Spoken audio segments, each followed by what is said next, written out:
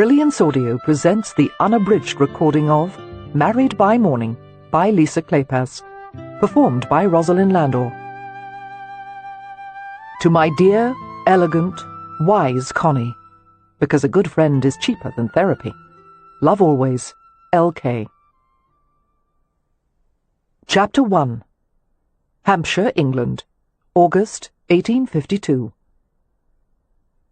Anyone who had ever read a novel knew that governesses were supposed to be meek and downtrodden. They were also supposed to be quiet, subservient, and obedient, not to mention deferential to the master of the house. Leo, Lord Ramsay, wondered in exasperation why they couldn't have gotten one of those. Instead, the Hathaway family had hired Catherine Marks, who, in Leo's opinion, cast an unflattering shadow upon the entire profession. It wasn't that Leo found fault with Marks's actual abilities. She had done an excellent job of instructing his two youngest sisters, Poppy and Beatrix, in the finer points of social etiquette, and they had needed an inordinate amount of help, since none of the Hathaways had ever expected to mingle in the upper circles of British society. They had been reared in a strictly middle-class environment in a village west of London. Their father, Edward Hathaway, had been a medieval history scholar, considered a man of good blood, but hardly an aristocrat. However, after a series of unlikely events, Leo had inherited the title of Lord Ramsay.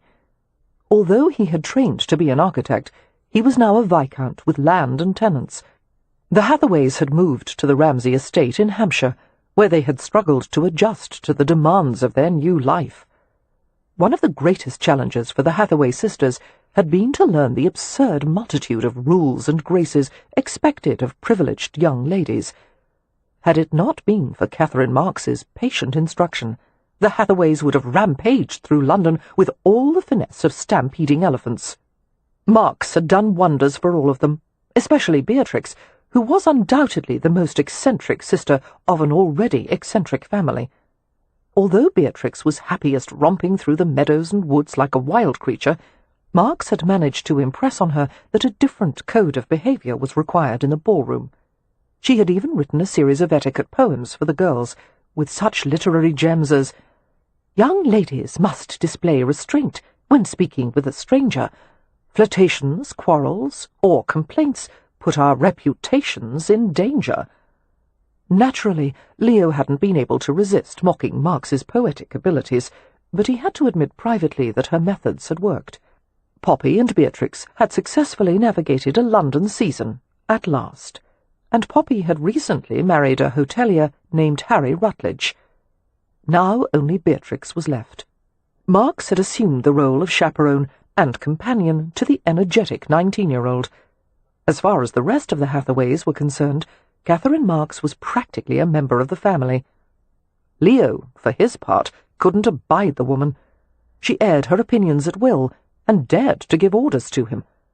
On the rare occasions when Leo tried to be friendly, she snapped at him or turned away in scorn. When he stated a perfectly rational opinion, he could hardly finish a sentence before Marks had listed all the reasons why he was wrong. Faced with the immutable fact of her dislike, Leo couldn't help but respond in kind. All during the past year, he had tried to convince himself that it didn't matter if she despised him. There were many women in London who were infinitely more beautiful, engaging, and appealing than Catherine Marks. If only she didn't fascinate him so. Perhaps it was the secrets she guarded so zealously. Marks never talked about her childhood or her family, or why she had taken a position with the Hathaways. She had taught at a girls' school for a short time, but she refused to discuss her academic tenure or explain why she had left. There were rumours, passed on by former students, that she might have been a poor relation of the headmistress, or that she was a fallen woman whose loss of status had obliged her to go into service. Marks was so self-contained and tenacious that it was often easy to forget she was still a young woman in her early 20s. When Leo had first met her, she had been the perfect embodiment of a dried-up spinster, with her spectacles and forbidding scowl, and her stern hyphen of a mouth. Her spine was as unbending as a fireplace poker, and her hair, the dull brown of apple moths, was always pinned back too tightly. The Grim Reaper, Leo had nicknamed her, despite the objections of the family. But the past year had wrought a remarkable change in Marks. She had filled out, her body slender but no longer matchstick thin, and her cheeks had gained colour. A week and a half ago, when Leo had arrived from London, he had been absolutely astonished to see Marks with light golden locks. Apparently she had been dyeing her hair for years, but after an error on the part of the apothecary, she had been forced to abandon the disguise. And whereas the darker brown locks had been too severe for her delicate features and pale skin, her own natural blonde was stunning, which had left Leo to grapple with the fact that Catherine Marks, his mortal enemy, was a beauty. It wasn't really the altered hair colour that made her look so different. It was more that Marks was so uncomfortable without it. She felt vulnerable, and it showed. As a result, Leo wanted to strip away more layers, literal and physical. He wanted to know her. Leo had tried to keep his distance while he pondered the ramifications of this discovery. He was confounded by his family's reaction to Marks, which amounted to nothing more than a collective shrug. Why weren't any of them even a fraction as curious about her as he was? Why had Marks deliberately made herself unattractive for so long? What the devil was she hiding from? On a sunny Hampshire afternoon, when Leo had ascertained that most of the family was otherwise occupied, he went in search of Marks, reasoning that if he confronted her in private, he would get some answers. He found her outside in a hedged garden filled with flowers. She occupied a bench at the side of a gravelled path. She was not alone. Leo stopped at 20 yards' distance, drawing into the shade of a heavily foliated yew. Marks was sitting beside Poppy's new husband, Harry Rutledge. They were engaged in what appeared to be an intimate conversation. Although the situation wasn't precisely incriminating, neither was it appropriate. What in God's name could they be talking about? Even from this remote vantage, it was clear that something of significance was being said. Harry Rutledge's dark head was inclined over hers protectively, like a close friend, like a lover. Leo's mouth fell open as he saw Marks reaching beneath her spectacles with a delicate hand, as if to wipe away a tear. Marks was crying, in the company of Harry Rutledge, and then Rutledge kissed her on the forehead. Leo's breath stopped. Holding still, he sorted through an emulsion of emotions and separated them into layers. Amazement, worry, suspicion, fury. They were hiding something, plotting something. Had Rutledge once kept her as a mistress? Was he blackmailing her, or was she perhaps extorting something from him? No, the tenderness between the pair was evident even at this distance. Leo rubbed the lower half of his jaw as he considered what to do. Poppy's happiness was more important than any other consideration. Before he went dashing over to beat his sister's new husband to a bloody pulp, he would find out exactly what the situation was, and then, if circumstances warranted, he would beat Rutledge to a bloody pulp. Taking slow, measured breaths, Leo watched the pair. Rutledge stood and went back to the house, while Marks remained seated on the bench. Without making a conscious decision, Leo approached her slowly. He wasn't certain how he was going to treat her, or what he was going to say.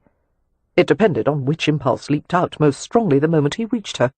It was entirely possible that he would throttle her. It was equally likely that he would pull her to the sun-warmed grass and ravish her. He found himself stewing in a hot, unpleasant rush of feeling that wasn't at all familiar. Was it jealousy? Christ, it was! He was jealous over a skinny termagant who insulted and nagged him at every opportunity. Was this some new level of depravity? Had he developed a spinster fetish? Perhaps it was her very reserve that Leo found so erotic. He had always been fascinated by the question of what it would take to demolish it. Catherine Marks, his fiendish little adversary, naked and moaning beneath him. There was nothing he'd ever wanted more, and that made sense, actually. When a woman was easy and willing, there was no challenge in it. But taking Marks to bed, making it last a long time, tormenting her until she begged and screamed, now that would be fun. Leo walked toward her casually, not missing the way she stiffened at the sight of him. Her face became pinched and unhappy, her mouth strict. Leo imagined taking her head in his hands, kissing her for long, lascivious minutes, until she was limp and gasping in his arms. Instead, he stood with his fists in his coat pockets, surveying her without expression. "Care to explain what that was all about?" The sun glinted on the lenses of Marks's spectacles, momentarily obscuring her eyes. "You've been spying on me, my lord?" "Hardly. Whatever spinsters do in their personal time doesn't interest me in the least.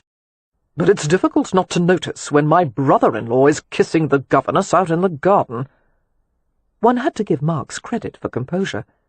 She showed no reaction, except for the tightening of her hands in her lap. "One kiss," she said. "On the forehead." "It doesn't matter how many kisses or where they landed. You're going to explain to me why he did it, and why you let him, and try to make it credible, because I'm this close." Leo held his thumb and forefinger a mere quarter-inch apart. "To dragging you bodily to the coach road and putting you on the next cart bound for London." "Go to the devil," she said in a low voice, and sprang to her feet. She had taken only 2 strides before he caught her from behind. "Don't touch me!" Leo turned her to face him, controlling her easily. His hands closed over her slender upper arms. He could feel the warmth of her skin through the thin muslin of her sleeves. As he held her, the innocent scent of lavender water rose to his nostrils. There was a faint dusting of talc at the base of her throat. The fragrance of her reminded Leo of a freshly made bed with pressed sheets, and oh, how he wanted to slip into her. "You have too many secrets, Marks. You've been a thorn in my side for more than a year, with your sharp tongue and your mysterious past. Now I want some answers. What were you discussing with Harry Rutledge?" Her fine brows, several shades darker than her hair, gathered in a scowl. "Why don't you ask him?" "I've asked you." Met with her mulish silence, Leo decided to provoke her. "Were you a different kind of woman, I'd suspect you of casting your lures at him. But we both know you don't have any lures, don't we?" "If I did, I certainly wouldn't use them on you." "Come, Marks, let's attempt a civil conversation, just this once." "Not until you take your hands off me." "No, you'd only run, and it's too hot to chase after you." Catherine bristled and pushed at him, her palms flattening against his chest. Her body was neatly packaged in stays and laces and countless yards of muslin. The thought of what was beneath, pink and white skin, soft curves, intimate curls, aroused him instantly. A shiver ran through her, as if she could read his thoughts. Leo stared down at her intently. His voice softened. "Are you afraid of me, Marks? You, who bludgeon and cut me down to size at every opportunity?" "Of course not, you arrogant ass. I only wish you would behave like a man of your station." "You mean like a peer?" He raised his eyebrows mockingly. "This is how peers behave. I'm surprised you haven't noticed by now." "Oh, I've noticed. A man fortunate enough to inherit a title should have the decency to try and live up to it. Being a peer is an obligation, a responsibility, but instead you seem to regard it as a license to engage in the most self-indulgent and disgusting behaviour imaginable. Moreover—" "Marks," Leo interrupted in a velvety tone, "that was a perfectly wonderful attempt at distracting me. But it's not going to work. You're not getting away from me until you tell me what I want to know." She swallowed hard, and tried to look everywhere but at him, which wasn't easy when he was standing right in front of her. "The reason I was talking privately with Mr. Rutledge, the scene you witnessed—" "Yes?" "It was because Harry Rutledge is my brother. Half-brother." Leo stared at her down-bent head, trying to absorb the information. The sense of being duped, betrayed, ignited a bonfire of rage. Holy hell! Marks and Harry Rutledge were siblings? "There could be no good reason," Leo said, "for such information to have been kept secret." "The situation is complicated." "Why have neither of you said anything before now? You don't need to know. You should have told me before he married Poppy. You were obligated. By what? Loyalty, damn you! What else do you know that might affect my family? What other secrets are you hiding? It's none of your business, Catherine shot back, now twisting in his grip. Let me go! Not until I find out what you're plotting. Is Catherine Marks even your real name? Who the hell are you? He swore as she began to struggle in earnest. Hold still, you little she-devil. I just want to— Ouch! This last as she turned and jabbed a sharp elbow in his side. The manoeuvre gained Marks the freedom she sought, but her spectacles went flying to the ground. My spectacles! With an aggravated sigh, she dropped to her hands and knees and began feeling for them. Leo's fury was instantly smothered by guilt. From the looks of it, she was practically blind without the spectacles, and the sight of her crawling on the ground made him feel like a brute, a jackass. Lowering to his knees, he began to hunt for them as well. Did you see the direction they went in? He asked. If I did, she said, fuming, I wouldn't need spectacles, would I? A short silence. I'll help you find them. How kind of you, she said, acidly. For the next few minutes, the two of them traversed the garden on their hands and knees, searching among the daffodils. They both chewed on the gristly silence as if it were a mutton chop. So you actually need spectacles? Leo finally said. Of course I do, Mark said crossly.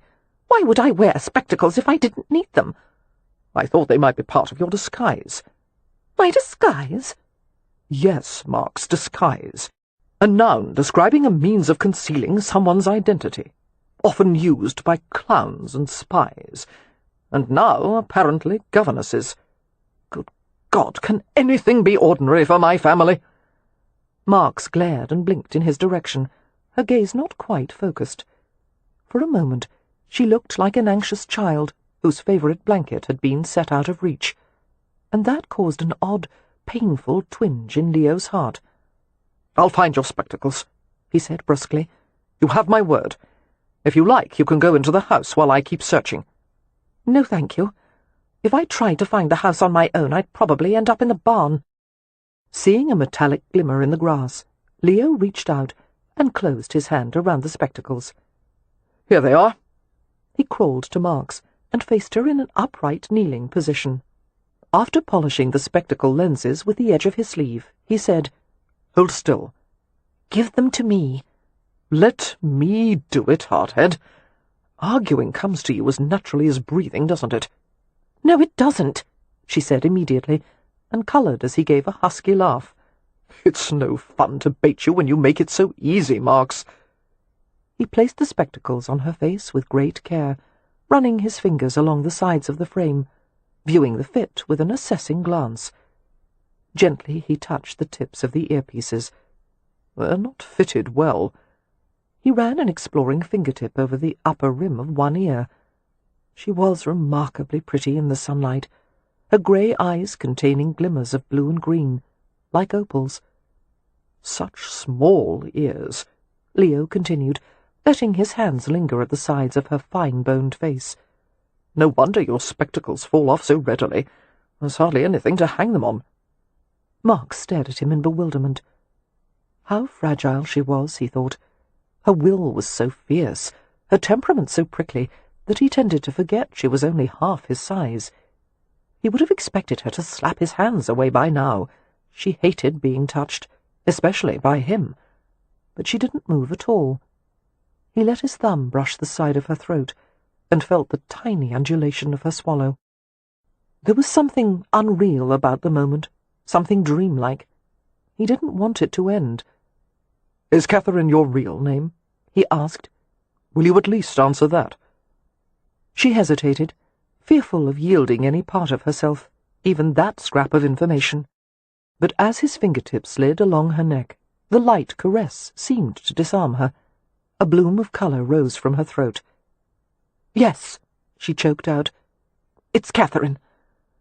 They were still kneeling together, her skirts having billowed and settled everywhere.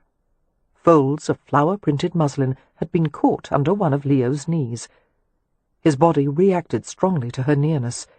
heat sliding beneath his skin and gathering in inconvenient places. Muscles tightened, thickened. He would have to put an end to this, or he was going to do something they would both regret. "I'll help you up," Leo said brusquely, making to rise. "We'll go inside.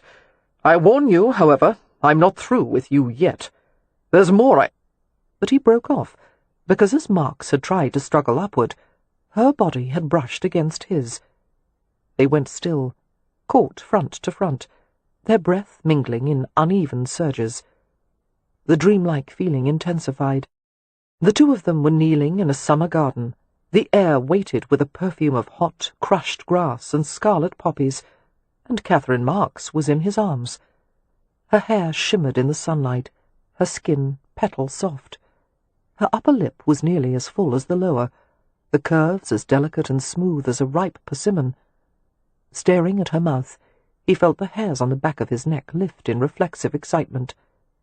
Some temptations, Leo decided hazily, should not be resisted, because they were so persistent that they would only keep returning time and again. Therefore, such temptations absolutely had to be yielded to. It was the only way to be rid of them. "Damn it," he said raggedly. "I'll do it, even knowing I'll be annihilated afterward." "You'll do what?" Marks asked, her eyes huge. "This." And his mouth descended to hers. At last, every muscle in his body seemed to sigh. At last. The sensation was so pleasurable that for a moment Leo couldn't even move, just felt her mouth with his mouth. Sinking into the feeling, Leo let it take him. He stopped thinking altogether, and did everything and anything he wanted, tugging at her upper lip and then her lower one, sealing their mouths together, touching his tongue to hers, playing with her. One kiss started before another had finished, a chain of erotic strokes and skims and nudges. The delight of it went all through him, echoing in every vein and nerve. And, God help him, he ached for more. He was dying to put his hands inside her clothes and feel every inch of her body. He wanted to drag his mouth over her in intimate trails, kiss and taste every part of her. Marks responded helplessly, curling her arm around his neck. She moved against him, as if sensation were coming from all directions. And it was. They both struggled to press closer, tighter, their bodies pursuing a new and unsteady rhythm.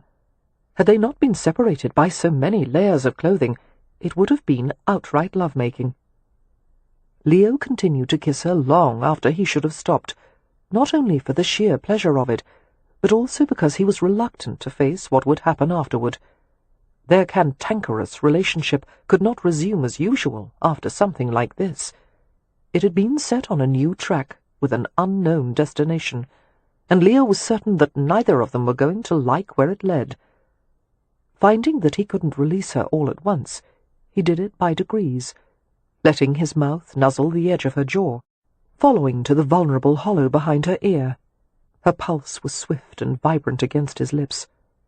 "Marks," he said on a rough breath, "I was afraid of this. Somehow I knew." Breaking off, he lifted his head and looked down at her. She squinted through the mist that had accumulated on her lenses. "My spectacles. I've lost them again." "No, you haven't. There's steam on the lenses."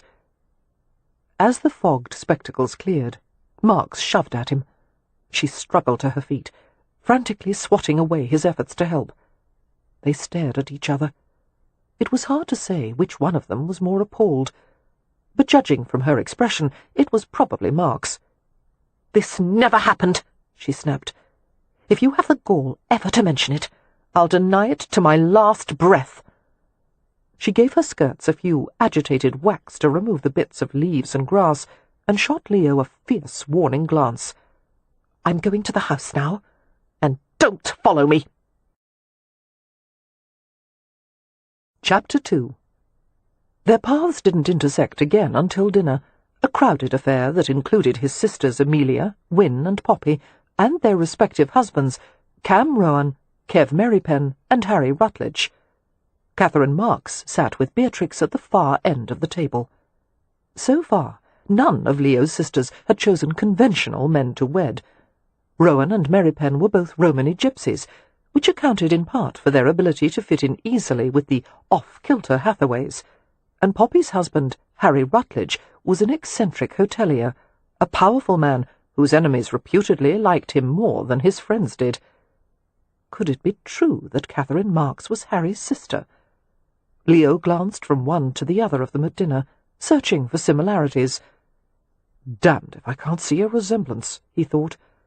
The high cheekbones, the straight lines of the brows, the slight feline tilt at the outward corners of the eyes. "I need to speak to you," Leo said to Amelia as soon as dinner had concluded. "In private."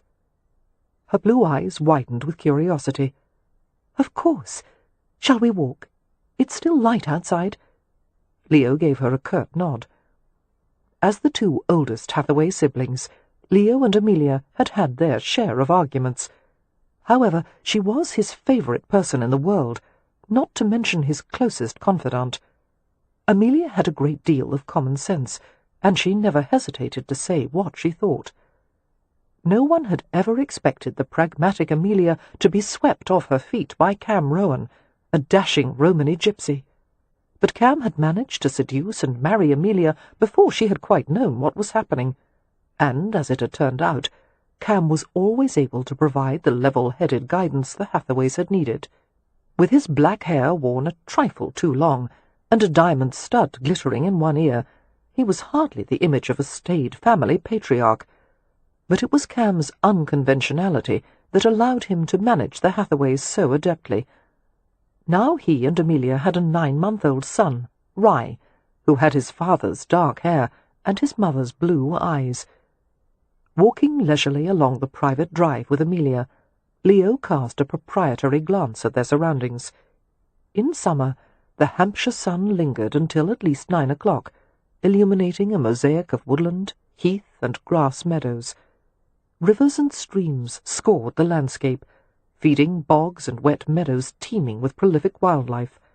Although the Ramsay estate was certainly not the largest in Hampshire, it was one of the more beautiful, with an ancient timber forest and 3,000 acres of arable land.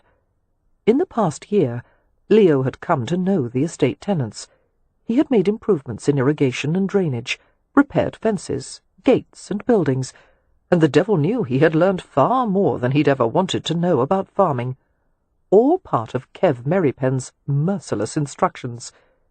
Merrypen, who had lived with the Hathaways since childhood, had undertaken to learn as much as possible about estate management. Now he was intent on teaching this accumulated knowledge to Leo. "It's not really your land," Merrypen had told him, "until you've put some of your own blood and sweat into it." "Is that all?" Leo had asked sarcastically. "Only blood and sweat? I'm certain I can find 1 or 2 other bodily fluids to donate if it's that important." But privately he acknowledged that Merrypen had been right. This feeling of ownership, of connection, couldn't be acquired any other way. Shoving his hands in his pockets, Leo let out a taut sigh. Dinner had left him restless and irritable. "You must have had a row with Miss Marks," Amelia remarked.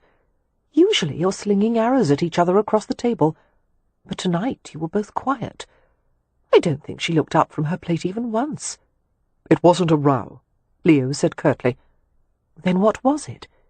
"She told me, under duress, that Rutledge is her brother." Amelia glanced at him suspiciously. "What kind of duress?" "Never mind that. Did you hear what I just said? Harry Rutledge is—" "Miss Marks has been under quite enough duress without you adding to it," Amelia said. "I do hope you weren't cruel to her, Leo, because if so—" "I? Cruel to Marks? I'm the one you should worry about. After a conversation with her, I usually walk away with my entrails dragging behind me." His indignation doubled as he saw his sister trying to suppress a grin. "I gather you already knew Rutledge and Marks were related." "I've known for a few days," she admitted. "Why didn't you say anything?" "She asked me not to, and I agreed out of respect for her privacy." "The devil knows why Marks should have privacy when no one else around here does. Leo stopped in his tracks, obliging her to stop as well. They faced each other. Why is it a secret that she's Rutledge's sister? I'm not certain, Amelia admitted, looking perturbed. All she would say is that it's for her protection. Protection from what? She shook her head helplessly. Perhaps Harry might tell you, but I doubt it. By God, someone's going to explain it to me, or I'll throw marks out on her ass before she can blink. Leo, she said in astonishment. You wouldn't. It would be my pleasure. But think of Beatrix and how upset she would be. I am thinking of Beatrix. I won't have my youngest sister being looked after by a woman with a possibly dangerous secret. If a man like Harry Rutledge, who has ties to some of the most nefarious characters in London, can't acknowledge his own sister, she may be a criminal. Has that occurred to you? No, Amelia said stonily, beginning to walk again. Honestly, Leo, even for you this is a bit dramatic. She is not a criminal. Don't be naive, he said, following her. No one is exactly who he or she pretends to be. After a curtailed silence, Amelia asked warily, What are you going to do? I'm leaving for London on the morrow. Her eyes widened. But Mary Penn is expecting you to take part in the turnip planting, and the fertilizing, and— I know what Mary Penn expects, and I do hate to miss his fascinating lectures on the wonders of manure. All the same, I'm going. I want to spend some time with Rutledge and pry some answers out of him. Amelia frowned. Why can't you talk to him here? Because he's on his honeymoon, and he won't be willing to spend his last night in Hampshire chatting with me. Besides, I've decided to take on a small commission to design a conservatory for a house in Mayfair. I think you want to be away from Catherine.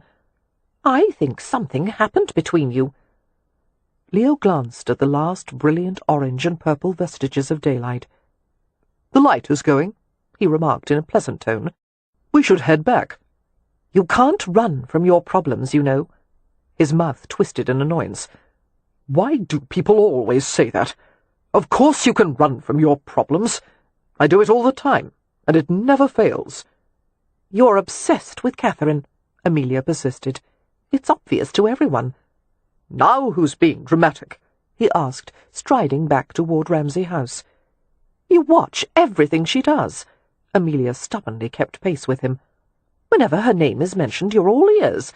And lately, every time I see you talking or arguing with her, you seem more alive than you have since— She paused, seeming to think better of what she'd been about to say. Since when? Leo asked, daring her to continue. Since before the scarlet fever. It was a subject they never discussed. The year before, Leo had inherited the viscountcy. A fatal epidemic of scarlet fever had swept through the village where the Hathaways had lived. The first to go had been Laura Dillard, Leo's fiancée. Laura's family had let him stay at her bedside. For 3 days he had watched her die in his arms, hour by hour, until she had slipped away. Leo had gone home and collapsed with the fever, and so had Wynne. By some miracle they had both survived, but Wynne had been left an invalid, and Leo had emerged an entirely different man, scarred in ways that even he couldn't fully catalogue. He had found himself in a nightmare he couldn't wake from. He hadn't cared if he lived or died. The most unforgivable part was that in his torment he had hurt his family and caused no end of problems for them. At the worst of it, when Leo had seemed bent on destroying himself, the family had made a decision. They had sent Wynne to recover at a clinic in France, with Leo accompanying her. While Wynne's weak lungs had regained their strength at the clinic, Leo had spent hours walking through the heat-drowsed, pantiled villages of Provence, up switchback footpaths scattered with flowers, across arid fields. The sunshine, the hot blue air, the lenteur, or slowness of life, had cleared his mind and calmed his soul. He had stopped drinking, except for a single glass of wine at dinner. He had sketched and painted, and finally he had grieved. When Leo and Wynne had returned to England, Wynne had wasted no time in achieving her heart's desire, which had been to marry Mary Penn.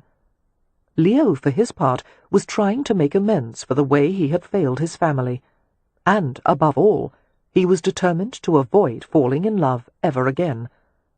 Now that he was aware of the fatal depth of feeling he was capable of, he would never give another human being such power over him.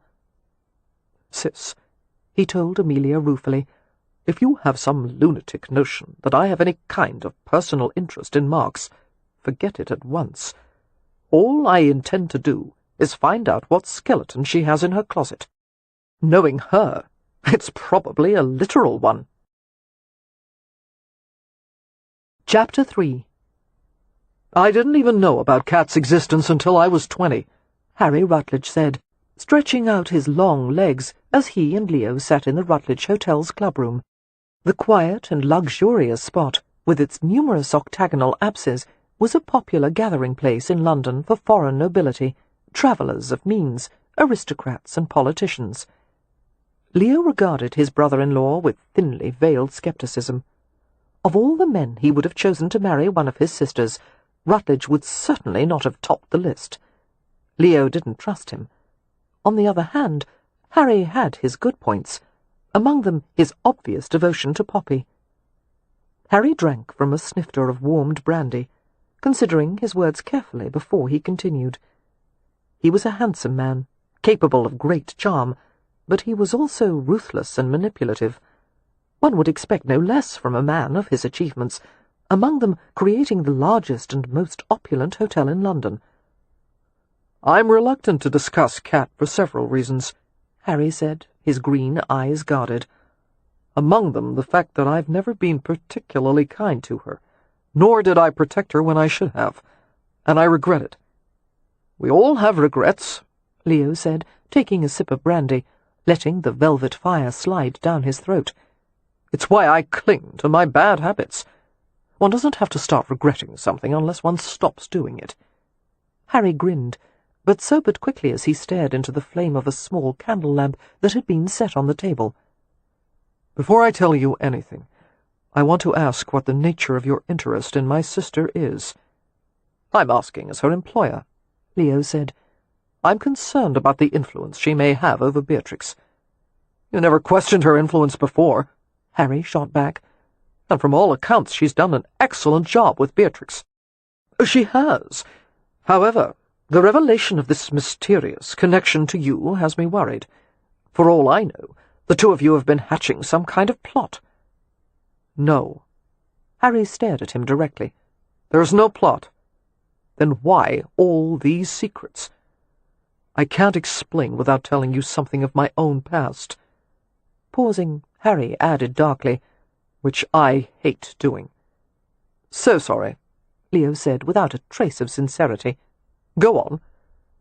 Harry hesitated again, as if weighing the decision to tell him anything. "Kat and I had the same mother. Her name was Nicolette Wiggins. She was British by birth. Her family moved from England to Buffalo, New York, when she was still an infant. Because Nicolette was an only child, the Wiggins had her fairly late in life. It was their desire to see her marry to a man who would take care of her. My father, Arthur, was more than twice her age and fairly prosperous. I suspect the Wiggins forced the match. There was certainly no love in it. But Nicolette married Arthur, and I was born soon after. A bit too soon, actually. There was speculation that Arthur wasn't the father." "Was he?" Leo couldn't help asking. Harry smiled cynically. "Does one ever know for certain?" He shrugged. "In any case, my mother eventually ran off to England with one of her lovers." Harry's gaze was distant. "There were other men after that, I believe. My mother wasn't one for limiting herself. She was a spoiled, self-indulgent bitch, but very beautiful. Kat looks very much like her."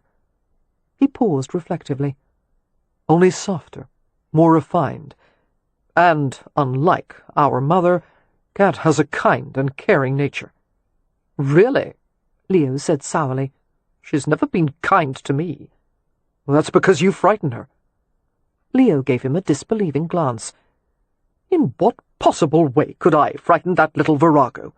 And don't claim that she's nervous around men because she's perfectly amiable to Cam and Merrypen." She feels safe with them. Why not with me? Leo asked, offended. I believe, Harry said thoughtfully, it's because she's aware of you as a man. The revelation caused Leo's heart to jolt. He examined the contents of his brandy snifter with studied boredom. Did she tell you that? No. I saw it for myself in Hampshire. Harry turned wry. One has to be particularly observant where Kat is concerned. She won't talk about herself. He tossed off the rest of his brandy, set down the glass with care, and leaned back in his chair. I never heard from my mother after she left Buffalo, he said, lacing his fingers together and resting them on his flat midriff. But when I reached the age of 20, I received a letter bidding me to come to her. She had contracted a wasting disease, some form of cancer. I assumed that before she died she wanted to see what had become of me. I left for England at once, but she died just before I arrived. And that was when you met Marks, Leo prompted. No, she wasn't there. Despite Kat's wishes to stay with her mother, she had been sent to stay with an aunt and grandmother on her father's side. And the father, apparently unwilling to keep vigil by the sickbed, had left London altogether. Noble fellow, Leo said. A local woman had taken care of Nicolette during the last week of her life. It was she who told me about Kat. I gave a brief thought to visiting the child, but I decided against it. There was no place in my life for an illegitimate half-sister. She was nearly half my age, and in need of female guidance. I assumed she was better off in her aunt's care. Was that assumption correct? Leo brought himself to ask. Harry gave him an inscrutable glance. No. An entire story was contained in that one bleak syllable. Leo wanted very much to hear it. What happened? I decided to stay in England and try my hand at the hotel business. So I sent Kat a letter, telling her where to send word if she ever needed anything. Some years later, when she was 15, she wrote to me asking for help. I found her in difficult circumstances. I wish I had reached her a little sooner. Feeling a tug of unaccountable concern, Leo found it impossible to maintain his usual veneer of carelessness. What do you mean, difficult circumstances? Harry shook his head. I'm afraid that's as much as I can tell you. The rest is up to Kat. Damn it, Rutledge! You're not leaving it there. I want to know how the Hathaways got involved in this, and why I had the misfortune to end up as the employer of the most ill-tempered and interfering governess in England. Kat doesn't have to work. She's a woman of independent means. I settled enough money on her to allow her the freedom to do anything she wished. She went to boarding school for 4 years, and stayed to teach for another 2. Eventually she came to me and said she'd accepted a position as a governess for the Hathaway family. I believe you were in France with Wynne at the time. Kat went for the interview. Cam and Amelia liked her. Beatrix and Poppy clearly needed her, and no one seemed inclined to question her lack of experience. Of course not, Leo said acidly. My family would never bother with something so insignificant as job experience. I'm sure they started the interview by asking what her favourite colour was. Harry was trying unsuccessfully not to smile. No doubt, you're right. Why did she go into service if she had no need of money? Harry shrugged. She wanted to experience what a family was like, if only as an outsider. Kat believes she'll never have a family of her own. Leo's brows drew together as he tried to make sense of that. Nothing is stopping her, he pointed out. You think not? A hint of mockery varnished Harry's hard green eyes. You Hathaways would find it impossible to understand what it's like to be brought up in isolation, by people who don't give a damn about you. You have no choice but to assume it's your fault, that you're unlovable, and that feeling wraps around you until it becomes a prison, and you find yourself barricading the doors against anyone who wants to come in.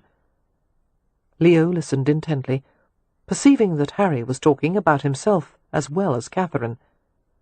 Silently, he acknowledged that Harry was right. Even in the worst despair of Leo's life, he had always known that his family loved him. For the first time, he understood fully what Poppy had done for Harry, how she had broken through the invisible prison he had described. "Thank you," Leo said quietly. "I know it wasn't easy for you to talk about this." "Certainly." And in absolute seriousness, Harry murmured, "One thing I should make clear, Ramsay. If you hurt Cat in any way, I will have to kill you." Dressed in her nightgown, Poppy sat in bed with a novel. She heard someone enter the elegantly appointed private apartments, and she looked up with a smile as her husband came into the room. Her pulse quickened pleasurably at the sight of him, so dark and graceful. Harry was an enigmatic man, dangerous even in the view of those who professed to know him well, but with Poppy he relaxed and showed his gentle side. "Did you talk with Leo?" she asked. "Yes, love." Harry shrugged out of his coat, draped it over the back of a chair, and approached the bedside. He wanted to discuss Cat, as I expected. I told him as much about her past and mine as I could. "What do you make of the situation?" Poppy knew that Harry was brilliant at discerning other people's thoughts and motives. Harry untied his cravat, letting it hang on either side of his neck. "Ramsay is more concerned for Cat than he'd like to be, that's clear. And I don't like it. But I won't interfere unless Cat asks for help."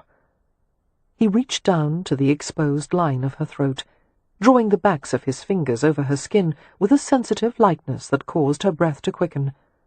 His fingertips rested on the rapid tattoo of her pulse and caressed softly. Watching a delicate tide of pink rise in her face, he said in a low voice, "Put the book aside." Poppy's toes curled beneath the bed linens. "But I've reached a very interesting part," she said, demurely teasing him. "Not half so interesting as what's about to happen to you." Drawing the covers back with a deliberate sweep that left her gasping, Harry lowered his body over hers, and the book dropped to the floor, forgotten. Chapter 4. Catherine hoped that Leo Lord Ramsay would stay away from Hampshire for a good long while. Perhaps, if enough time passed, they would be able to pretend the kiss in the garden had never happened. But in the meantime, she couldn't help but wonder, why had he done it? Most likely he had merely been amusing himself with her, finding a new way to set her off balance. If life were at all fair, she thought dourly, Leo would have been pudgy, pockmarked and bald. But he was a handsome man, with a strapping 6-foot build. He had dark hair and light blue eyes, and a dazzling smile. The worst part was that Leo didn't look at all like the rogue he was. He looked wholesome and clean and honourable, the nicest gentleman one could ever hope to meet. The illusion was dispelled as soon as he opened his mouth.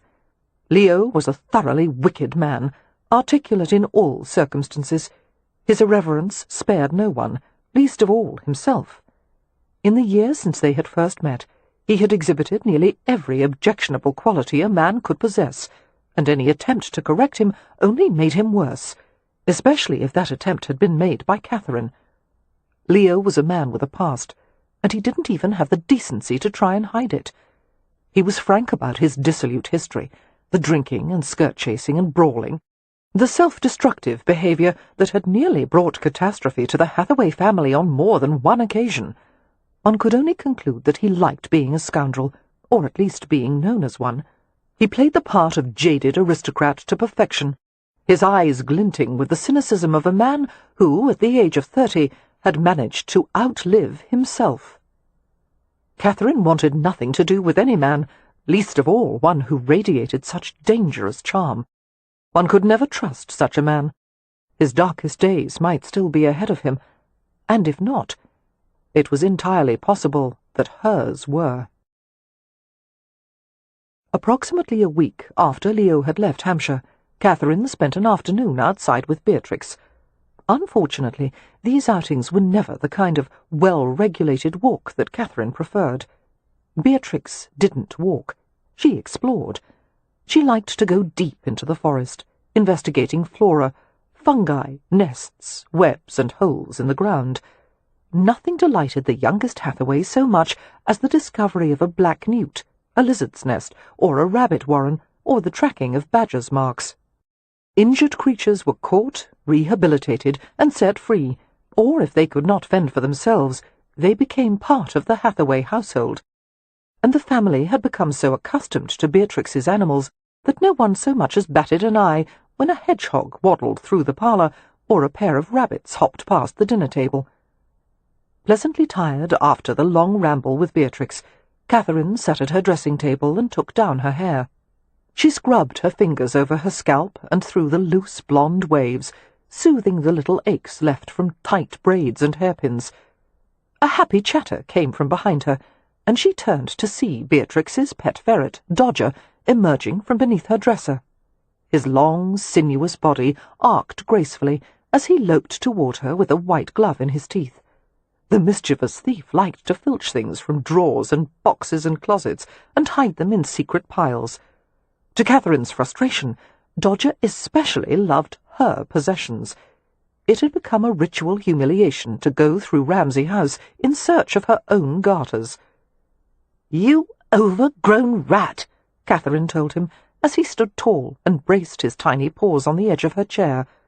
She reached out to pet his sleek fur, tickled the top of his head, and carefully pried the glove from his teeth. "Having stolen all my garters, you're moving on to gloves, are you?" He regarded her affectionately, his eyes bright in the dark stripe that formed a mask across his face. "Where have you hidden my things?" she asked, setting the glove on the dressing-table. "If I don't find my garters soon, I'll have to keep my stockings up with pieces of old string." Dodger twitched his whiskers and appeared to grin at her, displaying tiny, pointed teeth. He wriggled invitingly. Smiling reluctantly, Catherine picked up a hairbrush and drew it through the loose locks of her hair. "No, I don't have time to play with you. I'm getting ready for dinner." In a liquid and lightning-fast movement, the ferret leaped to her lap, snatched the glove from the table, and streaked from the room. "Dodger!" Catherine exclaimed, dashing after him. "Bring that back!" She went out into the hallway, where maids were rushing back and forth with unusual haste. Dodger disappeared around the corner. "Virgie," Catherine asked one of the maids, "what is happening?" The dark-haired girl was breathless and smiling. "Lord Leo has just come from London, miss, and the housekeeper told us to ready his room and set another place for dinner, and unpack the luggage when the footman bring it up." "So soon?" Catherine asked, feeling the colour drain from her face. "But he didn't send word. No one expected him." "I didn't expect him," was what she meant. Virgie shrugged and hurried away with an armload of folded linens. Catherine put a hand to her midriff, where nerves were leaping, and retreated into her room. She wasn't ready to face Leo. It wasn't fair that he had come back so soon. Of course, it was his estate, but still. She paced in a tight circle and tried to marshal the chaos of her thoughts. There was only one solution. She would avoid Leo. She would plead a headache and stay in her room. In the midst of her turmoil, there was a tap on the door. Someone entered without waiting for a response. Catherine nearly choked on her own heartbeat as she saw Leo's tall, familiar form. "How dare you come into my room without—" Her voice faded as he closed the door. Leo turned to face her, his gaze sweeping over her. He was travel-rumpled and a bit dusty. His hair wanted a good brushing, the dark brown locks dishevelled and falling over his forehead. He looked self-possessed but cautious, the ever-present mockery in his eyes replaced by something she couldn't identify, something new. Catherine's hand drew into a fist against her midriff, and she struggled to catch up with her own breathing. She held still as he approached her, while her heart pounded with a dizzying mixture of dread and excitement. Leo's hands went on either side of her shrinking body and gripped the edge of the dressing-table behind her. He was too close, his masculine vitality surrounding her. He smelled like outside air, like dust and horses, like a healthy young male. As he leaned over her, one of his knees pressed gently into the mass of her skirts. "Why did you come back?" she asked weakly. He stared directly into her eyes. You know why." Before Catherine could stop herself, her gaze dropped to the firm contours of his mouth. "Cat, we have to talk about what happened." "I don't know what you mean." He inclined his head slightly. "Would you like me to remind you?" "No, no." She shook her head for emphasis. "No." His lips twitched. "One no is enough, darling." "Darling?" Filled with anxiety, Catherine fought to keep her voice steady. "I thought I made it clear that I wanted to ignore what happened." "And you expect that will make it go away?" "Yes, that's what one does with mistakes," she said with difficulty. "One sets them aside and moves on." "Really?" Leo asked innocently. "My mistakes are usually so enjoyable that I tend to repeat them." Catherine wondered what was wrong with her that she was tempted to smile. "This one will not be repeated." "Ah, there's the governess voice, all stern and disapproving. It makes me feel like a naughty schoolboy." One of his hands lifted to caress the edge of her jaw. Her body raced with conflicting impulses, her skin craving his touch, her instincts warning her to move away from him. The result was a kind of stunned immobility, every muscle drawing up taut. "If you don't leave my room this instant," she heard herself say, "I'll make a scene." "Marks, there is nothing in the world I would enjoy more than watching you make a scene. In fact, I'll help you. How shall we start?" Leo seemed to enjoy her discomfiture, the wash of uncontrollable colour over her face. The pad of his thumb stroked the thin, soft skin beneath her jaw, a coaxing motion that caused her head to tilt back before she quite knew what she was doing. "I've never seen such eyes," he said almost absently. "They remind me of the first time I saw the North Sea." His fingertips followed the edge of her jaw. "When the wind chases the waves before it, the water is the same green-grey your eyes are now, and then it turns to blue at the horizon." Catherine could only assume that he was mocking her again. She scowled at him. "What do you want from me?" Leo took a long time to answer, his fingers trailing to her earlobe, massaging lightly. "I want your secrets, and I'll get them out of you one way or another." That gave her the impetus to swat his hand away. "Stop this! You're amusing yourself at my expense as usual. You are a dissipated scoundrel, an unprincipled cad, and—" "Don't forget lecherous libertine," he said. "That's one of my favourites." "Get out!" He pushed away lazily from the dressing-table. "All right, I'll go. Obviously you fear that if I stay, you won't be able to control your desire for me." "The only desire I have for you," she said, "involves maiming and dismemberment." Leo grinned and went to the door. Pausing at the threshold, he glanced over his shoulder. "Your spectacles are fogging again," he said helpfully, and slipped through the door before she could find something to throw. Chapter 5. "Leo," Amelia said as Leo entered the breakfast room the next morning, "you have to get married." Leo gave her a warning glance. His sister knew better than to start a conversation with him so early. He preferred to ease his way into the day, whereas Amelia liked to fling herself at it full tilt. Moreover, he'd slept badly the night before, plagued by erotic dreams involving Catherine Marks. "You know I'll never marry," he said. Marks's voice came from the corner. She was perched on a small chair, a sunbeam glancing off her fair hair and causing dust motes to glitter around her.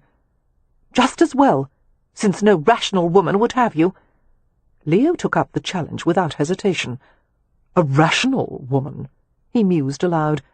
"I don't believe I've ever met one of those." "How would you know if you did?" she asked. "You wouldn't be interested in her character. You would be far too busy examining her— Her what?" he prompted. "Her dress measurements," she finally said, and he laughed at her prudishness. "Is it really so impossible for you to name ordinary body parts, Marks? Breasts, hips, legs. Why is it indecent to talk about the human anatomy in a straightforward manner?" Her eyes narrowed. Because it leads to improper thoughts. Leo smirked at her. Mine already are. Well, mine aren't, she said, and I would prefer them to remain that way. His brows lifted. You don't have improper thoughts? Hardly ever. But when you do, what are they? She gave him an indignant glance. Have I ever been involved in your improper thoughts? Leo persisted, causing her face to flame. I told you I didn't have any, she protested. No, you said hardly ever, which means one or two are rattling around in there. Amelia broke in. Leo, stop tormenting her. Leo barely heard her, his attention fixed on Catherine. I wouldn't think badly of you at all if you did, he said. In fact, I'd like you much better for it. No doubt you would, Catherine shot back. You probably prefer women with no virtues at all. Virtue in a woman is like pepper in the soup. A little makes for a nice seasoning, but overdo it, and no one wants very much of you. Clamping her mouth shut, Catherine pointedly looked away from him, putting an end to the rapid-paced argument. In the silence, Leo became aware that the entire family was staring at him with collective bemusement. "Have I done something?" he demanded. "What's going on? And what the devil are you all reading?" Amelia, Cam, and Marypen had spread papers over the table, while Wynne and Beatrix appeared to be looking up words in a massive legal tome. "A letter was just delivered from our London solicitor, Mr. Gadwick," Marypen said. "It seems there are legal issues that weren't made clear when you inherited the estate." "No surprise there," Leo said. He went to the sideboard where breakfast had been laid out. "The estate and title were tossed in my direction like used fish wrappings, along with the Ramsay curse." "There is no Ramsay curse," Amelia said. "Oh?" Leo smiled darkly. "Then why did the last half-dozen Lord Ramsays die in quick succession?" "Pure coincidence," she replied. "Obviously that particular branch of the family was clumsy and inbred. It's a common difficulty for blue bloods." "Well, we certainly don't have that problem." Leo returned his attention to Marypen. "Tell me about our legal issues. And use small words. I don't like to think at this hour of the morning. It hurts." Looking none too happy, Marypen sat at the table. "This house," he said, "and the parcel of land it stands on, about 14 acres in total, were not part of the original Ramsay estate. It was added later. In legal terms, it's a copyhold portion, which is a separate property within the main estate, and unlike the rest of the estate, the copyhold could be mortgaged, bought or sold at the will of the lord." "Good," Leo said. "Since I'm the lord and I don't want to mortgage or sell anything, it's all fine, isn't it?" "No." "No?" Leo scowled. "According to the rules of entailment, the lord always retains his land and manor home. It's non-partible, and nothing can change that." "That's right," Marypen said. "You are entitled to the ancient manor home, the one on the northwest corner of the estate where two streams meet." Leo set down his half-filled plate and stared at him blankly. "But that's a pile of rubble covered with scrub. It was built at the time of Edward the Confessor, for God's sake." "Yes," Marypen said in a matter-of-fact tone. "That's your true home." Becoming more and more irritated, Leo said, "I don't want that bloody wreckage. I want this house. Why is there a problem with that?" "May I tell him?" Beatrix asked eagerly. "I've looked up all the legal words and I know it better than anyone." She sat up with her pet ferret Dodger draped around her shoulders.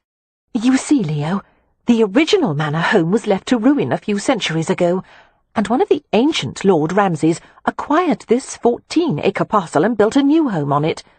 Ever since then, Ramsay House has been handed down to each new viscount by special custom in the manor, but the last Lord Ramsay, the one just before you, found a way to leave all partable property, including the copyhold, to his widow and daughter.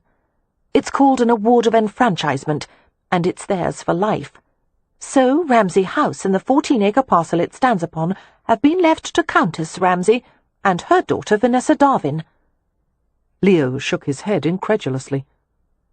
Why haven't we learned of this before? Amelia answered in a glum tone. It seems that the widow had no previous interest in the house, because it was a shambles, but now that it's been restored so beautifully, she has informed our solicitor that she intends to move in and take possession. Leo was filled with outrage. I'll be damned if I'll let anyone take Ramsay House from the Hathaways. If necessary, I'll bring this to Chancery at Westminster. Mary Penn pinched the corners of his eyes wearily. Chancery won't take it. How do you know? Our solicitor has talked to the copyhold specialist at his firm. Unfortunately, there was never an entail placed on Ramsay House, only on the original manor home. What about purchasing the copyhold from the widow? She has already stated that no amount of money would induce her to part from it. Women's minds are frequently changed, Leo said. We'll make her an offer. Very well, but if she refuses to negotiate, there's only one way for us to keep this house. I can't wait to hear this, Leo said. The last Lord Ramsay made a provision that you would retain the copyhold, including the house, if you married and produced legitimate male issue within 5 years of ennoblement. Why 5 years? Wynne answered gently. Because in the last 3 decades, no Ramsay has managed to live longer than 5 years after receiving the title, nor have any of them sired a legitimate son. But the good news, Leo, Beatrix said brightly, is that it's been 4 years since you became Lord Ramsay. If you can stay alive for just 1 more year, the family curse will be broken. And furthermore, Amelia added, you have to marry and sire a son as soon as possible. Leo stared at them all blankly in the expectant silence. A disbelieving laugh escaped him. You're all mad, if you think I'm going to be forced into a loveless marriage just so the family can continue living at Ramsay House. Coming forward with a placating smile, Wynne handed him a piece of paper. Of course we would never want to force you into a loveless marriage, dear, but we have put together a list of prospective brides, all of them lovely girls. Won't you take a glance and see if any of them appeals to you? Deciding to humour her, Leo looked down at the list. Marietta Newbury? Yes, Amelia said. What's wrong with her? I don't like her teeth. What about Isabella Charrington? I don't like her mother. Lady Blossom Tremaine? I don't like her name. Oh, for heaven's sake, Leo, that's not her fault. I don't care. I can't have a wife named Blossom. Every night I would feel as if I were calling in one of the cows. Leo lifted his gaze heavenward. I might as well marry the first woman off the street. Why, I'd be better off with Marx. Everyone was silent. Still tucked in the corner of the room, Catherine Marks looked up slowly as she realized that she was the focus of the Hathaways' collective gaze. Her eyes turned huge behind the spectacles, and a tide of pink rushed over her face. That is not amusing, she said sharply. It's the perfect solution, Leo said, taking perverse satisfaction in annoying her. We argue all the time. We can't stand each other. It's like we're already married. Catherine sprang to her feet, staring at him in outrage. I would never consent to marry you. Good, because I wasn't asking. I was only making a point. Do not use me to make a point. She fled the room while Leo stared after her. You know, Wynne said thoughtfully, we should have a ball. A ball? Mary Penn asked blankly. Yes, and invite all the eligible young women we can think of. It's possible one of them will strike Leo's fancy, and then he could court her. I'm not going to court anyone, Leo said. They all ignored him. I like that idea, Amelia said. A bride-hunting ball. It would be more accurate, Cam pointed out dryly, to call it a groom-hunting ball, since Leo will be the item of prey. It's just like Cinderella, Beatrix exclaimed, only without the charming prince. Deciding to calm the brewing squabble, Cam lifted his hand in a staying gesture. Easy, all of you. If it happens that we lose Ramsay House, God forbid, we can build another one on the freehold portion of the estate. That would take forever. And the cost would be enormous, Amelia protested. And it wouldn't be the same. We've spent too much time restoring this place, and putting our hearts into it. Especially Merrypen, Wynne added quietly. Merrypen gave her a slight shake of his head. It's only a house. But they all knew it was more than a structure of brick and mortar. It was their home. Cam and Amelia's son had been born there. Wynne and Merrypen had been married there. With all its haphazard charm, Ramsay House was a perfect expression of the Hathaway family itself. And no one understood that better than Leo. As an architect, he knew well that some buildings had an inherent character that was far more than the sum of their parts. Ramsay House had been damaged and restored. It had gone from a neglected shell to a thriving, happy home, all because one family had cared. It was a crime that the Hathaways would be displaced by a pair of women who had invested nothing in it, through what amounted to nothing more than a legal sleight of hand. Swearing beneath his breath, Leo dragged his hand through his hair. "I want to have a look at the ruins of the old manor home," he said. "Merrypen, what's the best way to reach it?" "I'm not certain," Merrypen admitted. "I rarely go out that far." I know, Beatrix volunteered. Miss Marks and I have ridden there to sketch the ruins. They're very picturesque. "Would you like to ride there with me?" Leo asked. I'd love to, she said. Amelia frowned. "Why do you want to visit the ruins, Leo?" He smiled in a way he knew would annoy her. "Why, to measure for curtains, of course." Chapter 6. Thunderbolts! Beatrix exclaimed, entering the library where Leo had been waiting. I can't go with you to the ruins after all. I've just checked on Lucky, and she's about to have her babies. I can't leave her at such a time. Leo smiled quizzically, replacing a book on a shelf. "Who's Lucky?" Oh, I forgot you hadn't met her.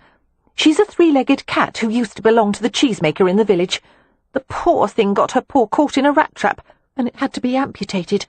And now that she's no longer a good mouser, the cheesemaker gave her to me. He never even named her, can you imagine? "Given what happened to her, the name Lucky is something of a misnomer, isn't it?" I thought it might improve her fortunes. "I'm sure it will," Leo said, amused. Beatrix's passion for helping vulnerable creatures had always worried and touched the other Hathaways in equal measure. They all recognized that Beatrix was the most unconventional person in the family. Beatrix was always sought after at London social events. She was a pretty girl, if not classically beautiful, with her blue eyes, dark hair, and tall, slender figure. Gentlemen were attracted by her freshness and charm, unaware that she showed the same patient interest to hedgehogs, field mice, and misbehaving spaniels. And when it came time for active courtship, men reluctantly left Beatrix's engaging company and turned to more conventional misses. With each successive season, her chances at marriage diminished. Beatrix didn't seem to care. At the age of 19, nearly 20, she had yet to fall in love.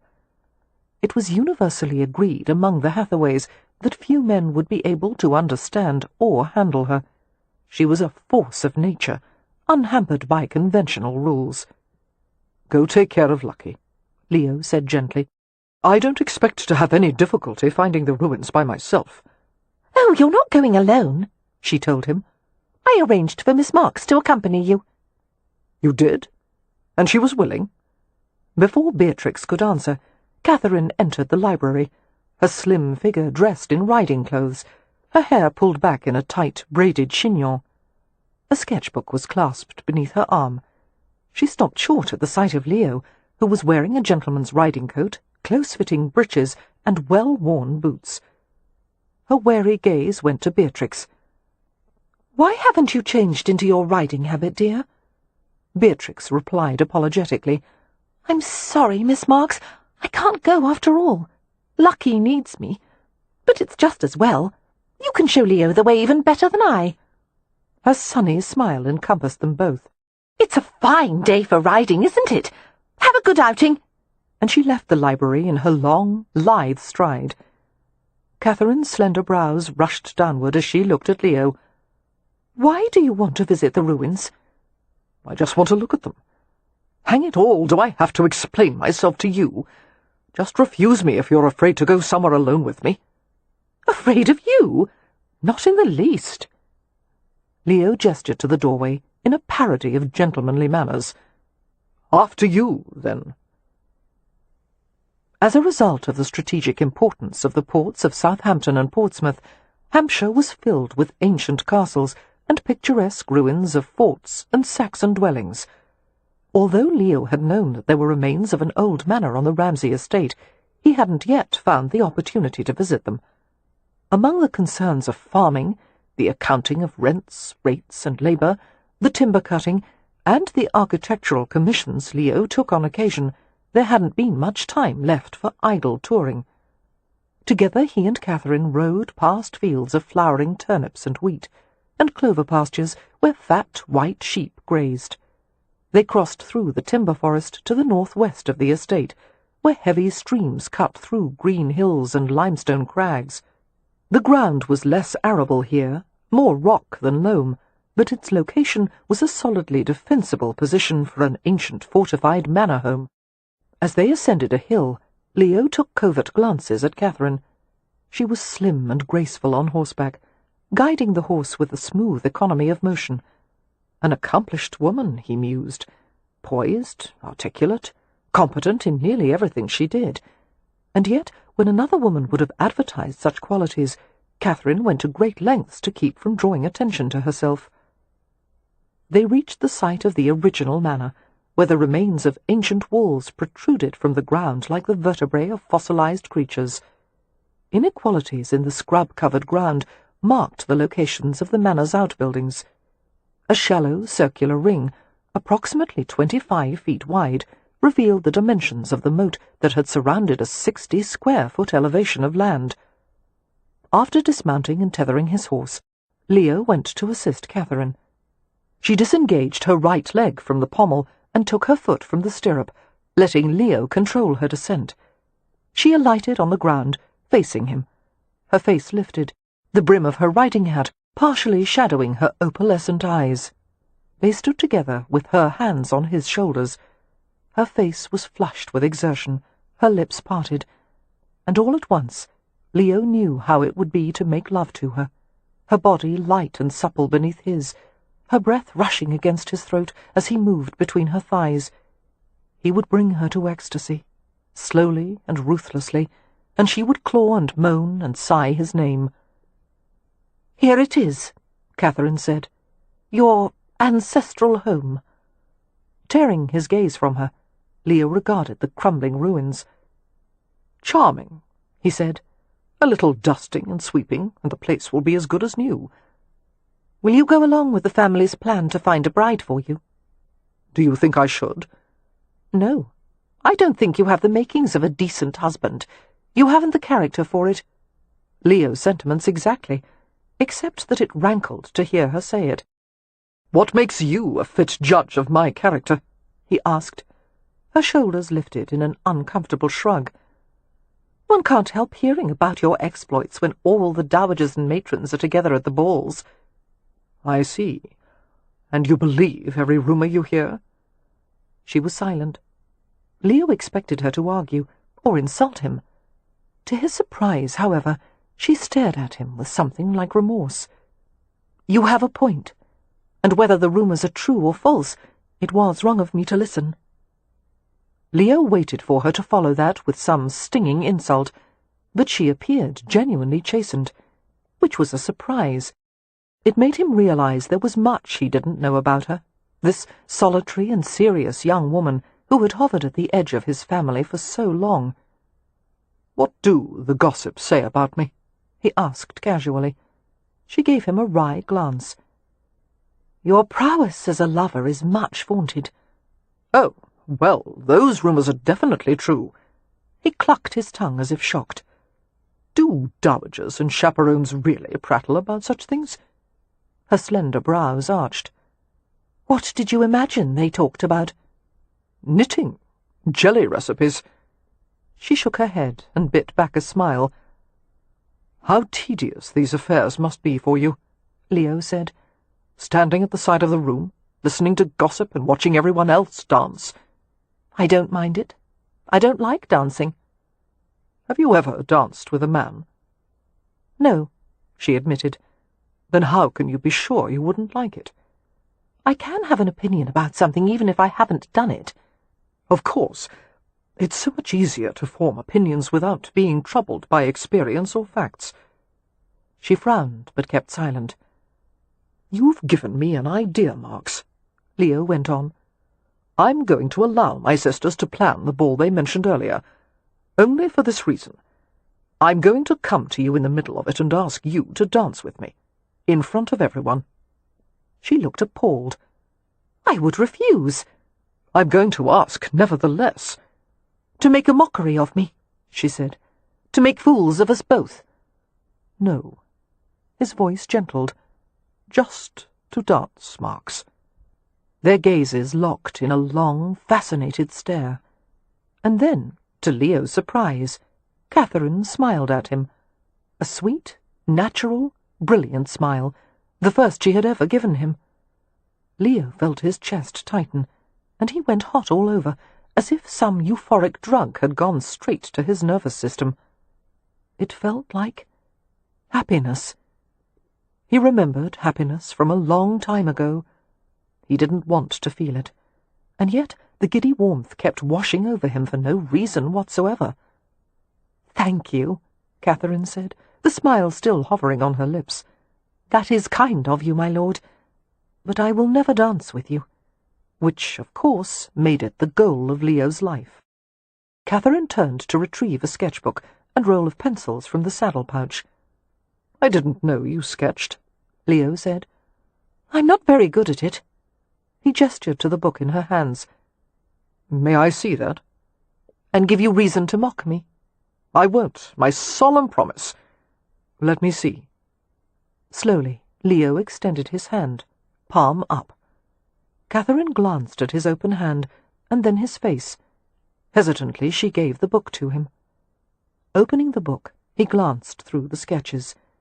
There was a series of the ruins from different angles, perhaps too careful and disciplined in places where a bit of looseness would have given the sketch more vitality.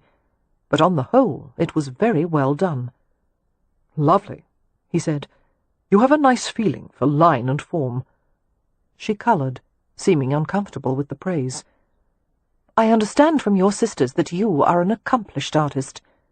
"Competent, perhaps. My architectural training included a number of art classes." Leo gave her a casual grin. "I'm especially good at sketching things that stay still for long periods of time. Buildings, lampposts." He leafed through the book. "Do you have any of Beatrix's drawings?" "On the last page," Catherine said. She began to sketch a protruding section of the wall over there, but she became preoccupied with a squirrel that kept hopping into the foreground. Leo found a perfectly rendered and detailed portrait of a squirrel. He shook his head. "Beatrix and her animals." They exchanged a grin. "Many people talk to their pets," Catherine said. "Yes, but very few understand the replies." Closing the sketchbook, Leo gave it back to her and began to walk the perimeter of the manor enclosure. Catherine followed, picking her way among the gorse studded with yellow flowers and shiny black pods. "How deep was the original moat, do you estimate?" "I would guess no more than 8 feet where it cuts into the higher ground." Leo shielded his eyes as he surveyed their surroundings. "They must have diverted one of the streams to fill it. You see those mounds over there? They were probably farm buildings and serf quarters, made of clay and stud." "What was the manor home like?" "The central keep was almost certainly made of stone, with the rest a combination of materials, and it was likely crowded with sheep, goats, dogs, and serfs." "Do you know the history of the original overlord?" Catherine sat on a portion of the exposed wall and arranged her skirts. "You mean the first Viscount Ramsay?" Leo stopped at the edge of the circular depression that had once been the moat. His gaze travelled across the broken landscape. "He started as Thomas of Blackmere, known for his lack of mercy. Apparently he had a talent for pillaging and burning villages. He was regarded as the left arm of Edward the Black Prince. Between them, they virtually destroyed the practice of chivalry. Glancing over his shoulder, he smiled at the sight of Catherine's wrinkled nose. She sat with schoolgirl straightness, the sketchbook in her lap. He would have liked to snatch her off the wall and do some pillaging of his own. Reflecting that it was a good thing she couldn't read his thoughts, he continued the story. After fighting in France and being held prisoner for 4 years, Thomas was released and returned to England. I suppose he thought it was time to settle down, because he subsequently rode on this keep, killed the baron who had built it, seized his lands and ravished his widow. Her eyes were wide. Poor lady. Leo shrugged. She must have had some influence on him. He married her afterward and sired 6 children by her. Did they live to a peaceful old age? Leo shook his head, approaching her leisurely. Thomas went back to France, where they put an end to him at Castillon, but the French were quite civilized about it and raised a monument to him on the field. I don't think he deserved any kind of tribute. Don't be too hard on the fellow. He was only doing what the times demanded. He was a barbarian, she said indignantly, regardless of the times. The wind had teased a lock of light golden hair loose from her tight chignon and sent it straying over her cheek. Unable to resist, Leo reached out and stroked the tendril back behind her ear. Her skin was baby-fine and smooth. "Most men are," he said. "It's only that they have more rules now." He removed his hat, set it on the wall, and stared into her upturned face. "You may put a man in a cravat, teach him manners, and make him attend a soirée, but hardly any of us are truly civilized." "From what I know of men," she said, "I agree."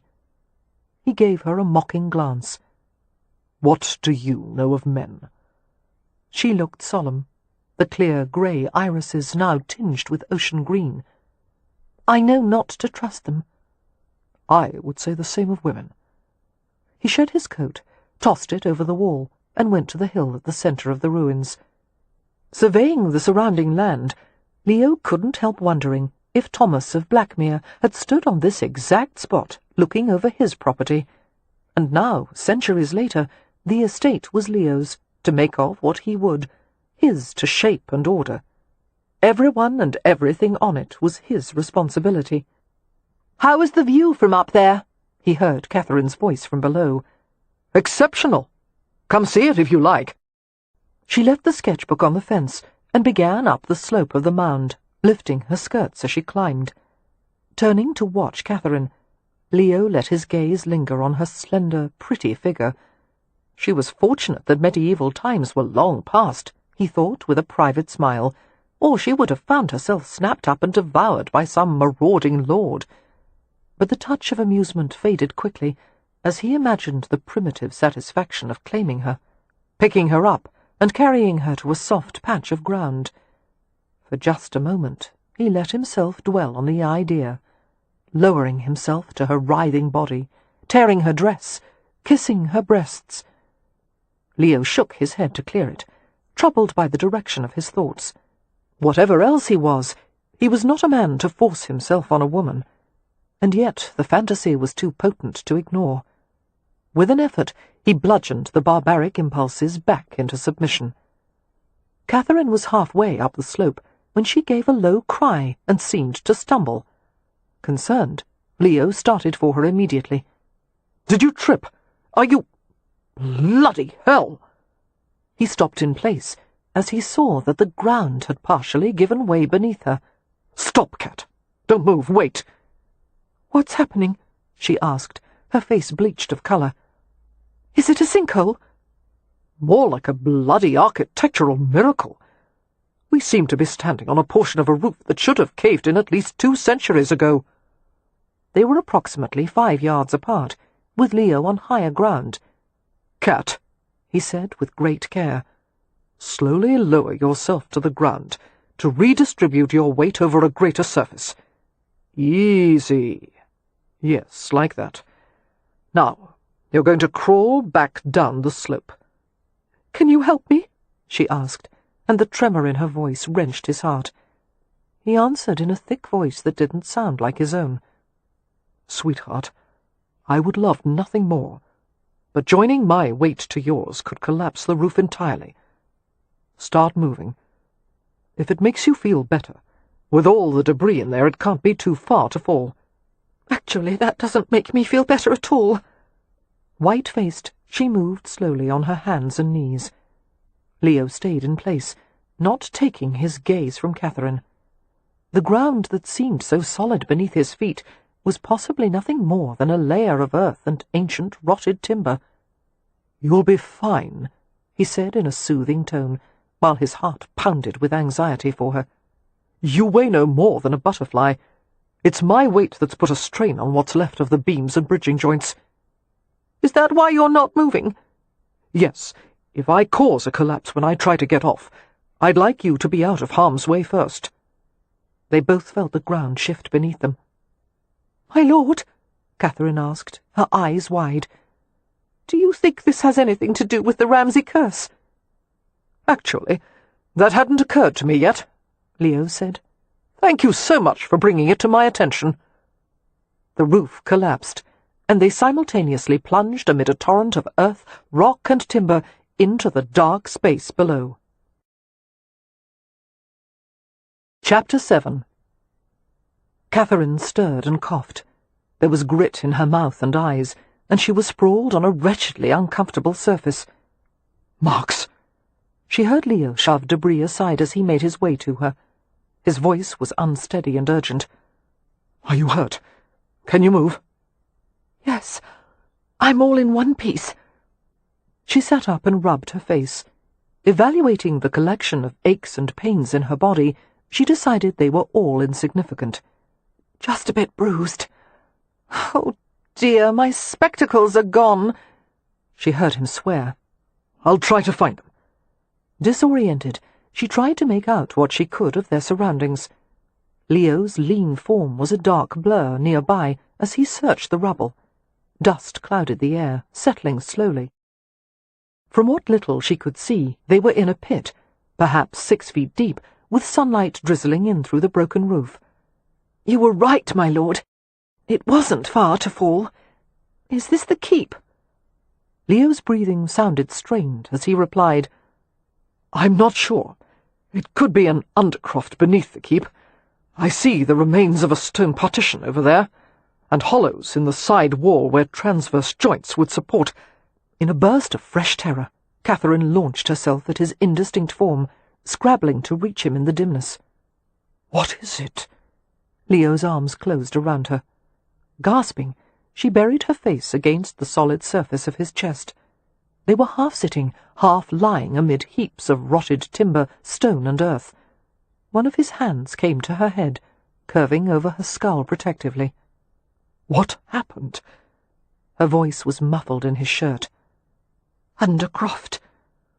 He smoothed her hair and pressed her even closer into the protection of his body. "Yes. Why does that frighten you?"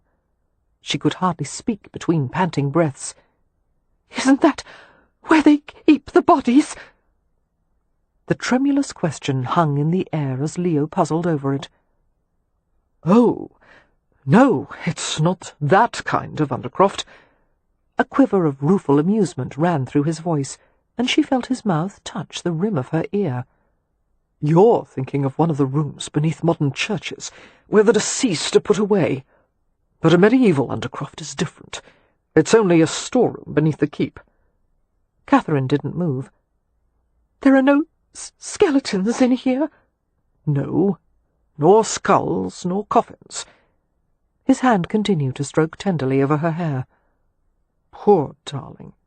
It's all right. Nothing fearsome down here. Take a deep breath. You're safe." Catherine continued to lie in his arms as she caught her breath. She tried to take in the fact that Leo, her enemy and tormentor, was calling her poor darling and petting her. His lips brushed her temple and lingered gently. Holding still, she absorbed the sensation. She had never been attracted to men of his size, preferring those of less intimidating stature. but he was strong and comforting, and he seemed so genuinely concerned, and his voice was like dark velvet wrapping around her. How perplexing! Had anyone told her that she would one day be trapped alone in a filthy pit with Leo, Lord Ramsay, she would have said that was her worst nightmare. And yet it was turning out to be a rather agreeable experience. No wonder Ramsay was so sought after by the ladies of London. If this was how he set about seducing them, all this lovely soothing and stroking, Catherine could easily understand how he got his way with them. To her regret, he gently eased her away from him. "Marks, I'm afraid I'm not going to be able to find your spectacles in this wreckage." "I have another pair at home," she ventured. "Thank God." Leo sat up with a quiet grunt of discomfort. "Now, if we stand on the highest pile of debris, it's only a short distance to the surface. I'm going to hoist you up, get you out of here, and then you're going to ride back to Ramsay House. Cam trained the horse, so you won't need to guide him. He'll find his way back home with no trouble." "What are you going to do?" she asked, bewildered. He sounded rather sheepish. "I'm afraid I'm going to have to wait here until you send someone for me." "Why?" "I have a—" He paused, searching for a word.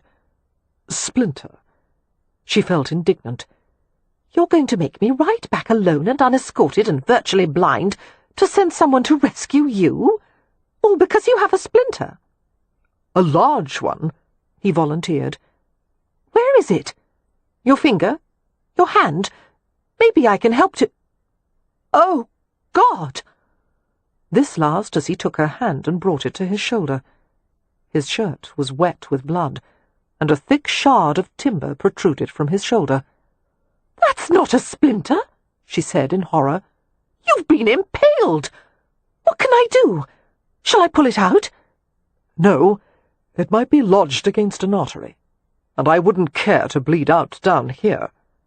She crawled closer to him, bringing her face close to his to examine him anxiously.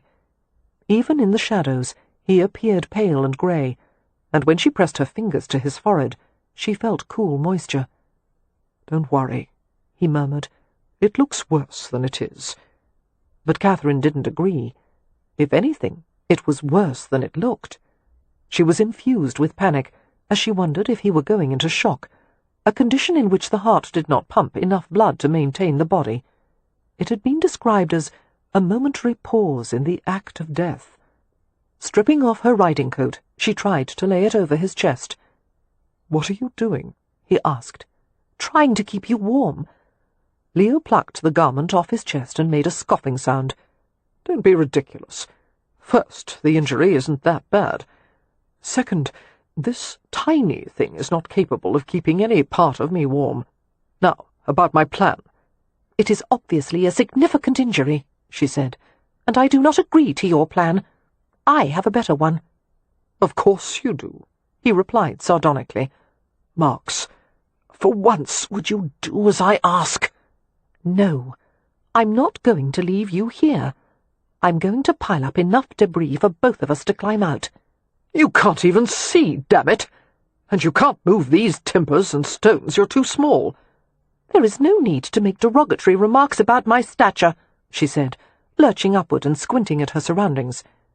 Identifying the highest pile of debris, she made her way to it and hunted for nearby rocks. "I'm not being derogatory." He sounded exasperated. "Your stature is absolutely perfect for my favourite activity, but you're not built for hauling rocks. Blast it, Marks, you're going to hurt yourself." "Stay there," Catherine said sharply, hearing him push some heavy object aside. "You'll worsen your injury, and then it will be even more difficult to get you out. Let me do the work." Finding a heap of ashlar blocks, she picked one up and lugged it up the pile, trying not to trip over her own skirts. "You're not strong enough," Leo said, sounding aggravated and out of breath. "What I lack in physical strength," she replied, going for another block, "I make up for in determination." "How inspiring. Could we set aside the heroic fortitude for one bloody moment and dredge up some common sense?" "I'm not going to argue with you, my lord. I need to save my breath for—" She paused to heft another block. "Stacking rocks!" Somewhere amid the ordeal, Leo decided hazily that he would never underestimate Catherine Marks again. Ounce for ounce, she was the most insanely obstinate person he had ever known, dragging rocks and debris while half blind and hampered by long skirts, diligently crossing back and forth across his vision like an industrious mole. She had decided to build a mound upon which they could climb out, and nothing would stop her. Occasionally she stopped and put her hand on his forehead or throat, checking his temperature and pulse, and then she would be off again. It was maddening not to be able to help her, humiliating to let a woman do such work without him, but every time he tried to stand, he became dizzy and disoriented. His shoulder was on fire, and he couldn't use his left arm properly. Cold sweat dripped from his face and stung his eyes. He must have drifted off for a few minutes, because the next thing he was aware of was Catherine's urgent hands shaking him awake. "Marks," he said groggily, "what are you doing here?" He had the confused impression that it was morning, and she wanted him to awaken before his usual hour. "Don't sleep," she said with an anxious frown. "I've built the pile high enough that we can climb out now. Come with me." His body felt as if it had been encased in lead. He was overwhelmed with weariness. "In a few minutes. Let me doze a bit longer." "Now, my lord!" Clearly she would bully and badger him until he obeyed. "Come with me. Up with you, move!" Leo complied with a groan, lurching until he had staggered to his feet. A cold burst of pain radiated from his shoulder and arm, and a few helpless curses slipped out before he could stop himself. Oddly, Catherine didn't rebuke him. "Over there," she said, "and don't trip, you're too heavy for me to catch." Profoundly irritated, but aware that she was trying to help him, he concentrated on placing his feet and maintaining his balance. "Is Leo short for Leonard?" she asked, confusing him. "Confound it, Marks! I don't want to talk now." "Answer me," she persisted. He realized she was trying to keep him alert. "No," he said, breathing heavily. "It's just Leo. My father loved the constellations. Leo is the constellation of high summer. The brightest star marks his heart. Regulus." He paused to stare blearily at the pile she had made. "Well, how efficient you are. The next time I take an architectural commission—" He paused to catch his breath. "I'll recommend you as the contractor." "Just think if I'd had my spectacles," she said. "I could have made proper stairs." He let out a huff of laughter. "You go first and I'll follow." "Hold on to my skirts," she said. "Why, Marks, that's the nicest thing you've ever said to me." They climbed out together laboriously, while Leo's blood turned to ice, and his wound ached and his brains went to mush. By the time he'd flopped to the ground in an awkward sideways sprawl, he was infuriated with Catherine for making him go to such effort when he'd wanted to stay in the pit and rest. The sun was blinding, and he felt hot and strange. A ferocious ache had settled behind his eyes. "I'll fetch my horse," Catherine said. "We'll ride back together." The prospect of mounting a horse and riding to Ramsay House was exhausting, but faced with her ruthless insistence, he had no choice but to comply. Very well, he would ride. He would bloody well ride until he expired, and Catherine would appear at the house with his corpse seated behind her. Leo sat there fuming and boiling until Catherine brought the horse. The anger gave him the strength for one last massive effort. He swung up behind her, sat the horse, and put his good arm around her slim body. He held on to her, shivering with discomfort. She was small but strong, her spine a steady axis that centered them both. Now all he had to do was endure. His resentment evaporated, dispersed by thrills of pain. He heard Catherine's voice. "Why have you decided never to marry?" His head bobbed closer to her ear. "It isn't fair to ask personal questions when I'm nearly delirious. I might tell you the truth." "Why?" she persisted. Did she realize she was asking for a piece of him, of his past, that he never gave to anyone? Had he been feeling even a little less wretched, he would have cut her off at once, but his usual defences were no more effective than the broken stone wall surrounding the manor house remains. "It's because of the girl who died, isn't it?" Catherine stunned him by asking. "You were betrothed, and she perished from the same scarlet fever that afflicted you and Wynne. What was her name?" "Laura Dillard." It seemed impossible that he could share this with Catherine Marks, but she seemed to expect that he would, and somehow he was obliging her. "Beautiful girl. She loved to watercolour. Few people are good at that. They're too afraid of making mistakes. You can't lift the colour or hide it once it's put down. And water is unpredictable, an active partner in the painting. You have to let it behave as it will. Sometimes the colour diffuses in ways you don't expect, or one shade backruns into another. That was fine with Laura. She liked the surprises of it. We had known each other all during childhood. I went away for 2 years to study architecture, and when I came back, we fell in love. So easily. We never argued. There was nothing to argue over, nothing in our way. My parents had both died the previous year. My father had a heart ailment. He went to sleep one night and never woke up, and my mother followed him just a few months later. She couldn't stop mourning him. I hadn't known until then that some people could die of grief. He was quiet then, following the memories as if they were leaves and twigs floating on a stream. When Laura caught the fever, I never thought it would be fatal. I thought I loved her so much that the power of it would be greater than any illness. But I held her for 3 days, and felt her dying a little more each hour, like water trickling through my fingers.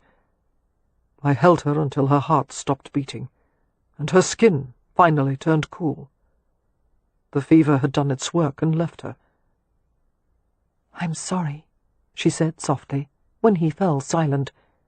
She covered his good hand with her own. "Truly sorry.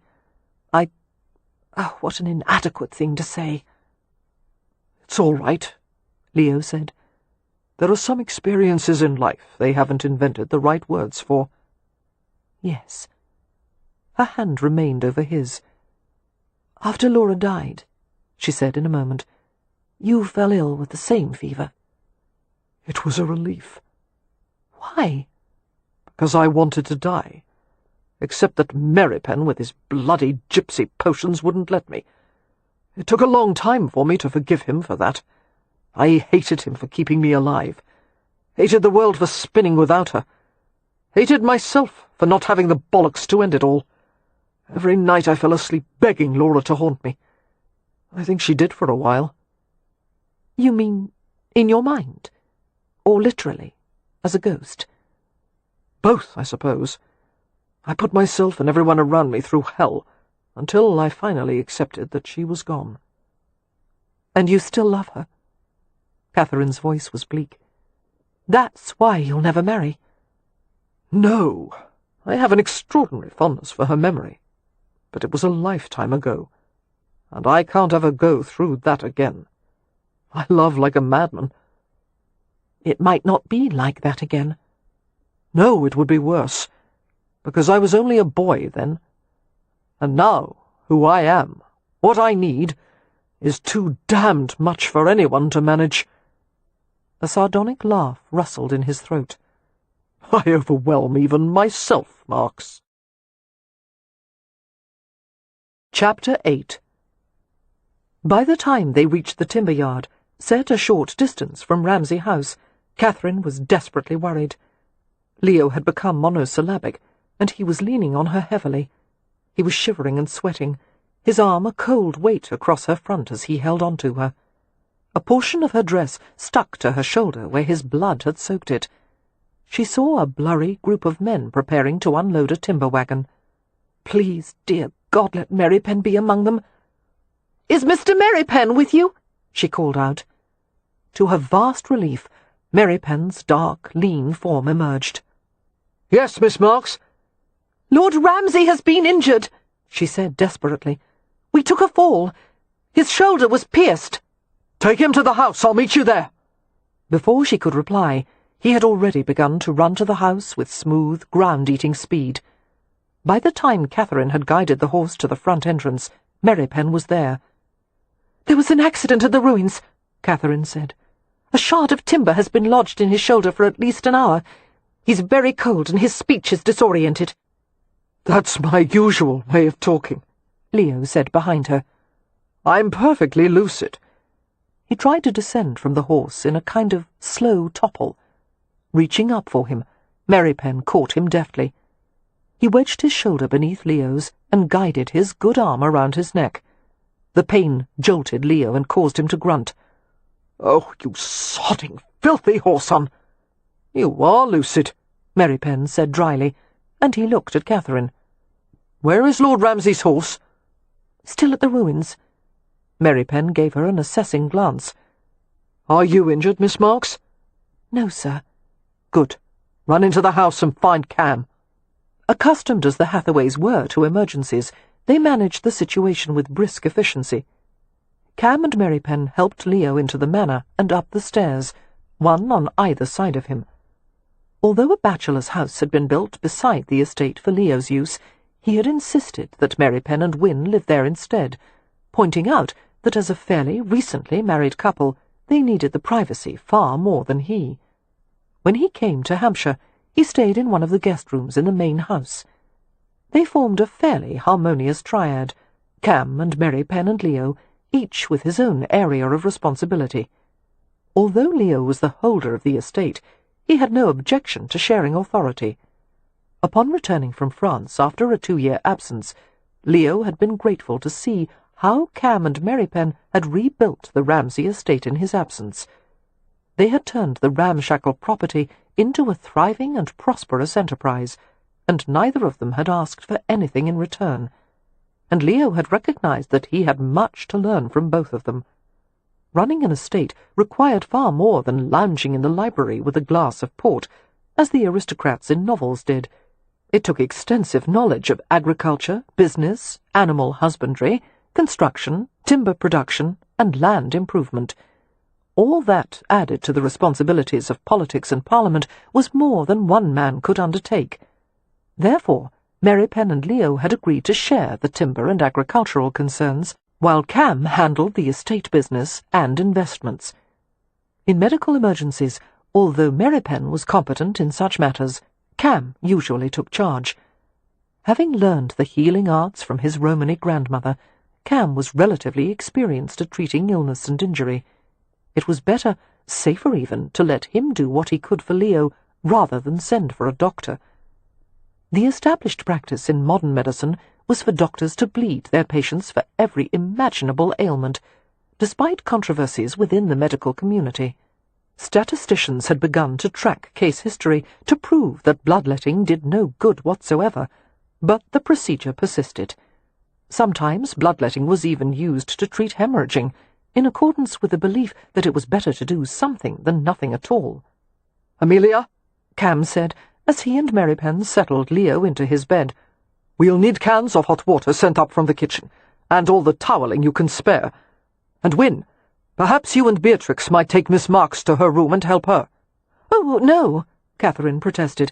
"Thank you, but I don't need assistance. I can wash by myself, and—" Her objections were overridden, however. Wynne and Beatrix would not relent until they had overseen her bath and helped to wash her hair and change her into a fresh gown. The extra pair of spectacles was found, and Catherine was relieved to have her vision restored. Wynne insisted on tending Catherine's hands and applying salve and bandages to her fingers.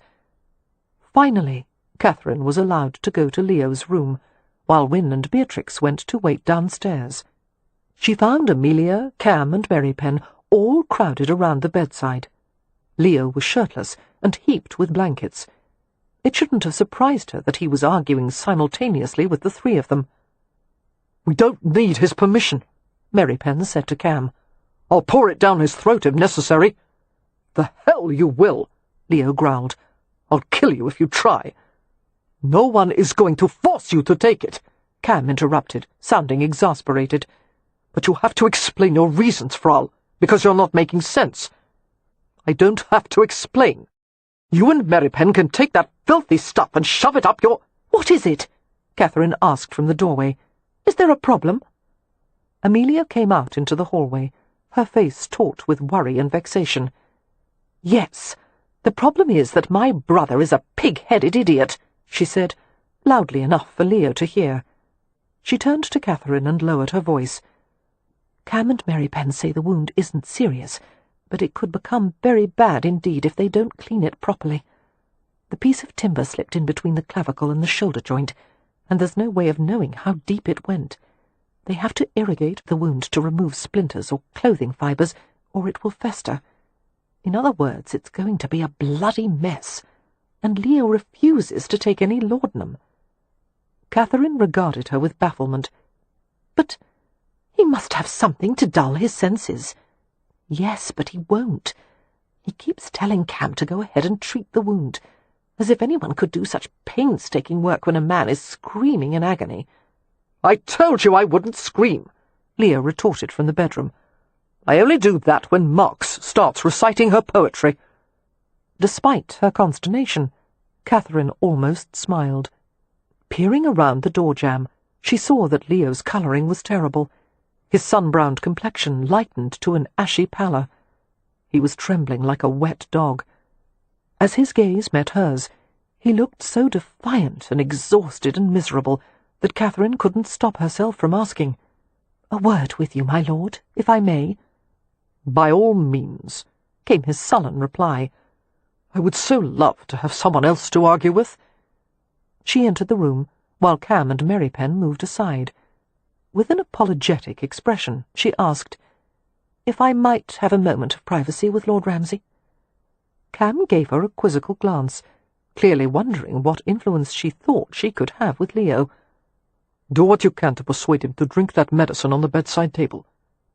And if that doesn't work," Merrypen added, "try a hard knock on the skull with that fireplace poker."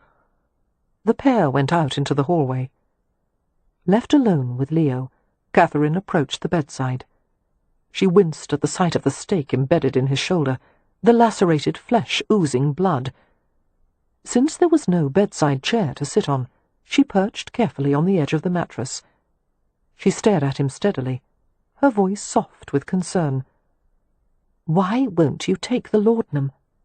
"Damn it, Marx!" He let out a harsh sigh. "I can't.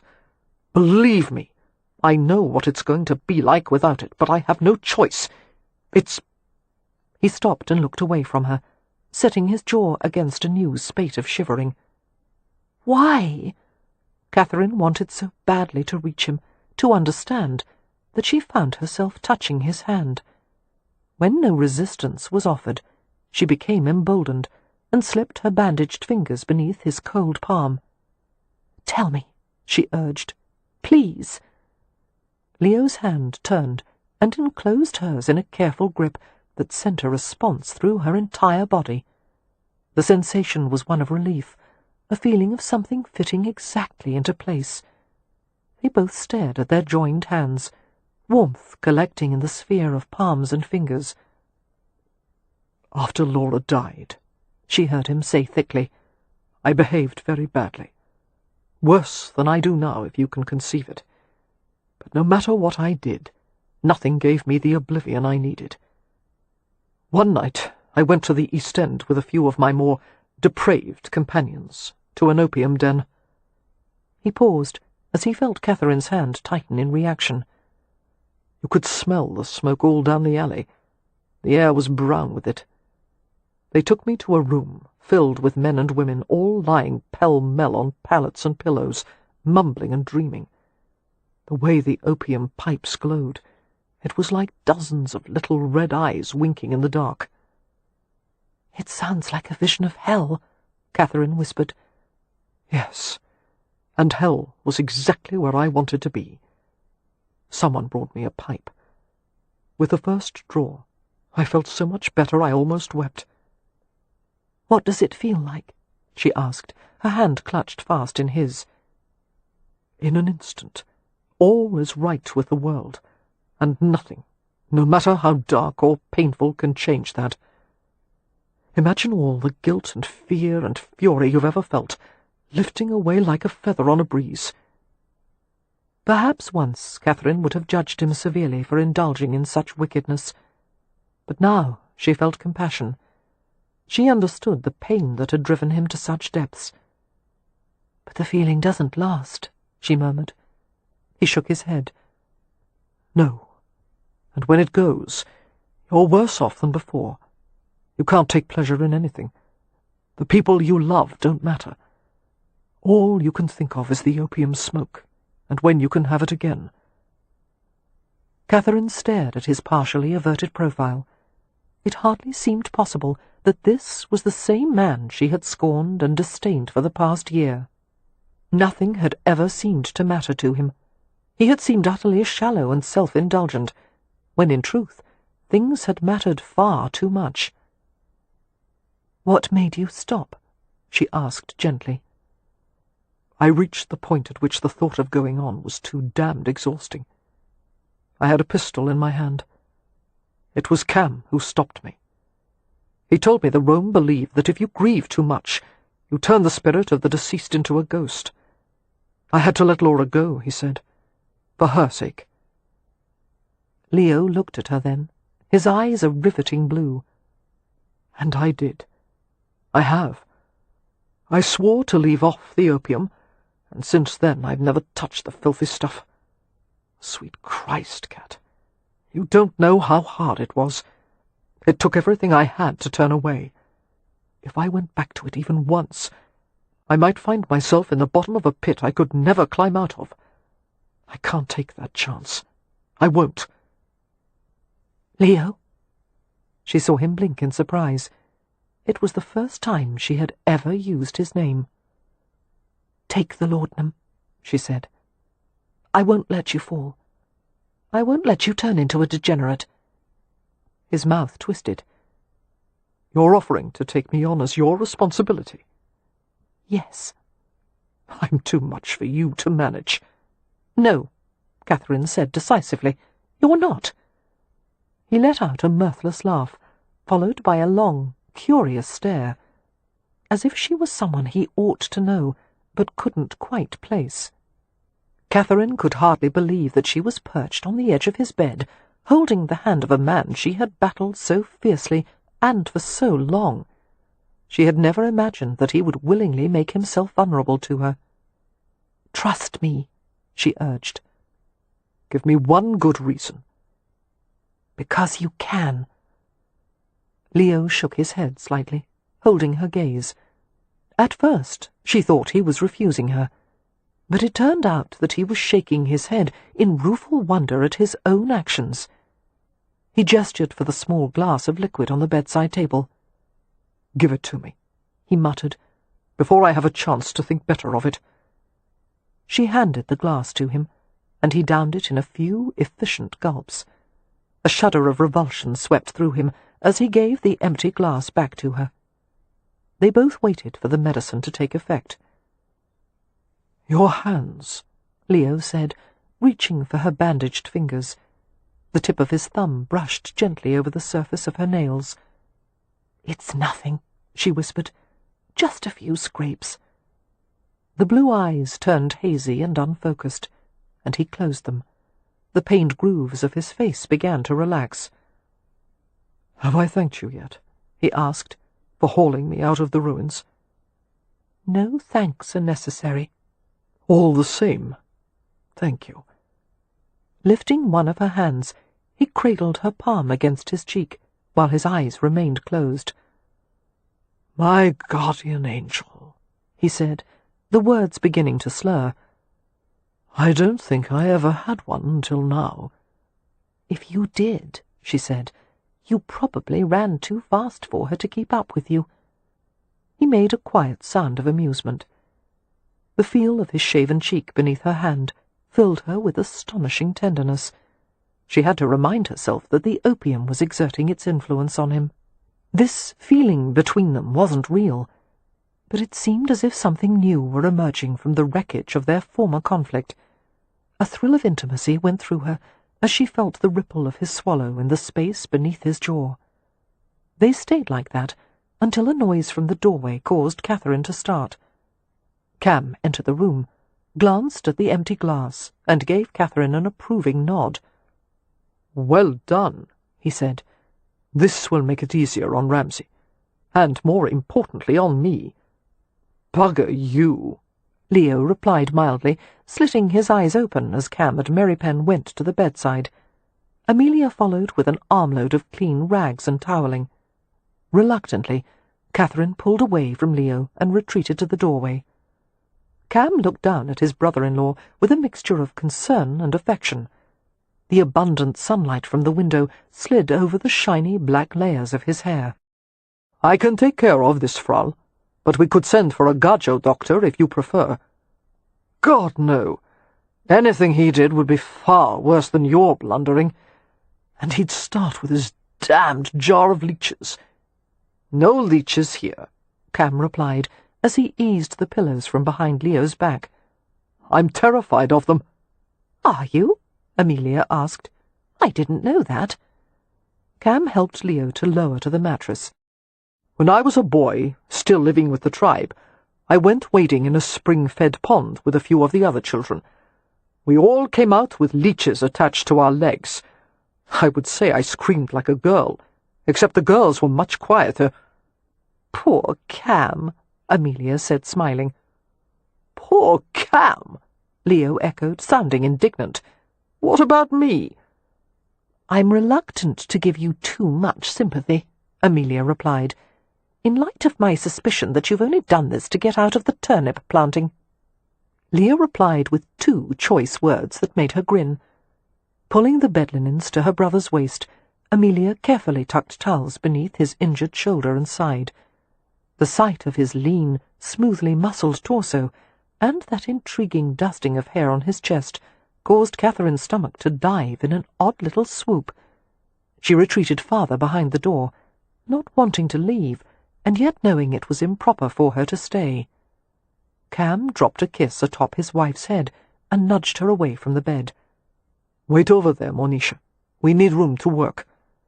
He turned to the nearby tray of supplies. Catherine blanched as she heard the rattle of knives and metal implements. "Aren't you going to sacrifice a goat or perform a tribal dance?"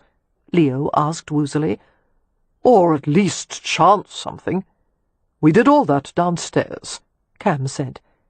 He handed a piece of leather strap to Leo. "Put this between your teeth, and try not to make too much noise while we're working on you. My son is napping." "Before I put this in my mouth," Leo said, "you might tell me the last place it's been." He paused. "On second thought. Never mind, I don't want to know." He put the strap between his teeth, then removed it temporarily to add, "I'd rather you didn't amputate anything." "If we do," Merrypen said, swabbing carefully around the injured shoulder, "it won't be intentional." "Ready, Frau?" she heard Cam ask gently. "Hold him still, Merrypen." "All right. On the count of 3. Amelia joined Catherine in the hallway, her face tense. She wrapped her arms around her middle. They heard Leo's low groan, followed by a voluble flow of Romany between Cam and Merrypen. The foreign language was brisk but soothing. It was clear that despite the effects of the opium, the procedure was difficult to endure. Every time Catherine heard a grunt or pained sound coming from Leo, she tensed all over and knotted her torn fingers together. After 2 or 3 minutes had passed, Amelia looked around the doorway. "Did it splinter?" she asked. "Only a little, Monisha," came Cam's reply. "It could have been much worse, but—" He paused at a muffled sound from Leo. "Sorry, Frau. Merrypen, take the tweezers and— Yes, that part right there." Amelia's face was pale as she turned back to Catherine, and she astonished her by reaching out and drawing her close in the same way she might have hugged Win, Poppy or Beatrix. Catherine stiffened a little, not in aversion but awkwardness. "I'm so glad you weren't harmed, Catherine," Amelia said. "Thank you for taking care of Lord Ramsay." Catherine nodded slightly. Drawing back, Amelia smiled at her. "He'll be fine, you know. He has more lives than a cat." "I hope so," Catherine said soberly. "I hope this isn't a result of the Ramsay curse." "I don't believe in curses, or spells, or anything of the sort. The only curse my brother faces is self-imposed." You mean because of his grief over Laura Dillard?" Amelia's blue eyes turned round. "He talked to you about her?" Catherine nodded. Amelia seemed caught off guard. Taking Catherine's arm, she drew her further along the hallway, where there was less risk of being overheard. "What did he say?" "That she liked to watercolour," Catherine replied hesitantly. "That they were betrothed, and then she caught the scarlet fever and died in his arms, and that she haunted him for a time. Literally. But that couldn't be true, could it?" Amelia was silent for a good half-minute. "I think it might be," she said with remarkable calmness. "I wouldn't admit that to many people. It makes me sound like a lunatic." A wry smile crossed her lips. "However, you've lived with the Hathaways long enough to know of a certainty that we are indeed a pack of lunatics." She paused. "Catherine." "Yes." "My brother never discusses Laura Dillard with anyone. Ever." Catherine blinked. "He was in pain. He'd lost blood." "I don't think that is why he confided in you." "What other reason could there have been?" Catherine asked with difficulty. It must have shown in her face how much she dreaded the answer. Amelia stared at her closely, and then shrugged with a rueful smile. "I've already said too much. Forgive me. It's only that I desire my brother's happiness so greatly." She paused before adding sincerely, "And yours." "I assure you, Mum, one has nothing to do with the other." "Of course," Amelia murmured, and went back to the doorway to wait. Chapter 9. After the wound had been cleaned and bandaged, Leo was left grey-faced and exhausted. He slept for the rest of the day, waking occasionally to find broth or fever tea being poured down his throat. The family was merciless in their efforts to take care of him.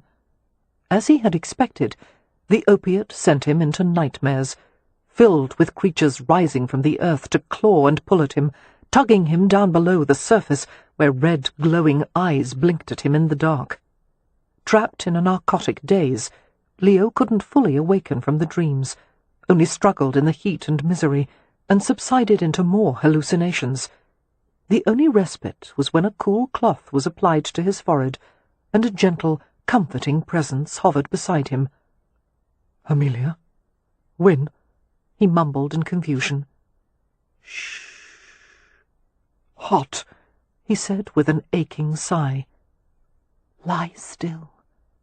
He was vaguely aware of 2 or 3 other times when the cloth was changed, merciful coolness applied to his brow, a light hand curving against his cheek.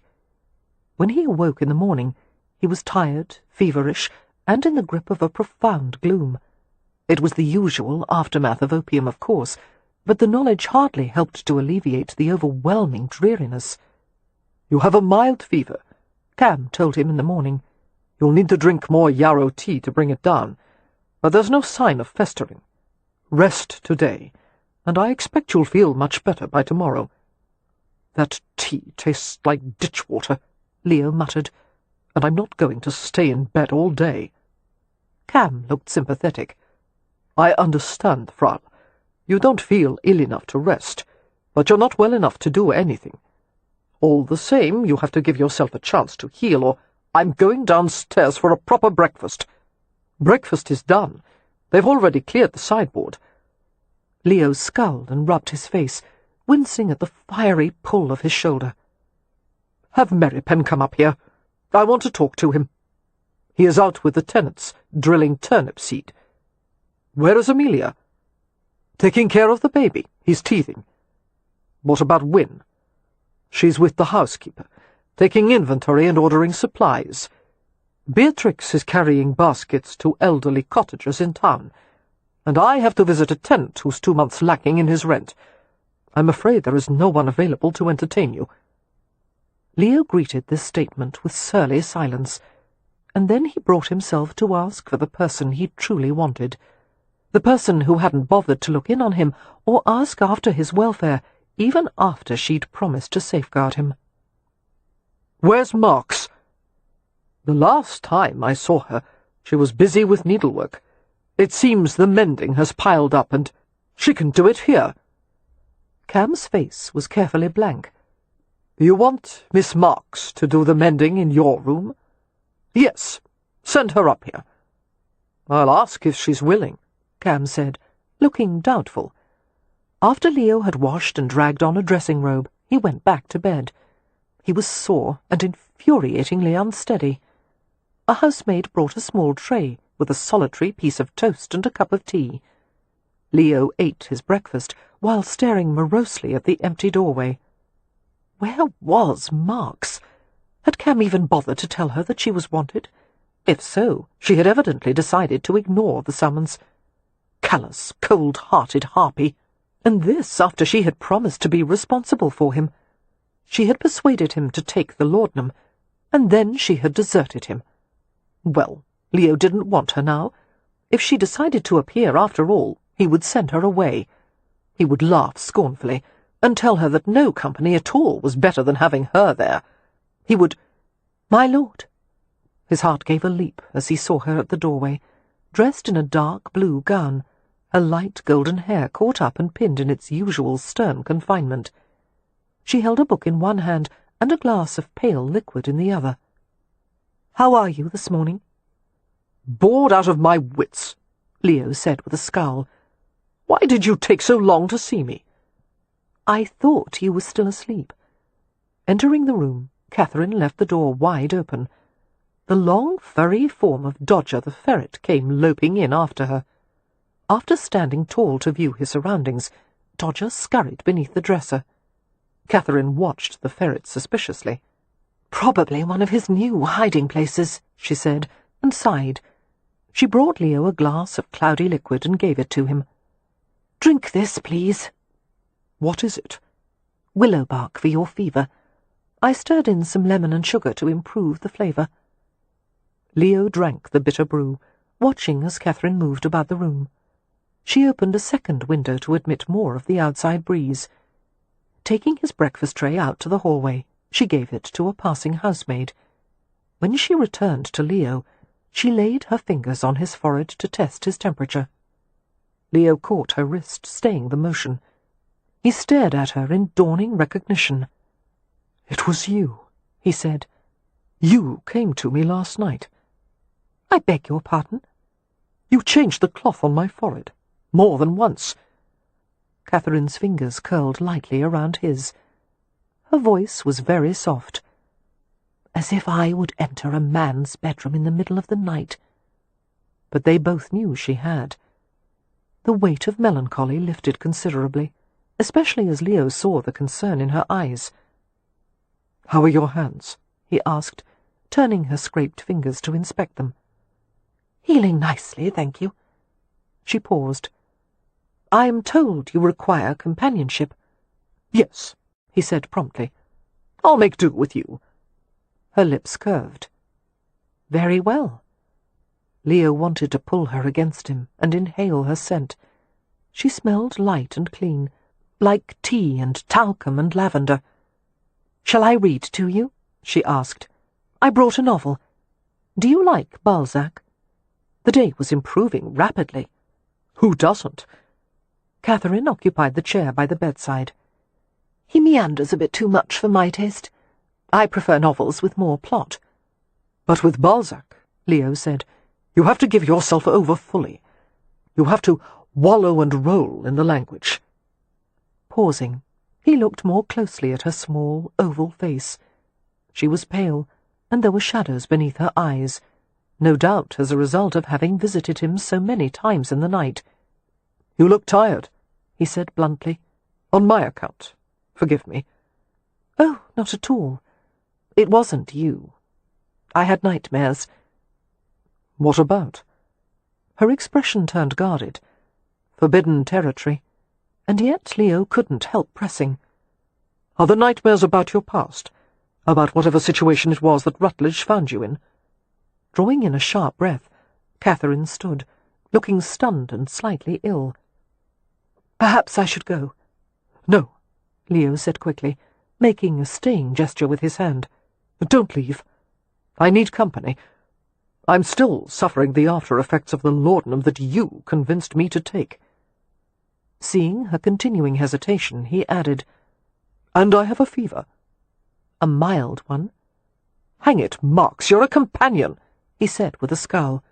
Do your job, will you? She looked indignant for a moment, and then a laugh burst out despite her efforts to hold it in. I'm Beatrix's companion, she said, not yours. Today you're mine. Sit and start reading. To Leo's surprise, the masterful approach actually worked. Catherine resumed her seat and opened the book to the first page. She used the tip of a forefinger to push her spectacles into place, a meticulous little gesture that he adored. Un homme d'affaires, she read. A man of business. Chapter 1. Wait. Catherine glanced at him expectantly. Leo chose his words with care. Is there any part of your past that you would be willing to discuss? For what purpose? I'm curious about you. I don't like to talk about myself. You see, that's proof of how interesting you are. There's nothing more tedious than people who like to talk about themselves. I'm a perfect example. She looked down at the book as if she were trying very hard to concentrate on the page. But after just a few seconds, she looked up with a grin that seemed to dissolve his spine. You are many things, my lord, but tedious is not one of them.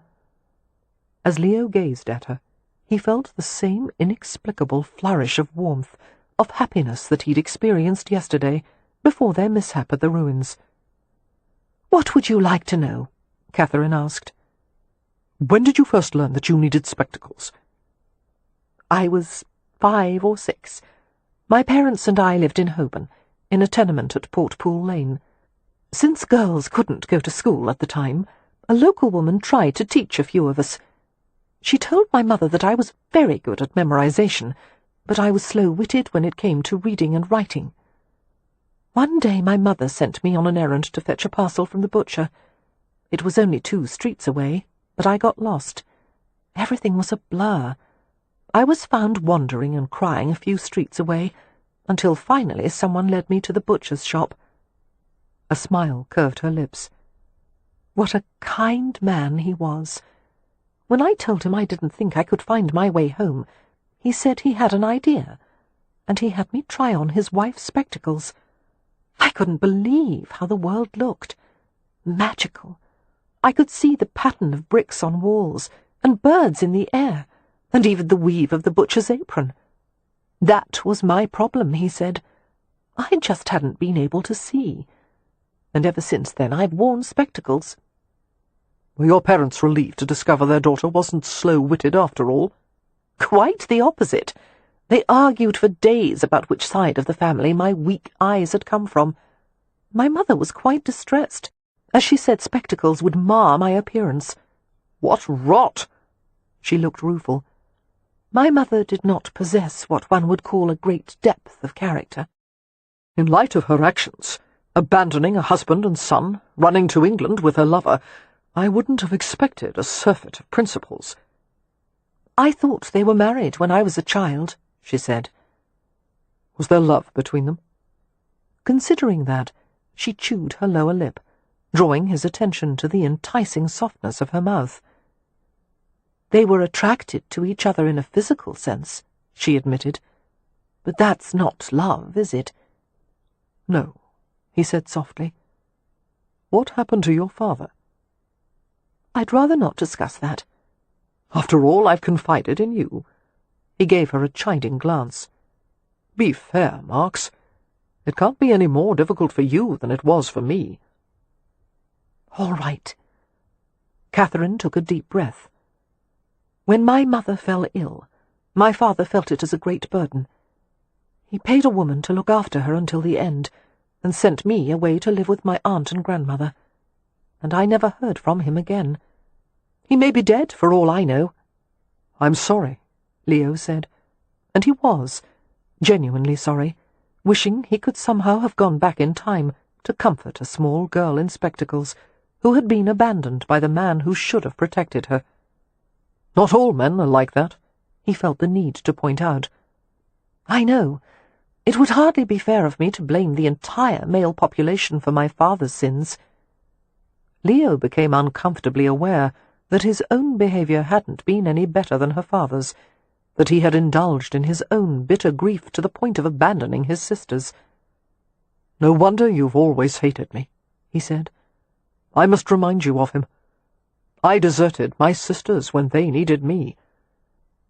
Catherine gave him a clear-eyed stare, not pitying, not censorious, just appraising.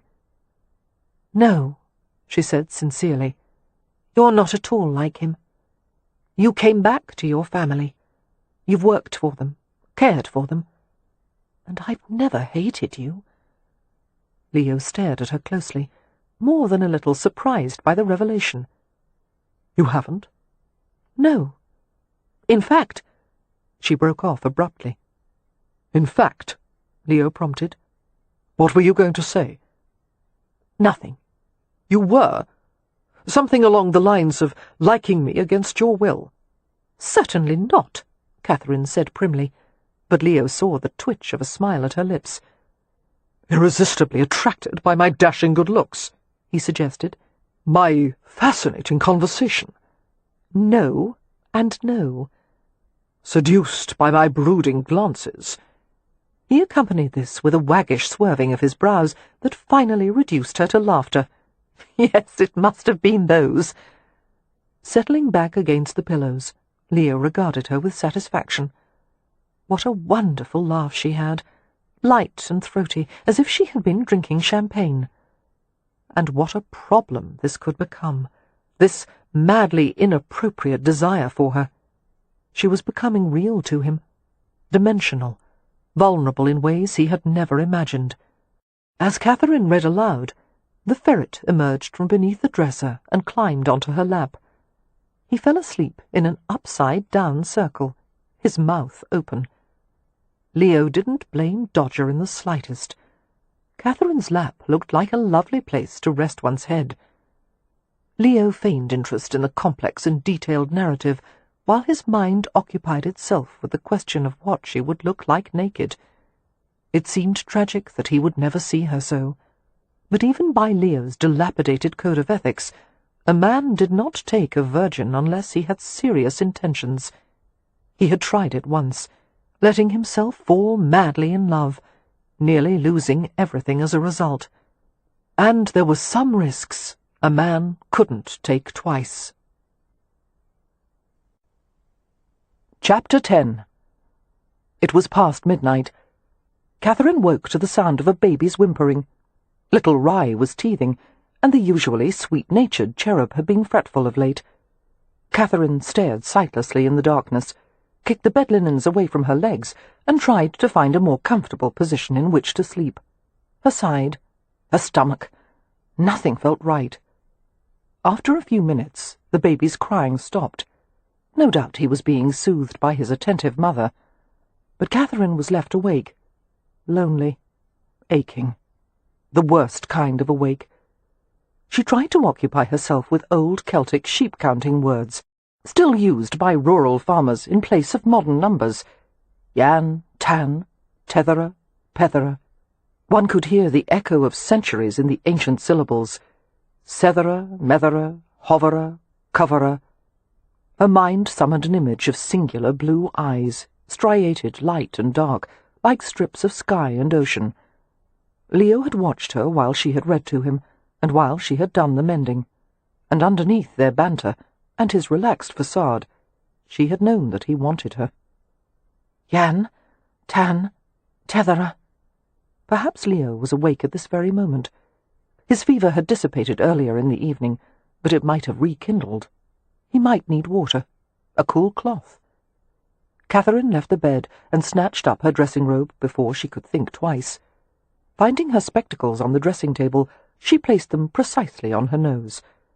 Her bare feet crossed the wood floors of the hallway as she went on her charitable mission. The door to his room was partially open. She slipped in without a sound, like a thief, tiptoeing to the bed just as she had the previous night.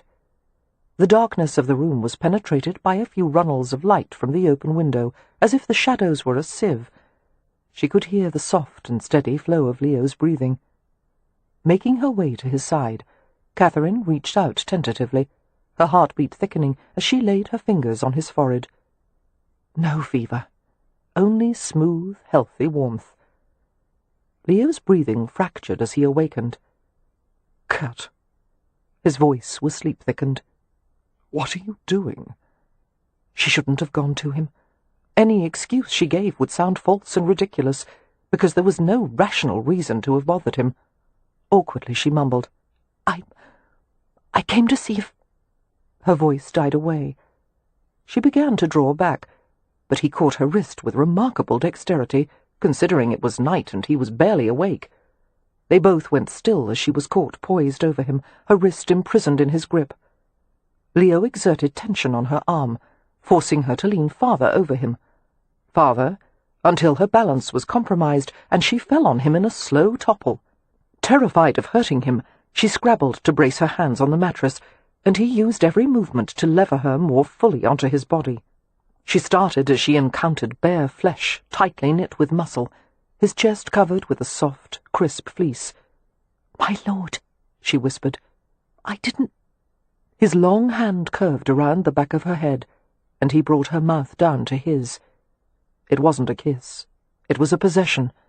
He took her fully, the heat of his tongue thrusting inside her, draining her of volition and thought. The masculine incense of his skin filled her nostrils. Erotic, delicious. Too many sensations to take in at once. The hot silk of his mouth, the assured grip of his hands, the hard masculine contours of his body. The world revolved slowly as Leo turned with her in his arms, half pinning her to the bed. His kisses were rough and sweet, kisses involving lips and teeth and tongue. Gasping, she reached around his neck and bandaged shoulder. He moved over her, big and dark, kissing her as if he wanted to devour her. The folds of her dressing gown listed open, the hem of her nightgown rising to her knees. Leo's mouth broke from hers to begin a luscious search of her throat, following tender nerve paths down to the place where her neck and shoulder met. His fingers worked at the front of her nightgown, unmooring tiny buttons, spreading the thin fabric. His head lowered, his lips slowly ascending the trembling slope of her breast until he reached the tip.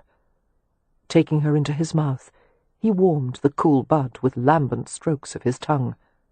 Ragged moans rose in her throat, mingling with the gusts of his breath. Leo settled more heavily between her thighs, giving her his weight until she felt the hard length of him press her intimately. He sought her other breast, closing his mouth over the peak and tugging wetly, creating waves of involuting pleasure. With every movement, more sensation was uncovered, the soft edges of arousal wearing away to exquisite rawness. Leo took her mouth with long, drugging kisses, while, lower down, he had begun a subtle rhythm, nudging and sliding, using himself to arouse her. She twisted beneath him, desperately trying to follow that teasing hardness. Their bodies pressed together like the pages of a closed book, and it felt so right, so wildly pleasurable that it frightened her. "No!" she gasped, pushing at him. "Wait, please!" One of her hands pressed heedlessly against his injured shoulder, and Leo rolled off her with a curse. "My lord!" She scrambled from the bed and stood there, shaking in every limb. "I'm sorry. Did I hurt you? What can I—" "Go." "Yes, but—" "Now, Marks!" His voice was low and guttural. "Or else come back to bed and let me finish." She fled. Chapter 11. After a wretched night, Catherine fumbled for her spectacles and realized she had lost them sometime during her visit to Leo's room. Groaning, she sat at her dressing table and buried her face in her hands. A stupid impulse, she thought dully. A moment of madness. She should never have given in to it. There was no one to blame but herself. What remarkable ammunition she had given to Leo. He would torture her with this. He would take every opportunity to humiliate her. She knew him well enough not to doubt it. Catherine's ill humour was not helped by the appearance of Dodger, who emerged from the slipper-box by her bed. The ferret pushed the lid open with his head, clucked in cheerful greeting, and tugged her slipper out of the box. Heaven knew where he intended to take it. "Stop that, Dodger," she said wearily, laying her head on her arms as she watched him. Everything was blurry. She needed her spectacles, and it was awfully difficult to go looking for something when you couldn't see more than 2 feet in front of your face. Moreover, if one of the housemaids found the spectacles in Leo's room, or, God help her, in his bed, everyone would find out. Abandoning the slipper, Dodger trotted to her and stood tall, bracing his long, slender body against her knee. He was shivering, which Beatrix had told her was normal for ferrets.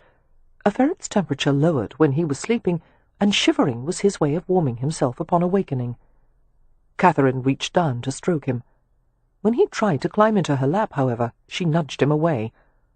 "I don't feel well," she told the ferret woefully, although there was nothing wrong with her physically. Chattering in annoyance at her rejection, Dodger turned and streaked out of the room. Catherine continued to lie with her head on the table, feeling too dreary and ashamed to move. She had slept late. She could hear the sounds of footsteps and muffled conversation coming from the lower floors. Had Leo gone down to breakfast? She couldn't possibly face him. Her mind returned to those blistering minutes of the previous night. A fresh swell of desire rolled through her as she thought of the way he had kissed her, the feel of his mouth on the intimate places of her body. She heard the ferret come back into the room again, chuckling and hopping as he did whenever he was especially pleased about something. "Go away, Dodger," she said dully. But he persisted, coming to her side and standing tall again, his body a long cylinder. Glancing at him, Catherine saw that something was clamped carefully in his front teeth.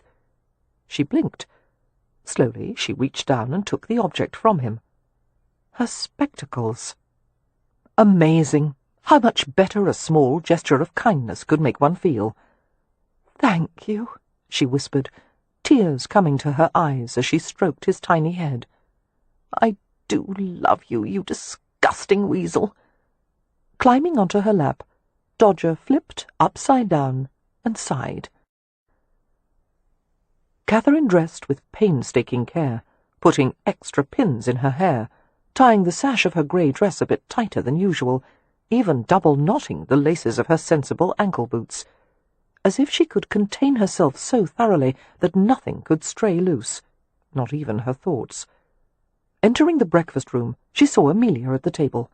She was feeding toast to baby Rye, who was gumming it and drooling copiously. "Good morning," Catherine murmured, going to pour a cup of tea at the samovar. "Poor little Rye.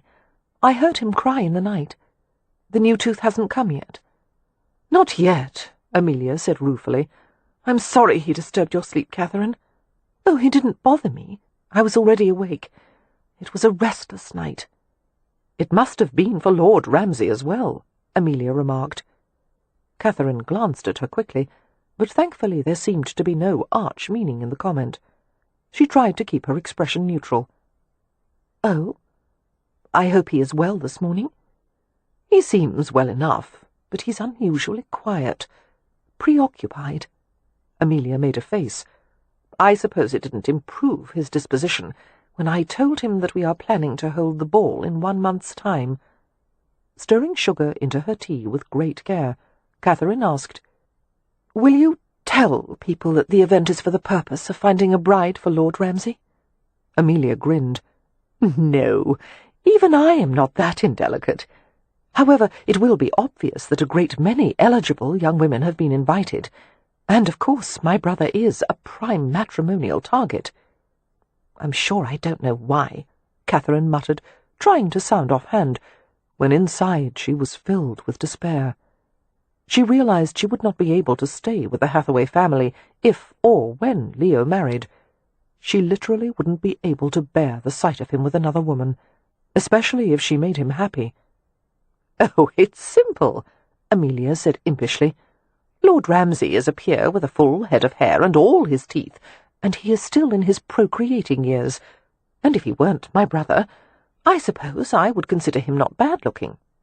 "He's very handsome," Catherine protested without thinking, and flushed as Amelia gave her an astute glance.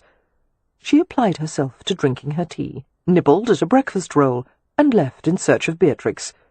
It was time for their morning studies. Catherine and Beatrix had settled on a pattern, beginning their lessons with a few minutes on etiquette and social graces, and then spending the rest of the morning on subjects such as history, philosophy, even science. Beatrix had long mastered the fashionable subjects that were taught to young ladies merely for the purpose of making them suitable wives and mothers. Now Catherine felt that she and Beatrix had become fellow students. Although Catherine had never had the privilege of meeting the Hathaway parents, she thought that both of them, particularly Mr. Hathaway, would have been pleased by their children's accomplishments. The Hathaways were an intellectual family, all of them easily able to discuss a subject or issue on an abstract level. And there was something else they shared, an ability to make imaginative leaps and connections between disparate subjects. One evening, for example, the discussion at dinner had centred on news of an aerial steam carriage that had been designed by a Somerset bobbin-maker named John Stringfellow. It didn't work, of course, but the idea was fascinating. During the debate about whether or not man might ever be able to fly in a mechanical invention, the Hathaways had brought up Greek mythology, physics, Chinese kites, the animal kingdom, French philosophy, and the inventions of Leonardo da Vinci. Trying to follow the discussion had very nearly been dizzying. Privately, Catherine had worried about whether such conversational pyrotechnics would put off potential suitors for Poppy and Beatrix, and in the case of Poppy, it had indeed turned out to be problematic, at least until she had met Harry. However, when Catherine had tried to delicately raise the issue with Cam Rowan early on in her employment, he had been very decided in his reply. "No, Miss Marks, don't try to change Poppy or Beatrix," Cam had told her. "It wouldn't work, and it would only make them unhappy. Just help them learn how to behave in society and how to talk about nothing, as the Gajos do." "In other words," Catherine had said wryly, "you want them to have the appearance of propriety, but you don't wish for them to actually become proper." Cam had been delighted by her understanding. "Exactly." Catherine understood now how right Cam had been. None of the Hathaways would ever be like the denizens of London society, nor would she want them to be. She went to the library to procure some books for her studies with Beatrix. As she entered the room, however, she stopped with a gasp as she saw Leo leaning over the long library table, writing something on a set of spread-out drawings. Leo turned his head to glance at her, his eyes piercing. She went hot and cold. Her skull throbbed in the places where she had pinned her hair too tightly. "Good morning," she said breathlessly, falling back a step. "I didn't mean to intrude." "You're not intruding." "I came to fetch some books, if I may." Leo gave her a single nod and returned his attention to the drawings. Acutely self-conscious, Catherine went to the bookshelves and hunted for the titles she had wanted. It was so quiet that she thought the pounding of her heart must have been audible. Needing desperately to break the pressing silence, she asked, "Are you designing something for the estate? A tenant house?" "Addition for the stables." "Oh." Catherine gazed sightlessly along the rows of books. Were they going to pretend that the events of the previous night had never happened? She certainly hoped so. But then she heard Leo say, "If you want an apology, you're not going to get one." Catherine turned to face him. "I beg your pardon?" Leo was still contemplating the set of elevations. When you visit a man in his bed at night, don't expect tea and conversation." "I wasn't visiting you in your bed," she said defensively. "That is, you were in your bed, but it was not my desire to find you there." Aware that she was making no sense at all, she resisted the urge to smack herself on the head. "At 2 o'clock in the morning," Leo informed her, "I can nearly always be found on a mattress, engaged in either of two activities. One is sleeping. I don't believe I need to elaborate on the other." "I only wanted to see if you were feverish," she said, turning crimson. "If you needed anything." "Apparently I did." Catherine had never felt so extraordinarily uncomfortable. All her skin had become too tight for her body. "Are you going to tell anyone?" she brought herself to ask. One of his brows arched mockingly. "You fear I'm going to tattle about our night-time rendezvous? No, Marks, I have nothing to gain from that. And, much to my regret, we didn't do nearly enough to warrant decent gossip." Blushing, Catherine went to a pile of sketches and scraps at the corner of the table.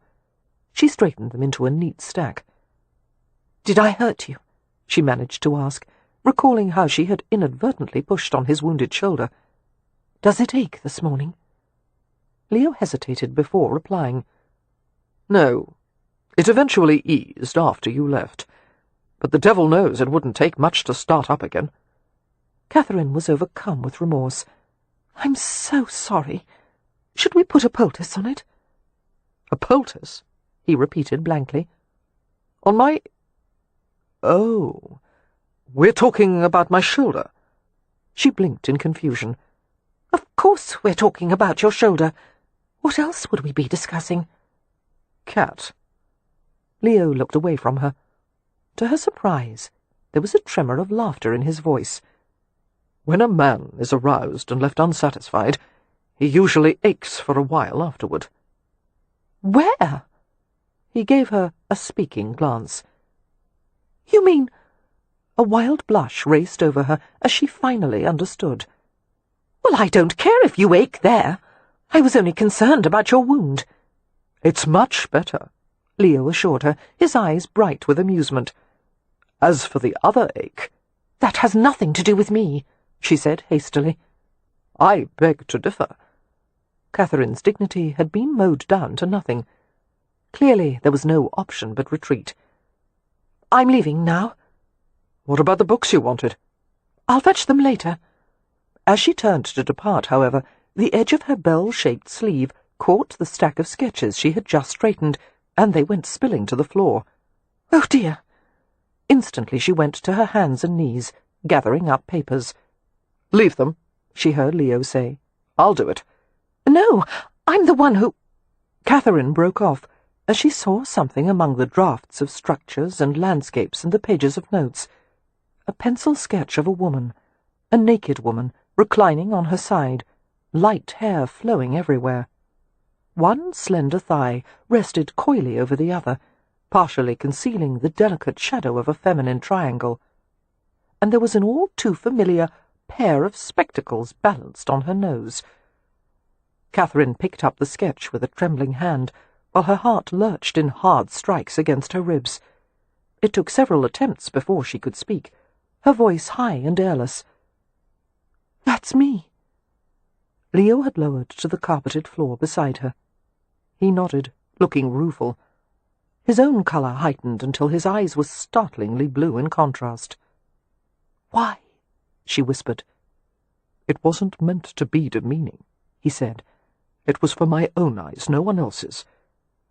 She forced herself to look at the sketch again, feeling horribly exposed. In fact, she couldn't have been more embarrassed had he actually been viewing her naked.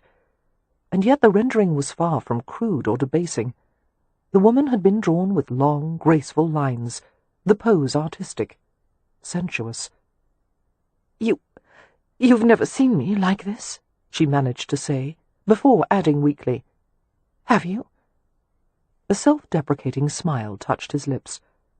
"No, I haven't yet descended to voyeurism." He paused. "Did I get it right? It's not easy, guessing what you look like beneath all those layers." A nervous giggle struggled through her mortification.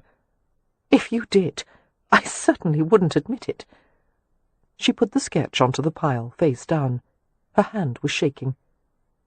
"Do you draw other women this way?" she asked timidly. Leo shook his head. "I started with you, and, so far, I haven't moved on." Her flush deepened. "You've done other sketches like this? Of me unclothed?" "One or two." He tried to look repentant.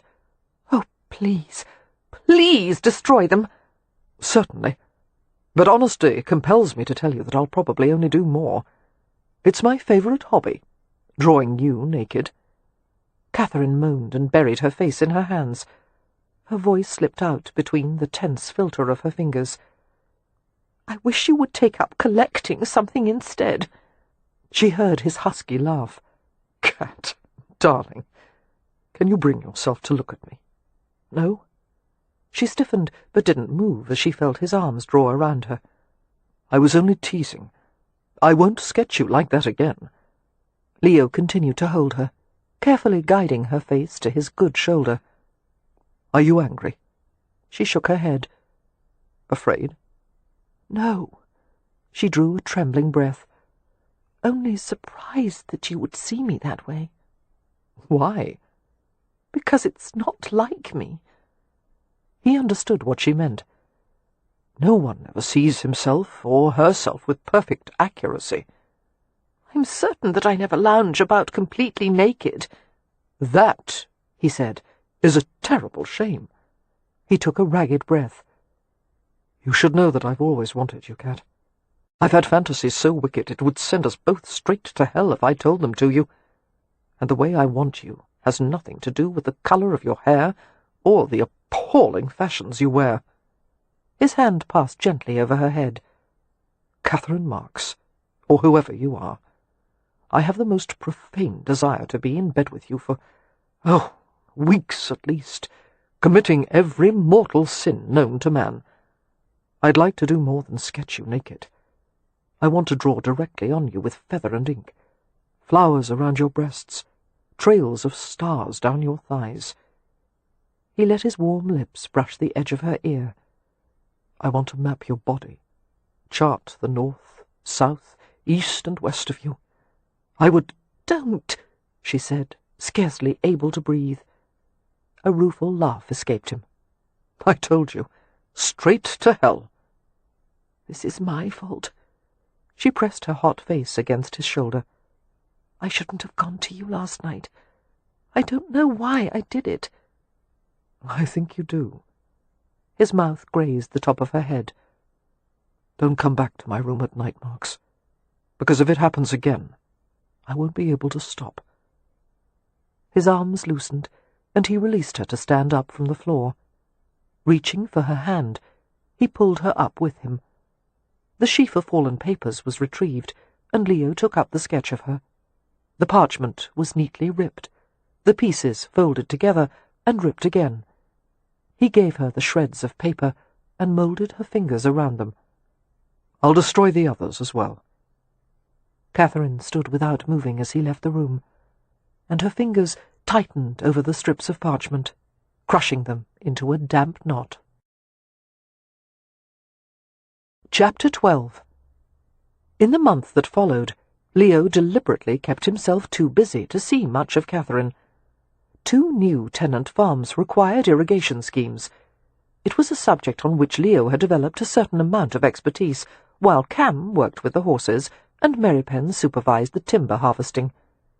Leo had designed water meadows that would be irrigated with rills and ditches leading from the nearby rivers. In one place, where the channel would run too low to be let out naturally, they would require a water wheel. The wheel, provided with buckets, would lift out the necessary amount of water and send it along a man-made canal. Shirtless and sweating under the soft blaze of the Hampshire sun, Leo and the tenants dug ditches and drainage canals, moved rock and hauled soil. At the end of the day, Leo ached in every muscle, nearly too tired to stay awake during dinner. His body toughened, and became so lean that he was obliged to borrow trousers from Cam, while the village tailor altered his clothes. "At least work keeps you from your vices," Wynne quipped one evening before supper, rubbing his hair affectionately as she joined him in the parlour. "I happen to like my vices," Leo told her. "That's why I went to the trouble of acquiring them." "What you need to acquire," Wynne said gently, "is a wife. And I'm not saying that out of self-interest, Leo." He smiled at her, this gentlest of sisters, who had fought so many personal battles for the sake of love.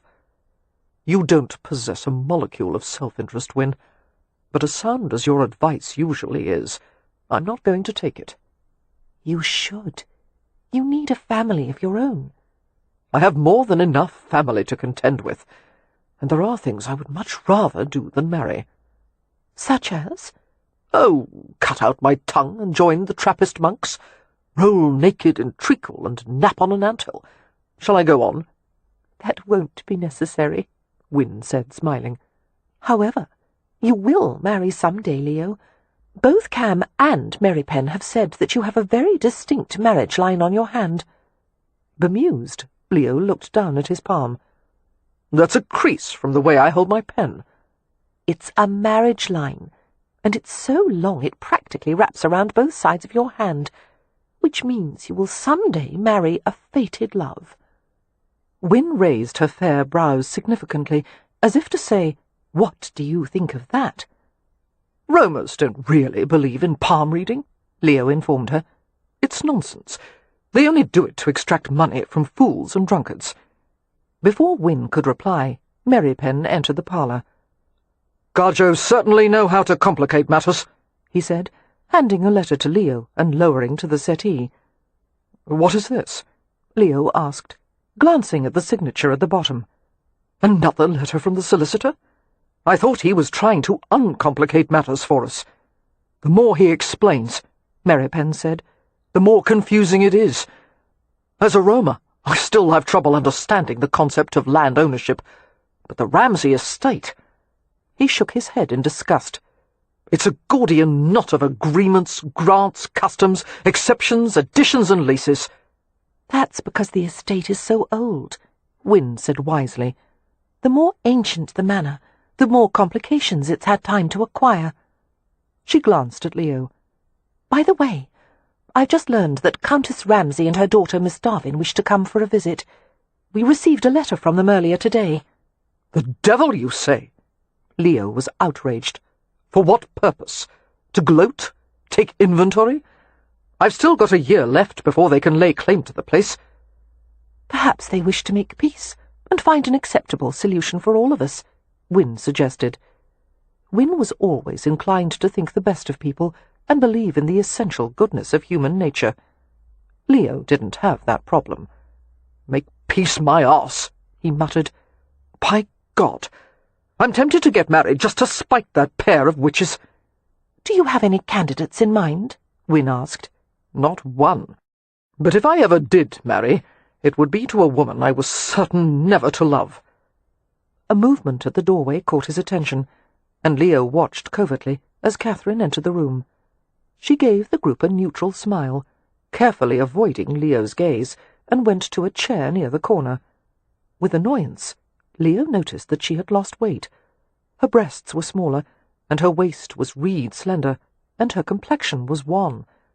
Was she deliberately avoiding proper nourishment? What had caused her lack of appetite? She was going to make herself ill. "For God's sake, Marks," he said irritably, "you're getting as scrawny as a birch branch." "Leo!" Wynne protested. Catherine shot him a look of outrage. "I'm not the one whose trousers are being taken in." "You look half dead from malnourishment," Leo went on with a scowl. "What's the matter with you? Why aren't you eating?" "Ramsay," Merrypen murmured, evidently deciding a boundary had been crossed. Catherine shot up from her chair and glared at Leo. "You're a bully and a hypocrite, and you have no right to criticize my appearance, so... She cast about wildly for the right phrase. "Bugger you!" And she stormed from the parlour, her skirts rustling angrily. Merrypen and Wynne watched with open mouths. "Where did you learn that word?" Leo demanded, hard on her heels. "From you!" she said vehemently over her shoulder. "Do you even know what it means?" "No, and I don't care. Stay away from me!" As Catherine stormed through the house, and Leo went after her, it occurred to him that he had been craving an argument with her, any kind of interaction.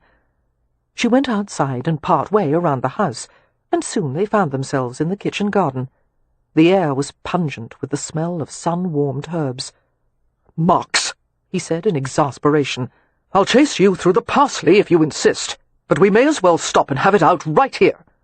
She whirled to face him, bright flags of colour high on her cheeks. "There's nothing to discuss. You've hardly said a word to me in days, and then you make offensive personal remarks." "I didn't mean to be offensive. I merely said—" "I am not scrawny, you despicable oaf! Am I less than a person to you, that you dare to treat me with such contempt? You are the most—" "I'm sorry." Catherine fell silent, her breath coming hard. "I shouldn't have spoken to you that way," Leo said gruffly. "And you are not less than a person to me. You're a person whose well-being I care about. I would be angry with anyone who didn't treat you well, which in this case happens to be you. You're not taking care of yourself." "Neither are you." Leo parted his lips to reply, but he couldn't think of an effective rebuttal. He opened and closed his mouth again. "Every day you work yourself into exhaustion," Catherine said. "You've dropped half a stone at least." "The new farms need irrigation systems. I'm the one best suited to design and implement them." "You don't have to dig trenches and move rocks." "Yes, I do." "Why?" Leo stared at her, considering whether or not to tell her the truth. He decided to be blunt. "Because working to the point of exhaustion is the only way I can keep from coming to you at night and seducing you." Catherine gave him a round-eyed glance. Her mouth opened and closed in the same way his had just a moment earlier. Leo stared back at her with a mixture of wary amusement and growing heat.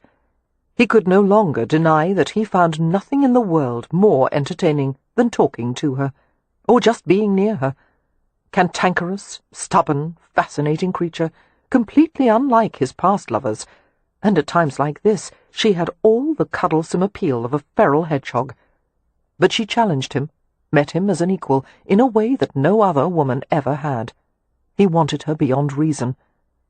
"You couldn't seduce me," Catherine said testily. They were both motionless, their gazes locked. "You deny the attraction between us." Leo's voice was pitched deeper than usual. He saw a shiver run through her before she set her jaw in determination. "I deny that one's rational will can be undermined by physical sensation," she said. "One's brain is always in charge." Leo couldn't prevent the mocking smile that rose to his lips. "Good God, Marks. Obviously you've never participated in the act, or you would know that the major organ in charge is not the brain. In fact, the brain ceases working altogether." "I find it easy to believe that a man's would." "A woman's brain is no less primitive than a man's, especially when it comes to physical distraction." "I'm sure you'd like to think so." "Shall I prove it to you?" Catherine's delicate mouth twisted sceptically. But then, as if she couldn't resist, she asked, "How?" Taking her arm, Leo drew her to a more secluded area of the kitchen garden, behind a pair of pergolas covered with scarlet runner beans.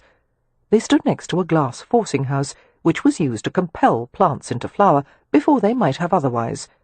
A forcing house allowed a gardener to grow plants and flowers irrespective of the prevailing weather. Leo glanced at their surroundings to make certain they were not being observed. "Here's a challenge for your higher brain function. First, I'll kiss you. Directly afterward, I'll ask you a simple question. If you answer correctly, I'll concede the argument." Catherine frowned and looked away from him. "This is ridiculous," she said to no one in particular. "You certainly have the right to refuse," Leo told her. "Of course, I'll take that as a forfeiture." Folding her arms across her chest, Catherine gazed at him with narrowed eyes. "One kiss?" Leo spread his hands palm up, as if to demonstrate that he had nothing to hide. His gaze never left her. "One kiss. One question." Slowly her arms loosened and lowered. She stood before him uncertainly. Leo hadn't actually expected her to agree to the challenge. He felt his heart begin to beat in concentrated thumps. As he stepped closer to her, anticipation tightened his insides into knots. "May I?" he asked, reaching for her spectacles, easing them from her face. She blinked, but didn't resist. Leo folded the spectacles and tucked them in his coat pocket. Very gently he tilted her face upward with both hands. He had made her nervous. "Good," he thought darkly. "Are you ready?" he asked. She nodded within the careful bracket of his palms, her lips trembling. Leo brought his mouth lightly to hers, kissing her with careful, undemanding pressure. Her lips were cool and sweet. Teasing them apart, he deepened the kiss. His arms slid around her, bringing her fully against him. She was slender but compact, her body as supple as a cat's. He felt her begin to mould against him, a slow and helpless relaxing. Concentrating on her mouth, he explored her with tender fire, searching with his tongue until he felt the vibration of her soft moan between their lips. Lifting his head, Leo looked into her flushed face. He was so mesmerized by the drowsy green-grey of her eyes that it was a struggle to remember what he'd meant to ask her. "The question," he reminded himself aloud, and shook his head to clear it. "Here it is. A farmer has 12 sheep. All but 7 die. How many are left?" 5, she said promptly. 7. A grin spread across his face as he watched her puzzle it out. Catherine scowled. "That was a trick. Ask me another one." "That wasn't the bargain," he said. "Another one," she insisted. A husky laugh escaped him. "God, you're stubborn. All right." He reached for her and lowered his head, and she stiffened. "What are you doing?" "1 kiss, 1 question," he reminded her. Catherine looked martyred, but she yielded to him, her head tilting back as he pulled her against him once more. This time he was not so tentative. His kiss was firm and urgent, his tongue sinking into the sweet, warm interior of her mouth. Her arms lifted around his neck, her fingers groping delicately in his hair. Leo went dizzy with desire and pleasure. He couldn't pull her body close enough. He needed parts of her he couldn't reach. His hands shook with the need to find the sweet, pale skin beneath the heavy fabric of her bodice. He kept trying to feel more of her, kiss her more deeply, and instinctively she tried to help him, sucking on his tongue with a little sound of pleasure. The hair on the back of his neck lifted as a chill of delight climbed up his spine to the base of his skull. He broke the kiss, gasping. "Ask me a question," she reminded him thickly. Leo could barely remember his own name. All he wanted to concentrate on was the way she fit against him. But somehow he obliged her. "Some months have 31 days, some have 30. How many months have 28 days? A perplexed furrow appeared between her fine brows. 1. "All of them," came his gentle reply. He tried to look sympathetic as he saw her incredulous outrage. "Ask me another one," Catherine said, furious and determined. Leo shook his head, breathless with laughter. "I can't think of any more. My brain is deprived of blood. Accept it, Marks. You lost the—" She grabbed the lapels of his coat and dragged him back to her, and Leo's mouth fastened on hers before he knew what he was doing. The amusement vanished. Staggering forward with her in his arms, he put out one hand to brace himself against the glass forcing-house, and he possessed her lips with rough, whole-hearted ardour, revelling at the feel of her body arching against his. He was dying of lust, his flesh heavy and aching with the need to take her. He kissed her without restraint, sucking, almost gnawing, stroking the inside of her mouth in ways almost too delicious to bear. Before he lost all semblance of self-control, Leo tore his lips from hers and held her tightly against his chest. Another question, he thought dimly, and forced what was left of his mind to come up with something. His voice was hoarse, as if he'd just tried to breathe in fire. "How many animals of each species did Moses take into the ark?" Her answer was muffled in his coat. 2. "None," Leo managed to say. "It was Noah, not Moses." But he no longer found the game amusing, and Catherine no longer seemed to care about winning.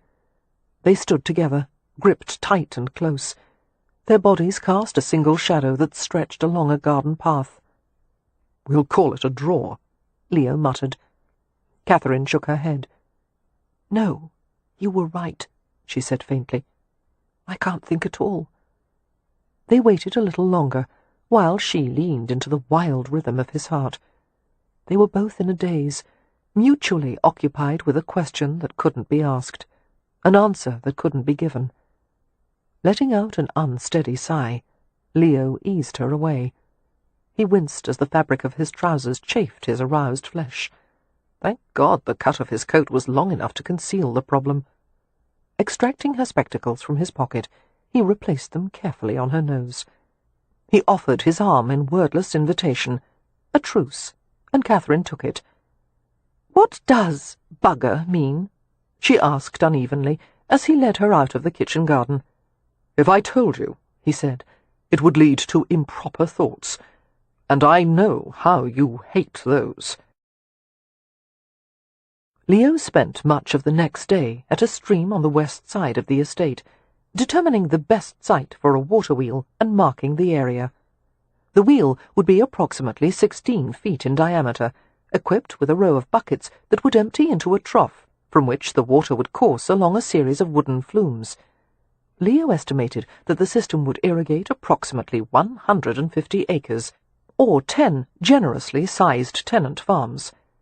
After laying out plots with the tenants and labourers, hammering wooden stakes into the ground, and wading through a cold, muddy stream, Leo rode back to Ramsay House. It was late afternoon, the sun a condensed yellow, the meadows still and breezeless. Leo was tired, sweat-soaked, and annoyed from battling gadflies. Wryly, he thought that all the romantic poets who waxed rhapsodic about being out in nature had certainly never been involved in an irrigation project.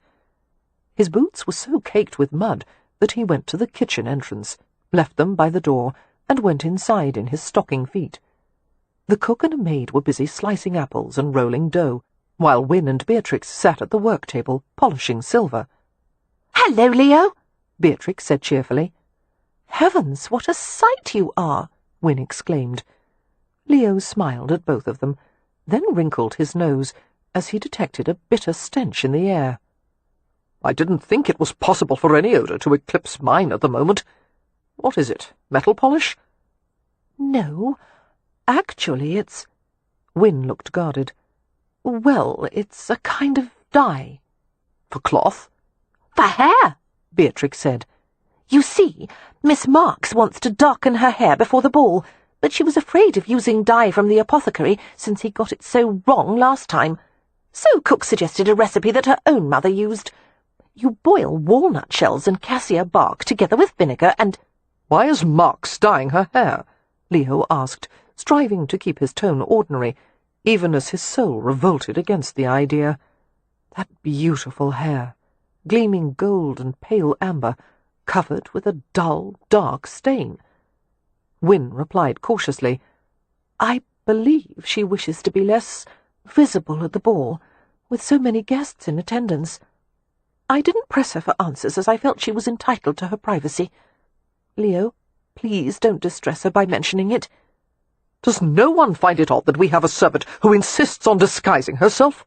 Leo asked.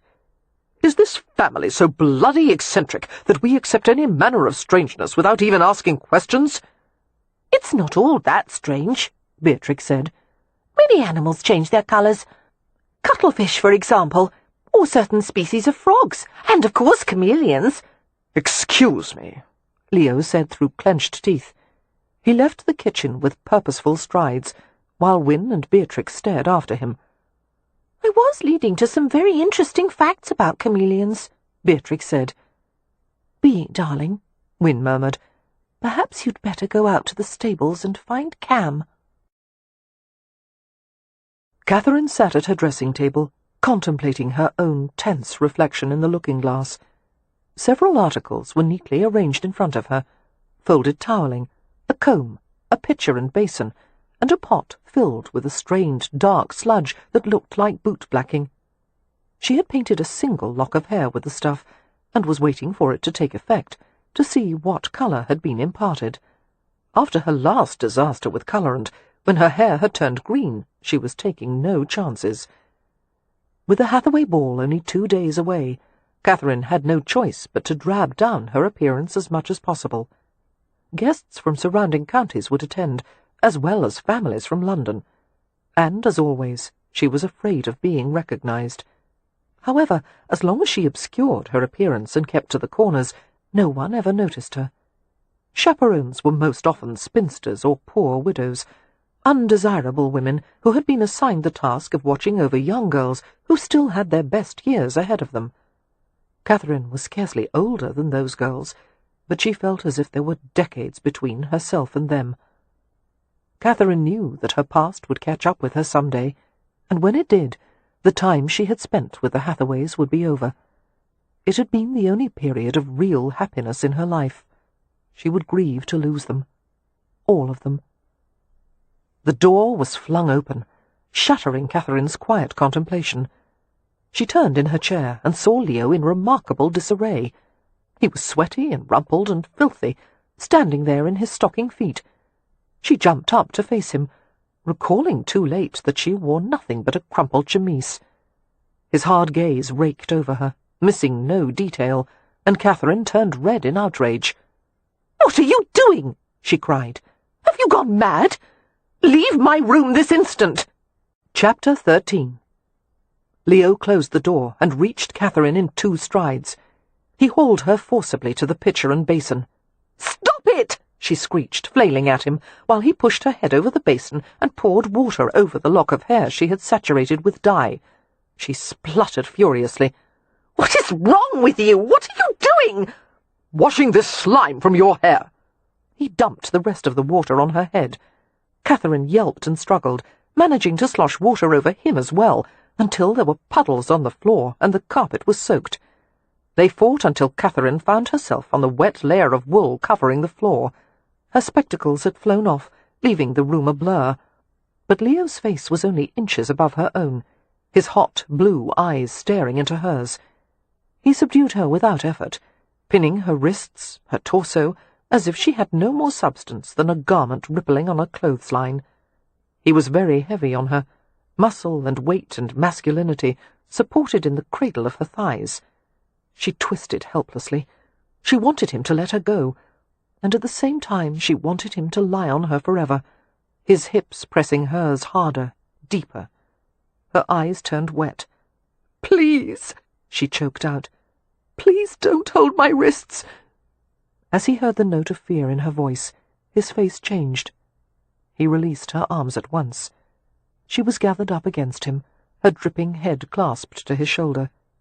"No," he muttered. "Don't be afraid of me. I would never."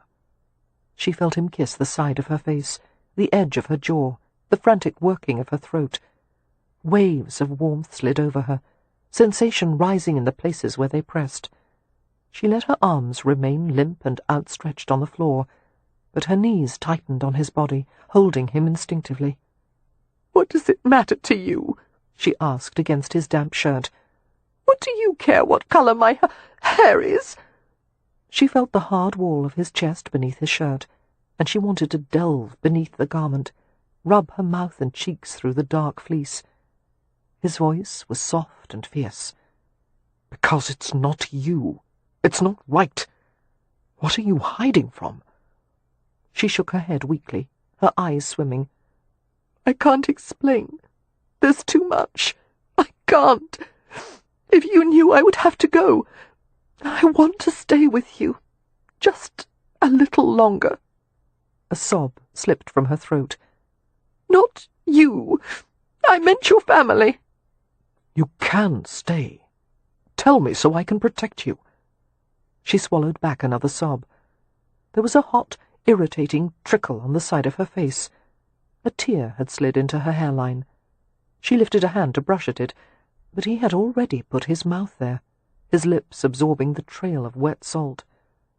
Her trembling hand curved around his head. She hadn't meant to encourage him, but he took it as such, his mouth finding hers hungrily, and she moaned, lost in a flood of urgent feeling. He slid an arm beneath her neck, supporting her as he kissed her. She felt the excitement in him, heard it in the rasp of his breathing as he searched and teased and licked deep. His weight lifted from her, his warm hand settling on the damp fabric covering her midriff. She might as well have been naked for all the concealment the chemise provided, her nipples rising tightly against the transparent chill of fabric. He kissed her over the wet muslin, his mouth fastening over the rosy, veiled point. Impassioned, he tugged at the tie of her chemise and spread the garment to reveal the shapes of her breasts, high and small and round. "Cat!" The rush of his breath against her damp skin made her shiver. "I could die of wanting you. You're so lovely. Sweet. God!" He drew a flushed bud into his mouth, circling it with his tongue, tugging softly. At the same time, his fingers went to her intimate flesh, tracing the delicate slit, stroking until she was open and wet. She felt the gentle pass of his thumb over a place of excruciating sensation, the caress sending fire up to the base of her throat.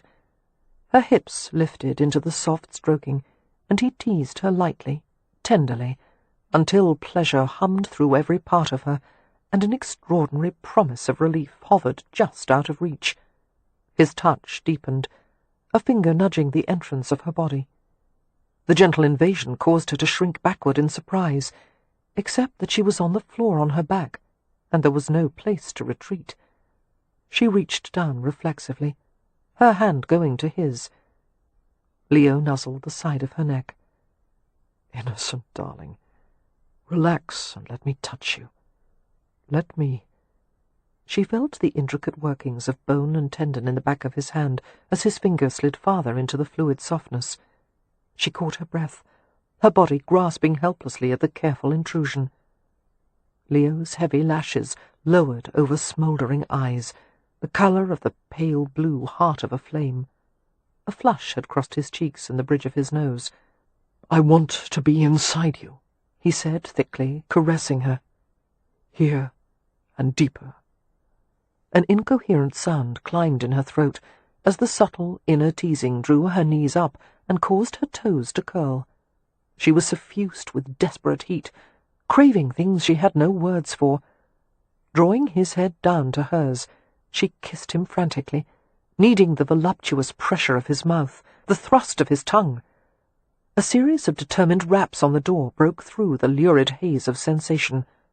Leo cursed and pulled his hand from between her thighs and tugged her body beneath his. Kat whimpered, her heart pounding madly. "Who is it?" Leo called out brusquely. "Rowan! If you open that door, I will kill you." The statement was uttered with the vicious sincerity of a man who had been pushed to his limits. Apparently it was enough to give even Cam Rowan pause. After a long moment, Cam said, "I want a word with you." "Now?" "Definitely now," came the inexorable reply. Closing his eyes, Leo drew in a taut breath and expelled it slowly. "Downstairs in the library." 5 minutes, Cam persisted. Leo stared at the closed door with an expression of incredulous wrath. "Go, Rowan!" As Cam's footsteps retreated, Leo looked down at Catherine. She couldn't seem to stop writhing and trembling, her nerves jangling with agitation. Murmuring quietly, he held her close and rubbed circles on her back and hips. "Easy, love. Let me hold you." Gradually the frantic need faded, and she lay still in his arms, her cheek pressed against his. Leo stood and scooped her up easily and carried her to the bed. He set her half-naked body on the mattress. While she perched on the edge of the bed and fumbled to draw the counterpane around herself, he hunted for her spectacles. Finding them in the corner of the room, he brought them back to her. The spectacles were beginning to look rather the worse for wear, she thought ruefully, straightening the battered wire frames and polishing the lenses with a corner of the counterpane. "What are you going to say to Mr. Rowan?" she asked hesitantly, putting the spectacles on. "I don't know yet, but for the next 2 days, until the damned ball is over, I'm going to put some distance between us, because our relationship seems to have become a bit too flammable for either of us to manage. Afterward, however, you and I are going to talk. No evasions, no lies." "Why?" she asked through dry lips. "We have to make some decisions." What kind of decisions? Was he planning to dismiss her? Or was it some kind of indecent proposition in the making? "Perhaps I should leave Hampshire," she said with difficulty. Leo's eyes glinted dangerously. Taking her head in his hands, he bent down to whisper in her ear, in what could have been either a promise or a threat. "Anywhere you go, I'll find you." He went to the door and paused before leaving. "Incidentally," he said, "when I drew those sketches of you, I didn't begin to do you justice." After Leo had washed and changed into decent attire, he went to the library. Cam was waiting there, looking no happier than Leo felt. Even so, there was a calmness about him, a quality of relaxed tolerance that helped to blunt the edge of Leo's temper. There was no man on earth whom Leo trusted more. When they had first met, Leo would never have chosen a man like Cam Rowan for Amelia. It just wasn't done. Cam was a gypsy, and no one could claim that a Romany heritage was an advantage in English society. But the temperament of the man, his patience, humour, and inherent decency, was impossible to deny. In a relatively short time, Cam had become a brother to Leo. He had seen Leo at his worst, and he had offered steady support as Leo had fought to reconcile himself to a life bereft of innocence or hope. And somehow, in the past few years, Leo had regained a little of both. Standing at the window, Cam levelled a shrewd stare at him. Wordlessly, Leo went to the sideboard, poured a brandy, and let the snifter warm in his fingers. To his surprise, he saw that his hand wasn't quite steady. "I was called in from the stables," Cam said, "to find your sisters worried and the housemaids in hysterics, because you decided to close yourself in a bedroom with Miss Marks. You can't take advantage of a woman in your employ. You know that." "Before you tread the moral high ground," Leo said, "let's not forget that you seduced Amelia before you married her. Or is debauching an innocent acceptable as long as she's not working for you?" There was a flash of annoyance in Cam's hazel eyes. "I knew I was going to marry her when I did it. Can you say the same? I haven't slept with Marks. Yet." Leo scowled. "But at this rate I'll have bedded her by week's end. I can't seem to stop myself." He raised his gaze heavenward. "Lord, please smite me." When it appeared there would be no response from the Almighty, he tossed back a swallow of brandy. It went down his throat in a rush of smooth fire. "You think if you take her," Cam said, "it would be a mistake?" "Yes, that's what I think." Leo took another swallow of liquor. "Sometimes you have to make a mistake to avoid making an even worse one." Cam smiled slightly as he saw Leo's baleful expression. "Did you think you could avoid this forever, Frau?" "Well, that was the plan, and I've managed quite well until recently. You're a man in his prime. It's only natural to want your own woman. What's more, you have a title to pass on. And from what I understand of the peerage, your primary responsibility is to produce more of yourselves." "Good God, are we back to that again?" Scowling, Leo finished his brandy and set the glass aside. "The last thing I want to do is sire brats." Cam lifted a brow, looking amused. "What's wrong with children? They're sticky, they interrupt, they cry when they don't have their way. If I want that kind of company, I have my friends." Settling in a chair, Cam stretched out his long legs and regarded Leo with deceptive casualness. "You're going to have to do something about Miss Marks, because this can't continue. Even for the Hathaways, it's—" He hesitated, searching for a word. "Indecent," Leo finished for him. He paced across the room and back. Stopping at the cold, dark hearth, he braced his hands on the mantel and lowered his head. "Rowan," he said carefully, "you saw what I was like after Laura?" "Yes." Cam paused. "The Rome would say you were a man who grieved too much. You trapped your beloved soul in the in-between. Either that or I went mad. Love is a form of madness, isn't it?" Cam asked prosaically. Leo let out a humorless chuckle. "For me, undeniably." They were both silent, and then Cam murmured, "Is Laura still with you, Frau?" "No." Leo stared into the empty fireplace. "I've accepted that she's gone. I don't dream about her any more, but I remember what it was like, trying to live while I was dead inside. It would be even worse now. I can't go through it again." "You seem to think you have a choice," Cam said, "but you have it backward. Love chooses you. The shadow moves as the sun commands." "How I enjoy Romany's sayings," Leo marvelled, "and you know so many of them." Rising from the chair, Cam went to the sideboard and poured himself a brandy. "I hope you're not entertaining any thought of making her your mistress," he said matter-of-factly. "Rutledge would have you drawn and quartered, no matter that you're his brother-in-law." "No, I wouldn't, in any case. Taking her as a mistress would create more problems than it would solve. If you can't leave her alone, you can't keep her as a mistress, and you won't marry her. The only option is to send her away." "The most sensible option," Leo agreed darkly. "Also my least favourite. Has Miss Marks indicated what she wants?" Leo shook his head. "She's terrified to face that. Because, God help her, she may possibly want me." Chapter 14. For the next 2 days, the Hathaway household was a hive of activity. Vast quantities of food and flowers were brought in. Furniture was temporarily stored. Doors were taken off their hinges. Rugs were rolled up, and the floors were waxed and polished. Guests from Hampshire and surrounding counties would attend the ball, as well as families of distinction from London. To Leo's disgruntlement, the ball invitations had been eagerly accepted by a multitude of peers with daughters in marriageable circumstances, and as the lord of the manor, his duty was to act as host and dance with as many women as possible.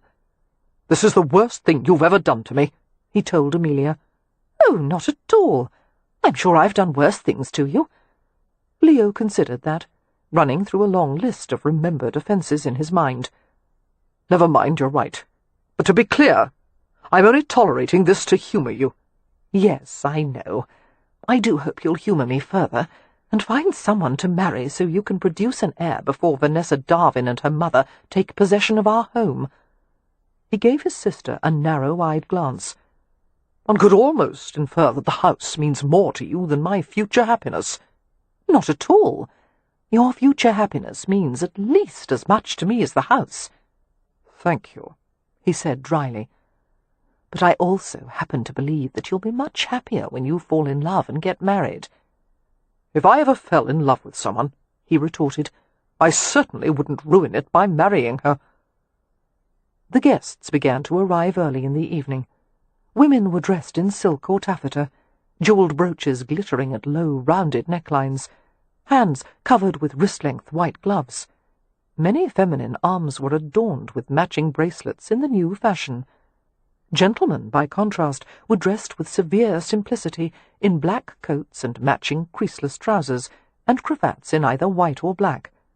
The clothes were tailored with a touch of welcome looseness, making natural movement far easier than it had been in the constricting garments of the recent past.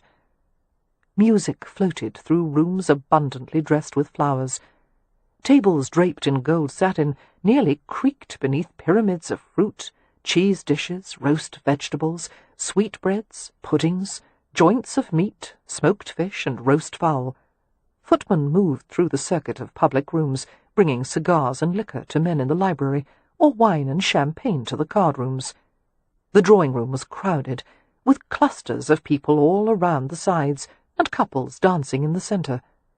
Leo had to admit there was an uncommon number of attractive young women present.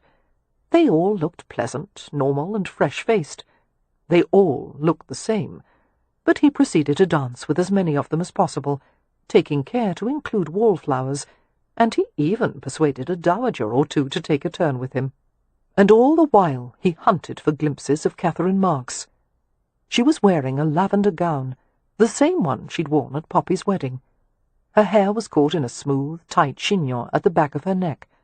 She watched over Beatrix while remaining discreetly in the background. Leo had seen Catherine do the same thing countless times before, stand quietly among the dowagers and chaperones as girls only a little younger than herself flirted and laughed and danced. It was absurd that Catherine should not be noticed. She was the equal of any woman there, background be damned. Somehow Catherine must have felt his gaze on her. She turned and glanced at him, and she couldn't seem to look away any more than he could. A dowager captured Catherine's attention, asking a question about something, and she turned to the dratted woman. At the same time, Amelia came up to Leo's side and caught at his sleeve. "My lord," she said tensely, "we have a situation. Not a good one." Glancing at his sister with instant concern, Leo saw that she wore a false smile for the benefit of anyone who might be watching. "I had despaired of anything interesting happening this evening," he said. "What is it?" "Miss Darwin and Countess Ramsay are here." Leo's face went blank. "Here? Now?" "Cam, Wynne, and Merrypen are talking to them in the entrance hall." "Who the devil invited them?" "No one. They prevailed on mutual acquaintances, the Ulsters, to bring them as guests, and we can't turn them away." "Why not? They're not wanted." "As improper as they've been in coming without invitations, it would be even worse for us to reject them. It would make us appear exceedingly ungracious, and to say the least, it wouldn't be good manners." "Far too often," Leo reflected aloud, "good manners stand in direct opposition to what I want to do." "I know that feeling well." They shared a grim smile. "What do you suppose they want?" Amelia asked. "Let's find out," Leo said curtly. Offering her his arm, he escorted her out of the drawing-room to the entrance hall. More than a few curious gazes attended them as they joined the other Hathaways, who were speaking to a pair of women dressed in sumptuous ball gowns. The older, presumably Countess Ramsay, was a woman of average appearance, a bit plump, neither attractive nor plain. The younger woman, Miss Vanessa Darwin, was a raving beauty, tall, with an elegantly turned figure and a lavish bosom, all nicely displayed in a gown of blue-green trimmed with peacock feathers. Her midnight hair was arranged in a perfect mass of pinned-up curls. Her mouth was small and full, the colour of a ripe plum, and her eyes were sultry, dark and heavily lashed. Everything about Vanessa Darwin advertised sexual confidence, which Leo had certainly never held against a woman, except that in this girl it was a bit off-putting. Probably because she looked at him as if she expected him to fall at her feet and start panting like a pug dog with a respiratory ailment.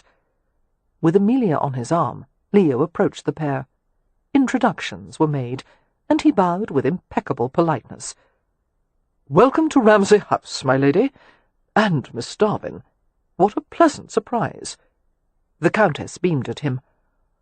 "I hope our unexpected arrival does not inconvenience you, my lord.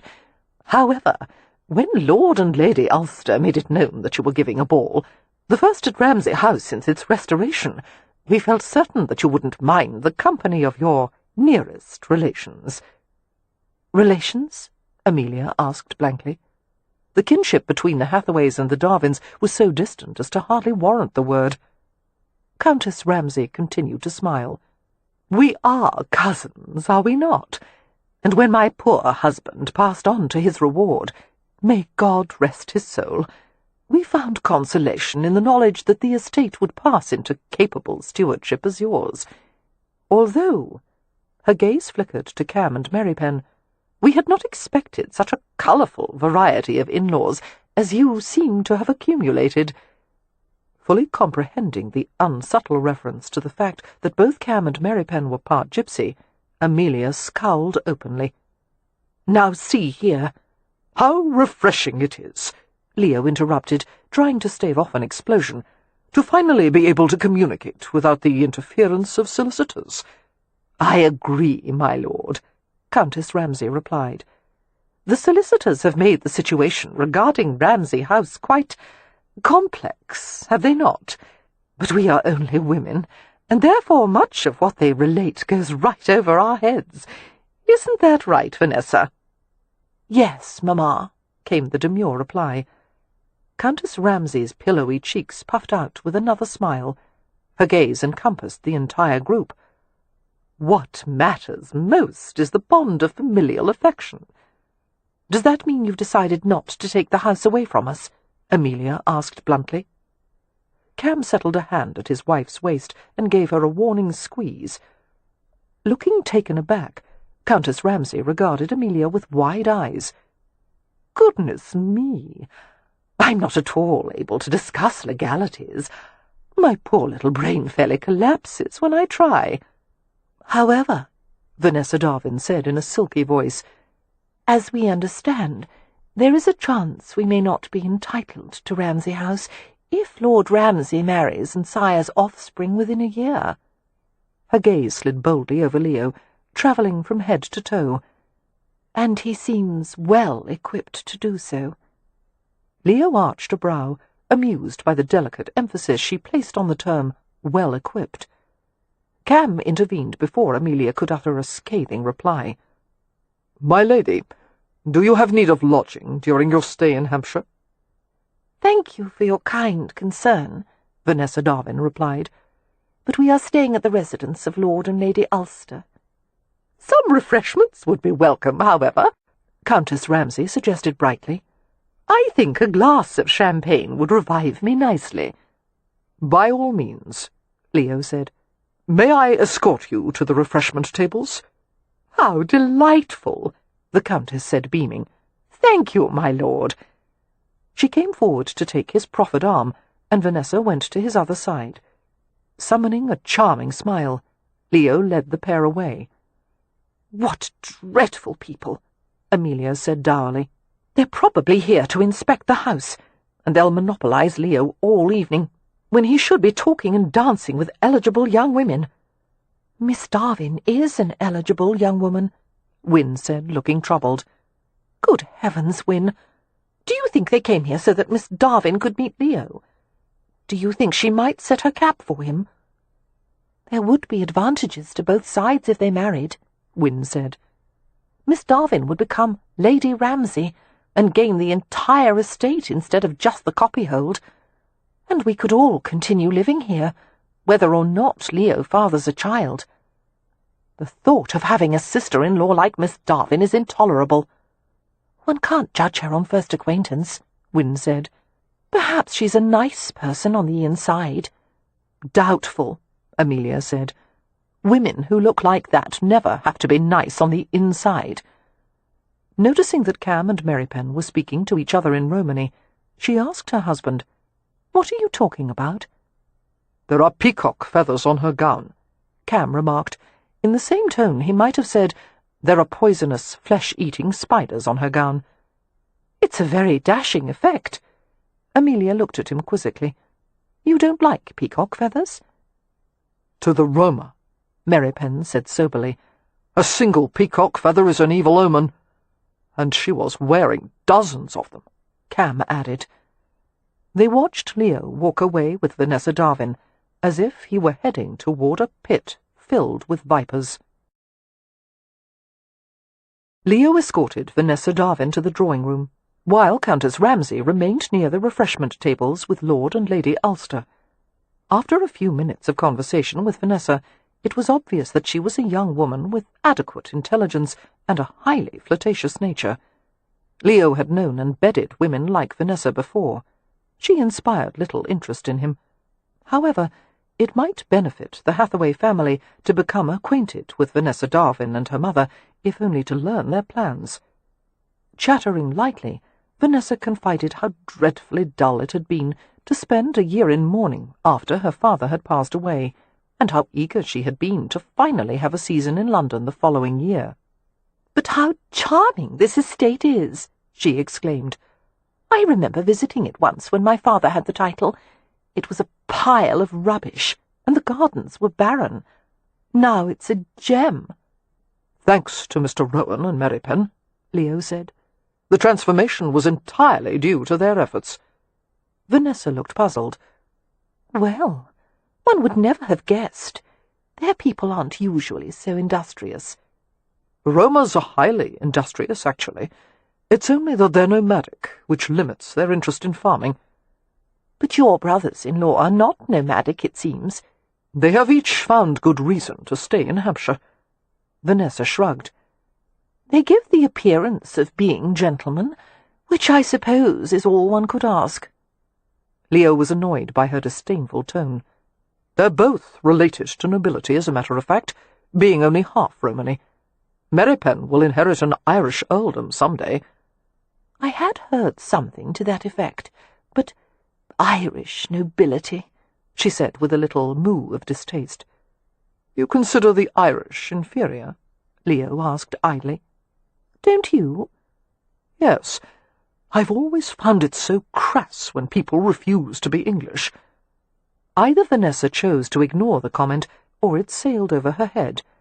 She exclaimed with pleasure as they approached the drawing-room, with its rows of glittering windows, cream-painted interior, and steep tray ceiling. "How lovely! I believe I will enjoy living here."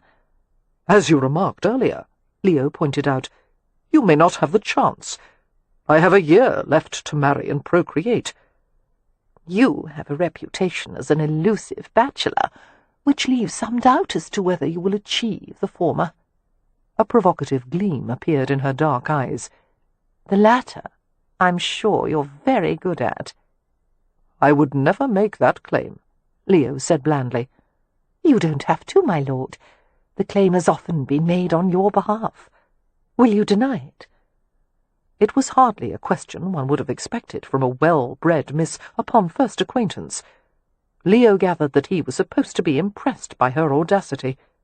However, after participating in an infinite number of such conversations in London parlours, he no longer found such remarks intriguing. In London, a little sincerity was far more shocking than audacity. "I wouldn't claim to be accomplished in the bedroom," he said, "merely competent. And women usually don't recognize the difference." Vanessa giggled.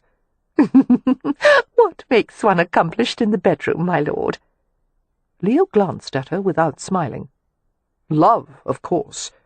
Without it, the entire business is merely a matter of technicalities." She looked disconcerted, but the flirtatious mask swiftly reappeared. "Oh, la! Love is a passing thing. I may be young, but I'm hardly naive." "So I've gathered," he said. "Would you care to dance, Miss Darwin?" "That depends, my lord." "On what?" "On whether you're competent or accomplished at it." "Touché," Leo said, smiling despite himself. Chapter 15. Upon being told by Amelia of the unanticipated arrival of Countess Ramsay and Vanessa Darwin, Catherine was filled with curiosity, followed soon thereafter by gloom. Standing at the side of the room, she and Beatrix watched as Leo waltzed with Miss Darwin. They were a striking pair, Leo's dark handsomeness perfectly balanced by Miss Darwin's vibrant beauty. Leo was an excellent dancer, if a bit more athletic than graceful, as he guided his partner around the room, and the skirts of Miss Darwin's blue-green gown swirled most becomingly, a fold of her skirts occasionally rapping against his legs from the motion of the waltz. Miss Darwin was quite beautiful, with glowing dark eyes and rich sable hair. She murmured something that elicited a grin from Leo. He looked charmed by her, absolutely charmed. Catherine had a peculiar feeling in her stomach as she watched them, as if she had just swallowed a handful of tenpenny nails. Beatrix stood beside her and touched her back briefly, as if to offer comfort. Catherine felt a reversal of their usual roles, that instead of being the wise older companion, she was the one in need of reassurance and guidance. She tried to school her features into blankness. "How attractive Miss Darwin is," she commented. "I suppose," Beatrix added noncommittally. "In fact," Catherine added in a glum tone, "she's enchanting." Beatrix watched Leo and Miss Darwin with thoughtful blue eyes as they executed a perfect turn. "I wouldn't say enchanting." "I can't see one flaw." "I can. Her elbows are knobby." Squinting through her spectacles, Catherine thought that perhaps Beatrix was right. They were a bit knobby. "That's true," she said, feeling a tiny bit better. "And doesn't her neck seem rather too long?" "She's a giraffe," Beatrix said with an emphatic nod. Catherine strained to see Leo's expression, wondering if he had noticed the abnormal length of Miss Darwin's neck. It didn't appear that he had. "Your brother seems taken with her," she muttered. "I'm sure he's merely being polite." "He's never polite." "He is when he wants something," Beatrix said. But that only sent Catherine plummeting into deeper gloom, because the question of what Leo might want from the dark-haired beauty had no palatable answer. A young gentleman came to ask Beatrix to dance, and Catherine gave her permission. Sighing, she leaned back against the wall and let her thoughts wander. The ball was an unqualified success. Everyone was having a lovely time. The music was delightful, the food delicious, the evening neither too warm nor too cool. And Catherine was miserable. However, she was hardly going to let herself crumble like a dry tea-cake. Forcing a pleasant expression to her face, she turned to make conversation with a pair of elderly women standing next to her. They were involved in an animated debate over the comparative merits of a chain-stitch or a split-stitch in outlining crewel embroidery. Trying to listen attentively, Catherine stood with her gloved fingers laced together. "Miss Marks." She turned to the familiar masculine voice. Leo was there, breathtaking in the formal evening scheme of black and white, his blue eyes sparkling wickedly. "Would you do me the honour?" he asked, gesturing to the whirl of waltzing couples.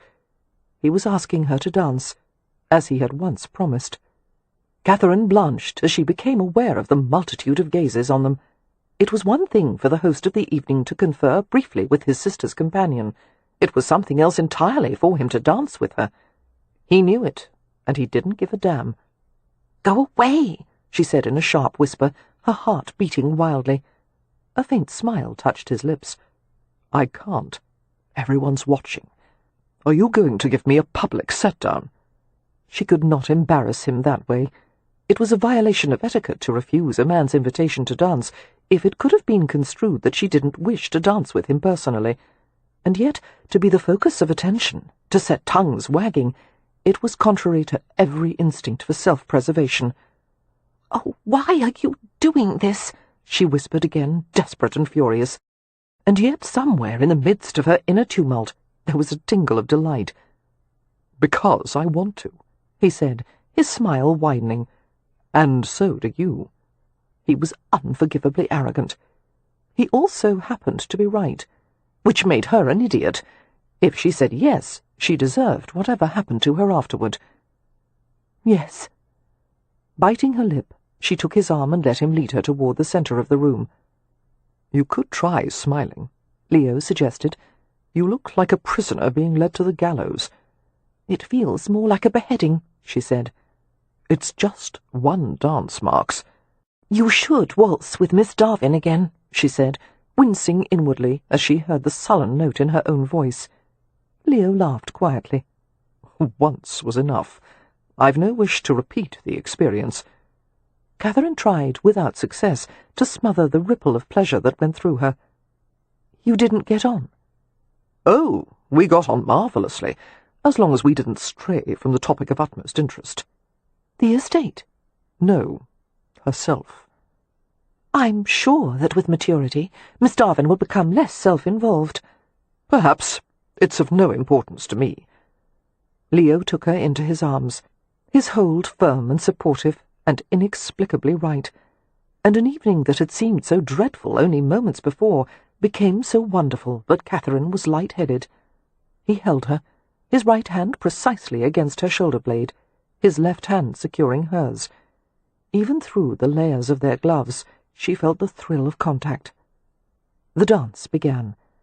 In the waltz, the man was thoroughly in control of the timing, the pace, the sequence of steps, and Leo left Catherine no opportunity to falter. It was easy to follow him, every movement non-negotiable. There were moments in which they seemed almost to hover before sweeping into another series of turns. The music was an audible ache of yearning. Catherine was silent, afraid to break the spell, focusing only on the blue eyes above hers, and for the first time in her life she was wholly happy. The dance lasted 3 minutes, perhaps 4. Catherine tried to collect every second and commit it to memory, so that in the future she could close her eyes and bring it all back. As the waltz ended on a sweet, high note, she found herself holding her breath, wishing it would go on just a little longer. Leo bowed and offered her his arm. "Thank you, my lord, it was lovely." "Would you like to dance again?" "I'm afraid not. It would be scandalous. I'm not a guest, after all."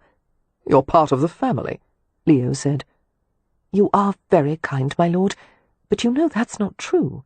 I am a paid companion, which means—" She broke off as she became aware that someone, a man, was staring at her. Glancing in his direction, she saw a face that had haunted her in nightmares. The sight of him, a figure from the past she had managed to evade for so long, extorted every bit of calm she possessed and sent her into full-scale panic. Only her grip on Leo's arm kept her from doubling over as if she'd been kicked in the stomach. She tried to take a breath and could only wheeze. "Marks?" Leo stopped and turned her to face him, looking down at her bleached face in concern. "What is it?" "A touch of the vapours," she managed to say. "It must have been the exertion of the dance." "Let me help you to a chair." "No!" The man was still staring at her, recognition dawning on his features. She had to get away before he approached her. She swallowed hard against the biting pressure of tears welling in her eyes and throat. What might have been the happiest night of Catherine's life had abruptly become the worst. "It's over," she thought with bitter grief. Her life with the Hathaways had come to an end. She wanted to die. "What can I do?" Leo asked quietly. "Please, will you see to Beatrix? Tell her—" She couldn't finish. Shaking her head blindly, she walked out of the drawing-room as quickly as possible. "The exertions of the dance, my arse," Leo thought darkly. This was a woman who had moved a pile of rocks so that he could climb out of a pit. Whatever was bothering Catherine, it had nothing to do with the vapours. Glancing around the room with narrowed eyes, Leo saw a stillness amid the chattering crowd. Guy, Lord Latimer, was watching Catherine Marks as intently as Leo was, and as she left the drawing-room, Latimer began to make his way to the open doorway as well. Leo scowled with the irritable awareness that the next time his family planned a ball or soirée, he was going to personally inspect the guest list. Had he known that Latimer would be invited, he would have drawn through the name with the darkest of ink. Latimer, at the age of approximately 40, had reached the stage of life at which a man could no longer be called a rake, which implied a certain youthful immaturity, but instead a roue, which had the flavour of middle-aged unseemliness. As next in line to an earldom, Latimer had little to occupy him, other than to wait for his father to die. In the meantime, he had dedicated himself to the pursuit of vice and perversion. He expected others to clean up his messes, and he cared for no one's comfort but his own. The place in his chest where a heart should have been was as empty as a calabash gourd. He was wily, clever, and calculating, all in service of satisfying his own boundless needs. And Leo, in the depths of his despair over Laura Dillard, had tried his best to emulate him.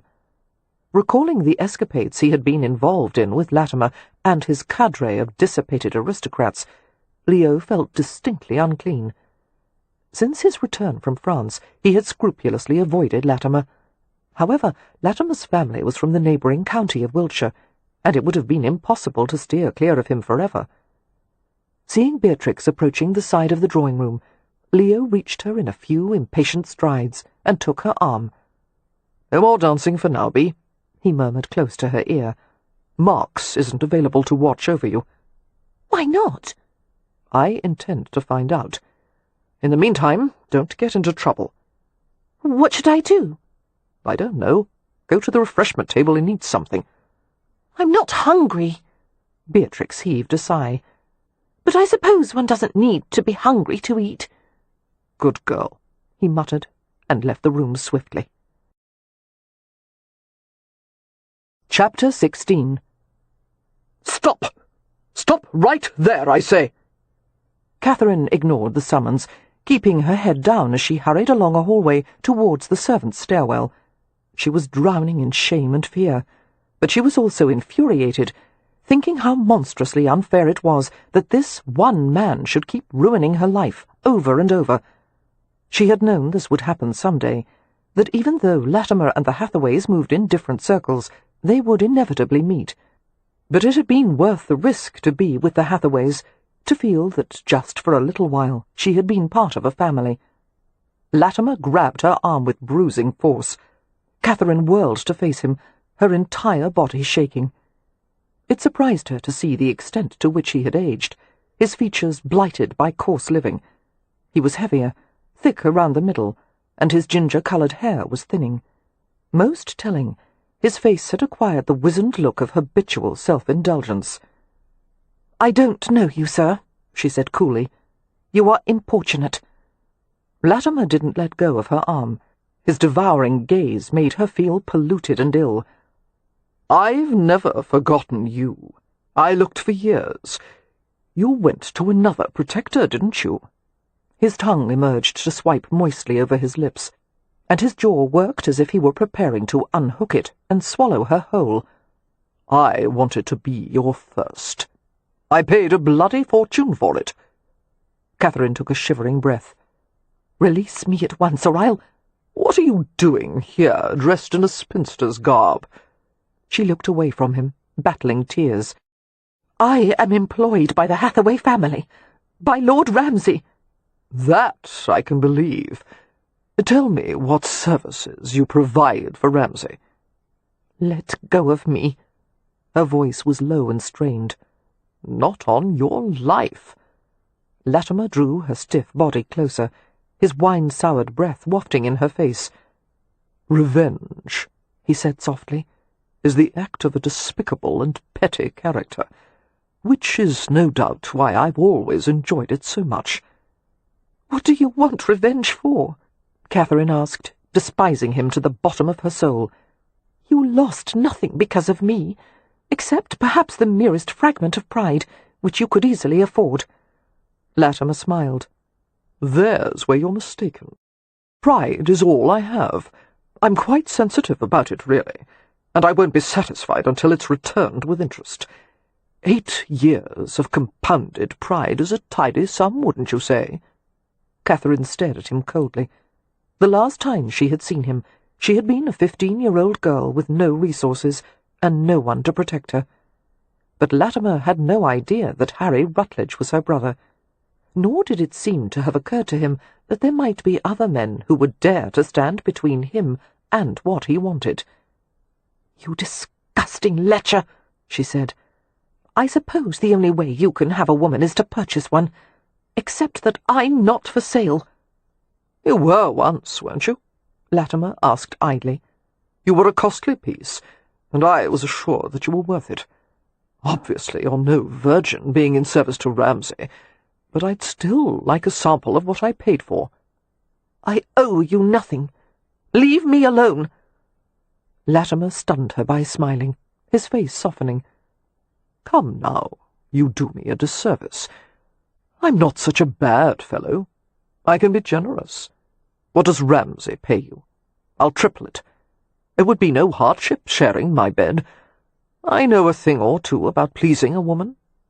"I'm sure you know a great deal about pleasing yourself," she said, twisting in his grasp. "Let go!" "Don't struggle. You'll make me hurt you. They were both so involved in their conflict that neither of them noticed the approach of a third party.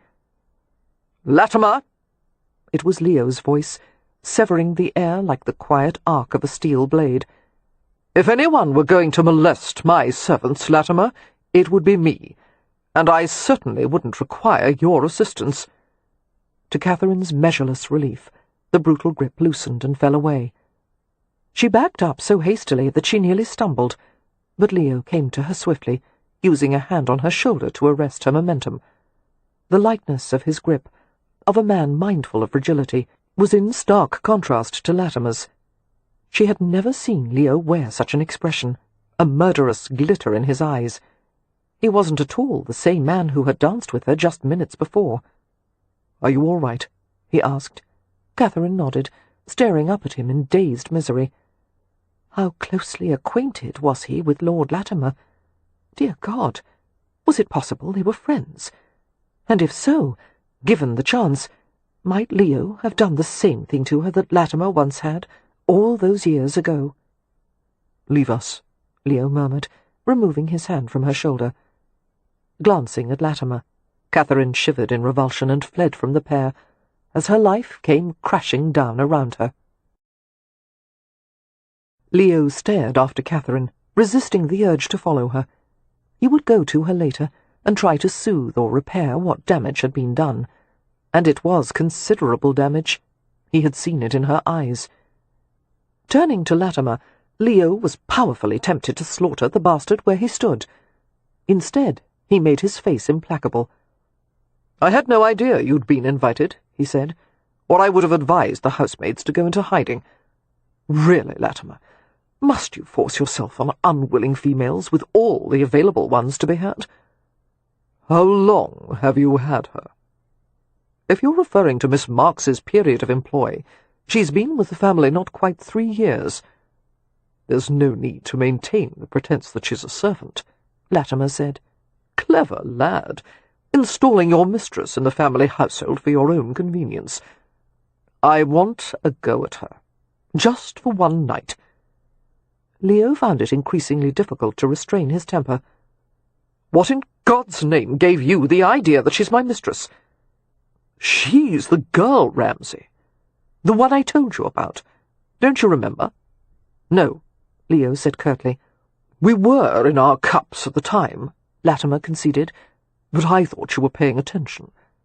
At your sober best, Latimer, you're irrelevant and annoying. Why would I have paid attention to anything you said when you were drunk? And what the devil do you mean, she's the girl? I purchased her from my old madam. I won her in a private auction of sorts. She was the most charming thing I'd ever seen, no more than 15, with those golden curls and such remarkable eyes. The madam assured me the girl was absolutely untouched, and yet she had been told all the ways to pleasure a man. I paid a fortune to have the girl at my service for the period of a year, with an option to continue the arrangement if I desired." "How convenient," Leo said, his eyes narrowed. "I suppose you never bothered to ask the girl if she desired the arrangement?" "Irrelevant. The agreement was all to her benefit. It was her fortune to be born a beauty, and she would learn how to profit from it. Besides, they're all prostitutes, aren't they? It's only a question of circumstance and price." Latimer paused, smiling quizzically. "She told you none of this?" Leo ignored the question. "What happened?" "On the day Catherine was delivered to my house, before I'd sampled the goods, a man forced his way in and took her, literally abducted her. One of my footmen tried to stop him and took a bullet in the leg for his pains. By the time I realized what was happening, the man had already taken Catherine past the front threshold.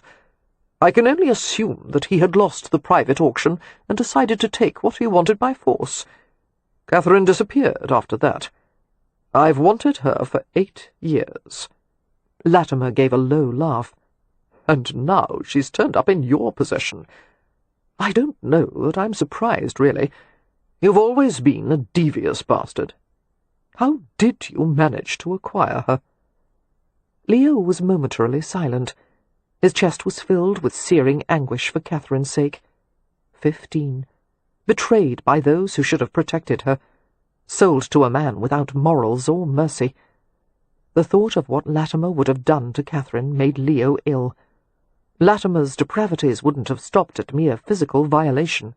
He would have destroyed her soul. No wonder Catherine found it impossible to trust anyone. It was the only rational response to impossible circumstances. Levelling a cold stare at Latimer, Leo reflected that if he were just a bit less civilized, he would have killed the bastard on the spot. However, he would have to settle for keeping him away from Catherine and doing whatever was necessary to keep her safe. "She is owned by no one," Leo said with care. "Good. Then She is under my protection, however." Latimer arched a brow, amused.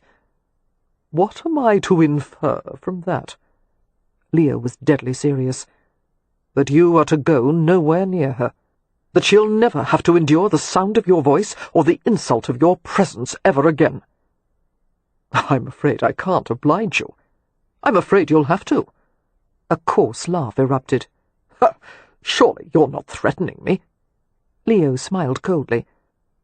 "Much as I always tried to ignore your inebriated ravings, Latimer, a few things did stick in my memory. Some of your confessions of misconduct would make more than a few people unhappy. I know enough of your secrets to land you in Marshalsea Prison without so much as a chum ticket. And if that's not enough, I would be more than willing to resort to bashing your skull in with a blunt object. In fact, I'm becoming quite enthused about the idea." Seeing the astonishment in the other man's eyes, Leo smiled without humour. "I see you grasp my sincerity. That's good. It might save us both some inconvenience." He paused to give his next statement greater impact. "And now I'm going to instruct my servants to escort you off my estate. You're not welcome."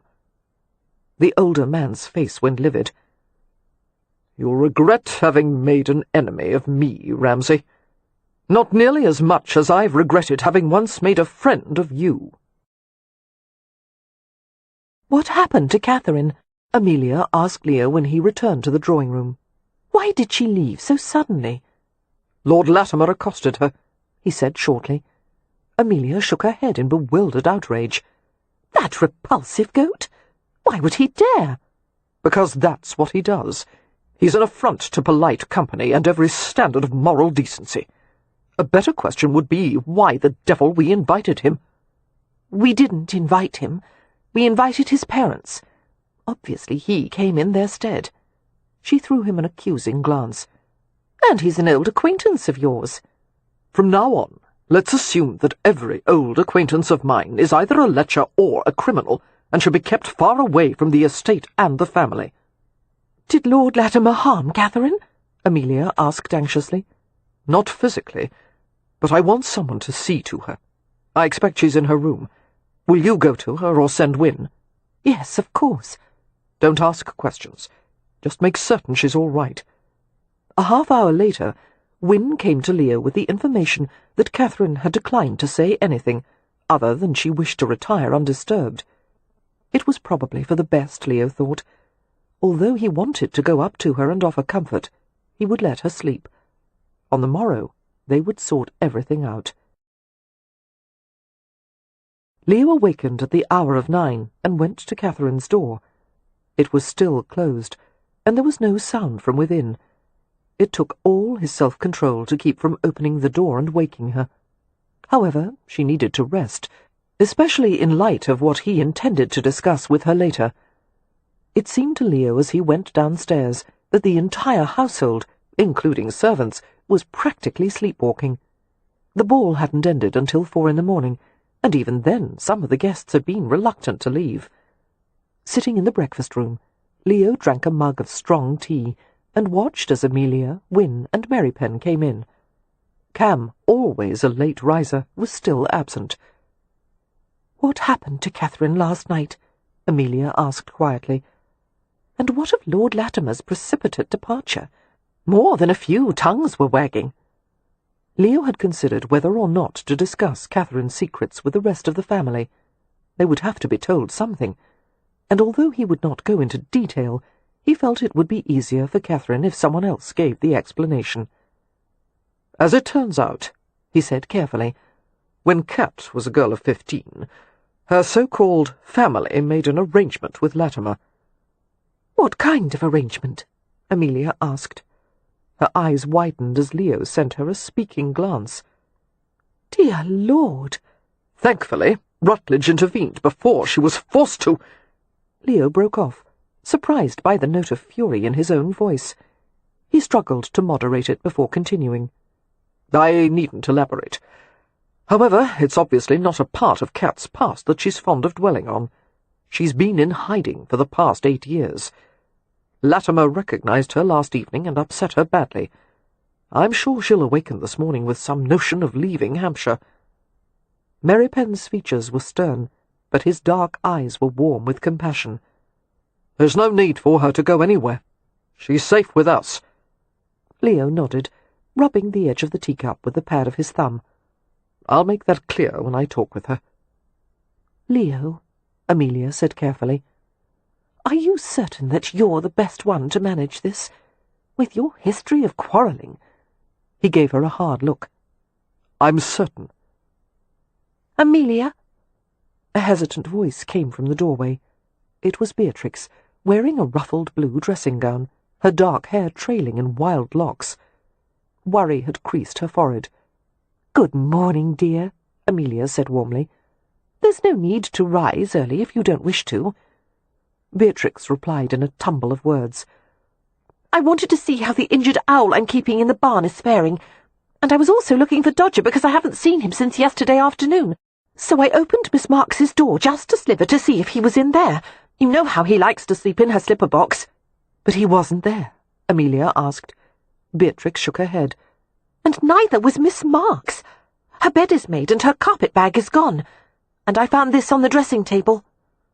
She handed a piece of folded paper to Amelia, who opened it and scanned the written lines. "What does it say?" Leo asked, already on his feet. Amelia handed it to him without a word. "Please forgive me for leaving without saying goodbye. There is no other choice. I can never express the gratitude I feel for your generosity and kindness. Hopefully, you will not think it presumptuous of me to say that although you are not my family in truth, you are the family of my heart. I will miss all of you. Ever your Catherine Marks." "Good God!" Leo growled, tossing the folded paper to the table. "The drama in this household is more than a man can tolerate. I would have assumed that we could have had a reasonable discussion in the comfort of Ramsay House, but instead she flees in the dark of the night and leaves a letter filled with sentimental twaddle." "It's not twaddle," Amelia said defensively. Wynn's eyes filled with compassionate tears as she read the note. "Kev, we must find her." Merrypen slid a hand over hers. "She's gone to London," Leo muttered. To his knowledge, Harry Rutledge was the only person Cat could turn to. Although Harry and Poppy had been invited to the ball, hotel business had kept them in London. Anger, urgency, exploded inside Leo from nowhere. He tried not to show it, but the discovery that Cat had left him, had filled him with a possessive fury unlike anything he had ever felt before. "The mail coach usually leaves Stony Cross at 5:30, Merrypen said, "which means you have a fair chance of overtaking her before she reaches Guildford.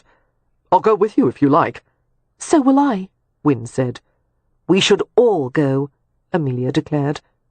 "No," Leo said grimly. "I'm going alone. When I catch up with Marks, you won't want to be there." "Leo?" Amelia asked suspiciously. "What are you planning to do to her?" "Why do you always insist on asking questions when you know you won't like the answers?" "Because, being an optimist," she said tartly, "I always hope I'm wrong." Chapter 17. The coach schedule was limited, now that the mails were most often loaded onto locomotive trains. Catherine had been fortunate to obtain a seat inside a coach bound for London. She didn't feel all that fortunate, however. She was miserable and chilled, even in the stuffy interior of the coach.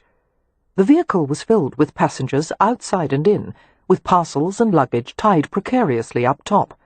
The whole thing felt dangerously top-heavy as it rumbled over rough patches of road. 10 miles per hour, one of the gentlemen passengers had estimated, admiring the strength and endurance of the team of massive drays. Morosely, Catherine stared out the window as the meadows of Hampshire rolled into the heavy woodland and bustling market towns of Surrey. There was only one other woman inside the coach, a plump and well-dressed matron who was travelling with her husband. She dozed in the opposite corner from Catherine's, emitting delicate snores. Whenever the coach jolted, it caused the objects on her hat to rattle and quiver. And quite a hat it was, adorned with clusters of artificial cherries, a plume, and a small stuffed bird. At midday the coach stopped at an inn where a new team would be put to, in preparation for the next stretch of road. Groaning in relief at the prospect of a brief respite, the passengers poured out of the vehicle and into the tavern. Catherine carried her tapestry carpet-bag, afraid to leave it in the coach. The bag was a weighty affair, containing a nightgown, undergarments and stockings, an assortment of combs and pins and a hairbrush, a shawl, and a voluminous novel with a mischievous inscription from Beatrix. "This story is guaranteed to entertain Miss Marks without improving her in the least. With love from the incorrigible B.H." The inn appeared moderately well-appointed, but hardly luxurious, the kind of place that stablemen and working-men frequented. Catherine glanced disconsolately at a wooden yard wall covered with posting bills and turned to watch a pair of ostlers change the team. She nearly dropped the carpet-bag at the side of the carriage yard as she felt a rustle of independent movement within. Not as if something had shifted around, it was more like something was alive in there.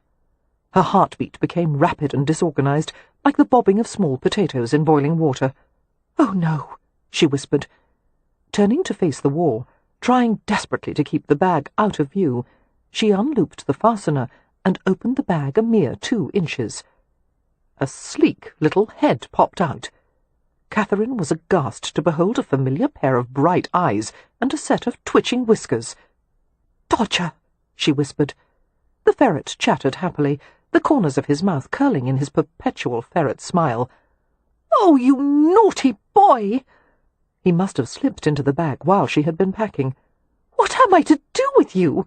she asked in despair. Pushing his head back down into the bag, she stroked him to keep him quiet. There was no choice but to take the dratted creature all the way to London and give him into Poppy's keeping until he could be returned to Beatrix. As soon as one of the ostlers shouted, "All ready!"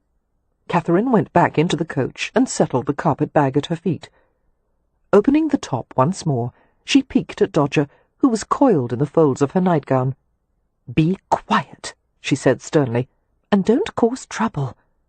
"I beg your pardon," came the matron's voice as she entered the carriage, her hat plume trembling with indignation. "Oh, ma'am, I wasn't speaking to you," Catherine said hastily. "I was lecturing myself." "Indeed." The woman's eyes narrowed as she plopped into the opposite seat. Catherine sat stiffly. She waited for a telltale rustling of the carpet-bag or a betraying noise. However, Dodger remained quiet. The matron closed her eyes and lowered her chin to the high, mounded shelf of her bosom. In a matter of 2 minutes she appeared to be dozing again. Perhaps this wouldn't be difficult after all, Catherine thought. If the woman remained asleep, and the gentlemen resumed their newspaper reading, she might be able to smuggle Dodger to London unnoticed. But just as Catherine allowed herself to teeter on the brink of hope, the entire situation went tumbling out of her control. Without warning, Dodger poked his head out, surveyed his interesting new surroundings, and slithered from the bag. Catherine's lips parted in a silent cry, and she froze with her hands arrested in mid-air. The ferret ran up the upholstered seat to the matron's beckoning hat. A nibble or two, and his sharp teeth had severed a cluster of artificial cherries from the hat. Triumphantly, he scrambled down the seat and leaped into Catherine's lap with his prize. He did a happy ferret war dance, a series of hops and wriggles. "No!" Catherine whispered, grabbing the cherries from him and trying to shove him back into the carpet-bag. Dodger protested, squeaking and chattering. The woman spluttered and blinked, waking irritably at the noise. "What?" Cat went still, her pulse thundering in her ears. Dodger streaked up around Kat's neck and hung limply, playing dead. Like a scarf, Kat thought, struggling to repress a burst of demented giggles. The matron's indignant gaze arrowed to the bunch of cherries in her lap. Why, those are from my hat, aren't they? Were you attempting to steal those while I was napping? Catherine sobered immediately. No, oh no, it was an accident. I'm so— You ruined it, and this was my best hat. It cost £2.06. Give it back to me at— But she broke off with a strangled sound, her mouth rounding into a calcified O, as Dodger leaped to Catherine's lap, seized the cherries, and disappeared into the safety of the carpet-bag. The woman screamed with ear-splitting force, exiting the coach in a full-rigged tumult of skirts. 5 minutes later, Catherine and the carpet-bag had been unceremoniously ejected from the coach.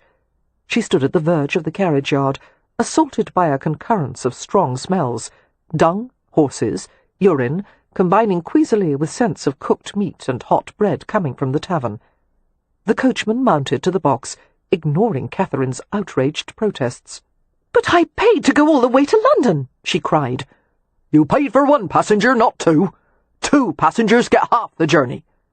Incredulously, Catherine looked from his stony expression to the carpet-bag in her hand.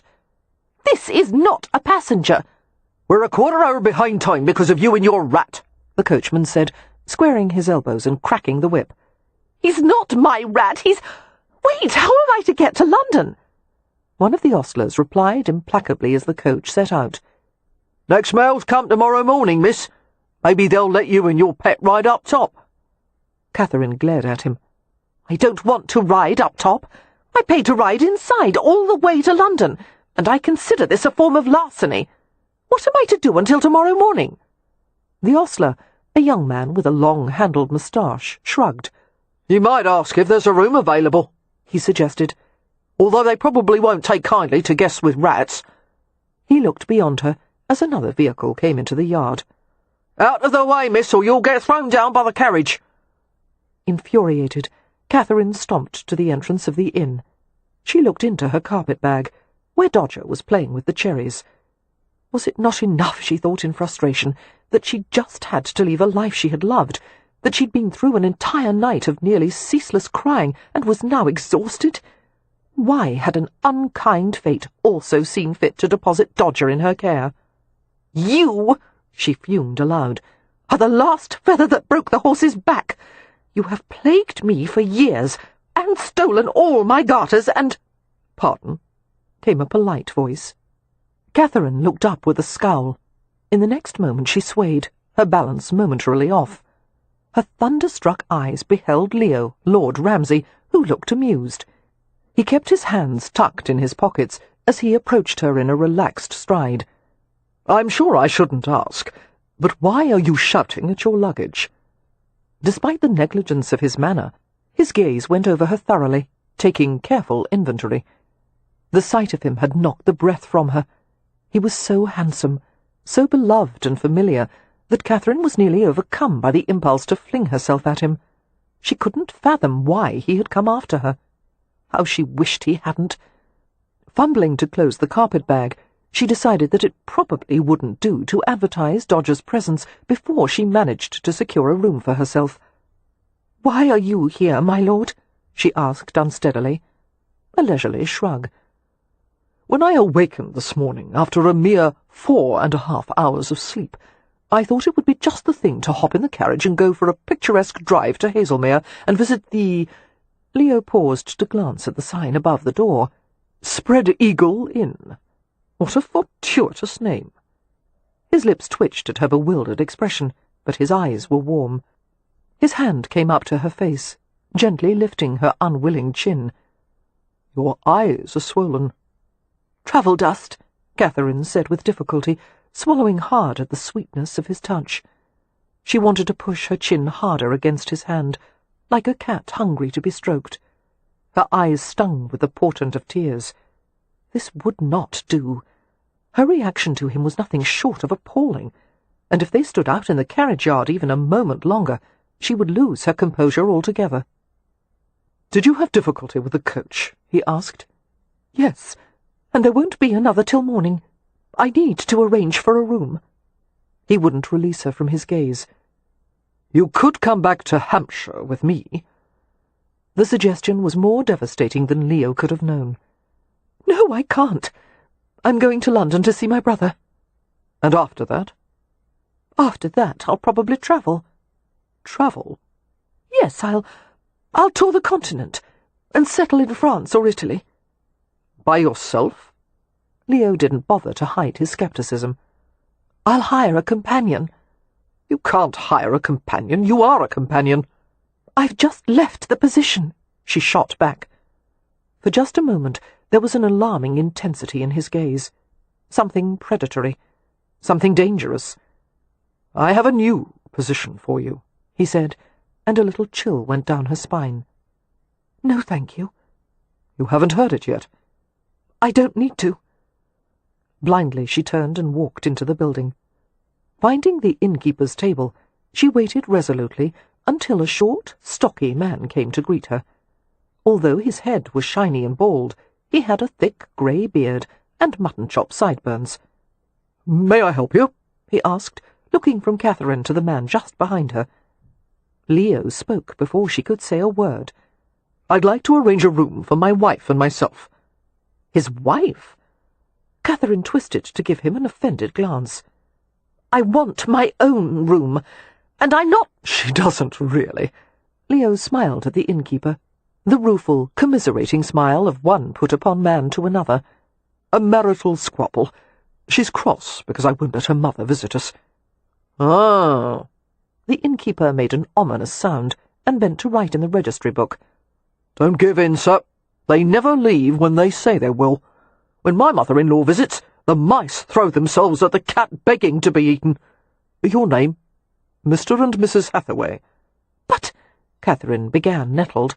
She broke off as she felt the carpet-bag quiver in her grasp. Dodger wanted to get out. She had to keep him hidden until they were safely upstairs. "All right," she said shortly. "Let's hurry." Leo smiled. "Eager to make up after our quarrel, darling?" She gave him a look that should have slayed him on the spot. To Catherine's fidgety impatience, it took another 10 minutes for the arrangements to be made, including securing lodging for Leo's driver and footman. Moreover, Leo's luggage, 2 sizable travelling bags, had to be brought in. "I thought I might not reach you until London," Leo said, having the grace to look slightly sheepish. "Why did you arrange for only one room?" she whispered sharply. "Because you're not safe by yourself. You need me for protection." She glared at him. "You're the one I need protection from." They were shown to a tidy but sparsely furnished room, with a brass bed in need of polishing, and a faded, much-laundered quilt. 2 chairs were poised by the tiny hearth, one upholstered, the other small and bare. A battered washstand occupied one corner, a small table in another. The floor was swept, and the white-painted walls were vacant, except for a framed work consisting of a motto embroidered on heavy perforated paper: "Time and tide wait for no man." Mercifully, there was a lack of strong odour in the room, only a slight whiff of roasted meat from the tavern below, and an ashy tang from the cold hearth. After Leo had closed the door, Catherine set her carpet-bag on the floor and opened it. Dodger's head emerged, and did a complete swivel as he surveyed the room. He leaped out and scurried beneath the bed. "You brought Dodger with you?" Leo asked blankly. "Not voluntarily." "Oh, I see. Is that why you were forced off the coach?" Glancing at him, Catherine felt her insides rearrange themselves, a warm lifting and resettling as she saw him remove his coat and cravat. Everything about the situation was improper, and yet propriety no longer seemed to matter. She told him the story then, about the rustling in the bag, and how the ferret had stolen the cherries off the matron's hat, and by the time she got to the part about Dodger pretending to be a scarf around her neck, Leo was gasping with laughter. He looked so thoroughly tickled, so boyish in his amusement, that Catherine didn't care if it was at her expense or not. She even laughed with him, breaking into helpless giggles. But somehow her giggling dissolved into sobs, and she felt her eyes welling even as she laughed. and she put her hands over her face to hold the giddy emotions back. Impossible. She knew she looked like a madwoman, laughing and crying all at once. This kind of emotional unhinging was her worst nightmare. "I'm sorry," she choked, shaking her head, covering her eyes with a sleeved forearm. "Please leave, please." But Leo's arms went around her. He collected the quivering bundle of her against his hard chest, and he held her firmly. She felt him kiss the hot, exposed curve of her ear. The scent of his shaving soap drifted to her nostrils, the masculine fragrance comforting and familiar. She didn't realize that she had continued to gasp out the word "sorry" until he answered, his voice low and infinitely tender. "Yes, you should be sorry, but not for crying, only for leaving me without a word." "I left a letter," she protested. "That maudlin note. Surely you didn't think that would be enough to keep me from coming after you? Hush, now. I'm here, and you're safe, and I'm not letting go. I'm here." She realized that she was struggling to press closer to him, trying to fight her way deeper into his embrace. When her crying broke into watery hiccups, she felt Leo tug the jacket of her travelling habit from her shoulders. In her exhaustion, she found herself complying like an obedient child, pulling her arms from the sleeves. She didn't even protest as he took the combs and pins from her hair. Her scalp throbbed sharply as the tight coiffure was undone. Leo removed her spectacles and set them aside, and went to fetch a handkerchief from his discarded coat. "Thank you," Catherine mumbled, mopping her sore eyes with a square of pressed cotton, wiping her nose. She stood with childlike indecision, the handkerchief balled in her fingers. "Come here." Leo sat in the large hearthside chair and drew her down with him. "Oh, I can't," she began, but he hushed her and gathered her on his lap. The mounds of her skirts spilled heavily over them both. She rested her head on his shoulder, the agitated workings of her lungs gradually matching the measured rhythm of his. His hand played slowly in her hair. Once she would have shrunk away from a man's touch, no matter how innocuous. But in this room, removed from the rest of the world, it seemed neither of them were quite themselves. "You shouldn't have followed me," she finally brought herself to say.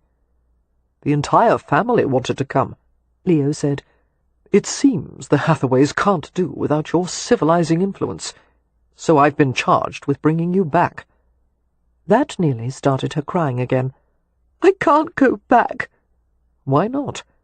"You already know. Lord Latimer must have told you about me." "He told me a little." The backs of his fingers stroked the side of her neck. "Your grandmother was the madam, wasn't she?" His tone was quiet and matter-of-fact, as if having a grandmother who owned a house of prostitution was a perfectly ordinary circumstance. Catherine nodded, swallowing miserably. "I went to live with my grandmother and Aunt Althea when Mother took ill. At first I didn't understand what the family business was, but after a while I realized what working for my grandmother meant. Althea had finally reached the age when she was no longer as popular among the customers, and then I turned 15, and it was supposed to be my turn. Althea said that I was lucky, because she'd had to start when she was 12.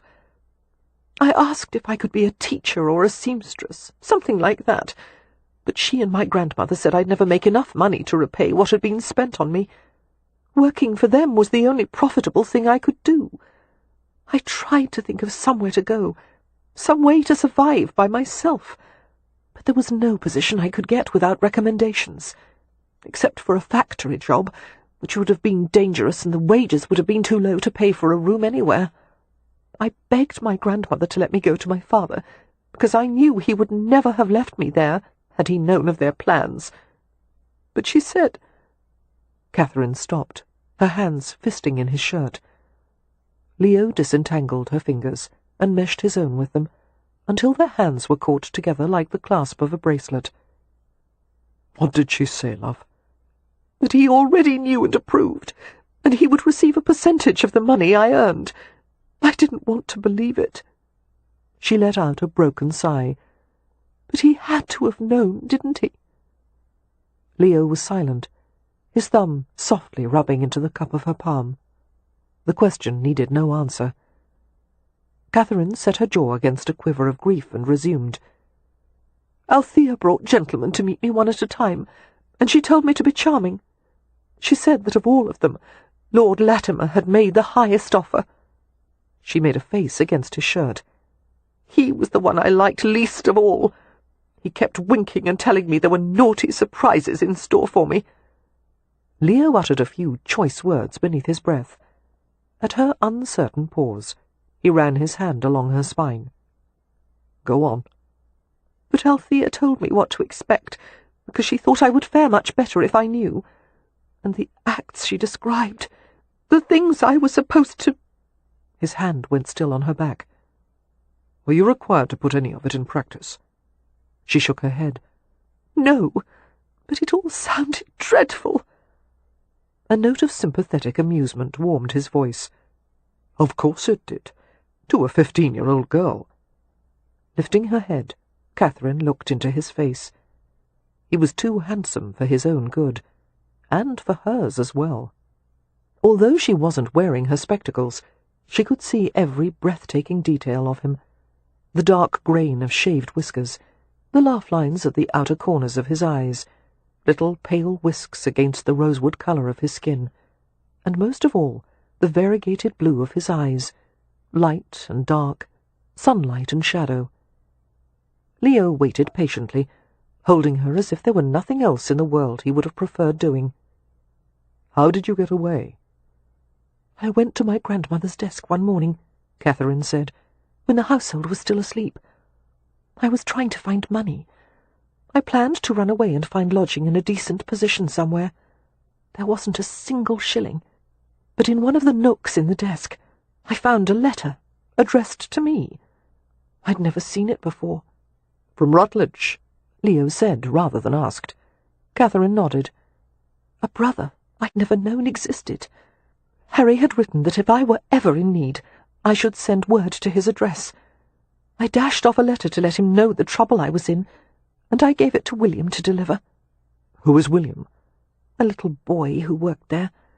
He carried things up and down the stairs, cleaned shoes, went on errands, whatever he was told to do. I think he was the child of one of the prostitutes. A very sweet boy. He delivered the note to Harry. I hope Althea never found out. If she did, I fear for what happened to him. She shook her head and sighed. The next day I was sent to Lord Latimer's house, but Harry came just in time. She paused reflectively. He frightened me only a little less than Lord Latimer. Harry was extremely angry. At the time I thought it was directed at me, but now I think it was the situation. Guilt often takes the form of anger. But I never blamed Harry for what happened to me. I wasn't his responsibility. Leo's face hardened. Apparently you were no one's responsibility. Catherine shrugged uneasily. Harry didn't know what to do with me. He asked where I wanted to live, since I couldn't stay with him, and I asked if he could send me somewhere far from London. We settled on a school in Aberdeen called Blue Maids. He nodded. Some of the peerage send their more unruly daughters or byblows there. How did you know about it? I'm acquainted with a woman who attended Blue Maids. A severe place, she said. Plain food and discipline. I loved it. His lips twitched. You would. I lived there for 6 years, teaching for the last 2. Did Rutledge come to visit? Only once, but we corresponded occasionally. I never went home on holiday because the hotel wasn't really a home, and Harry didn't want to see me. She grimaced a little. He wasn't very nice until he met Poppy. I'm not convinced that he's nice now, Leo said. But as long as he treats my sister well, I'll have no quarrel with him. Oh, but Harry loves her, Catherine said earnestly. Truly he does. Leo's expression softened. What makes you so certain? I can see it. The way he is with her, the look in his eyes, and— Why are you smiling like that? Women. You'll interpret anything as love. You see a man wearing an idiotic expression, and you assume he's been struck by Cupid's arrow when in reality he's digesting a bad turnip." She looked at him indignantly. "Are you mocking me?" Laughing, Leo tightened his arms around her as she tried to struggle from his lap. "I'm merely making an observation about your gender." "I suppose you think men are superior." "Not at all. Only simpler. A woman is a collection of diverse needs, whereas a man has only one. No, don't get up. Tell me why you left Blue Maids." "The headmistress asked me to." "Really? Why? I hope you did something reprehensible and shocking." "No, I was very well behaved." "I'm sorry to hear that." "But Headmistress Marks sent for me to come to her office one afternoon, and—" "Marks?" Leo glanced at her alertly. "You took her name?" "Yes. I admired her very much. I wanted to be like her. She was stern but kind, and nothing ever seemed to disrupt her composure. I went to her office, and she poured tea, and we talked for a long time. She said I'd done an excellent job, and I was welcome to return and continue teaching in the future. But first she wanted me to leave Aberdeen and see something of the world, and I told her that leaving Blue Maids was the last thing I wanted to do, and she said that was why I needed to do it. She had received word from a friend at a placement agency in London that a family of uncommon circumstances, as she put it, was searching for a woman who could act as both governess and companion to a pair of sisters, one of whom had recently been expelled from finishing school. "That would be Beatrix." Catherine nodded. "The headmistress thought that I might suit the Hathaways. What I never expected was how much they suited me. I went for an interview, and I thought the entire family was a bit mad, but in the loveliest possible way. And I've worked for them for almost 3 years. And I've been so happy. And now—" She broke off, her face contorting. "No, no," Leo said hastily, taking her head in his hands. "Don't start that again." Catherine was so shocked to feel his lips brush her cheeks and closed eyes that the tears instantly evaporated.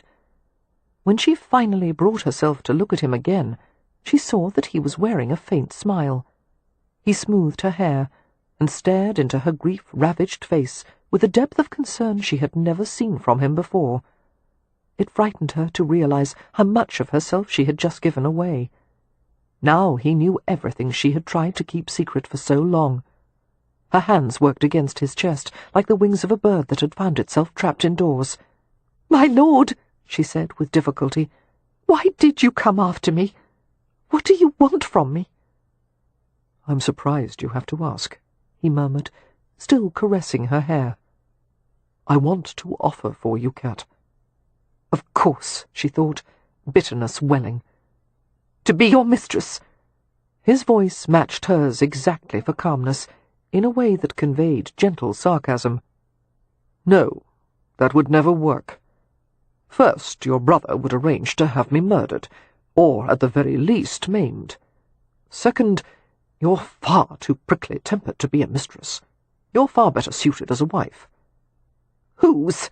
she asked with a scowl. Leo stared directly into her narrowed eyes. "Mine, of course." Chapter 18. Hurt and outraged, Catherine struggled so violently that he was forced to release her. "I've had enough of you and your tasteless, insensitive humour," she cried, leaping to her feet. "You cad, you—" "I'm not joking, damn it!"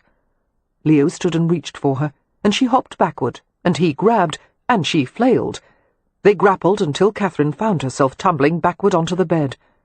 Leo fell over her in a controlled descent, a pounce, really. She felt him sinking into the mass of skirts, his superior weight urging her legs apart, the muscular mass of his torso pinning her down. She writhed in distress as excitement went skimming and tickling all through her. The more she wriggled, the worse it became.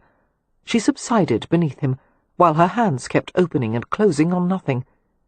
Leo stared down at her, eyes dancing with mischief. But there was something else in his expression, a purposefulness that unsettled her profoundly. "Consider it, Marks. Marrying me would solve both our problems. You would have the protection of my name. You wouldn't have to leave the family. and they couldn't nag me to get married any longer." "I am illegitimate," she said distinctly, as if he were a foreigner trying to learn English. "You are a viscount. You can't marry a bastard." "What about the Duke of Clarence? He had 10 bastard children by that actress. What was her name?" "Mrs. Jordan." "Yes, that one. Their children were all illegitimate, but some of them married peers."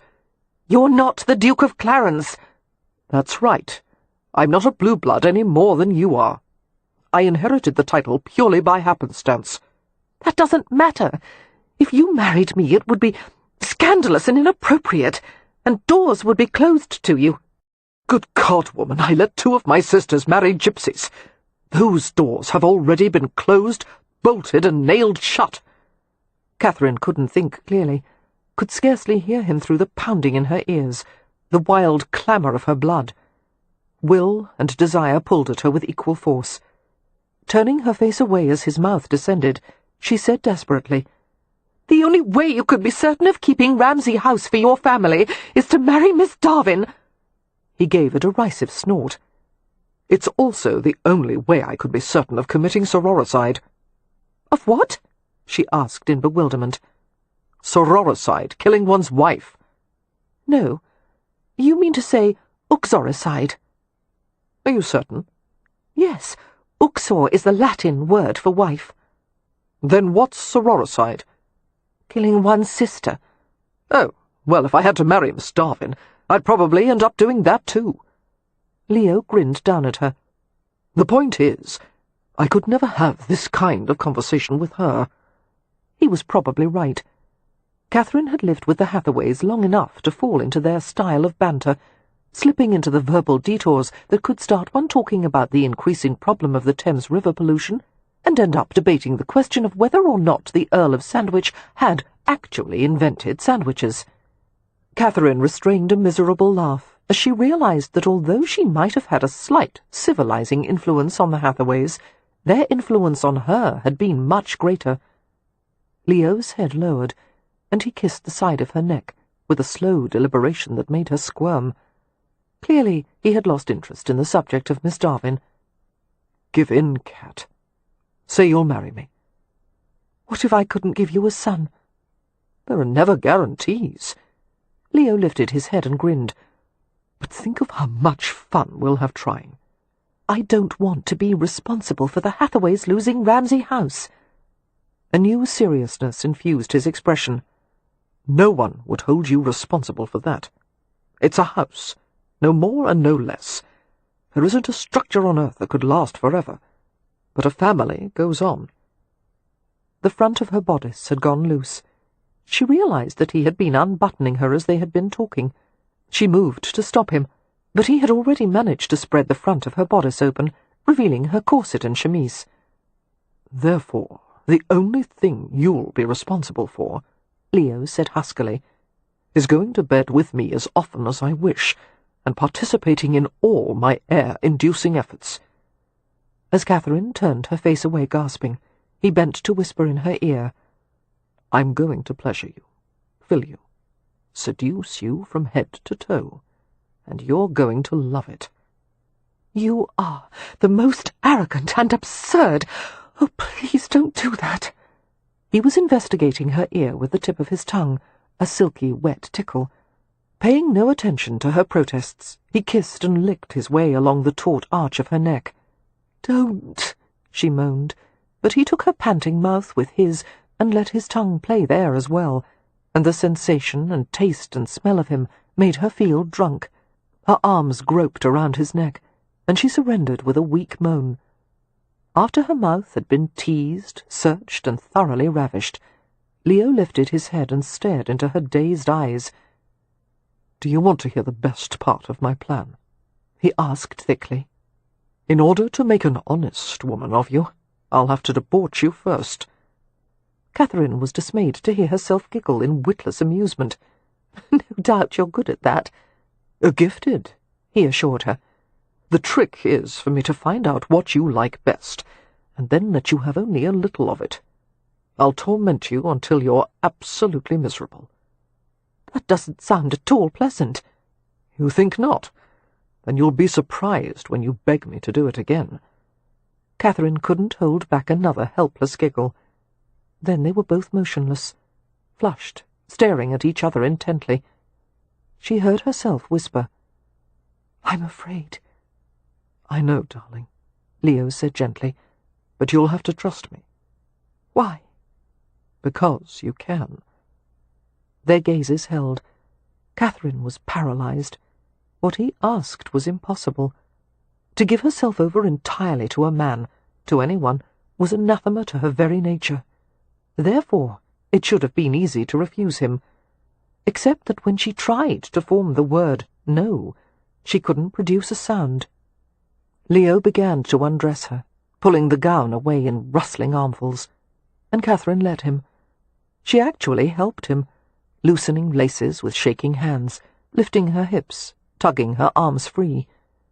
He unhooked her corset deftly, betraying easy familiarity with women's unmentionables. He was in no hurry, however.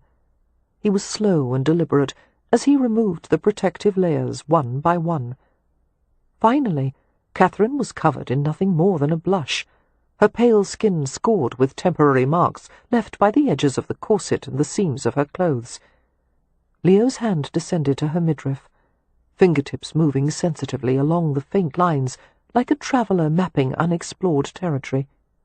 His expression was absorbed, tender, as his palms skimmed over her stomach, lower, softly grazing the fluff of intimate hair.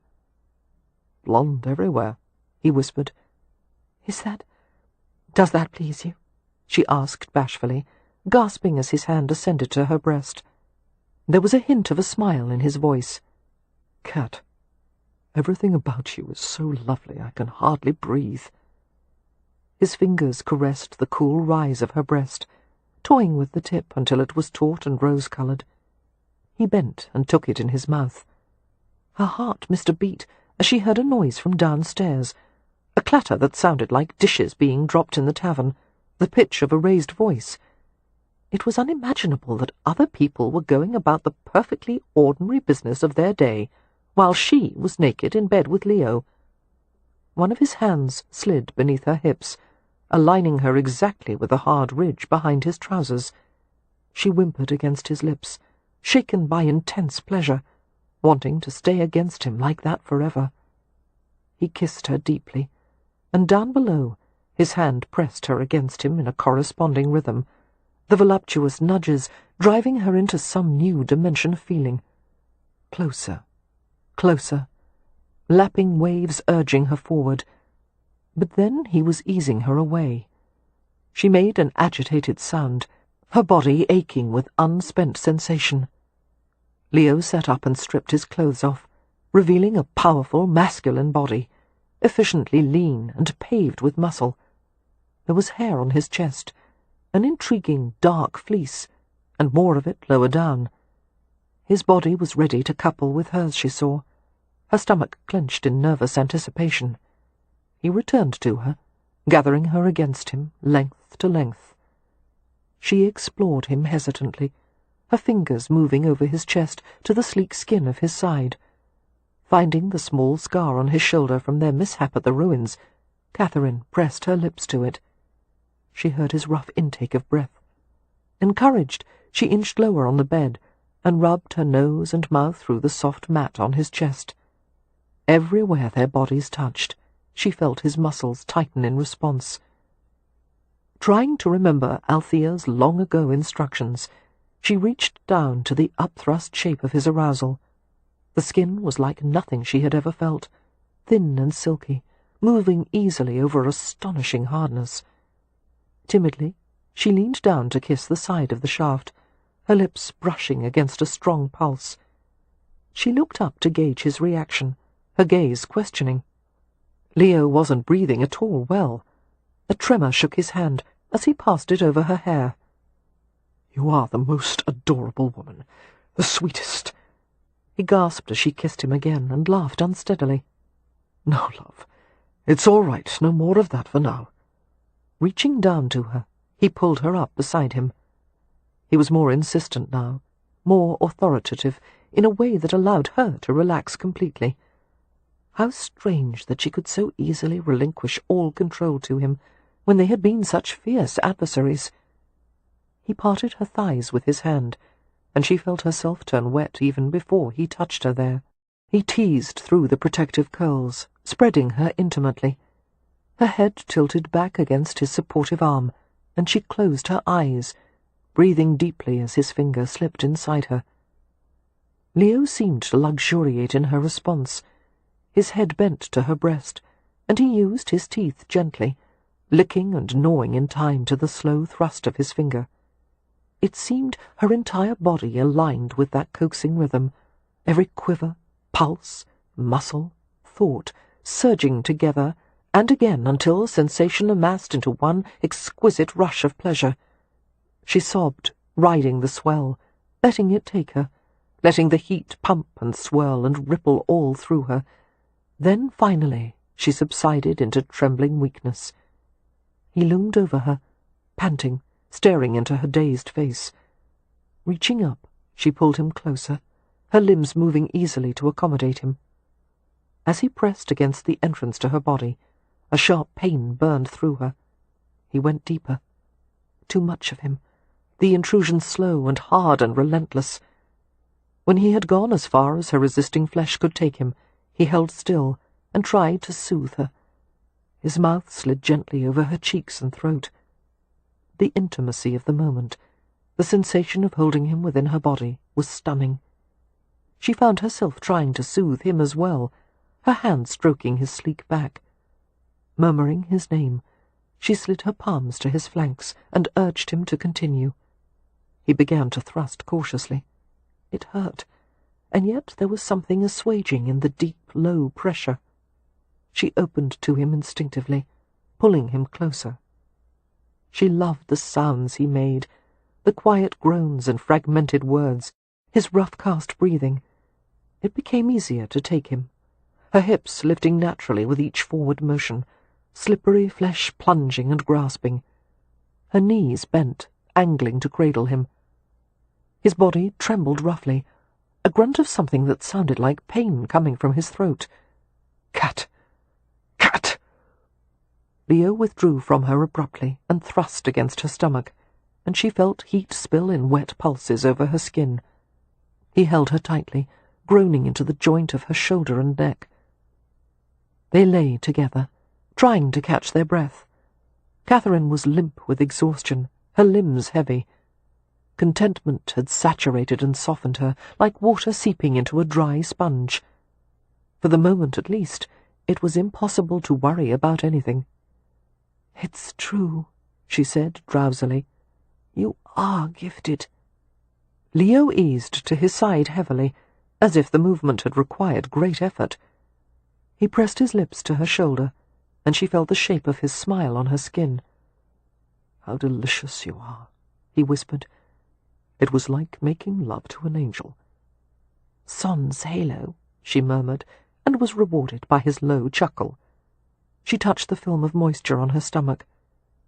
"Why did you do it that way?" "Withdrawing, you mean? I don't want to get you with child, if you're not ready." "Do you want children? I mean, not because of the copyhold clause, but for their own sake." Leo considered that. "In abstraction, not especially. With you, however, I wouldn't mind." "Why with me?" Taking a handful of her hair, Leo let the pale runners sift through his fingers, playing with it. "I'm not sure. Perhaps because I can see you as a mother." "Can you?" Catherine had never seen herself that way. "Oh, yes. The practical kind who makes you eat your turnips and scolds you for running with sharp objects." "Is that how your mother was?"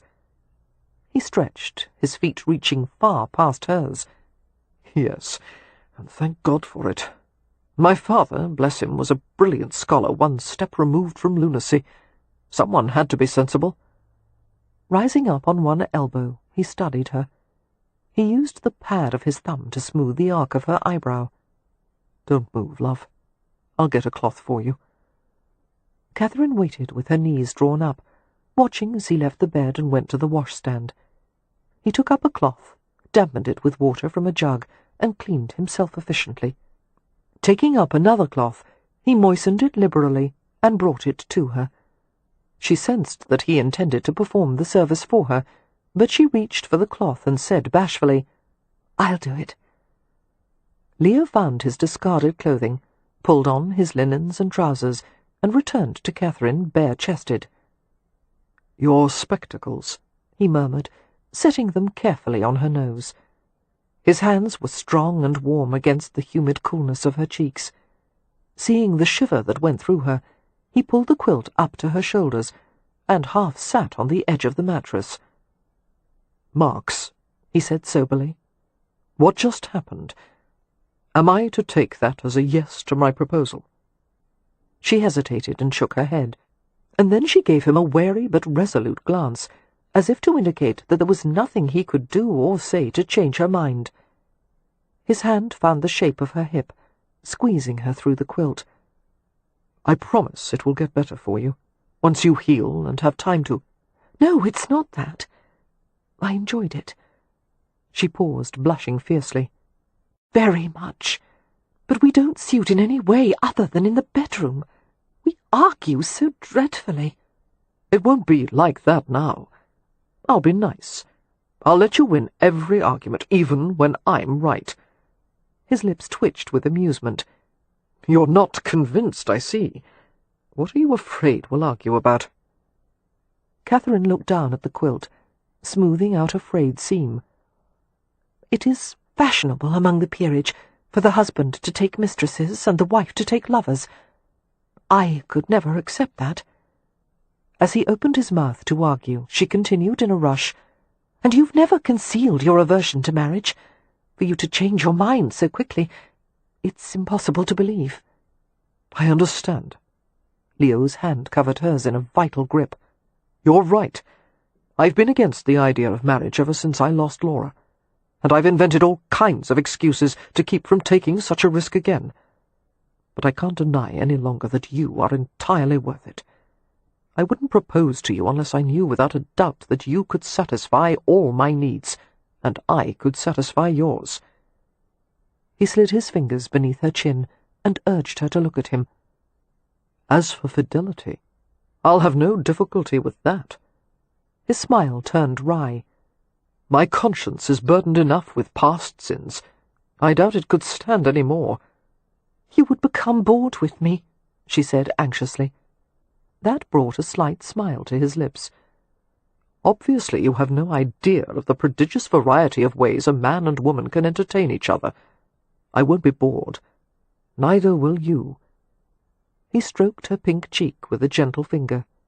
His gaze was steady. "If I went to another woman's bed, it would be a betrayal of two people, my wife and myself. I wouldn't do that to either of us." He paused. "Do you believe me?" "Yes," she admitted. "I've always known you to be truthful. Annoying, but truthful." There was a glint of amusement in his eyes. "Then give me your answer." "Before I make any decisions, I would like to talk with Harry." "Of course." A smile played on his lips. "He married my sister. Now I want to marry his. If he objects, I'll tell him that it's a fair trade." As he sat leaning over her, his dark brown hair falling over his brow, Cat could hardly believe that Leo Hathaway was trying to convince her to marry him. Although she was certain that he meant what he said, some promises were broken, despite people's best intentions to keep them. Reading her expression, Leo reached out and pulled her against his warm, hard chest. "I'd tell you not to be afraid," he murmured, "but that's not always possible. On the other hand, you've already started to trust me, Marks. There's no point in stopping now." Chapter 19. Upon learning that the private dining rooms in the tavern would be occupied for some time, Leo requested a tray to be sent up to their room, as well as a hot bath. Catherine fell asleep beneath the quilt while waiting. She stirred and blinked as she heard the door opening, chairs being moved, the clinking of plates and flatware, the thump of a large tin washtub. There was a warm, furry weight next to her. Dodger had crawled beneath the quilt and was snoozing beside her shoulder. As Catherine looked at him, she saw the gleam of his bright eyes and heard a tiny yawn before he resettled. Recalling that she was wearing only Leo's discarded shirt, Catherine hid beneath the quilt and peeked over the edge as a pair of chambermaids set out the bath. Would they suspect what had occurred between her and Leo earlier? She braced herself for a sly or accusing glance, perhaps a contemptuous giggle, but it seemed the chambermaids were too busy to care. They were nothing but businesslike as they tipped 2 steaming pails into the washtub and returned with another 2 pails full. One of the girls set out a 3-legged stool piled with folded toweling. The chambermaids would have left the room without incident, except that Dodger, attracted by the scent of food, emerged from beneath the quilt. He stood tall on the bed and regarded the dinner tray on the small table, his whiskers twitching.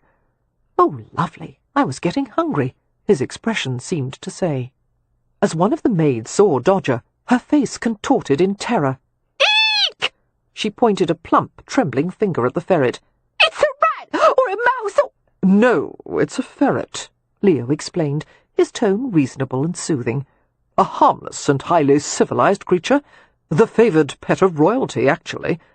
Queen Elizabeth had a pet ferret, and really, there's no need for violence." The chambermaid had picked up a fireplace poker and was raising it in anticipation of an attack. "Dodger!" Catherine said shortly. "Come here!" Dodger slithered up to her. Before she could push him away, he licked her on the cheek in a nuzzling ferret kiss. One of the chambermaids looked horror-struck, while the other appeared ill. Fighting to keep a straight face, Leo gave a half-crown to each chambermaid and ushered them from the room. When the door was closed and locked, Catherine lifted the affectionate ferret from her chest and regarded him with a scowl. "You are the most troublesome creature in the world, and not at all civilized." "Here, Dodger." Leo set out a saucer of beef and parsnips, and the ferret streaked over to it. While the ferret was busy devouring his meal, Leo came to Catherine and took her face in gentle hands. He lowered his mouth to hers in a brief, warm kiss. "Dinner or bath first?" She was mortified to hear her stomach tighten with an audible quaw. Leo grinned. "Dinner, it seems." The meal consisted of beef rounds and mashed parsnips and a bottle of strong red wine. Catherine ate ravenously, even swabbing the plate with a crust of bread. Leo was an entertaining companion, telling amusing stories, gently winnowing out confidences, refilling her wine-glass. In the light of the single candle that had been set on the table, his face was severely handsome, with thick lashes shadowing incandescent blue eyes. It occurred to Catherine that this was the first meal she'd ever shared alone with him. Once she would have dreaded the prospect, knowing she would have to be on her guard every second. But there was no conflict in this easy conversation. How remarkable! She almost wished that one of the Hathaway sisters was somewhere nearby, so that she could share this discovery. Your brother and I just spent an entire meal together without arguing. It had begun to rain outside, the sky darkening steadily, sprinkles thickening into a steady rush that obliterated the sounds of people and horses and the activity in the carriage-yard. Even dressed in the heavy robe that Leo had given her to wear, Catherine shivered and felt gooseflesh rise all over. "Time for your bath," Leo said, coming to pull her chair back. Wondering if he intended to stay in the room, Catherine ventured, "Perhaps you might allow me some privacy." "I wouldn't dream of it," he said. "You may need assistance."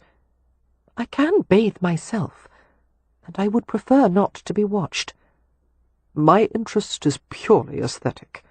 I'll imagine you as Rembrandt's Hendrika Bacchina, wading in the waters of innocence." "Purely?" she asked doubtfully. "Oh, I have a very pure soul. It's only my private parts that have gotten me into trouble." Catherine couldn't help laughing. "You may stay in the room, as long as you turn your back." "Agreed." He went to stand by the window. Catherine glanced at the tub with keen anticipation. She didn't think she had ever looked forward to a bath so much. After securing her hair to the top of her head, she shed the robe, the shirt, and her spectacles, placed them on the bed, and glanced cautiously at Leo, who seemed to have taken a great interest in the view of the carriage-yard. He had opened the window a few inches, letting rain-scented air into the room.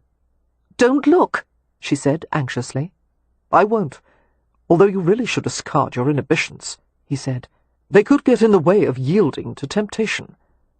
She sank gingerly into the battered tub. "I would say that I've yielded quite thoroughly today." She sighed in relief, as the water soothed all her intimate stings and aches. "And I was delighted to be of assistance." "You didn't assist," she said. "You are the temptation." She heard him chuckle. Leo kept his distance as Catherine bathed, looking out at the rain. After she had washed and rinsed herself, she was so tired that she doubted her own ability to climb out of the bath. Rising on shaking legs, she fumbled to retrieve the folded toweling from the stool next to the tub. As Catherine stepped out of the water, Leo came to her quickly and held up the toweling, wrapping it around her. Swathing her in a temporary cocoon, he held her for a moment. "Let me sleep with you tonight," he said against her hair, a question in his voice. Catherine looked up at him quizzically. "What would you do if I refused? Arrange for another room?" He shook his head. "I would worry about your safety if I were in a different room. I'll sleep on the floor." "No. We'll share the bed." She pressed her cheek to his chest, relaxing fully in his hold. How comfortable this was, she thought in wonder. How calm and safe she felt with him. "Why wasn't it like this before?" she asked dreamily. "If you'd been the way you are now, I would never have argued with you about anything." "I tried being nice to you once or twice. It didn't go well." "Did you? I never noticed." Her skin, already pink from the bath, turned a shade deeper. "I was suspicious, mistrustful, and you were everything I feared." Leo's arms tightened at the admission. He looked down at her with a pensive gaze, as if he were untangling something in his mind, approaching a new realization. The blue eyes were warmer than she had ever seen them. "Let's make a bargain, Marks. From now on, instead of assuming the worst of each other, we'll try to assume the best. Agreed?" Catherine nodded, transfixed by his gentleness.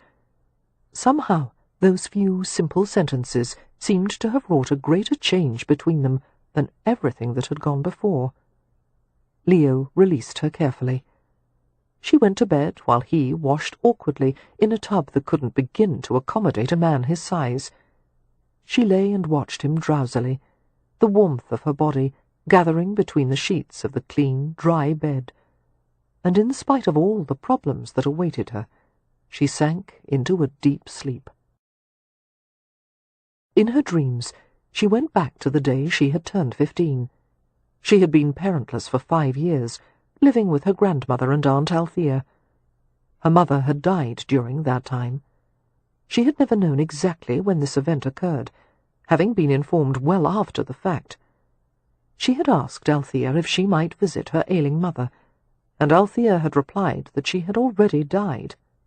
Even knowing that her mother had suffered a fatal wasting disease, knowing there was no hope, the news had come as a shock. Catherine had started to weep, but Althea had grown impatient and snapped. "There's no use crying.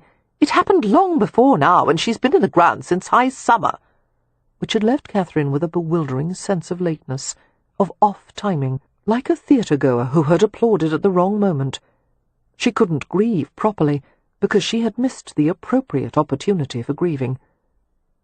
They had lived in a small house in Marylebone, a shabby but respectable dwelling lodged between a dental surgeon's office, with a replica of a set of teeth hanging from its sign, and a subscription library supported by private funds. The library was owned and run by her grandmother, who had gone there every day to work. It had been the most tantalizing place in the world this heavily frequented building with its vast and hidden collection of books. Catherine had stared at the place from her window, imagining how lovely it would be to browse among rooms of old volumes. Undoubtedly the air had smelled like vellum and leather and book dust, a literary perfume that filled the quiet rooms. She had told Althea that she wanted to work there one day, a declaration that had earned an odd smile from her aunt, and a promise that she undoubtedly would. However, despite the sign that clearly proclaimed its purpose as a library for the use of distinguished gentlemen, Catherine had gradually realized there was something wrong about the place. No one ever left with any books. Whenever Catherine mentioned this incongruity, Althea and her grandmother became cross, the same reaction they had displayed when she asked if her father would ever return for her. On Catherine's 15th birthday, she had been given 2 new dresses. One was blue and one white, with long skirts that had reached all the way to the floor, and waists that had fitted at her own natural waist instead of childishly high. From now on, Aunt Althea had told her, she would put her hair up and behave as a woman. She was no longer a child. Catherine had absorbed this promotion with pride and anxiety, wondering what would be expected of her now that she had become a woman. Althea had proceeded to explain, her long, lean face looking harder than usual, her gaze not quite able to meet Catherine's. The establishment next door, as suspected, was not a lending library. It was a house of prostitution, for which she had worked since the age of 12. It was an easy enough occupation, she assured Catherine. Let the man do as he pleased, turn your mind elsewhere, and take his money. No matter what his desires, or how he used your body, there was relatively little discomfort as long as you didn't resist. "I don't want to do that," Catherine had said, turning ashen as she realized why the advice was being given. Althea had raised her plucked, arched brows. "What else do you think you're fit for?" "Anything but that." "Mutton-headed girl! Do you know how much we've spent on your upkeep? Do you have any idea what a sacrifice it was to take you on? Of course not. You think it was owed to you. But now it's time to repay. You're not being asked to do anything that I haven't done. Do you think you're better than me?" "No," Catherine said, shamed tears slipping from her eyes. "But I'm not a prostitute."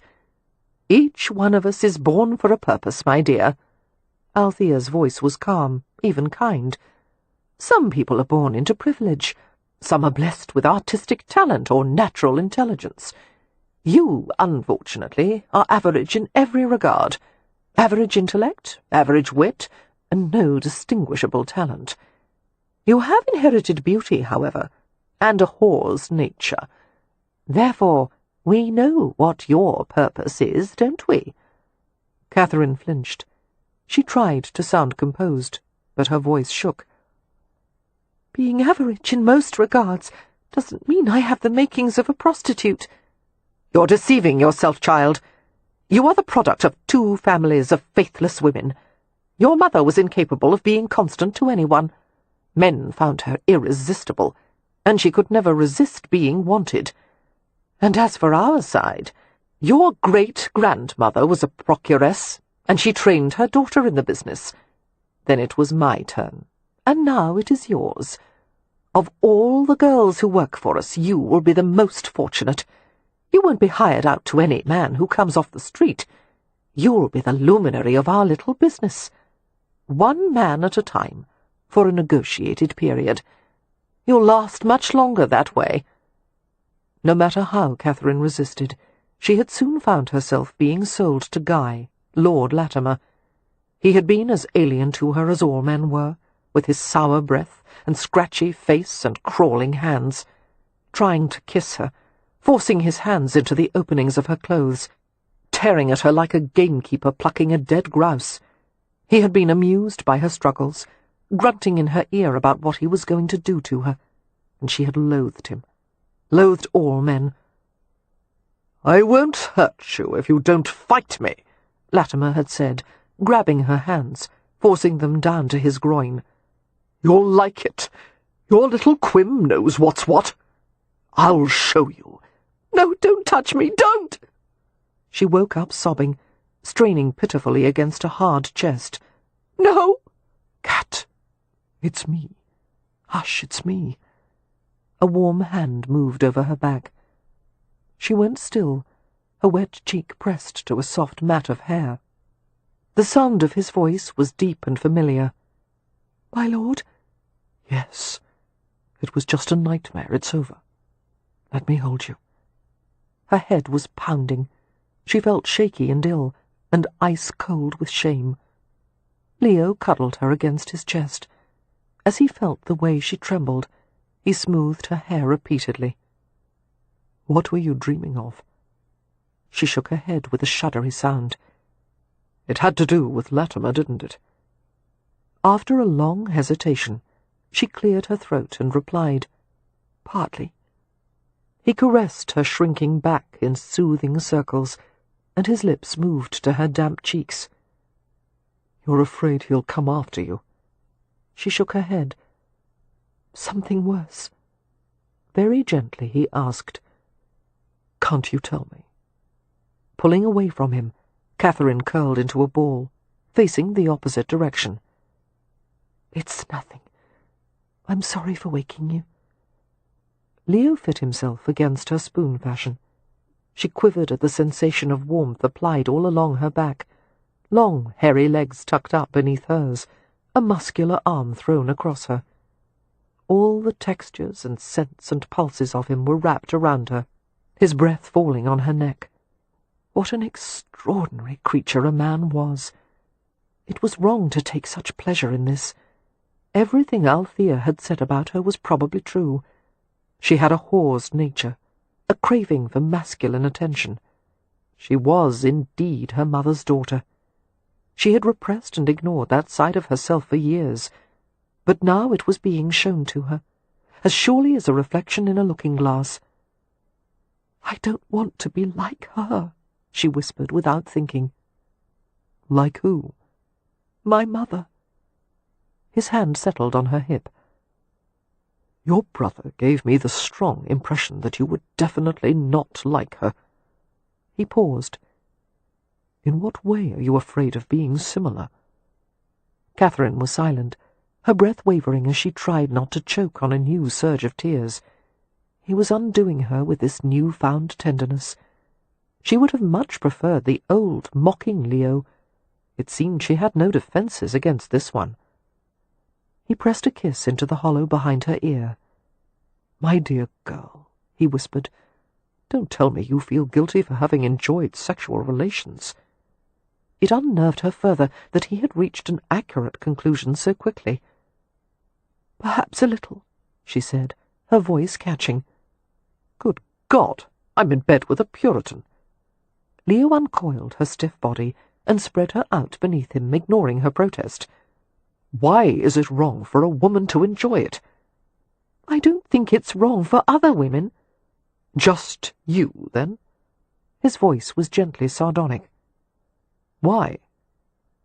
Because I'm the 4th generation of a family of prostitutes, and my aunt said I had a natural proclivity for it. Everyone does, love. It's how the world is populated. No, not for that. For prostitution. He snorted derisively. There is no such thing as a natural proclivity for selling oneself. Prostitution is forced on women by a society that allows them damned few options to support themselves. And as for you, I've never met a woman less equipped for it. He played with the tangled runners of her hair. I'm afraid I don't follow your logic. It's no sin to enjoy a man's touch, nor does that have anything to do with prostitution. Anything your aunt told you was pure manipulation, for obvious reasons. His mouth lowered to her neck, pressing kisses along the taut surface. We can't have you feeling guilty, he said, especially when it's so misguided. She sniffled. Morality isn't misguided. Ah, there's the problem. You have morality, guilt, and pleasure all mixed together. His hand went to her breast, cupping tenderly. The sensation shot to the pit of her stomach. There's nothing moral about denying pleasure, and nothing wrong about wanting it. She felt him smile against her skin. What you need is to indulge in several long nights of uncivilized lust with me. It would drive all the guilt out of you. And if that didn't work, at least I would be happy. His hand swept down her body, his thumb brushing the top edge of intimate curls. Her belly tightened beneath his palm. His fingers trailed deeper. "What are you doing?"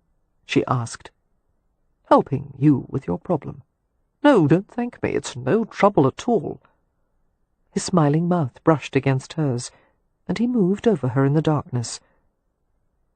"What word do you use for this, love?" "For what?" "For this sweet place here." Her body jerked at his gentle caress. She could hardly speak. "I don't have a word for that." "Then how do you refer to it?" "I don't." He laughed quietly. "I know several words, but the French, not surprisingly, have the nicest one. Le chat." "The cat?" she asked, bewildered. "Yes, a double meaning for a feline and a woman's softest part. Puss, pussy, the sweetest fur. No, don't be shy. Ask me to pet you." The words stole her breath away. "My lord," she protested faintly. "Ask and I'll do it," he prompted, his fingers withdrawing to play in the sensitive hollow behind her knee. She swallowed back a moan. "Ask," came his coaxing whisper. "Please." Leo kissed her thigh, his mouth soft and hot, his bristle an exciting scrape against the tender skin. "Please, what?" Wicked man. She squirmed and covered her face with her hands, even though they were in complete darkness. Her voice was muffled by the screen of her fingers. "Please, pet me there." His touch came so lightly she could scarcely feel it at first, fingertips stirring, teasing. "Like this?" "Yes." "Oh, yes." Her hips lifted, inviting more. He fingered the folds of her sex, massaging delicately, tracing the softness within. The skillful caresses brought her body to trembling readiness. "What else should I do?" Leo whispered, moving lower in the darkness. She felt his breath on her, heat against moisture, a soft, intermittent blowing. Her hips arched and strained without volition. "Make love to me." He sounded gently regretful. "No, you're too sore." "Leo!" she whimpered. "Shall I kiss you instead? Here?" His fingertips swirled. Catherine's eyes widened in the darkness.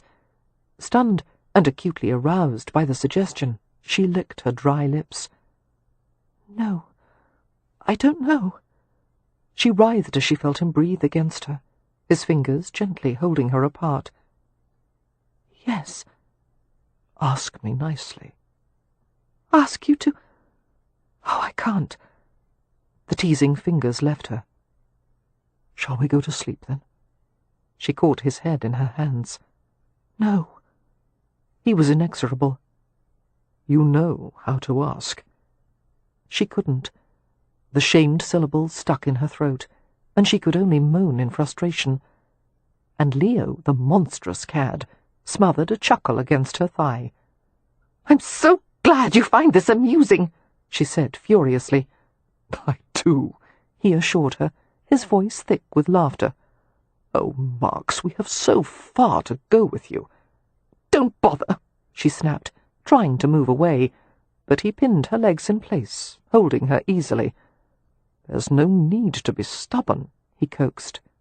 "Go on. Say it. For me." A long silence passed. She swallowed and made herself say, "Kiss me." "Where?" "Down there," she managed, her voice shaking.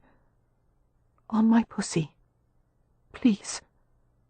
Leo fairly purred in approval.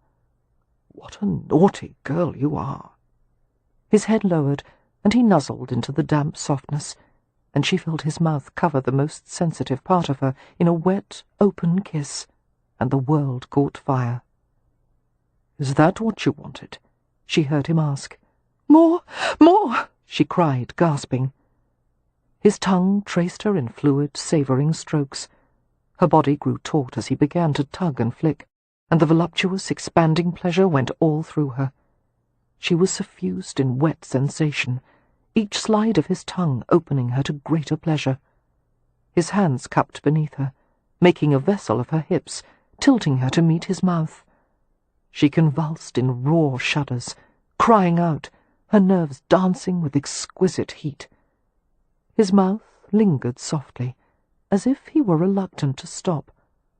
For a scalding moment she felt his tongue enter her, teasing out a last few quivers. She was soon chilled, as rain-scented air from the partially open window swept over her skin. She thought Leo would satisfy his own needs then, and she moved toward him in exhausted confusion. But he settled her in the crook of his arm and pulled the quilts over them both. She was replete and enervated, unable to stay awake. "Sleep," she heard him whisper. "And if you have any more nightmares, I'll kiss them all away." Chapter 20. The rainy night had yielded to a damp green morning. Leo awakened to the sounds of the carriage yard coming alive with the wicker and jangling and stomping of horses. A muffled clatter of footsteps advanced along the hallways as people left their rooms and went to the tavern for food. Leo's favourite part of a romantic rendezvous had always been the moments of anticipation right before love-making. His least favourite part had been the morning after, when his first waking thought was how quickly he could leave without causing offence. This morning, however, was different from any other.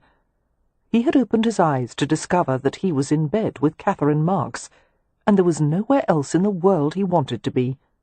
She was still sleeping deeply, on her side with her hand palm up. Her fingers were curled like the edges of an orchid. She was beautiful in the morning, tumbled and relaxed and sleep-flushed. His fascinated gaze travelled over her.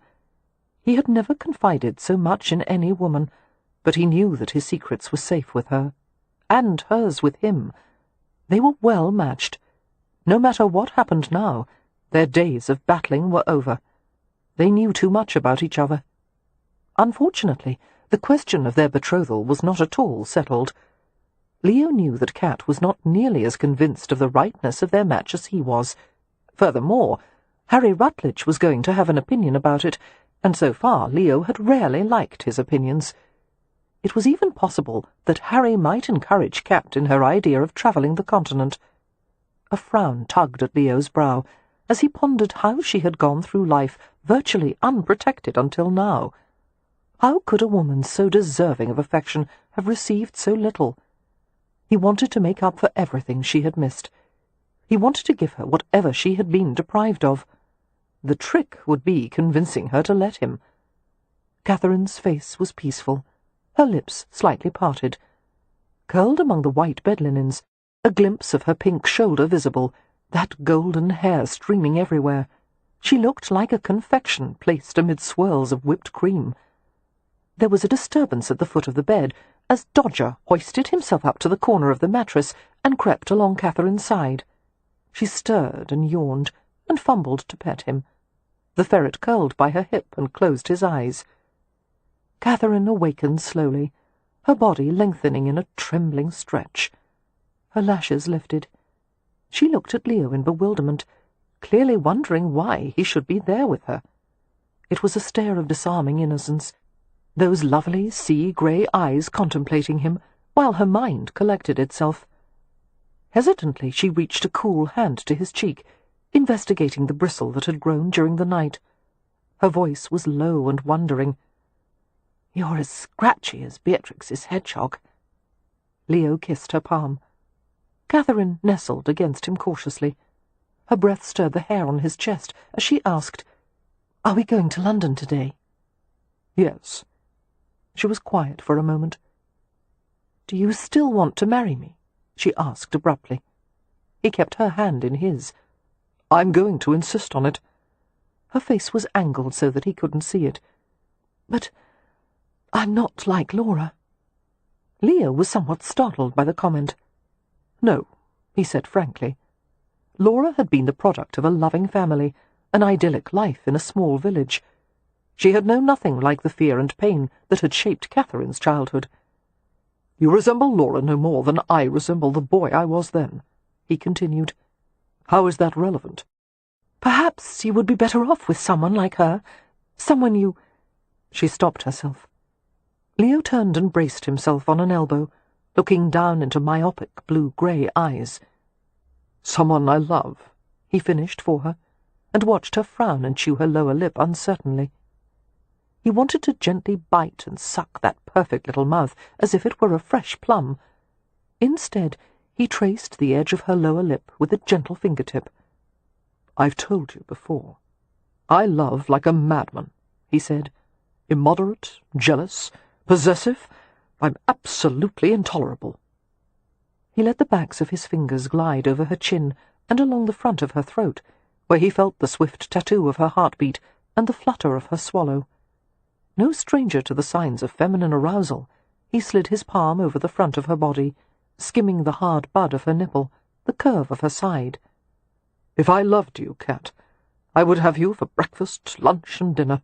You'd never have any peace." "I would set limits, and make you heed them." She drew a sharp breath as he pulled the sheet away from her. "You want a firm hand, that's all." Annoyed by the disturbance, Dodger slid off the bed indignantly and went to hop into Catherine's carpet-bag. Leo nuzzled the warm curve of her breast and stroked the tip with his tongue. "Perhaps you're right," he said, catching her hand, drawing it down to his hard flesh. I didn't mean—" "Yes, I know, but I'm a terribly literal-minded person." He showed her how to grip and stroke him, guiding her in the ways he liked to be touched. They lay together in the warm bed, both of them breathing fast as she explored him with delicate, pale fingers. How many times Leo had fantasized about this moment, the prim and prudish Marks naked in bed with him. It was glorious. Her hand tightened on his stiff length, and the delicious pressure nearly sent him over the edge. "God! No, no, wait!" He pried her hand away with a gasping laugh. "Did I do something wrong?" Catherine asked anxiously. "Not at all, love. But one rather hopes to last more than 5 minutes, especially before the lady is satisfied." He reached for her breasts, kneading gently. "How beautiful you are. Bring yourself higher and let me kiss your breast." As she hesitated, he closed his thumb and forefinger over her nipple in a playful pinch. She jerked in surprise. "Too hard?"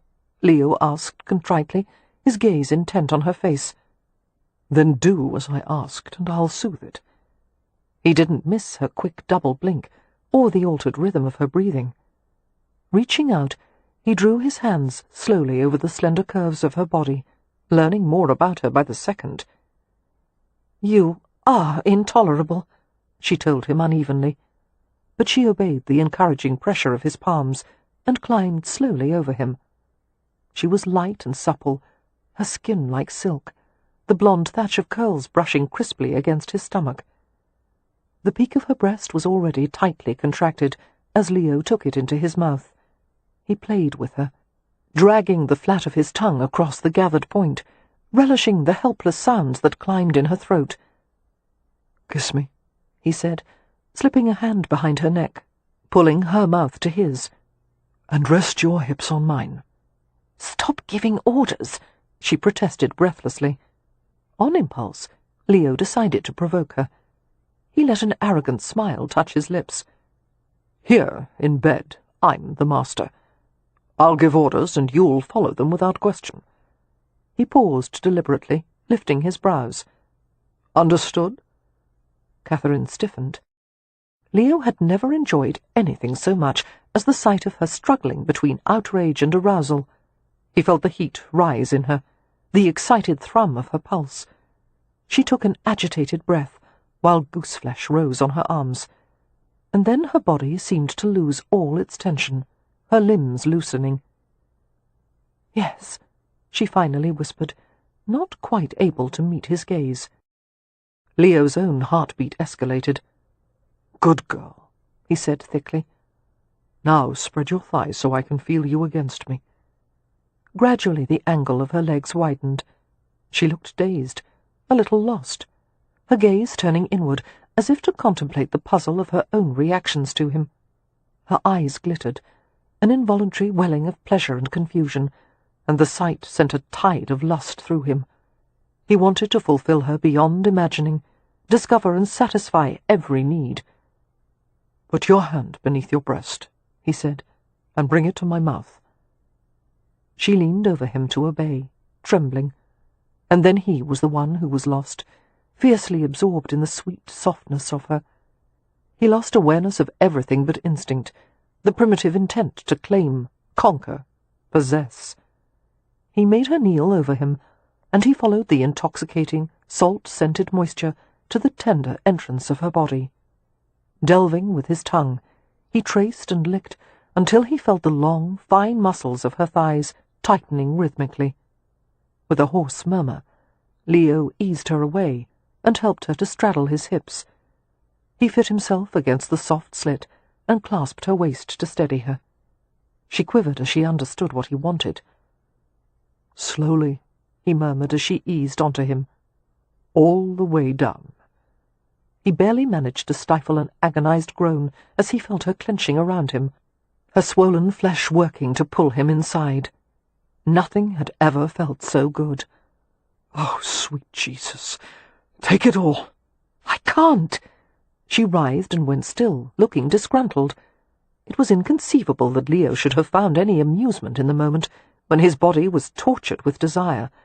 But she was so adorably awkward astride him.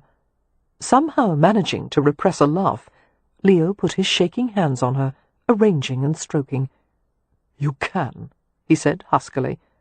"Put your hands on my shoulders, and lean your sweet little body forward." "It's too much." "It's not." "It is." "I'm the experienced one. You're the novice, remember?" "That doesn't change the fact that you're too... Oh!" Somewhere in the midst of their debate, he had pressed upward the last crucial distance, and their bodies slid together fully. "Oh," she said again, her eyes half closing, new colour sweeping over her. Leo felt an explosive climax rolling up to him, requiring only a hint of stimulation to reach irresistible momentum. Catherine's body tightened around him, a voluptuously contained rhythm that threatened to drive him mad. She moved tentatively, the tender friction causing them both to shudder.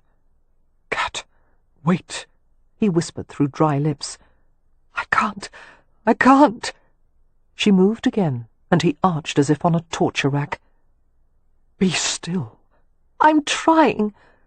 But she had begun to rock against him instinctively, and he groaned and took up the rhythm, watching her lips parting with delighted gasps, and as he felt the spasms overtake her, the sensations rushed too powerfully for him to withstand. With a Herculean effort, Leo withdrew and spilled his pleasure on the sheets, while his breath hissed through his clenched teeth. Every muscle screamed in protest at being deprived of the lush warmth that had enclosed him. Panting, blinking against a shower of sparks, Leo felt Catherine curl up against him. One of her hands came to the centre of his chest, pressing over his pounding heart. She pressed her lips to his shoulder. "I didn't want you to stop," she whispered. "Neither did I." He wrapped his arms around her and smiled ruefully against her hair. "But that's the problem with coitus interruptus. One always has to exit at the station before one's final destination." Chapter 21. Leo proposed twice more to Catherine on the way to London. She refused both times, determined to proceed in a sensible manner and discuss the situation with her brother first. When Leo pointed out that running harum-scarum from Ramsay House in the middle of the night could hardly be characterized as sensible behaviour, she allowed that perhaps she shouldn't have acted so impetuously. as much as I dislike to admit it," she told Leo as their carriage rolled along the post road, "I haven't been in my right mind since the ball. It was a shock to see Lord Latimer so unexpectedly, and when he put his hands on me, I felt myself shrink down to a frightened child again, and all I could think of was getting away." She paused reflectively. "But I found comfort in knowing I had Harry to run to." "You also had me," Leo said quietly. She stared at him in wonder. "I didn't know that." His gaze held hers. "You know it now." "Let me be your big brother," Harry had told Catherine at their last meeting in Hampshire, making it clear that he wanted to attempt the kind of familial relationship they had never been capable of before. With no small amount of unease, Catherine reflected that she was about to test his claim far sooner than either of them could have expected, and they were still practically strangers. But Harry had altered greatly during the short time of his marriage to Poppy. He was far kinder and warmer now, and certainly willing to think of Catherine as something more than an inconvenient half-sister who didn't belong anywhere. Upon arriving at the Rutledge Hotel, Leo and Catherine were shown immediately to the sumptuous private apartments that Harry and Poppy shared. Of all the Hathaways, Poppy was the one Catherine had always felt the most comfortable with. Poppy was a warm and talkative young woman who loved order and routine. Hers was an essentially sunny and accepting nature, providing a necessary balance to Harry's driven intensity. "Catherine!" she exclaimed, embracing her, then standing back to view her with concern. "Why are you here? Is something wrong? Is everyone well?" "Your family is quite well," Catherine said hastily. "But there was a situation. I had to leave." Her throat became very tight. Poppy looked at Leo with a frown. "Did you do something?" "Why do you ask that?" "Because if there is trouble of any kind, you're usually involved." "True, but this time I'm not the problem. I'm the solution." Harry approached them, his green eyes narrowed. "If you're the solution, Ramsay, I'm terrified to hear the problem." He gave Cat an alert glance, and astonished her by bringing her against him in a protective embrace. "What is it, Cat?" he asked near her ear. "What's happened?" "Oh, Harry," she faltered. "Lord Latimer came to the ball at Ramsay House." He understood everything from that one sentence. "I'll take care of it," he said without hesitation. "I'll take care of you." Catherine closed her eyes and let out a slow sigh. "Harry, I don't know what to do."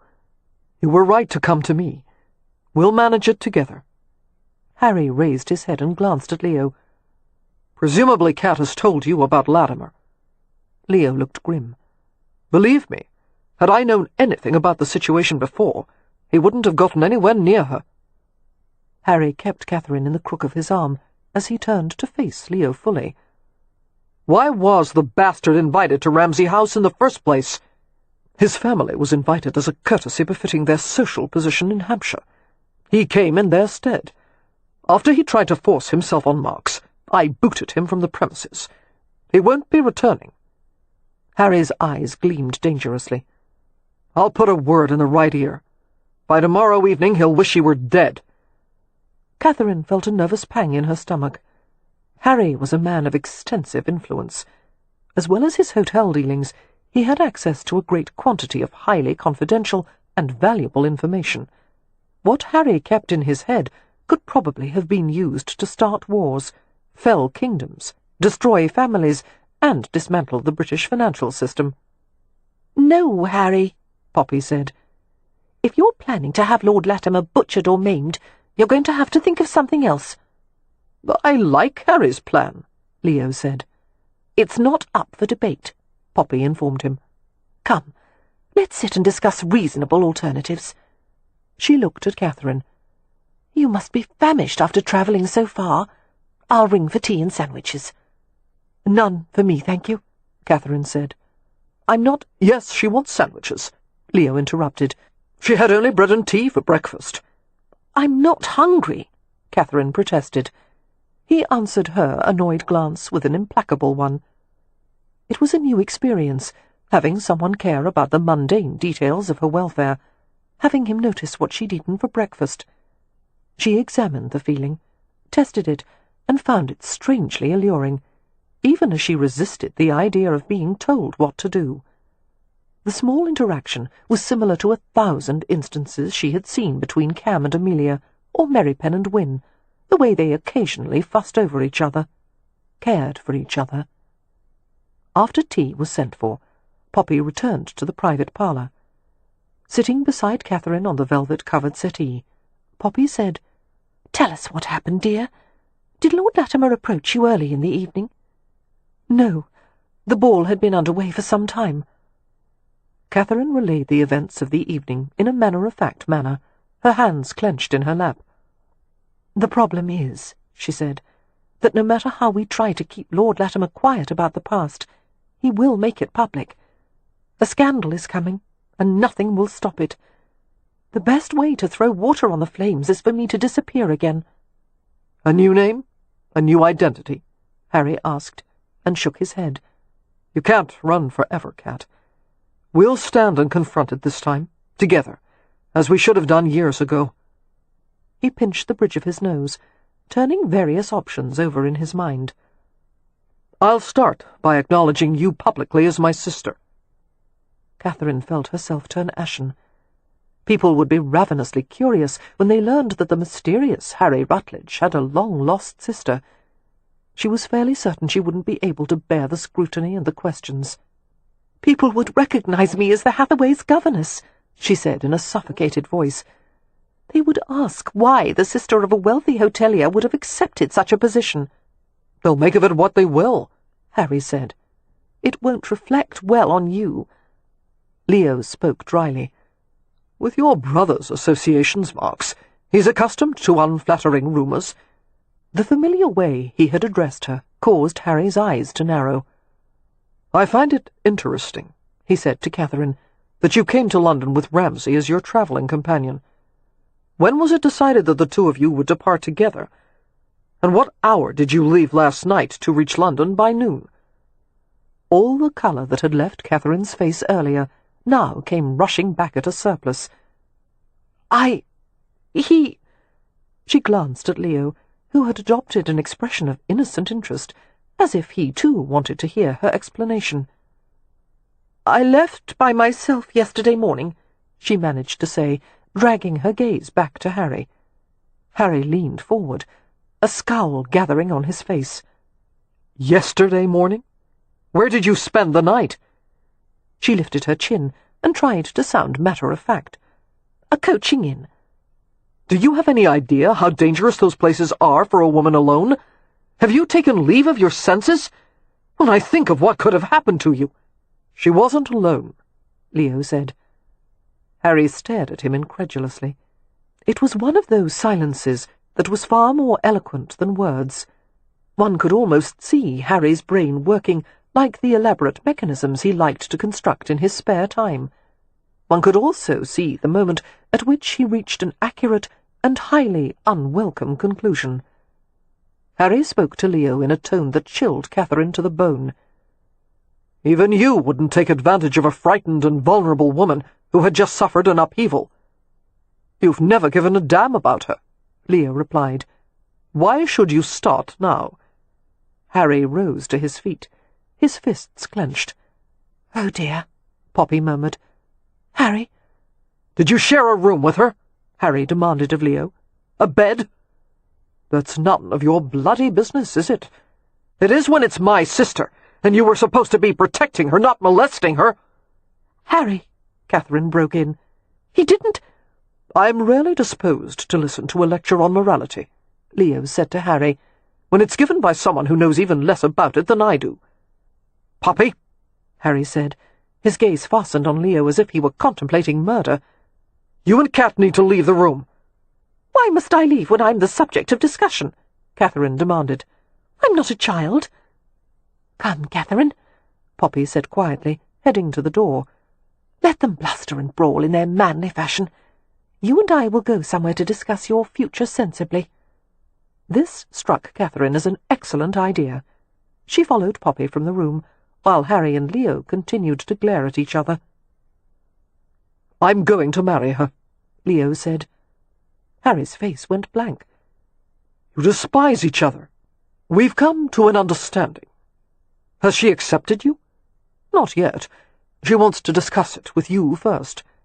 "Thank God, because I'll tell her that it's the worst idea I've ever heard." Leo arched a brow. "You doubt I could protect her? I doubt you could keep from murdering each other. I doubt she could ever be happy in such volatile circumstances. I doubt— No, I won't bother listing all my concerns. It would take too bloody long." Harry's eyes were ice-cold. "The answer is no, Ramsay. I'll do what is necessary to take care of Kat. You can return to Hampshire." "I'm afraid it won't be that easy to get rid of me," Leo said. "Perhaps you didn't notice that I haven't asked for your permission. There is no choice. Certain things have happened that can't be undone. Do you understand?" He saw from Harry's expression that only a few fragile constraints stood between him and certain death. "You seduced her deliberately?" Harry managed to say. "Would you be happier if I claimed it was an accident?" "The only thing that would make me happy is to weight you with rocks and toss you into the Thames. I understand. I even sympathize. I can't imagine what it would be like to face a man who's compromised your sister. How difficult it would be to keep from murdering him on the spot. Oh, but wait." Leo tapped a forefinger thoughtfully on his chin. "I can imagine, because I went through it 2 bloody months ago." Harry's eyes narrowed. "That wasn't the same. Your sister was still a virgin when I married her." Leo gave him an unrepentant glance. "When I compromise a woman, I do it properly." "That does it!" Harry muttered, leaping for his throat. They crashed to the floor, rolling and grappling.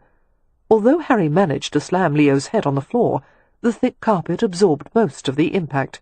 Harry sought a chokehold, but Leo ducked his chin and wrenched free. They rolled twice, exchanging blows, aiming for the throat, the kidneys, the solar plexus, in the kind of fight that usually took place in East End slum alleys.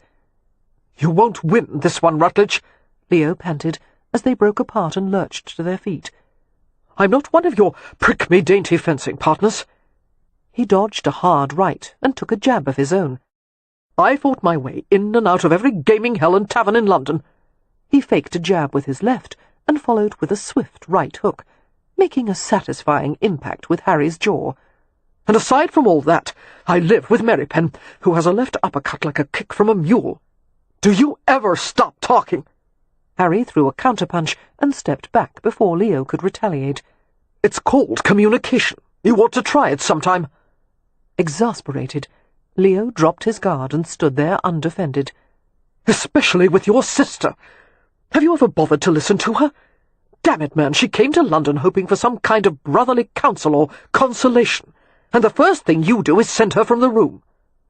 Harry's fists lowered. He pinned Leo with a damning glare, but when he spoke, his voice was heavy with self-condemnation. "I've failed her for years. Do you think I'm unaware of all that I could have done for her but didn't? I'll do anything possible to atone.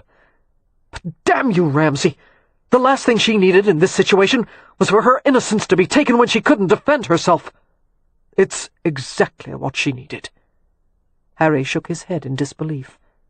"Damn you!"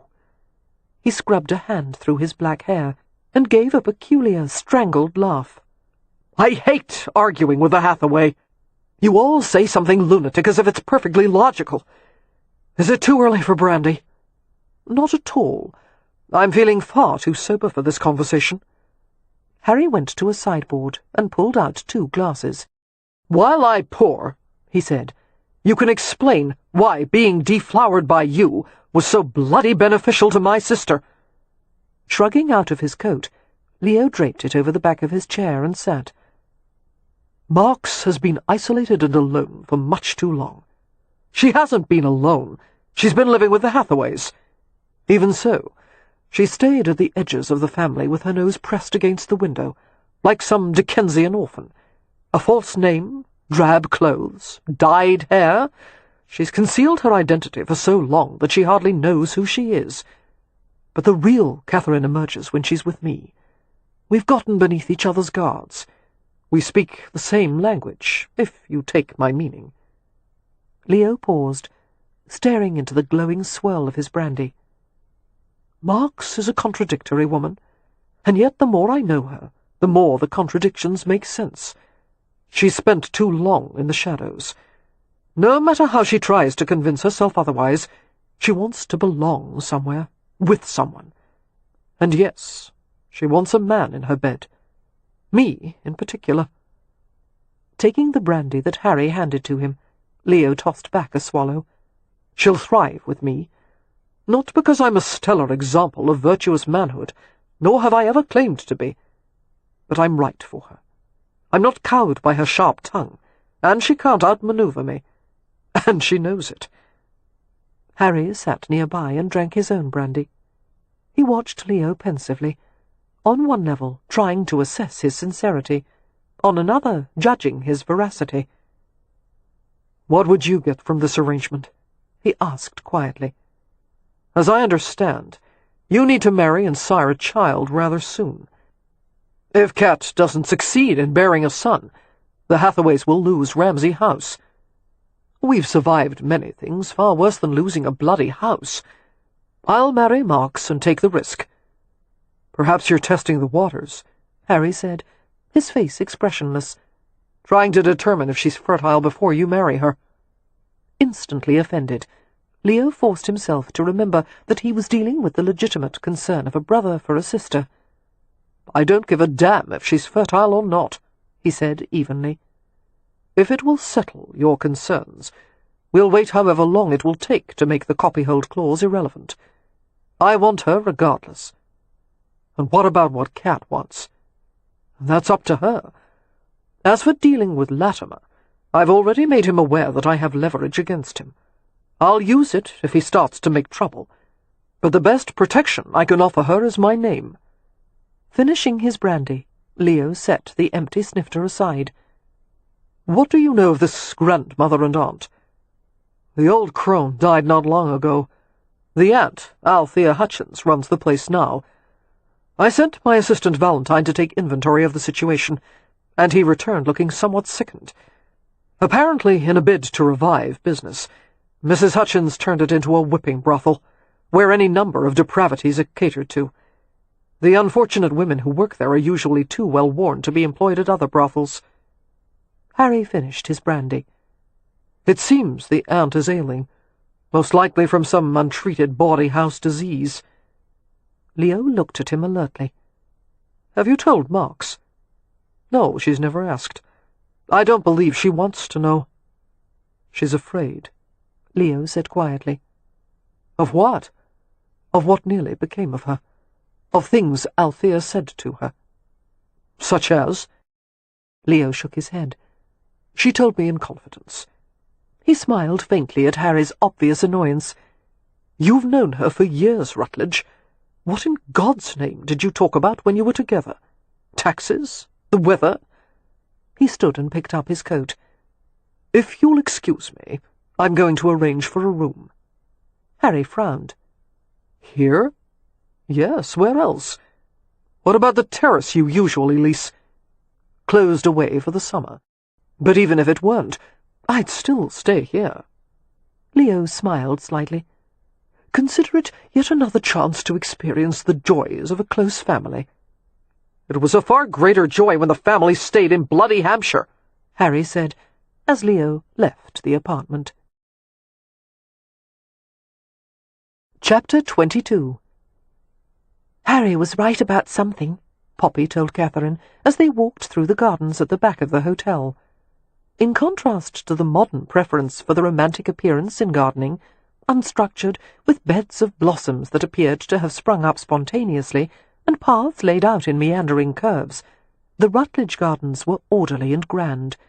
Disciplined hedges formed walls that guided one through a careful arrangement of fountains, statuary, parterres, and elaborate flower beds. "It is definitely time," Poppy continued, "for Harry to introduce you to people as his sister, and for you to be known by your real name. What is it, by the way? Catherine Wiggins. Poppy considered that. I'm sure it's only because I've always known you as Miss Marks, but I like Marks better. So do I. Catherine Wiggins was a frightened girl in difficult circumstances. I've been much happier as Catherine Marks. Happier? Poppy asked gently. Or merely less frightened? Catherine smiled. I've learned quite a lot about happiness over the past few years. I found peace at school, although I was too quiet and private to make friends there. It wasn't until I came to work for the Hathaways that I saw the day-to-day interactions of people who love each other. And then, in the past year, I finally experienced moments of true joy, the feeling that, at least for the moment, everything is as it should be, and there's nothing else one could ask for. Poppy sent her a smiling glance. Moments such as... They entered the rose garden, filled with a profusion of blossoms, the air heavy with sun-warmed perfume. Evenings in the parlour, when the family was together and Wynne was reading, going on walks with Beatrix, or that rainy day in Hampshire when we all had a picnic on the veranda, or... She broke off, shaken by the realization of what she had been about to say. Or, Poppy prompted, pausing to examine a large and resplendent rose, inhaling its scent. Her astute gaze darted to Catherine's face. It was difficult to express her most personal thoughts, but Catherine forced herself to admit the uncomfortable truth. After Lord Ramsay hurt his shoulder at the old manor ruins, he was in bed with fever the next day, and I sat with him for hours. We talked while I did the mending, and I read Balzac to him. Poppy smiled. Leo must have loved that. He adores French literature. He told me about the time he spent in France. He said the French have a marvellous way of uncomplicating things. Yes, he needed that very much. When Leo went to France with Wynne, he was a wreck of a man. You wouldn't have known him. We didn't know whom to fear for more, Wynne with her weak lungs, or Leo, who was bent on destroying himself. But they came back well, Catherine said. Yes, both of them were finally well, but different. Because of France. That, and also the struggles they'd been through. Wynne told me that one isn't improved by being at the top of the mountain. One is improved by the climb. Catherine smiled as she thought of Wynne, whose patient fortitude had carried her through years of illness. That sounds exactly like her, she said. Perceptive and strong. Leo is like that too, Poppy said. It's only that he's far more irreverent. And cynical, Catherine said. Yes, cynical, but also playful. Perhaps it's an odd combination of qualities. But there's my brother. Catherine's smile lingered. There were so many images of Leo in her mind, patiently rescuing a hedgehog that had fallen into a fence-post hole, working on a set of plans for a new tenant house, his face severe with concentration, lying wounded on his bed, his eyes glazed with pain as he murmured, "I'm too much for you to manage." "No," she had replied, "you're not." "Catherine," Poppy said hesitantly, "the fact that Leo came to London with you, I wonder if, that is, I hope, is there a betrothal in the making?" "He has offered for me," Catherine admitted, "but I—" "Has he?" Poppy astonished her with an enthusiastic embrace. "Oh, it's too good to be true! Please say you'll accept him." "I'm afraid the situation isn't that simple," Catherine said ruefully, drawing back. "There is much to consider, Poppy." Poppy's exuberance faded quickly, an anxious pucker appearing between her brows. "You don't love him? But in time you will, I'm sure of it. There is so much about him worth—" "It's not a question of love," Catherine said with a slight grimace. "Marriage isn't a question of love." "No, it is, of course, but I meant to say that love cannot overcome certain difficulties." "Then you do love him?" Poppy asked hopefully. Catherine turned deep red. "There are many qualities I esteem in Lord Ramsay." "And he makes you happy, you said so." "Well, on that one day, I'll admit, A moment of true joy was how you put it. Heavens, Poppy, I feel as if I'm being interrogated.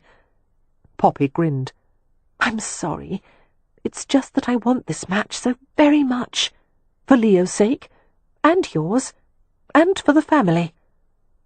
Harry's dry voice came from behind them. It appears we're at cross purposes, my love. The women turned as he approached them. Harry regarded his wife warmly, but there was an air of preoccupation about him. The tea and sandwiches are waiting, he said, and the brawl is over. Shall we go back to the apartments? Who won the brawl? Poppy asked impishly. That earned one of Harry's rare grins. A conversation broke out in the middle of the fight, which was undoubtedly a good thing, as it turned out that neither of us knows how to fight like a gentleman. You fence, Poppy pointed out. That's a very gentlemanly way to fight.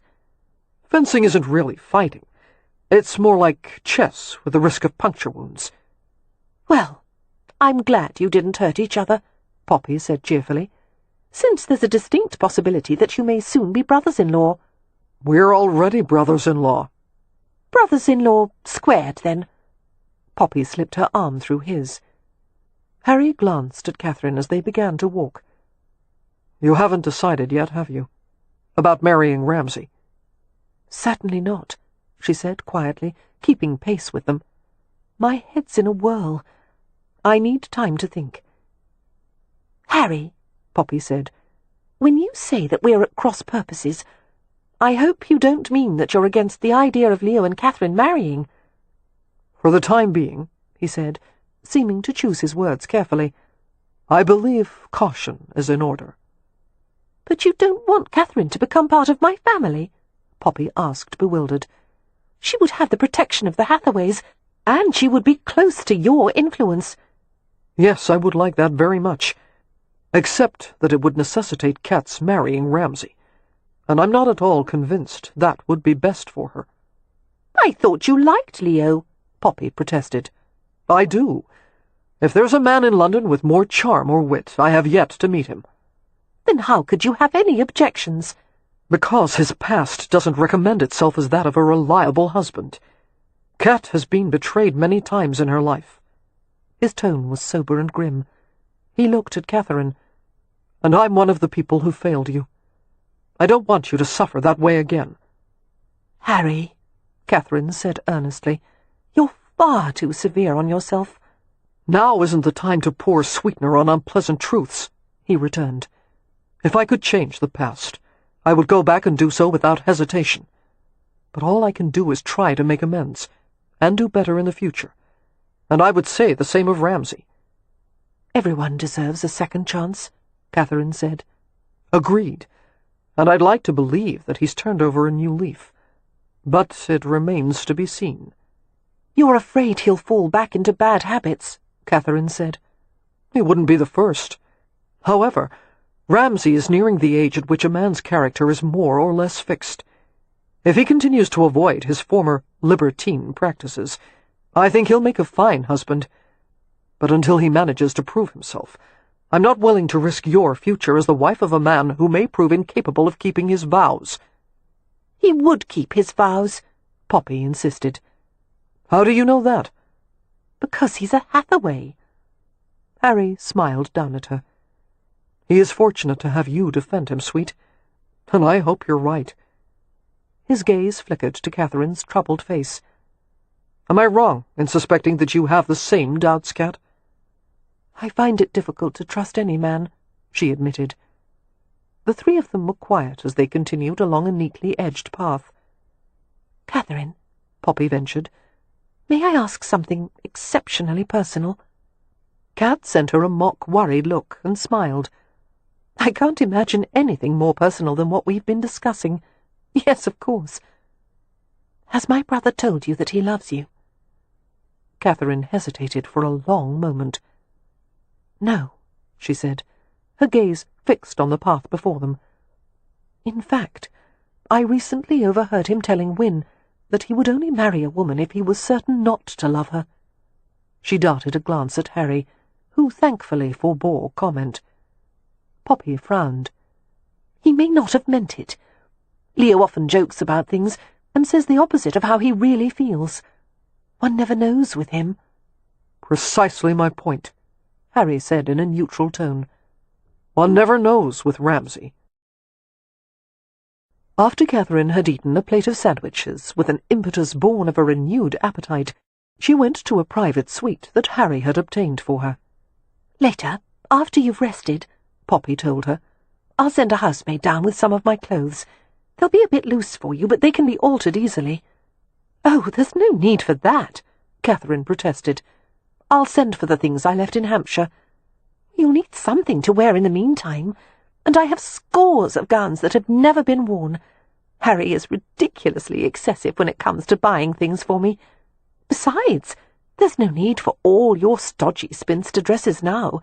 I've always longed to see you in beautiful colours, pink or jade green." She smiled at Catherine's expression. "You'll be like the proverbial butterfly emerging from the cocoon." Catherine tried to respond with humour, although her nerves were strung tight with anxiety. "I was really quite comfortable as a caterpillar." Poppy went to find Harry in his curiosities room, where he often went to mull over a problem or work on something in a place where he was certain not to be interrupted. Only Poppy was allowed to come and go as she pleased. The room was lined with shelves of exotic and interesting objects, gifts from foreign visitors, clocks and figurines, and odd things he had collected in his travels. Harry sat at his desk in his shirt sleeves, fiddling with gears and springs and bits of wire, as he did whenever he was deep in thought. Poppy approached him, feeling a little pang of pleasure as she watched the movements of those hands, thinking of how they played on her body. Harry looked up as she closed the door, his gaze attentive and thoughtful. He discarded the handful of metallic objects. Turning in his chair, he took her by the waist and pulled her between his spread thighs. Poppy let her hands slide into his shiny dark hair, brown black silk that curled slightly over her fingers. "Am I distracting you?" she asked, as she leaned down to kiss him. "Yes," he said against her mouth. "Don't stop." A chuckle dissolved between their lips, like sugar melting in hot tea. Lifting her head, Poppy tried to remember what she had come there for. "Don't," she said as his mouth went to her throat.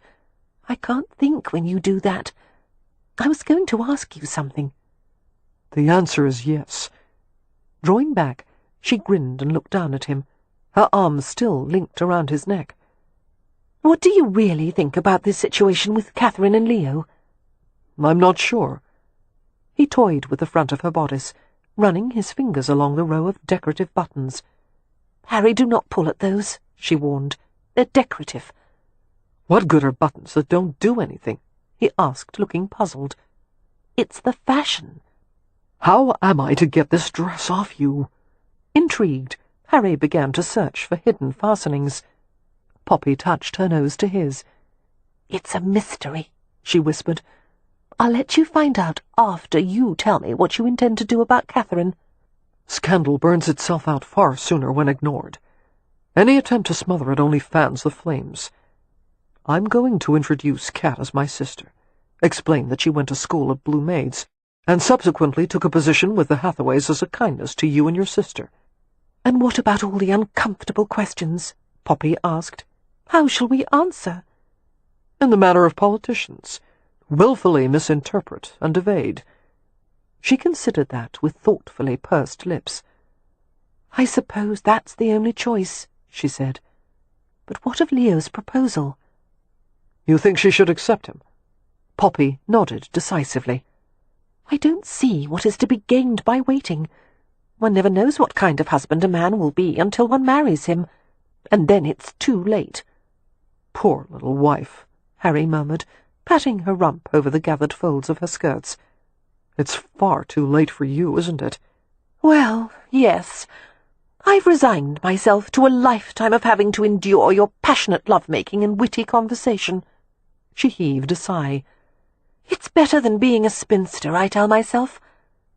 Harry stood and pulled her up against him, kissing her until she was dizzy and pink-cheeked. "Harry," she persisted, as he nuzzled beneath her ear. "When will you give your blessing to the match between Catherine and my brother?" "When she tells me that it doesn't matter what I say. She's going to marry him come hell or high water." Lifting his head, he stared deeply into her eyes. "Let's go to the apartment and take a nap."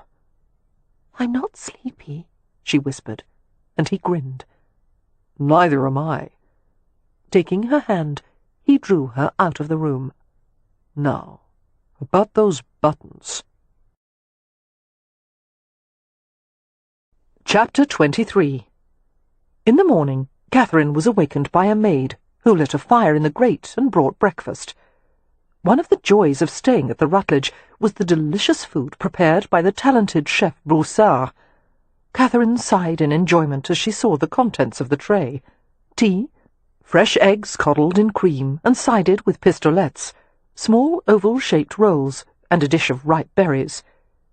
"There was a note under the door, miss," the maid said. "I put it on the side of the tray." "Thank you." Picking up the small sealed card, Catherine felt a twinge of pleasure when she saw her name written in Leo's unmistakable style, the neat, semi-joined italic of a trained architect. "Ring when you're finished with the tray, miss, and I'll run up to get it. And if you need help dressing or arranging your hair, I'm a fair hand at that too." Catherine waited until the maid had left before opening the note. "Mysterious outing planned for this morning. Be ready at 10 o'clock sharp. Wear walking shoes. R." A smile broke out on Catherine's face. "Mysterious outing," she said, watching as Dodger hoisted himself up on the bed, his tiny nose working appreciatively as he detected food nearby. What could he be planning? "No, Dodger, don't even think of disturbing my breakfast. You'll have to wait till I'm done. I draw the line at sharing a plate with you." Seeming to understand her stern tone, Dodger stretched and rolled slowly, completing 3 revolutions across the mattress. "And don't expect this to be a permanent arrangement," Catherine added, stirring sugar in her tea. "I'm only taking care of you until you go back to Beatrix." She was so hungry that she ate every morsel on her plate, except for the small portion she reserved for the ferret. The eggs were perfect, the steaming yellow centres perfect for dipping the crisp pistolette crusts. When she was done, she spooned a coddled egg into a saucer for Dodger, placed a few berries on the side, and went to set it on the floor for him. Happily Dodger circled her, paused for a petting, and went to devour his food. Catherine had just finished washing and brushing out her hair when there came a knock at the door. It was Poppy, accompanied by the housemaid she had seen earlier. Poppy was carrying at least 3 dresses draped across her arms, while the maid held a large basket filled with what appeared to be ladies' linens, stockings, gloves, and other fripperies. "Good morning," Poppy said cheerfully, coming in to lay the gowns across the bed. Glancing at the ferret eating in the corner, she shook her head and grinned. "Hello, Dodger." "Are all those things for me?" Catherine asked. "I don't need so much, truly." "I'm forcing it on you," Poppy informed her, "so don't dare try to give anything back. I've included a few new underthings from the dressmaker, and a reform corset. Do you remember when we saw them displayed at the ladies' outfitter stand at the Great Exhibition?" "Of course," Catherine smiled. Impossible to forget a collection of women's private garments being hung out for all the world to view. "Well, there was a good reason why Madame Kaplan won the prize medal at the exhibition. The Kaplan corsets are much lighter than the usual ones, and they don't have nearly as many poky, pointy stays, and the whole thing adjusts to the body rather than moulding you into an uncomfortable shape. Harry told the hotel housekeeper, Mrs. Pennywhistle, that any of the maids who wished to wear one could charge it to the Rutledge." Catherine's brows lifted. "Truly?" "Yes, because it allows them so much more freedom of movement, and you can breathe." Poppy lifted a pale seafoam green dress from the bed and showed it to her. "You must wear this today. I'm sure it will fit you. We're the same height, only you're slimmer, and I have to tight lace to fit into it." "You are too generous, Poppy." "Nonsense, we're sisters." She sent Catherine an affectionate glance. "Whether or not you marry Leo, we'll always be sisters. Leo told me about your outing at 10 o'clock. Did he tell you where you're going? No, did he tell you? Yes. Poppy grinned. Where is it? I'll let him surprise you. However, I will say that the expedition has my, and Harry's, full approval. After the combined efforts of Poppy and the maid, Catherine was dressed in a pale seafoam gown, neither blue nor green, but some perfect shade between the two. The bodice was close-fitting, stylishly cut without a waist seam, the skirts plain until the knee, where they draped in rows of flounces. The matching jacket, tailored to the waist, was trimmed with silk fringe in interwoven shades of blue, green, and silver-grey. A small, flirtatious hat was set on the upsweep of her hair, which had been done in a waterfall chignon, with the ends tucked up and pinned beneath. To Catherine, who had gone so long without wearing anything pretty or modish, the effect was disconcerting. She saw a stylishly turned-out woman in the looking-glass, decidedly feminine and dashing. "Oh, miss, you're as pretty as the girls they paint on tins of sweets," the housemaid exclaimed. "She's right, Catherine," Poppy said, beaming. "Wait until my brother sees you. He'll rue every awful word he's ever said to you." "I've said awful things to him, too," Catherine replied soberly. "We all knew there was a reason behind the animosity between you," Poppy said, "but we could never agree on what it was. Beatrix was right, of course." "About what?" "That you and Leo were like a pair of ferrets, a bit rough and tumble in courtship." Catherine smiled sheepishly. "Beatrix is very intuitive."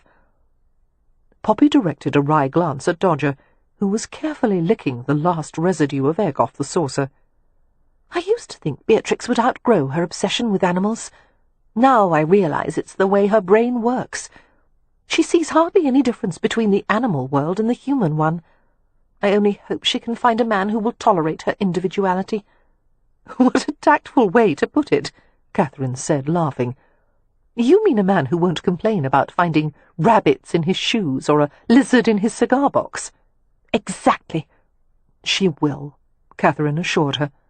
"Beatrix is far too loving and worthy of being loved to go unmarried." "As are you," Poppy said meaningfully. She went to scoop up the ferret as he proceeded to investigate the contents of the basket. "I'll take Dodger for the day. I'm doing correspondence all morning, and he can sleep on my desk while I work." The ferret hung limp in Poppy's hold, grinning at Catherine as he was carried away. Leo hadn't wanted to leave Catherine alone last night. He had wanted to stay beside her, watch over her, like a griffin guarding an exotic treasure. Although Leo had never possessed a jealous nature before, it seemed he was quickly making up for lost time. It was particularly annoying that Catherine was so reliant upon Harry, but it was natural that she should want to depend on her brother, especially when Harry had once rescued her from a dire situation and had been her only constant in the years afterward. Even though Harry had shown little love or interest in her until recently, he was all she'd ever had. The problem was that Leo had a consuming desire to be everything to Catherine. He wanted to be her exclusive confidant, her lover and closest friend, to tend to her most intimate needs, to warm her with his body when she was cold, hold a cup to her lips when she was thirsty, rub her feet when she was tired, to join his life with hers in every significant and mundane way. However, he would not win her with one gesture, one conversation, one passion-filled night. He would have to chip away at her, removing strategic slivers here and there, until her objections finally collapsed. That would require patience, attention, time. So be it. She was worth all of that and more. Arriving at the door of Catherine's suite, Leo knocked discreetly and waited. She appeared promptly, opening the door and smiling at him. "Good morning," she said with an expectant glance. Any words of greeting Leo had intended to say vanished instantly. His gaze travelled slowly over her. She was like one of the exquisite feminine images painted on bandboxes or displayed in print shops. The pristine perfection of her made him long to unwrap her, like a bonbon done up in a neat paper twist. Leo's silence went on so long that Catherine was forced to speak again. "I'm ready for the outing. Where are we going?" "I can't remember," Leo said, still staring. He moved forward as if to crowd her back into the room. Holding her ground, Catherine placed a gloved hand on his chest. "I'm afraid I can't allow you inside, my lord. It wouldn't be proper. And I do hope that for this outing you have hired an open carriage instead of a closed one." "We can take a carriage if you prefer, but our destination is a short distance, and the walk is pleasant, through St. James's Park. Would you like to go on foot?" She nodded immediately. As they left the hotel, Leo took the side nearest the curb. Walking with her hand tucked into the crook of Leo's arm, Catherine told him what she and Beatrix had read concerning the park, that King James had kept a collection of animals there, including camels, crocodiles, and an elephant, as well as a row of aviaries along what became Birdcage Walk. That led to Leo telling her about the architect, John Nash, who had designed the central mall through the park. The avenue had become the royal ceremonial route from Buckingham Palace. "Nash was what they called a coxcomb back then," Leo said. "Arrogant and self-important, which are requirements for an architect of that caliber." "Are they?" Catherine seemed amused. "Why, my lord?" "The staggering amount of money expended on an important work, and the public nature of it. It's effrontery, really, to believe that a design in one's head has enough merit to be built on a large scale. A painting hangs in a museum where people have to seek it out, or avoid it if they prefer. But there's not much one can do to avoid a building, and God help us all if it's an eyesore." She glanced at him astutely, paying close attention. "Do you ever dream of designing a grand public palace or monument, as Mr. Nash did?" "No, I have no ambitions to be a great architect, only a useful one. I like designing smaller projects, such as the tenant houses on the estate.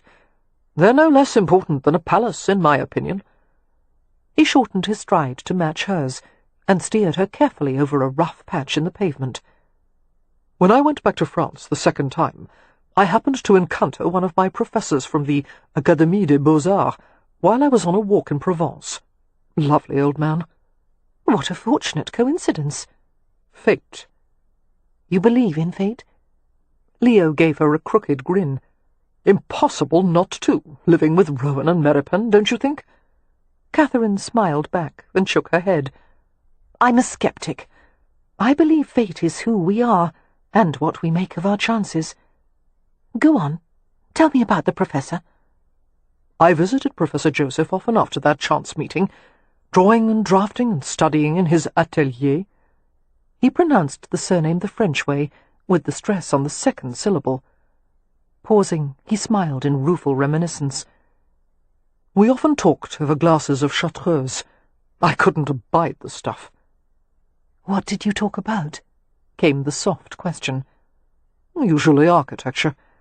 Professor Joseph had a pure view of it, that a small, perfectly designed cottage has as much value as a grand public edifice, and he spoke of things he'd never mentioned at the Academy, his sense of the connections between the physical and spiritual, that a perfect man-made creation, such as a painting, sculpture, or a building, could provide you with a moment of transcendence, clarity, a key to unlock a glimpse of heaven."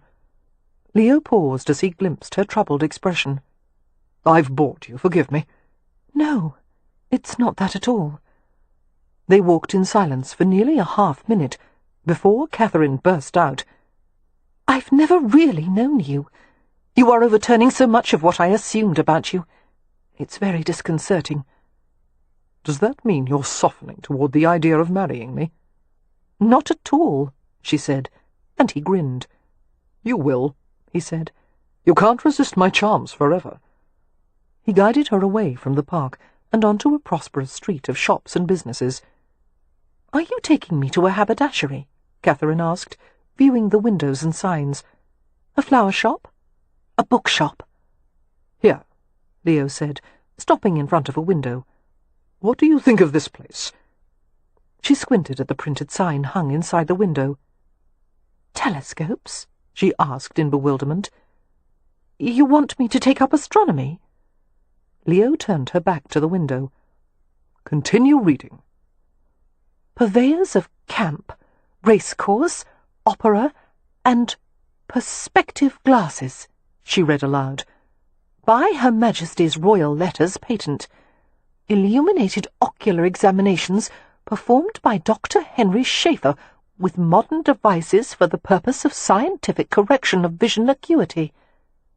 "Dr. Schaeffer is the finest oculist in London," Leo said. "Some say in the world. He was a professor of astronomy at Trinity, when his work with lenses led him to an interest in the human eye. He was habilitated as an ophthalmologist, and has made remarkable strides in the field. I made an appointment for you to see him." "But I don't need the finest oculist in London," she protested, puzzled that Leo would have gone to such lengths. "Come, Marks," he said, drawing her to the door. "It's time for you to have proper spectacles."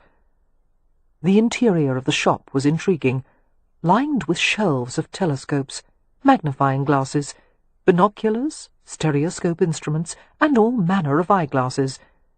A pleasant young clerk greeted them and went to fetch Dr. Schaeffer. The doctor came out very soon, displaying an expansive and jovial temperament. A handsome set of white whiskers framed his pink cheeks, and a thick, snowy moustache curved upward when he smiled. Schaeffer showed them around his shop, pausing to demonstrate a stereoscope and explain how the illusion of depth was created. "This instrument serves two purposes," the doctor said, his eyes twinkling behind his own spectacle lenses. "First, the stereogram cards are sometimes of use in treating focusing disorders in certain patients, and second, they are helpful in entertaining high-spirited children." Catherine was cautious but willing, as she and Leo followed Dr. Schaeffer to the rooms at the back of his shop. Whenever she had purchased spectacles in the past, the optician had simply brought out a tray of lenses, handed her various ones to hold up to her eyes, and when she felt she had obtained sufficient vision, he had proceeded to make spectacles for her. Dr. Schaeffer, however, insisted on examining her eyes with a lens he called a corneal loop, after putting drops into her eyes to dilate the pupils. After pronouncing that there were no signs of disease or degeneration, he asked her to read letters and numbers from a series of 3 charts on the wall. She was obliged to reread the charts with various strengths of lenses, until finally they achieved a near miraculous clarity. When it came time to discuss the frames for the lenses, Leo surprised both Catherine and Dr. Schaeffer by taking an active part. "The spectacles that Miss Marks wears at present," Leo said, "leave a mark at the bridge of her nose. The contour of the support arch must be adjusted," the doctor said. "Undoubtedly." Leo withdrew a slip of paper from the pocket of his coat and placed it on the table. "However, I have a few more ideas. What if the bridge is built up to hold the lenses a bit farther away from her face?" "You're thinking of a design similar to the clips of a pince-nez?" Schaeffer asked thoughtfully. "Yes, they would fit more comfortably and also stay in place." Schaeffer stared closely at the sketch Leo had given him. "You've drawn curved earpieces, I see. An unusual feature. The intention is to hold the spectacles more firmly onto her face. This is a problem, keeping them on." "Without question," Leo replied. "This is a very active woman. Chasing animals, falling through rooftops, stacking rock. All an average day for her." "My lord," Catherine said in reproof. Schaeffer smiled as he examined the contorted shapes of her spectacles. "From the condition of these frames, Miss Marks, one could almost believe Lord Ramsay's claims." His moustache curved upward. "With your permission, I will instruct the jeweller I work with to build the frames you've drawn." "Make them in silver," Leo said. He paused, regarding Catherine with a faint smile. "And have him put a touch of filigree on the earpieces. Nothing vulgar. Keep it delicate." Catherine shook her head immediately. "Such adornment is expensive and unnecessary." "Do it nevertheless," Leo said to the doctor, his gaze still holding Catherine's. "Your face deserves adornment. I would hardly put a masterpiece in an ordinary frame, would I?" She sent him a reproving glance. She neither liked nor trusted such outrageous flattery, nor did she intend to melt at his charm.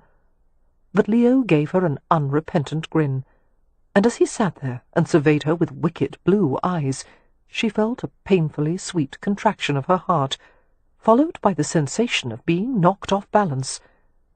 Such a long distance to fall, and yet she couldn't seem to back away from the danger. She could only stay there with her precarious equilibrium suspended in longing and peril, unable to save herself. Chapter 24. It has been confirmed by Mr. Harry Rutledge, the London hotelier, that a woman identified as Miss Catherine Marks is in fact a half-sister, who has heretofore lived in relative obscurity as a companion to the family of Viscount Ramsay of Hampshire. Upon inquiry as to why the young woman was not previously brought out into society, Mr. Rutledge explained the discretion as appropriate to the circumstances of her birth, as the natural child of Mr. Rutledge's mother and an unnamed gentleman. Mr. Rutledge proceeded to emphasize the decorous and refined nature of his sister, and his own pride in acknowledging kinship with a woman he describes as estimable in every regard. "How very flattering," Catherine said lightly, setting down the copy of the Times. She sent Harry a rueful glance across the breakfast table. "And now the questions will begin." "I'll deal with the questions," Harry said. "All you have to do is behave in the aforementioned decorous and refined manner when Poppy and I take you to the theatre." "When are we going to the theatre?" Poppy asked, popping a last bite of honey-soaked crumpet into her mouth. "Tomorrow evening, if that pleases you." Catherine nodded, trying not to look troubled by the prospect. People would stare and whisper. Part of her shrank at the idea of being on display. On the other hand, it was a play, which meant the audience's attention would focus mainly on the activity within the proscenium. "Shall we invite Leo?" Poppy asked. She and Harry both looked at Catherine. She hitched her shoulders in an unconcerned shrug, although she suspected it didn't deceive either of them. "Would you have any objection?" Harry asked her. "No, of course not. He is Poppy's brother, and my former employer." "And possibly your fiancé," Harry murmured. Catherine looked at him quickly. "I haven't accepted his proposal." "You are considering it, however, aren't you?" Her heart gave a few thick beats in her chest. "I'm not sure." "Cat, I don't mean to harass you about this, but how long do you intend to wait before giving Ramsay an answer?" "Not long." Cat frowned into her tea. "If there's any hope of retaining Ramsay House, Lord Ramsay will have to marry someone soon." A tap at the door heralded the entrance of Harry's right-hand man, Jake Valentine. He brought Harry a stack of Daily Manager's reports, as well as a handful of letters. One of these was addressed to Poppy, who received it with a warm smile. "Thank you, Mr. Valentine." "Mrs. Rutledge," he said with an answering smile, bowing before he left. He looked the tiniest bit smitten with Poppy, which Catherine couldn't blame him for in the least. Poppy broke the seal and read the letter, her fine brows inching higher and higher as she neared the conclusion. "My goodness, this is odd." Harry and Catherine both looked at her questioningly. "It's from Lady Fitzwalter, with whom I am acquainted through some charity work. She asks me in this letter, very earnestly, if I will prevail on my brother to call upon Miss Darwin and Countess Ramsay, who are in town, and she provides the address of the house they have let." "Not so very odd," Catherine said pragmatically, although the news caused a stir of anxiety. "After all, a lady may never call on a man for any reason, and therefore it is certainly not unheard of for one to prevail upon a mutual acquaintance to arrange the meeting." "Yes, but why does Miss Darwin wish to speak to Leo?" "It might be about the copyhold clause," Harry said, looking interested. "Perhaps she wishes to offer some manner of concession." "I'm sure she means to offer him something," Catherine said sullenly. She couldn't help remembering how beautiful the dark-haired Miss Darwin was, and what a striking couple she and Leo had made as they had waltzed. "However, I doubt she intends to discuss legalities. It's something personal. Otherwise she would allow the solicitors to deal with it. Cam and Mary Penn were terrified by Miss Darwin, Poppy told Harry with a grin.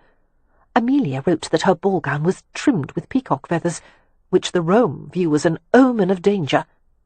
In some Hindu sects, Harry said, the peacock's cries are associated with the rainy season, and therefore fertility. Danger or fertility? Poppy asked dryly. Well, it should be interesting to see which one Miss Darwin will evince. I don't want to, Leo said immediately upon being informed of the necessity of calling on Miss Darwin. That doesn't matter. You have no choice, Poppy said, taking his coat as he entered the apartment. Seeing Catherine seated in the parlour with Dodger in her lap, Leo came to her. "Good afternoon," he said, reaching for Catherine's hand and brushing a kiss on the backs of her fingers. The feel of his lips, so warm and soft against her skin, caused a quick, indrawn breath. "May I?" he asked, glancing at the place on the settee beside her. Yes, of course. After Poppy was seated in a chair by the hearth, Leo sat beside Catherine. She smoothed Dodger's fur repeatedly, but he didn't move. A sleeping ferret was so limp and impossible to awaken that one might have reasonably assumed he was dead. One could pick him up, even shake him, and he would slumber on undisturbed.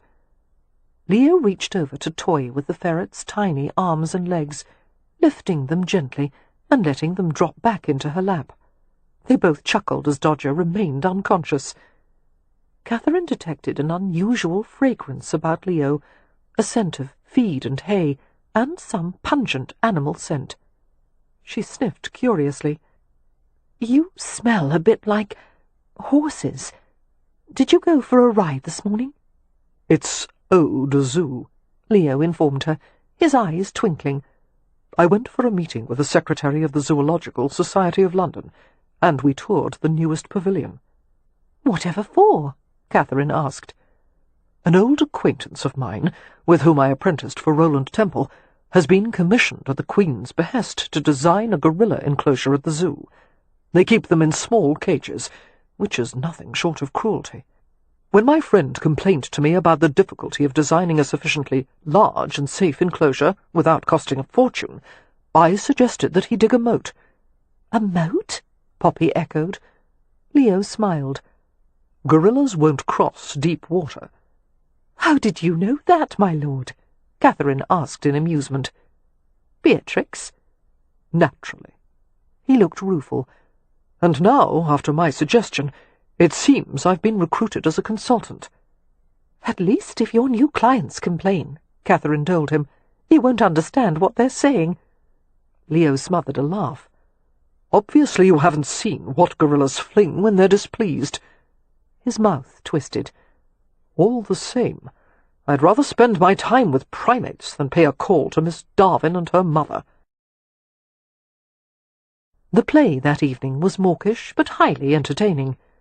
The story was about a handsome Russian peasant who was striving for an education, but on his wedding day to his true love, the poor girl was assaulted by the prince of the domain, and, while she swooned, was fatally stung by an asp. Before death overtook her, she reached her home and told her fiancé what had happened, whereupon the handsome peasant swore revenge against the prince.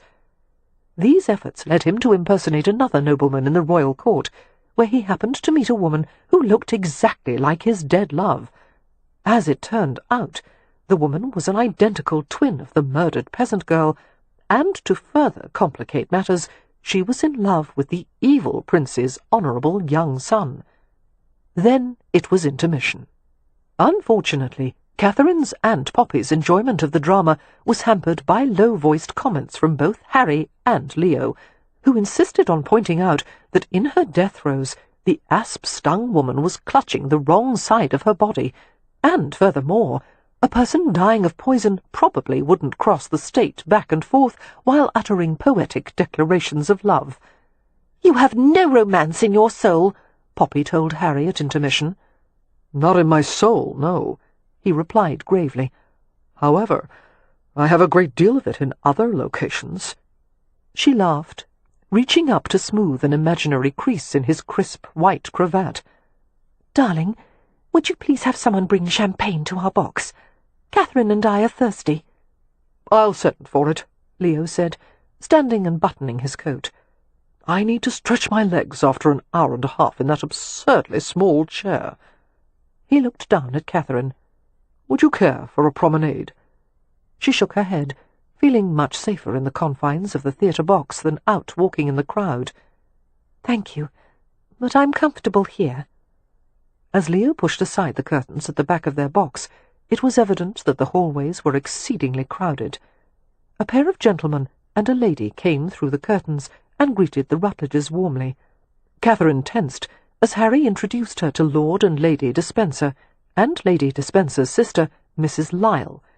She anticipated a cool reception from them, perhaps a dismissive remark, but instead they were polite and affable. Perhaps, she thought wryly, she should stop expecting the worst of people. Poppy asked Lady Despencer about one of her children, who had been ill recently, and the woman listed all the medications and precautions it had taken for their ailing son to get well. Another cluster of people entered the box, waiting for a turn to speak to Harry, and Catherine moved to make room for them. She stood at the back of the box beside the curtain panels, waiting with forced patience as conversation flowed in currents in the hallway, in the box, large swells of noise rising from the audience below. The relentless clamour and movement irritated her. It was stuffy in the theatre, the air warm from the mass of human bodies crowding everywhere. She hoped that intermission would conclude soon. As she stood with her hands behind her back, she felt a hand reach through the box curtains and close around her wrist.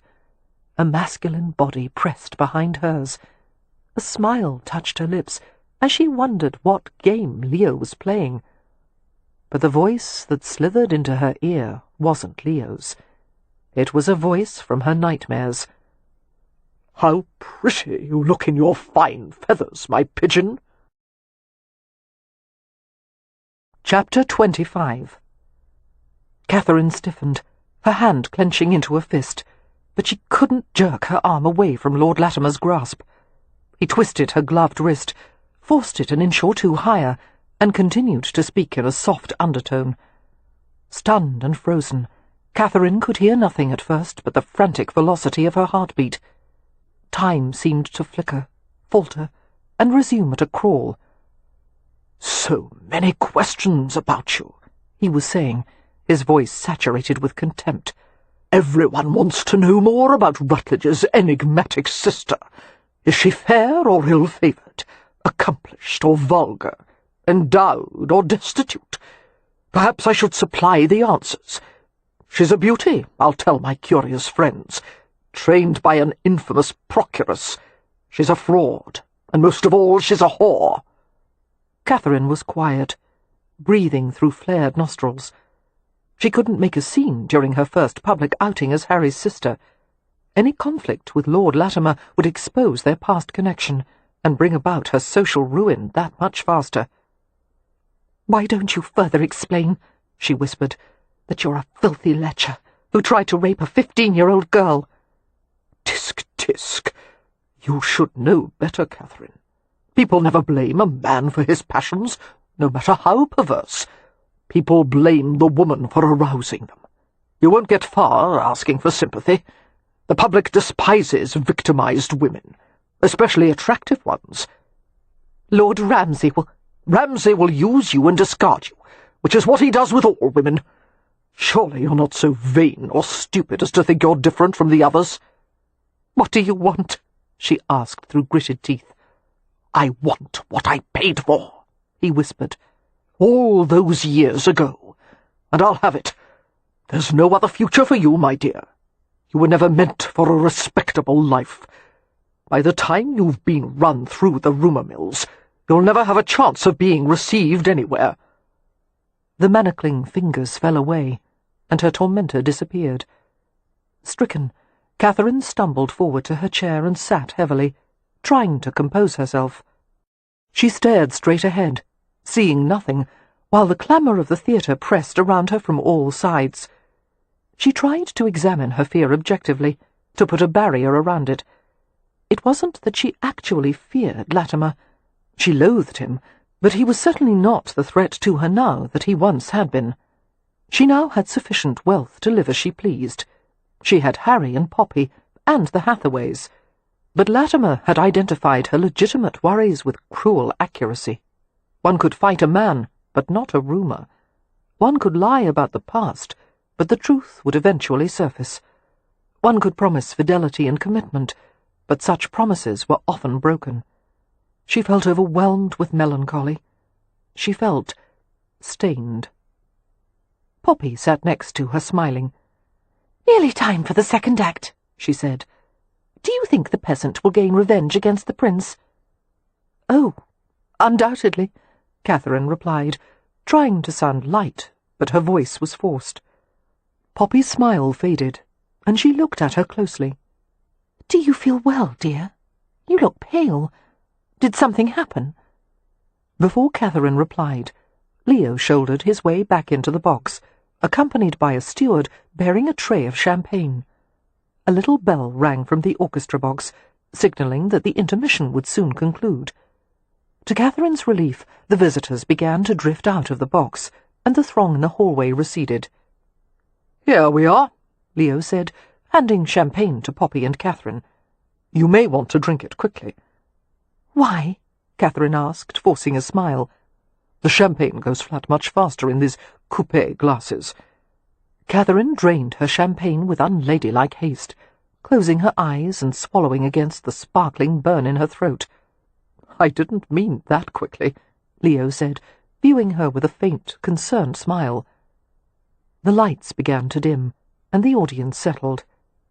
Catherine glanced at the silver stand where the bottle of chilled champagne had been placed, a white napkin tied neatly at its neck. "May I have another?"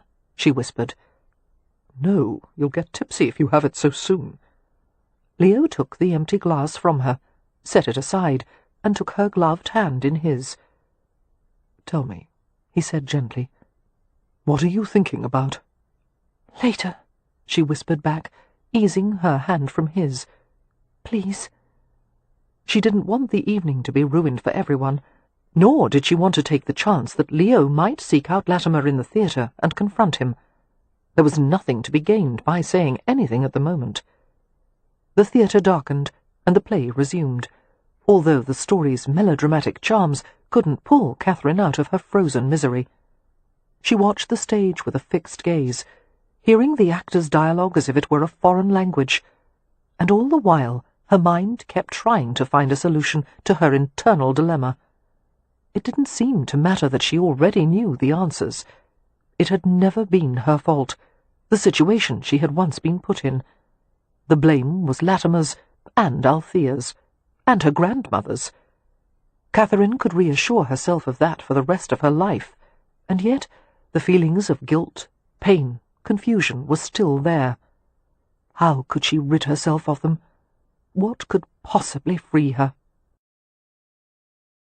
For the next 10 minutes, Leo glanced at Catherine repeatedly, perceiving that something was deeply wrong. She was trying very hard to concentrate on the play, but it was clear that her mind was consumed with some overpowering problem. She was distant, unreachable, as if she had been encased in ice. Trying to comfort her, he took her hand once more, and ran his thumb above the edge of her wrist-length glove. The iciness of her skin was startling. Frowning deeply, Leo leaned toward Poppy. "What the devil happened to Marks?" he whispered. "I don't know," she returned helplessly. "Harry and I were talking to Lord and Lady Despencer, and Catherine was off to the side. Then we both sat, and I noticed that she looked ill." "I'm taking her back to the hotel," Leo said.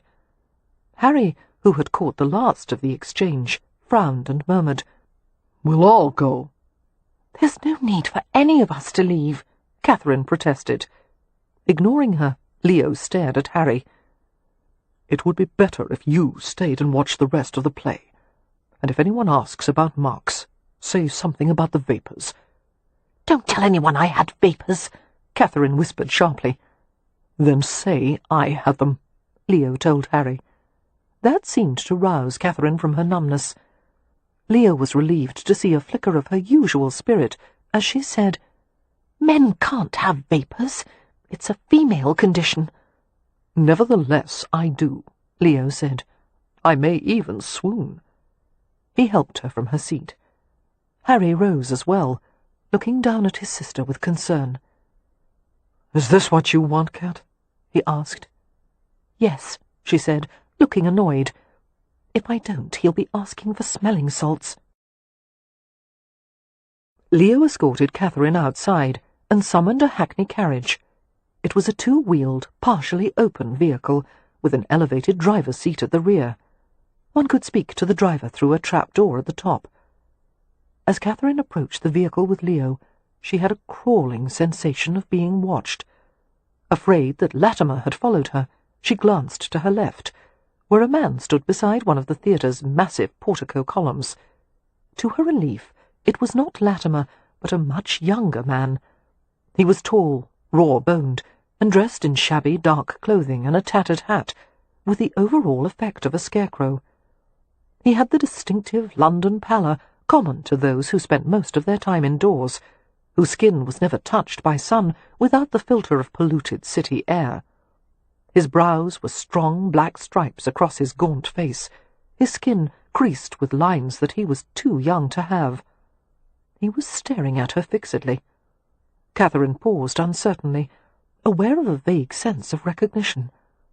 Had she seen him somewhere before? She couldn't fathom where they might have met. "Come," Leo said, intending to hand her into the carriage. But Catherine resisted, caught by the riveted stare of the stranger's raven dark eyes.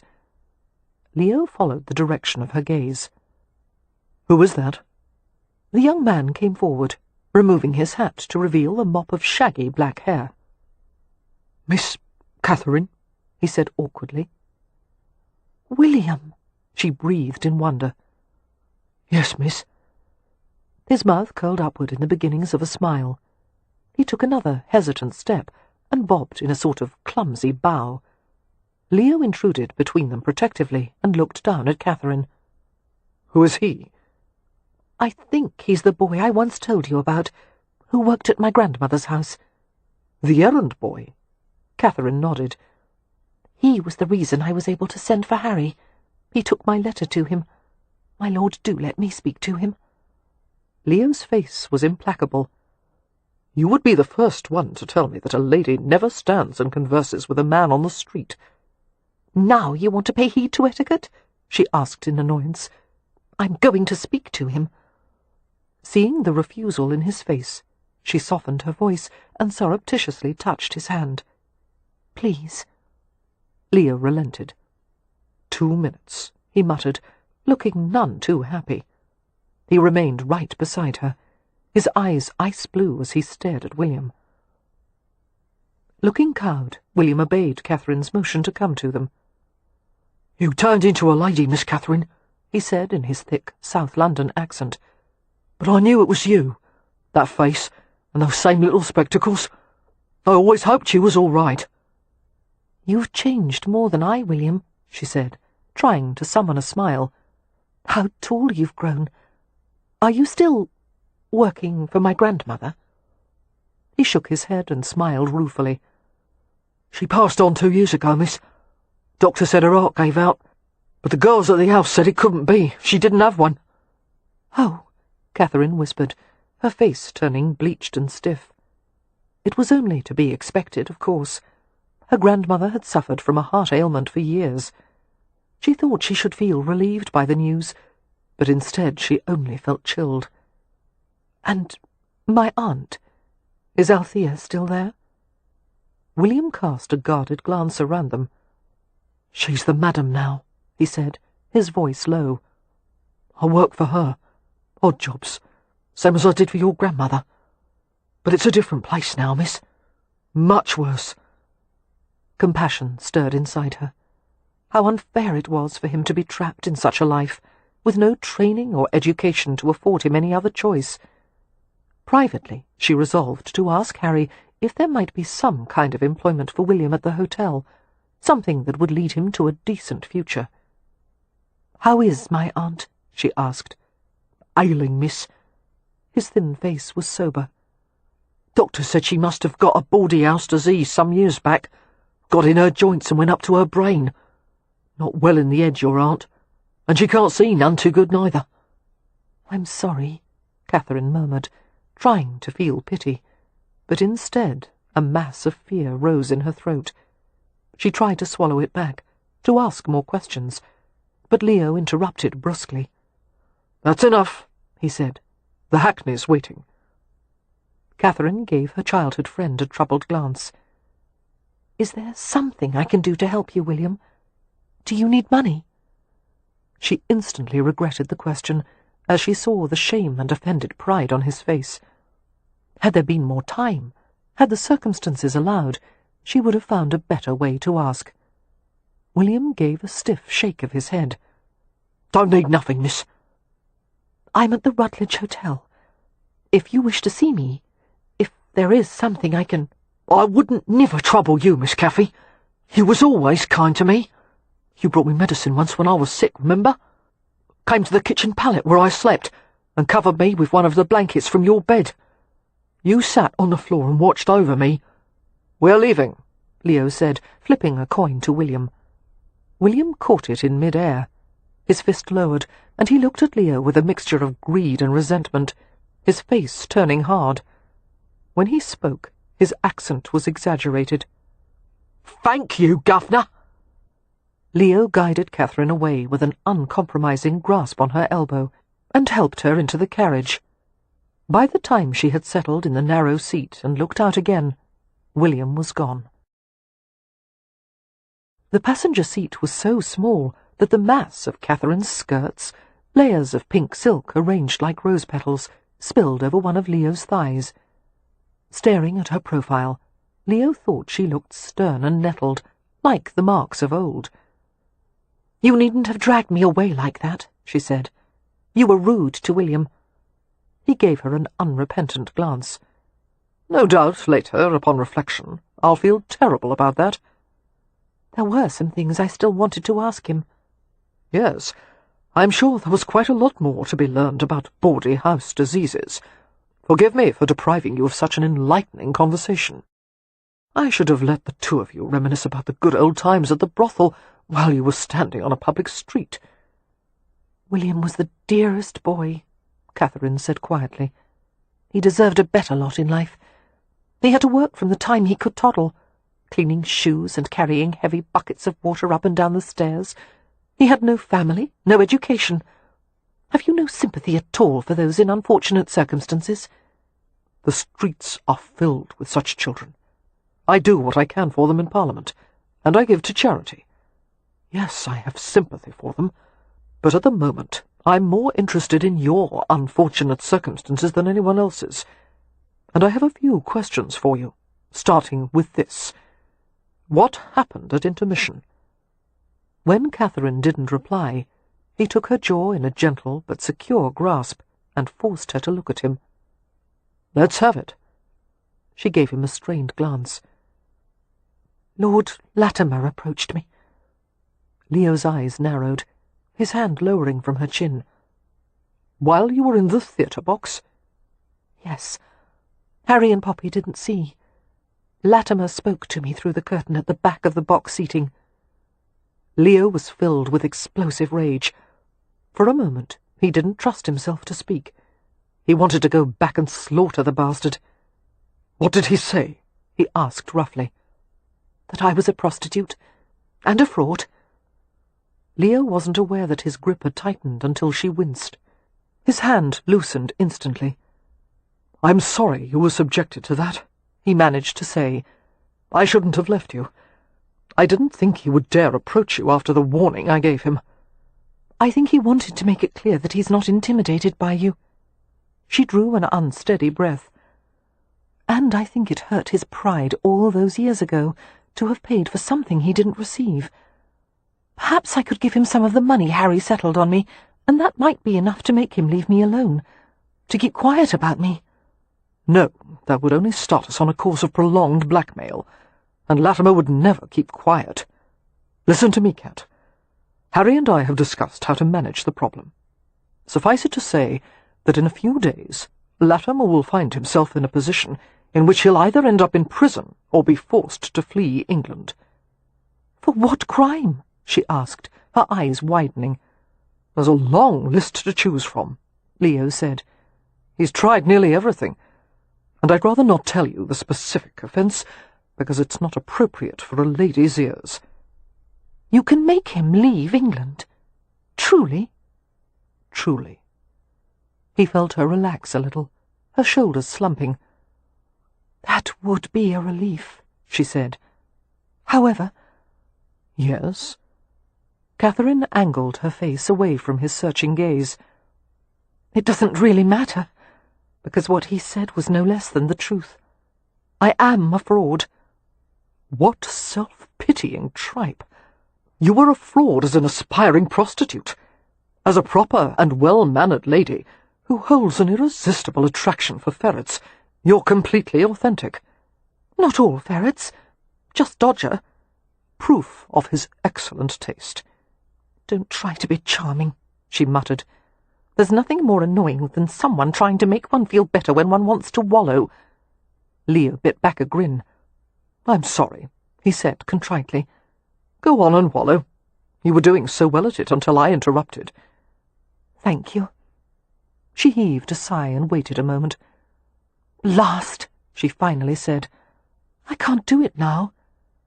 Her fingers crept further into his, and he smoothed his thumb over the backs of her knuckles. "I want to correct something," Catherine said. "I was never an aspiring prostitute." "What did you aspire to?"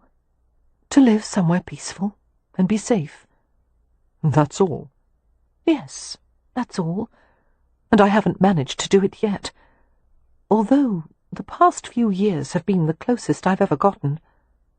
"Marry me," Leo told her, "and you can have both.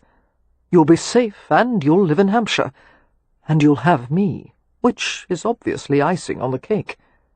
A reluctant laugh escaped her.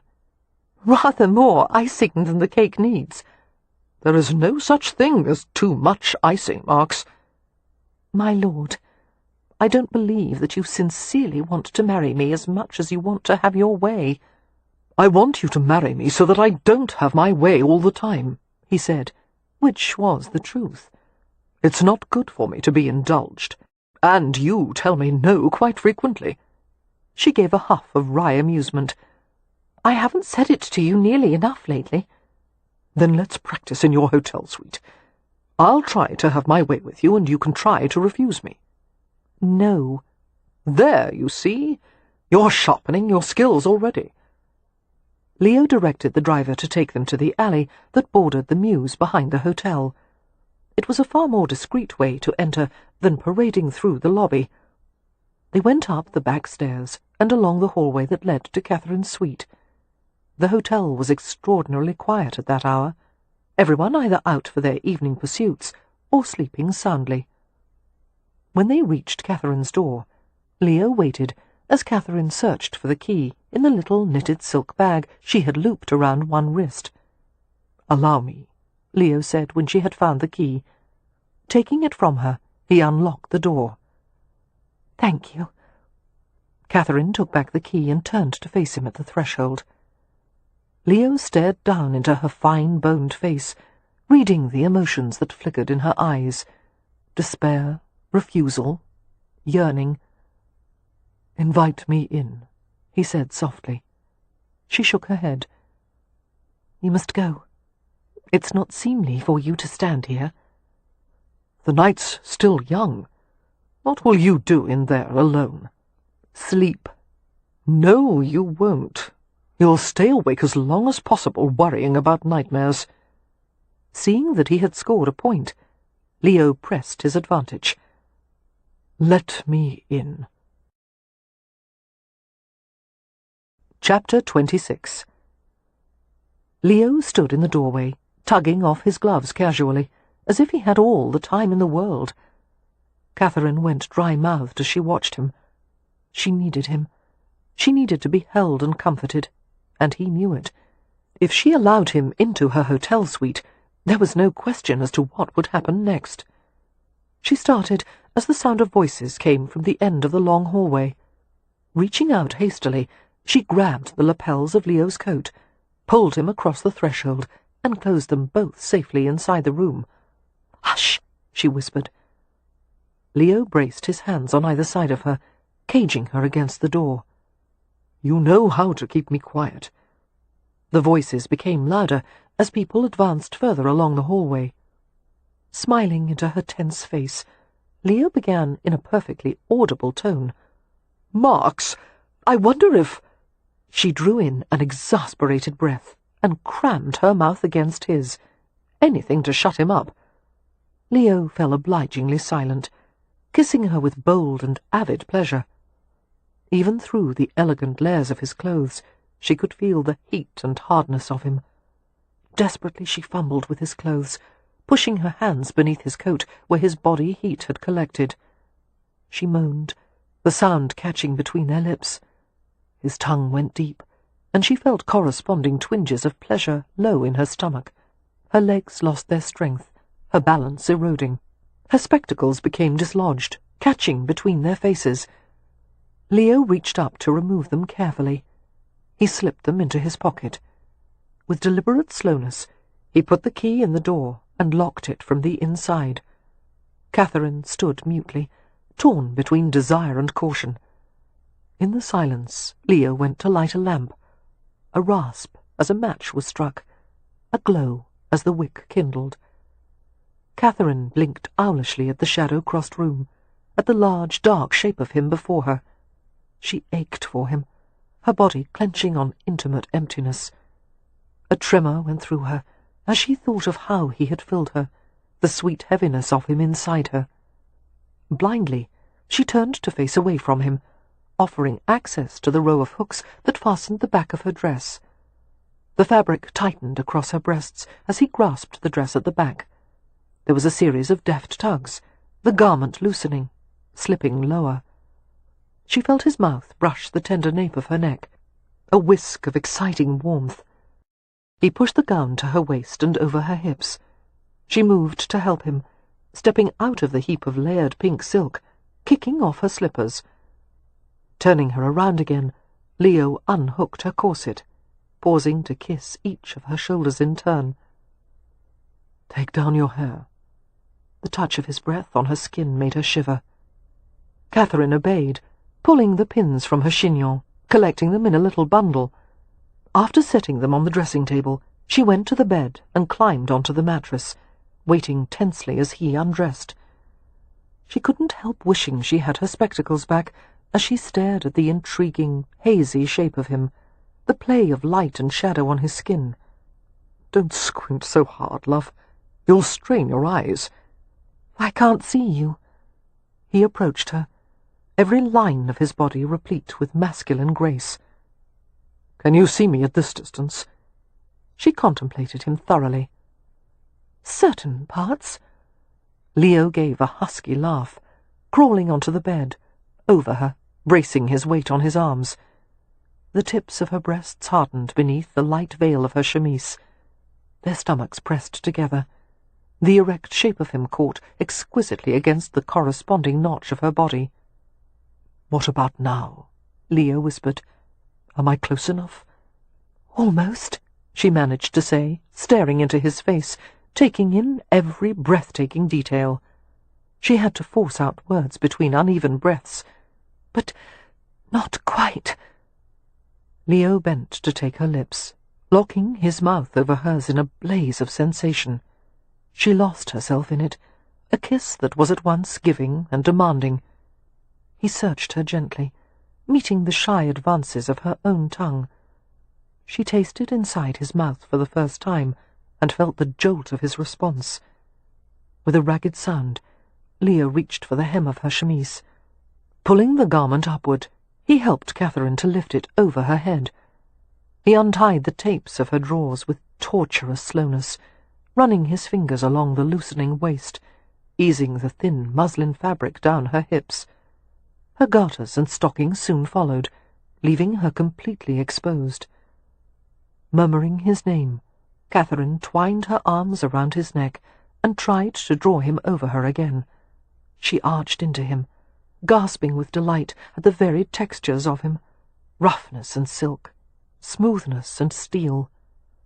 He brought his mouth to her ear, his lips toying with the soft lobe, before he whispered, "Cat, I'm going to kiss all the way down your body and up again, and I want you to lie perfectly still and let me do as I please. You can do that, can't you?" "No," she said earnestly. "I really don't think so." Leo averted his face for a moment. When he looked back at her, his eyes were sparkling with amusement. "That was actually a rhetorical question." "A rhetorical question has an obvious answer," she argued. "And what you're asking is not—" She broke off, unable to speak or think, as she felt him nibble and lick at a sensitive part of her neck.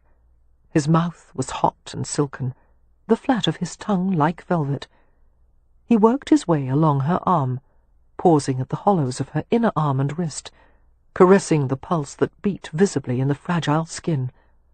Every inch of her body prickled with awareness of him and what he was doing. His mouth wandered back along her arm to the side of her breast, the trail of his mouth leaving her skin flushed and damp. He kissed all around the rosy peak without touching it, until she felt a whimper climb in her throat. "My lord, please," she gasped, sliding her hands into his hair, trying to guide him. He resisted, grasping her wrists and pulling them to her sides. "Don't move," he reminded her gently. "Or do you want me to start over?" She closed her eyes and lay with a grieved stillness, her chest heaving. Leo had the gall to laugh softly, his mouth returning to nuzzle the undercurve of her breast. A cry escaped her when she felt his lips brush against the gathered crest. Slowly his mouth opened and sealed over her, and he began to suckle. Heat writhed in her stomach, and her hips lifted from the mattress. His hand settled on her taut abdomen, rubbing in a soothing circle, pressing her back down. It was impossible to lie motionless as Leo tormented her, arousing her skillfully, but providing no relief. Impossible to endure, but he wouldn't allow otherwise. He made his way down to her stomach, licking and blowing lightly into the hollow of her navel. She was weak and perspiring, wet at the roots of her hair, her body racked with delight that verged on pain. His mouth glided across the vulnerable softness of her groin to her inner thighs, his tongue playing gently on either side, everywhere except the wet, pulsing centre. "Leo," she panted, "this is not very nice of you."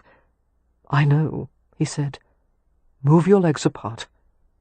She obeyed with a shudder, letting him guide her, opening her body in ever more revealing positions. He used his mouth in ways that infuriated and aroused her, nibbling along her thigh, investigating the ticklish hollows behind her knees, stringing kisses around her ankles, sucking lazily on her toes. She swallowed back a supplicating moan, and another, impatience thumping through her body. After an eternity, Leo had finally progressed all the way back to her neck. Catherine parted her thighs, dying for him to take her, but instead he rolled her to her stomach. She whimpered in frustration. Impatient wench! Leo's hand smoothed over her bottom and slipped between her thighs. There. Will this satisfy you for now? She felt him parting her swollen flesh. Her body stiffened in bliss as his fingers entered her, slipping into the wetness. He held them there, deep and flexing, while he kissed along her spine. She found herself grinding against his hand, gasping in pleasure. Closer, closer, and yet the climax shimmered just out of reach. Finally, Leo turned her to her back again, his features hard and sweat-misted, and it was only then that she realized he had been torturing himself as well as her. He pinned her arms over her head and spread her legs. For an instant, she knew a flare of panic at her own helplessness, seeing his powerful body above hers. But then he entered her in a hard, slick plunge, and the fear vanished in a flood of pleasure. He slipped his free arm beneath her neck. Her eyes closed, and her head lolled as he bent to kiss her throat.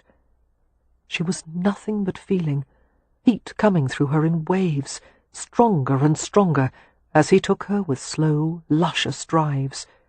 He rolled his hips with each forward pitch, repeating the movement, until she went crimson and whimpered in a last burst of release. And he stayed with her, riding every drawn-out spasm until she was limp and quiet. Murmuring to her, he coaxed her to wrap one leg around his waist, and he lifted her other leg until it hooked over his shoulder. The position opened her, changed the angle between them, so that when he thrust again, it caressed a new place inside her. Another rush of pleasure started, surging so high and fast that she could hardly breathe. She lay still beneath him, her legs trembling as she took him more deeply than she had thought possible. She was propelled into another climax, strong and dizzying, but before the last tremors had faded, he withdrew abruptly to take his own release, his sex throbbing viciously against her stomach. "Oh, cat," he said after a while, still over her, his hands gripped in the bedclothes. She turned her face until her lips brushed the rim of his ear. The erotic perfume of sex and damp skin filled her nostrils. Her palm went to his back, smoothing over the taut surface, and she felt him shiver in pleasure at the gentle scratch of her nails. How remarkable it was to lie with a man, feeling him soften inside her as their pulses slowed. What an astonishing assimilation of flesh and moisture and sensation, the lingering twinges and pulses in the places they pressed together. Leo lifted his head and looked down at her. "Marks," he said, his voice uneven, "you are not a perfect woman." "I'm aware of that," she said. "You have an evil temper. You're as blind as a mole. You're a deplorable poet. And frankly, your French accent could use some work." Supporting himself on his elbows, Leo took her face in his hands. "But when I put those things together with the rest of you, it makes you into the most perfectly imperfect woman I've ever known." Absurdly pleased, she smiled up into his face. "You are beautiful beyond words," Leo went on. "You are kind, amusing, and passionate. You also have a keen intellect, but I'm willing to overlook that." Her smile faded. "Are you leading to another marriage proposal?" His gaze was intent. "I have a special license from the Archbishop's Court of Faculties. We could wed at any church whenever we please. We could be married by morning, if you say yes." Catherine turned her face away from his, pressing a frown into the mattress. She owed him an answer. She owed him honesty. "I'm not certain I'll ever be able to say yes to that." Leo was very still. "Do you mean only when I propose? Or if any man did?" "Any man," she admitted. "It's only that with you, it's very difficult to refuse." "Well, that's encouraging," he said, although his tone conveyed the opposite. Leo left the bed and went to get a damp cloth for her. Returning, he stood beside the bed and watched her. "Think of it this way," he said. "Marriage would change hardly anything between us, except that we would end our arguments in a much more satisfying way. And, of course, I would have extensive legal rights over your body, your property, and all your individual freedoms, but I don't see what's so alarming about that." His quip almost made Catherine smile again, despite her encroaching despair. Finishing her ablutions, she set the cloth on the bedside table and pulled the bed linens up to her breasts. "I wish people were like the clocks and mechanisms that Harry is so clever at constructing. Then I could have whatever is wrong with me repaired. As it is, though, I have some parts that aren't working properly." Leo sat on the side of the bed, his gaze holding hers. He extended a muscular arm and caught the back of her neck in his hand and held her steady. His mouth possessed hers roughly until her head swam and her heart pounded. Lifting his head, he said, "I adore all of your parts exactly as they are." He drew back and touched her taut jawline, his fingers gentle. "Can you at least admit that you're fond of me?" Catherine swallowed against the soft caress. It's obvious that I am." "Then say it," he urged, stroking the side of her throat. "Why must I say something if it's obvious?" But he persisted, damn him, seeming to understand how difficult it was for her. "It's only a few words." His thumb brushed the hard, anxious pulse at the base of her neck. "Don't be afraid." "Please, I can't." "Say it." Catherine couldn't look at him. She went hot and cold. Taking a deep breath, she managed a shaking whisper. "I'm fond of you." "There," Leo murmured, beginning to draw her close. Was that so bad? Her body was wrenched with the longing to huddle against his inviting chest. But instead, she put her arms between them, preserving a crucial distance. "It makes no difference," she forced herself to say. "In fact, it makes it worse." His arms loosened. He gave her a quizzical glance. "Worse?" "Yes, because I can never give you anything more than that. And regardless of what you claim to the contrary, you'll want the kind of marriage your sisters have, the way Amelia is with Cam, the devotion and intimacy. You'll want that too." "I don't want intimacy with Cam." "Don't joke about it," she said wretchedly. "This is serious." "I'm sorry," came his quiet reply. "Sometimes serious conversations make me uncomfortable, and I tend to resort to humor as a result." He paused. "I understand what you're trying to tell me. But what if I say that attraction and fondness would be enough?" "I wouldn't believe you, because I know how unhappy you would become, seeing your sisters' marriages, remembering how devoted your parents were to each other, and knowing that ours was a counterfeit by comparison, a parody." "What makes you so certain that we won't come to care for each other?" "I just am. I've looked inside my heart, and it's not there. That's what I meant before. I don't think I'll ever be able to trust anyone enough to love them, even you."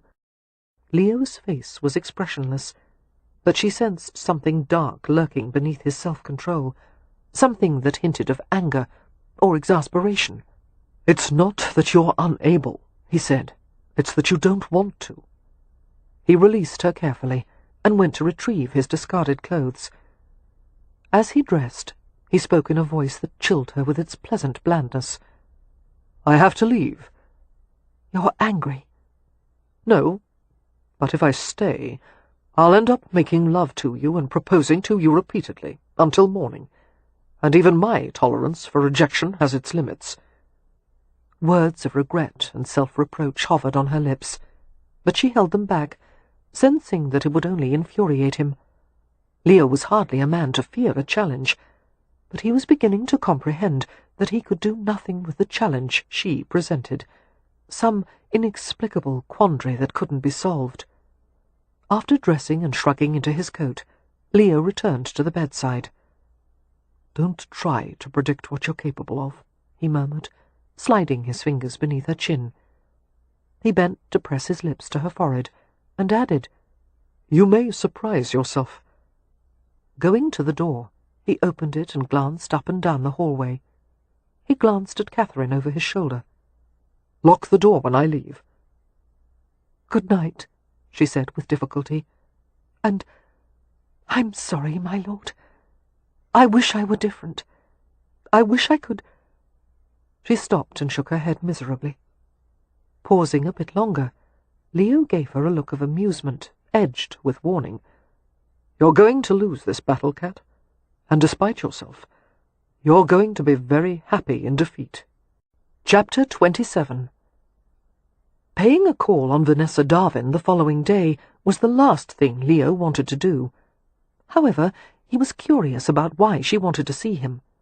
The address that Poppy had given to him was of a Mayfair residence in South Audley Street, not far from the terrace he leased. It was a Georgian townhouse, neat red brick with white trim, fronted by a white pediment with 4 slender pilaster columns. Leo liked Mayfair immensely, not so much for its fashionable reputation as the fact that it had once been deemed a lewd and disorderly place in the early 18th century by the Grand Jury of Westminster. It had been condemned for its practices of gaming, bawdy stage plays, prize-fighting and animal baiting, and all the attendant vices of crime and prostitution. Over the next 100 years, it had gradually gentrified, until John Nash had sealed its hard-won respectability with Regent Street and Regent's Park. To Leo, however, Mayfair would always be a respectable lady with a notorious past. Upon arriving at the residence, Leo was shown to a reception room overlooking a 2-tiered garden. Vanessa Darwin and Countess Ramsay were both present, welcoming him warmly. As they all sat and made the obligatory small talk, inquiring after the health of their family, and his, and the weather, and other safe and polite subjects of an opening acquaintance, Leo found that his impressions of the 2 women from the ball in Hampshire were unchanged. The Countess was a garrulous biddy, and Vanessa Darwin was a self-involved beauty. A quarter hour passed, and then a half-hour. Leo began to wonder if he would ever discover why they had prevailed on him to call. "Dear me!" the Countess eventually exclaimed. "I quite forgot that I had intended to consult with cook about the evening meal. Pardon, I must go at once." She stood, and Leo automatically rose to his feet. "Perhaps I should leave as well," he said, grateful for the opportunity to escape. "Do stay, my lord," Vanessa said quietly. A look passed between Vanessa and the Countess before the latter left the room. Recognizing the obvious pretext to leave them alone, Leo lowered back into the chair. He raised a brow as he regarded Vanessa. "So there is a point to this?" "There is a point," Vanessa confirmed. She was beautiful, her shining dark hair arranged in pinned-up curls, her eyes exotic and striking in her porcelain complexion. "I wish to discuss a highly personal matter with you. I hope I may rely on your discretion." "You may." Leo studied her with a flicker of interest. There was a hint of uncertainty, urgency beneath her provocative facade. "I'm not certain how best to begin," she said. "Be blunt," Leo suggested. "Subtleties are usually wasted on me." "I would like to put forth a proposition, my lord, that will satisfy our mutual needs." "How intriguing. I wasn't aware that we had mutual needs." "Obviously yours is to marry and have a son quickly, before you die." Leo was mildly startled. "I hadn't planned to expire any time soon." "What about the Ramsay curse?" I don't believe in the Ramsay curse. Neither did my father, she said pointedly. Well then, Leo said, both annoyed and amused, in light of my rapidly approaching demise, we shouldn't waste a moment. Tell me what you want, Miss Darwin. I need to find a husband as quickly as possible, or I will soon find myself in a very unpleasant position. Leo watched her alertly, making no response. Although we are not well acquainted, she continued, I know a great deal about you. Your past exploits are hardly a secret, and I believe all the qualities that would make you an unsuitable husband for anyone else would make you ideal for me. We are very much alike, you see. From all accounts, you are cynical, amoral, and selfish. A deliberate pause. So am I, which is why I would never try to change any of those things about you. Fascinating. For a girl no more than 20, she possessed preternatural self-confidence. Whenever you chose to stray, Vanessa continued, I wouldn't complain. I probably wouldn't even notice, because I would be similarly occupied. It would be a sophisticated marriage. I can give you children to ensure that the Ramsay title and estate will stay in your line of descent. Furthermore, I can—" "Miss Darwin," Leo said carefully, "pray don't continue." The irony of the situation was hardly lost on him. She was proposing a true marriage of convenience, free from messy desires and feelings, the diametric opposite of the marriage he wanted with Catherine. Not long ago, that might have appealed to him. Settling back in his chair, Leo regarded her with detached patience. "I don't deny the stories of my past sins, but despite all that, or perhaps because of it, the idea of a sophisticated marriage doesn't appeal to me in the least." He saw by the frozen stillness of Vanessa's face that he had surprised her. She took her time about replying. "Perhaps it should, my lord. A better woman would be disappointed and shamed by you, and come to hate you. Whereas I—" She touched her chest in a practised gesture, drawing his attention to her round, perfect bosom. "Would never expect anything from you." The arrangement Vanessa Darwin proposed was a perfect recipe for aristocratic domesticity. How fantastically bloodless and civilized. "But I need someone to expect something from me," he heard himself say. The truth of that bolted through him like lightning. Had he really just said it? And did he truly mean it? Yes. Dear God! When and how had he changed? It had been a mortal struggle to leave behind the excesses of grief and self-loathing. Somewhere along the way he had stopped wanting to die, which was not quite the same thing as wanting to live, but that had been enough for a while. Until Catherine. She had reawakened him like a cold dash of water in his face. She made him want to be a better man, not just for her, but for himself as well. He should have known that Catherine would push him over the edge. Good God, how she pushed him! And he loved it. Loved her. His small, bespectacled warrior. "I won't let you fall," she had said to him, the day he'd been injured at the ruins. "I won't let you turn into a degenerate." She had meant it, and he had believed her. And that had been the turning point. How deeply he had resisted loving someone like this, and yet it was exhilarating. He felt as if his soul had been set on fire, every part of him burning with impatient joy. Aware that his colour had heightened, Leo took a deep breath and let it out slowly. A smile twitched his lips as he reflected on the peculiar inconvenience of realizing that he was in love with one woman when he had just been proposed to by another. "Miss Darwin," he said gently, "I am honoured by your suggestion, but you want the man I was, not the man I am now." The dark eyes flashed with malice. "You're claiming to be reformed? You think to disown your past?" "Not at all, but I have hopes for a better future." He paused deliberately. "Ramsay curse notwithstanding." "You're making a mistake." Vanessa's pretty features hardened. "I knew you were no gentleman, but I didn't take you for a fool. You should leave now. It seems you'll be of no use to me." Leo rose obligingly. He paused before taking his leave, giving her an astute glance.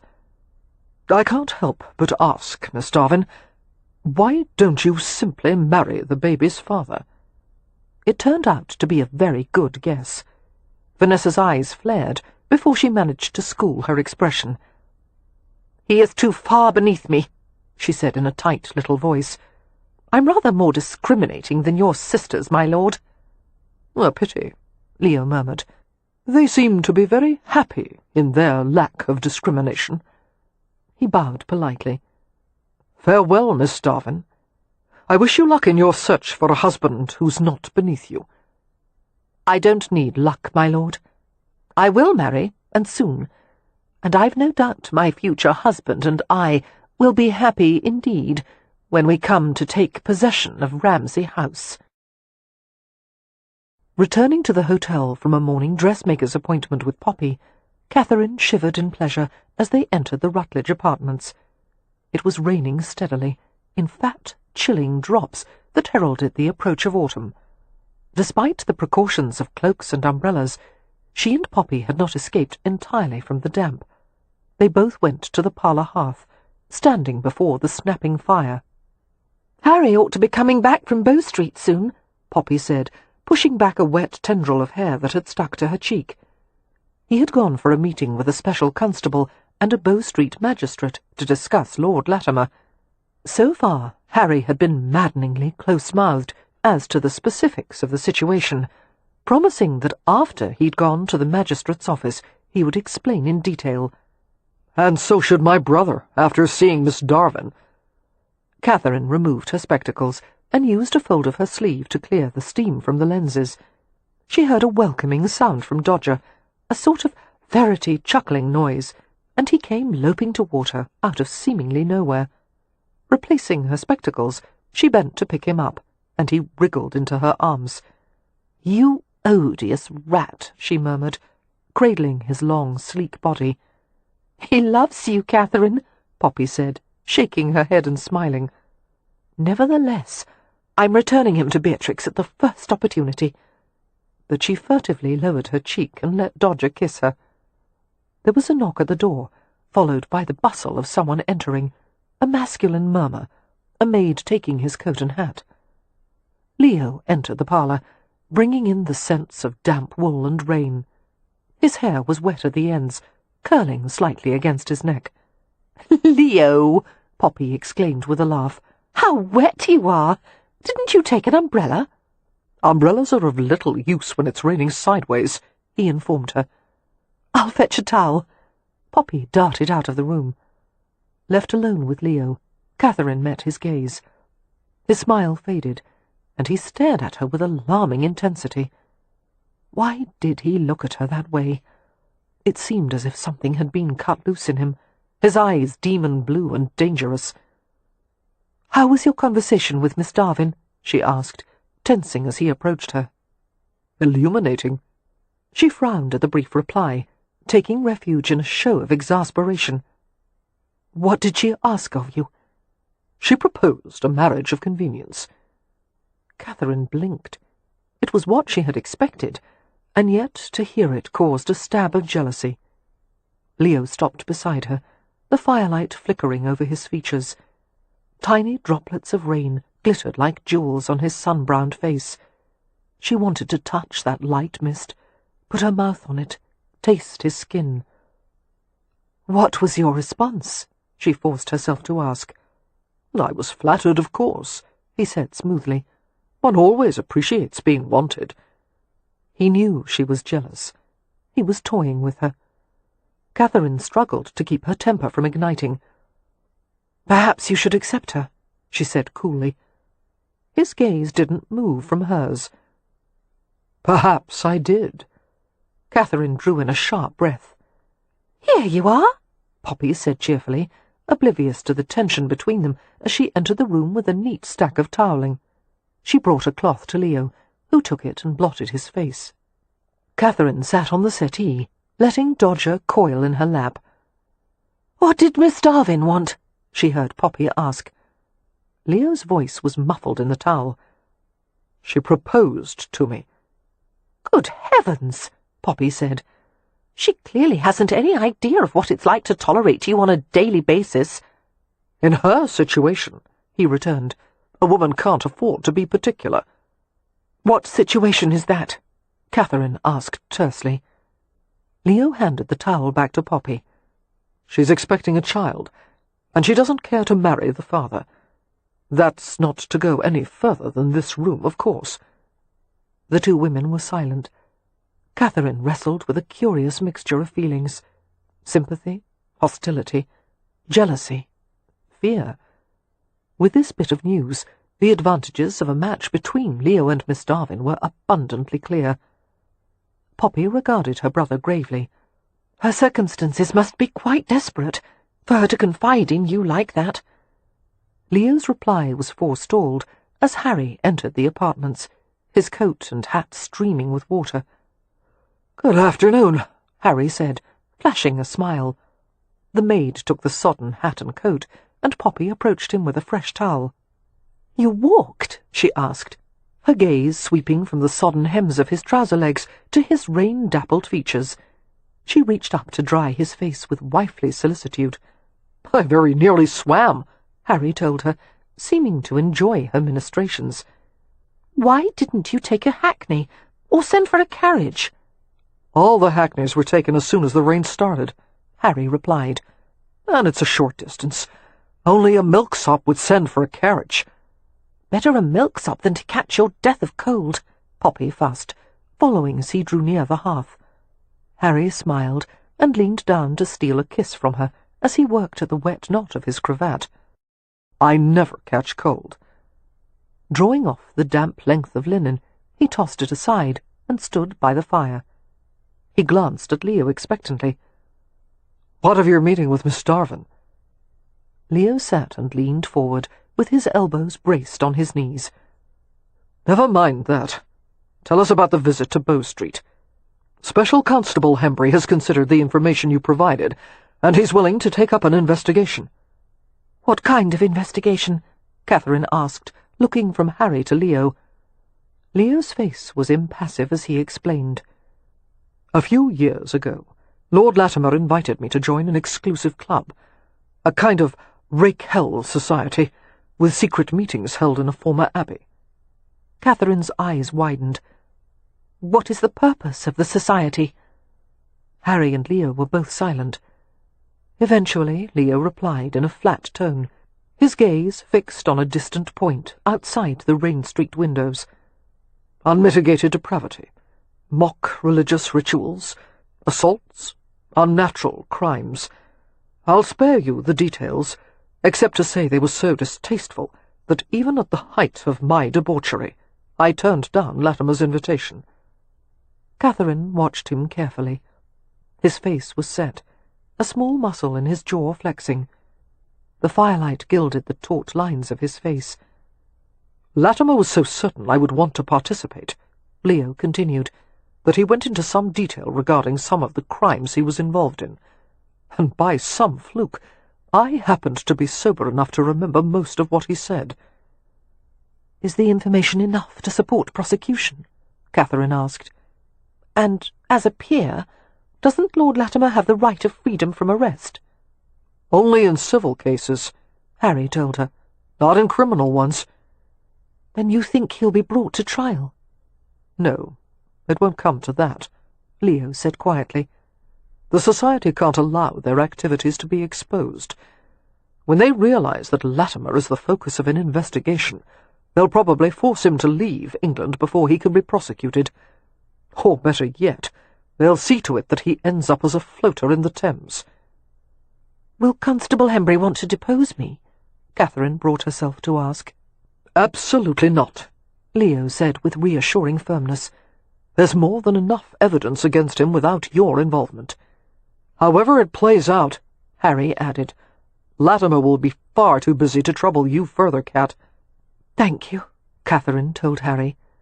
Her gaze flickered back to Leo as she added, "That is a great relief." After an awkward pause, she repeated herself lamely. "A great relief indeed." "You don't seem all that relieved," Leo observed lazily. "Why is that, Marks?" This lack of sympathy, along with his earlier taunts about Miss Darwin, were too much for Catherine's shredded nerves. "If you were in my position," she said stiffly, "you wouldn't exactly be dancing a jig either." "You're in a fine position." Leo's eyes were like blue ice. "Latimer will soon be gone. Rutledge has acknowledged you publicly. You're a woman of means, and you have no obligations or commitments to anyone. What could you possibly want that you don't have?" "Nothing at all," she snapped. "I think you're sorry to stop running and hiding, because now you have to face the unfortunate fact that you have nothing and no one to run to." "It's enough for me to stay still," she said coldly. Leo smiled with provoking insouciance. "That brings to mind the old paradox." "What paradox?" "About what happens when an unstoppable force meets an immovable object." Harry and Poppy were both silent. looking back and forth between them. "I suppose I'm the immovable object?" Catherine asked sarcastically. "If you like." "Well, I don't like," she said, scowling, "because I've always thought that was an absurd question." "Why?" Leo asked. "There is no possible answer." Their gazes clashed and held. "Yes, there is," Leo said, seeming to enjoy her rising fury. Harry joined in the debate. "Not from a scientific standpoint. An immovable object would require infinite mass, and the unstoppable force would require infinite energy, neither of which is possible. If you argue in terms of semantics, however," Leo countered with maddening calmness, "there is an answer." "Naturally," Harry said dryly. "A Hathaway can always find a way to argue. Enlighten us. What is the answer?" Leo replied with his gaze fixed on Catherine's tense face. "The unstoppable force takes the path of least resistance and goes right around the object, leaving it far behind." He was challenging her, Catherine realized. Arrogant, manipulative cad, using poor Vanessa Darwin's plight to provoke her, and implying what might happen if Catherine didn't give in to him. Go right around the object. Leave it far behind. Indeed. She jumped to her feet, glaring at him. "Why don't you go on and marry her, then?" Snatching up her reticule and Dodger's limp body, she stormed out of the apartments. Leo was instantly at her heels. "Ramsay," Harry began. "Not now, Rutledge," Leo muttered, striding after Catherine. The door was closed with a force that caused it to tremble in its frame. In the ensuing stillness, Harry looked at Poppy in bewilderment. "I'm not usually slow-witted," he said, "but what the devil were they bickering about?" "Miss Darwin, I think." Going to him, Poppy sat in his lap and linked her arms around his neck. "She's with child and wants to marry Leo." "Oh." Harry leaned his head against the back of the chair, his mouth twisted. "I see. He's using it to try and push Catherine into making a decision." "You don't approve?" Poppy said rather than asked, stroking a damp lock of hair off his forehead. Harry gave her a wry glance. "It's exactly what I would do in his position. Of course I don't approve." "Stop following me!" "I want to talk to you." Leo kept pace with Catherine as she hurried along the hallway, his ground-eating strides accounting for every 2 of her short ones. "I have no interest in anything you have to say." "You're jealous." He sounded more than a little pleased by the fact. "Of you and Miss Darwin?" She forced a scornful laugh. "I pity the both of you. I can't conceive of a more ill-destined match." "You can't deny that she's a very attractive woman." "Except for her neck," Catherine couldn't resist saying. "What the devil is the matter with her neck?" "It's abnormally long." Leo tried, unsuccessfully, to smother a laugh. "I can overlook that, because if I marry her, I'll get to keep Ramsay House, and we'll have a baby already on the way. Convenient, isn't it? Moreover, Miss Darwin promised that I could philander to my heart's content, and she would look the other way." "What about fidelity?" Catherine asked in outrage. "Fidelity is so passé. It's laziness, really, not bothering to go out and seduce new people." "You told me that you would have no difficulty with fidelity." "Yes, but that was when we were talking about our marriage. Marriage with Miss Darwin will be another thing entirely." Leo stopped with her as they reached the door of her suite. While Catherine held the sleeping ferret, Leo reached inside her reticule and extracted the key. Catherine didn't spare him a glance as he opened the door for her. "May I come in?" he asked. "No." Leo pushed his way in regardless, and closed the door behind them. "Pray don't let me keep you," Catherine said grimly, going to set Dodger in his little basket. "I'm sure you have much to do, starting with changing the name on the special license." "No, the license is only good for you. If I marry Miss Darwin, I'd have to pay for a new one." "I hope it's expensive." she said vehemently. "It is." Leo approached her from behind and put his arms around her, hauling her back securely against him. "And there's another problem." "What is it?" she asked, struggling in his grasp. His mouth touched the edge of her ear. "I want you," he whispered. "Only you. Always you." Catherine went still. Her eyes closed against a sudden wet sting. "Did you accept her proposal?" Leo nuzzled tenderly into the hollow beneath her ear. "Of course not, pea-goose." She couldn't prevent a little sob of angry relief. "Then why did you imply that you had?" "Because you need to be pushed. Otherwise you'll drag this affair out until I'm too decrepit to be of any use to you." Steering Catherine toward the bed, he scooped her up and tossed her to the mattress. Her spectacles went flying to the side. "What are you doing?" Catherine struggled indignantly, propping herself up on her elbows. She was buried in the masses of her skirts, with their sodden hems and heavy damp flounces. "My dress is wet." "I'll help you remove it." His solicitous tone was belied by the wicked gleam in his eyes. She floundered amid the layers and flounces, while Leo unhooked and unfastened her with astonishing efficiency. One would have thought he had more than 2 arms, as he turned her this way and that, his hands reaching everywhere.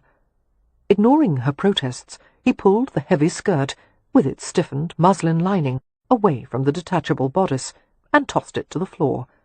Her shoes were removed and dropped over the side of the bed. Flipping Catherine to her stomach, he began on the fastenings of the heavily ruched bodice. "I beg your pardon. I did not ask to be husked like an ear of corn." She twisted in an effort to push away his busy hands. A squeak escaped her as he found the tapes of her drawers and pulled them loose. With a low chuckle, Leo anchored her squirming body with his legs and kissed the exposed nape of her neck.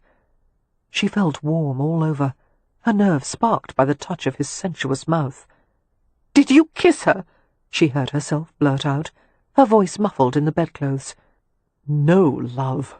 I wasn't tempted by her in the least." Leo bit lightly into the soft muscle of her neck, stroked the fine skin with his tongue, and she gasped. His hand slipped inside her drawers and circled over her bottom. "No other woman in the world could excite me as you do. But you're too damn stubborn, and far too good at protecting yourself. There are things I want to say to you, do to you, and the fact that you're not ready for any of it is going to drive us both mad."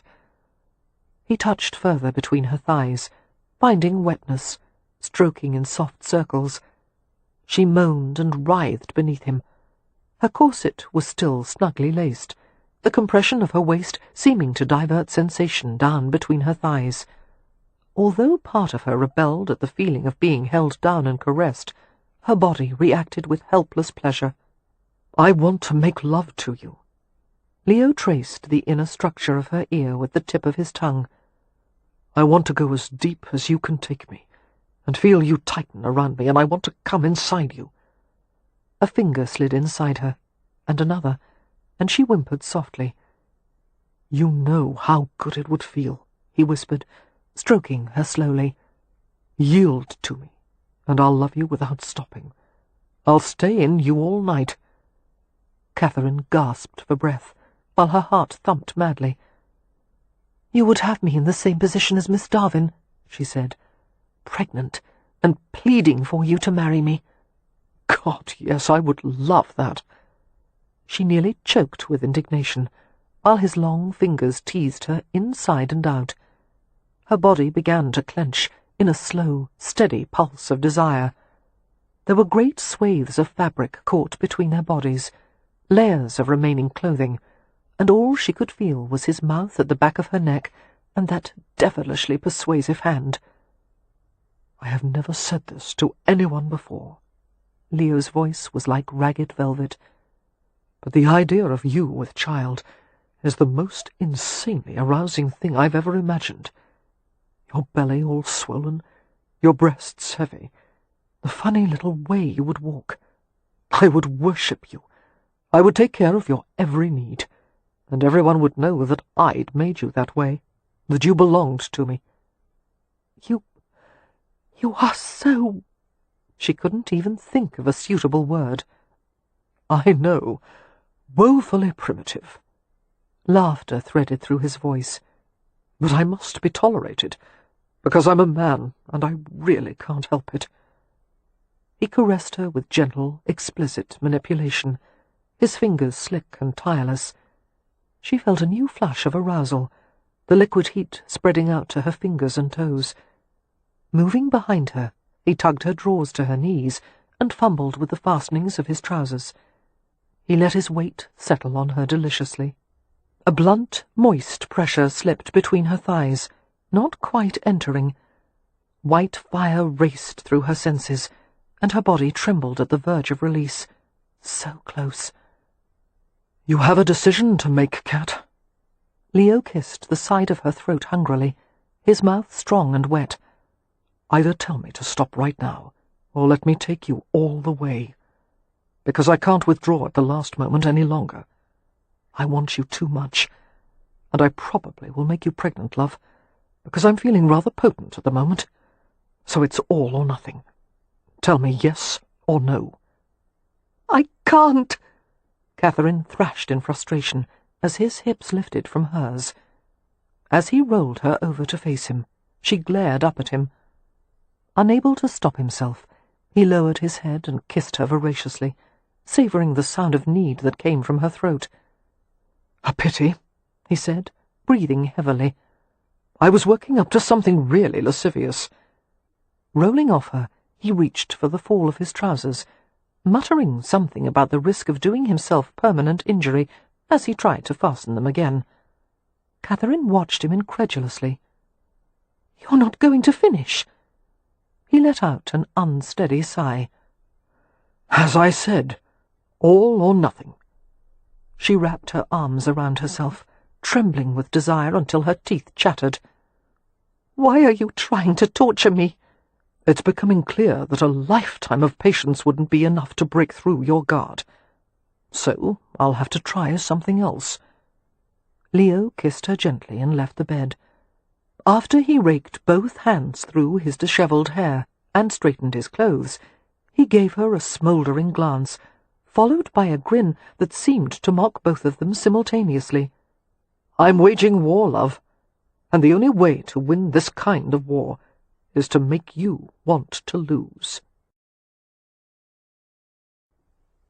Chapter 28. Only a woman made of stone could have lasted against the campaign Leo launched over the next week. It was courtship, he claimed, but there should have been another word for it. The way he kept Catherine constantly off balance with his sweetly subversive charm. One moment he provoked her into some nonsensical and highly entertaining argument, and the next he was soothing and kind. He whispered whimsical compliments and lines of poetry in her ear, and taught her naughty French words, and made her laugh at inappropriate moments. What Leo did not do, however, was try to kiss or seduce her. At first, Catherine was amused by this obvious tactic, and then secretly miffed, and then intrigued. She frequently found herself staring at his mouth, so flawless and firm, she couldn't help remembering their past kisses, daydreaming about them. When they attended a private musical evening at a mansion on Upper Brook Street, Leo stole Catherine away as the hostess led a group of guests on a tour of the house. Following Leo to a private corner, behind an arrangement of tall potted ferns, Catherine went eagerly into his arms. Instead of kissing her, however, he pulled her into the warm strength of his body, and held her, simply held her, keeping her warm and close, letting his hands course slowly over her back. He whispered something secretive amid the pinned-up swirls of her hair, the words too soft for her to hear. What Catherine enjoyed above all was walking with Leo through the Rutledge Gardens, where sunlight stuttered through trees and hedges, and the breezes carried the crisp hint of approaching autumn. They had long conversations, sometimes touching on sensitive subjects, careful questions, difficult answers, and yet it seemed they were both struggling toward the same goal, a kind of connection that neither of them had ever known before. Sometimes Leo drew back and looked at her for wordless moments, as one might stare at a work of art in a museum, trying to discover its truth. It was compelling, the interest he showed in her, seductive, and he was a wonderful conversationalist, telling her stories about his childhood misadventures, about what it had been like to grow up in the Hathaway family, about the time he had spent in Paris and Provence. Catherine listened carefully to the details, gathering them like quilting scraps, piecing them together to form a better understanding of one of the more complex men she had ever met. Leo was an unsentimental rogue who was capable of great sensitivity and compassion. He was an articulate man who could use words either to soothe like a balm of honey or dissect like a surgeon's knife. When it suited him, Leo played the part of a jaded aristocrat, adeptly concealing the quicksilver workings of his brain. But sometimes, in unguarded moments, Catherine caught glimpses of the gallant boy he had once been, before experience had weathered and hardened him. "In some ways he's very much like our father was," Poppy told her in private. "Father loved conversation. He was a serious man, an intellectual, but he possessed a streak of whimsy." She grinned, remembering. "My mother always said she might have married a more handsome man, or a wealthier one, but never one who talked as he did. And she knew herself to be the kind of woman who would never have been happy with a dullard." Catherine could well understand that. "Did Lord Ramsay favour your mother in any regard?" "Oh, yes. She had an artistic eye, and she encouraged Leo in his architectural pursuits." Poppy paused. "I don't think she would have been pleased to learn that Leo would inherit a title. She didn't have a high opinion of the aristocracy, and she certainly wouldn't have approved of Leo's behaviour in the past few years, although she would be very glad that he had decided to mend his ways." "Where did his wicked wit come from?" Catherine asked. "Your mother or your father?" "That," Poppy said wryly, "is entirely Leo's own." Nearly every day, Leo brought Catherine a small gift. A book, a box of sweets, a collar made of Brussels bobbin lace in a delicate pattern of open-work flowers. "This is the loveliest lacework I've ever seen," she told him regretfully, setting the exquisite gift on a nearby table with great care. "But, my lord, I'm afraid—" "I know," Leo said. "A gentleman shouldn't give personal items to a lady he's courting." He lowered his voice, mindful of being overheard by Poppy and the housekeeper, who were talking by the threshold of the Rutledge apartments. "But I can't take it back. No other woman could do it justice. And, Marks, you have no idea of the self-restraint I exercised. I wanted to buy you a pair of embroidered stockings, with little flowers that run all the way up the insides of your—" "My lord," Catherine whispered, a light blush covering her face. "You forget yourself." "I haven't forgotten a thing, actually. Not one detail of your beautiful body. Soon I may start sketching you naked again. Every time I put a pencil to paper, the temptation nearly overwhelms me." She tried to look severe. "You promised not to do that again." "But my pencil has a will of its own," he said gravely. Catherine's colour deepened, even as a smile tugged at her lips. "You're incorrigible." His lashes lowered fractionally. "Kiss me, and I'll behave." She made an exasperated little sound. "Now you want to kiss me, when Poppy and the housekeeper are standing only a few yards away?"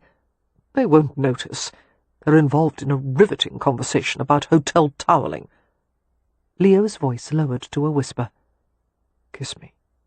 One little kiss. Right here." He pointed to his cheek. Perhaps it was the fact that Leo looked rather boyish as he teased her, his blue eyes alight with mischief. But as Catherine looked at him, she was nearly overwhelmed with a strange new feeling, a warm giddiness that invaded every part of her body. She leaned forward, and instead of kissing his cheek, she put her mouth directly on his. Leo drew in a surprised breath, letting her take the lead, and, giving in to temptation, she lingered longer than she had intended, her mouth softly teasing, her tongue shyly touching his lips.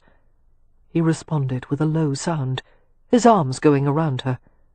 She sensed the rising heat in him, the carefully banked urges threatening to flare out of control. Ending the kiss, Catherine half expected to see Poppy and the housekeeper, Mrs. Pennywhistle, both staring at them with scandalized expressions.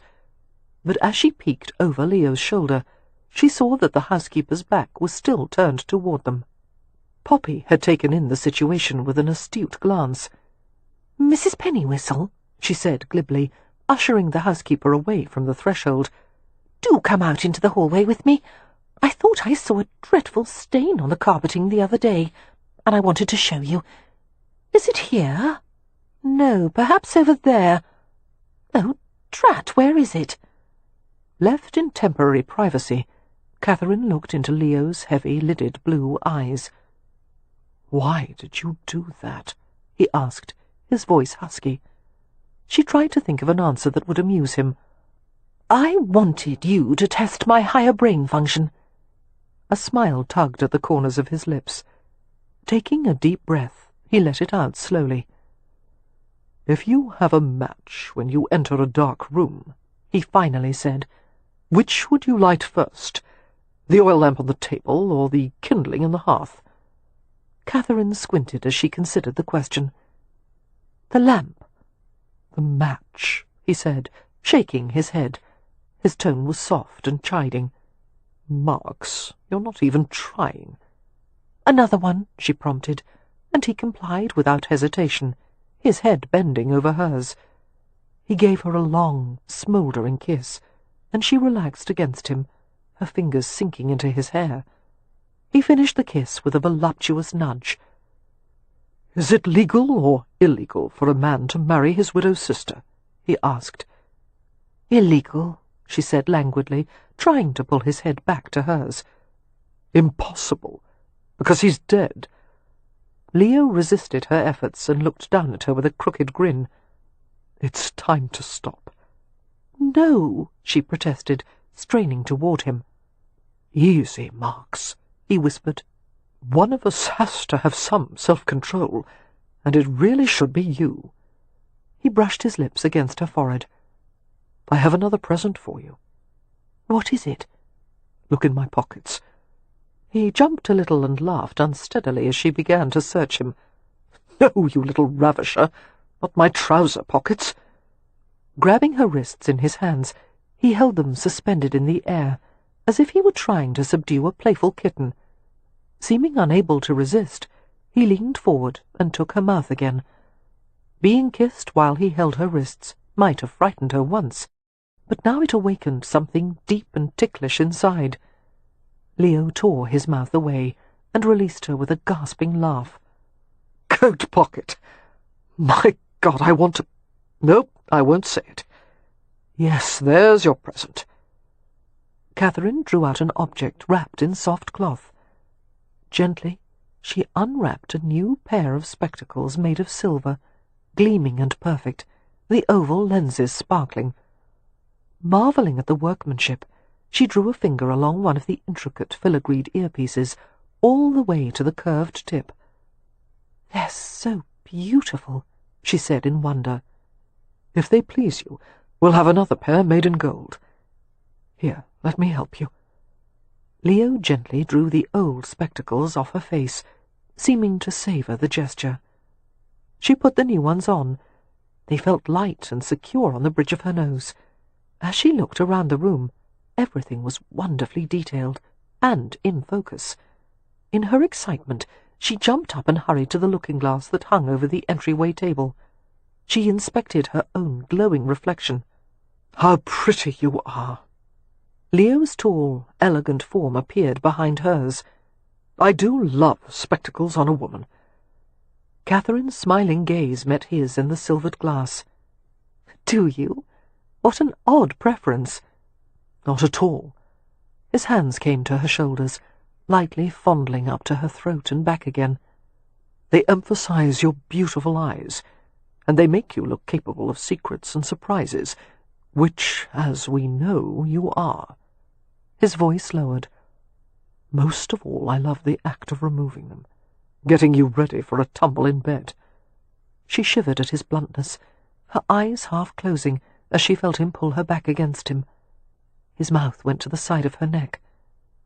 "You like them?" Leo murmured, kissing her soft skin. "Yes." Her head listed to the side as his tongue traced a subtle path along her throat.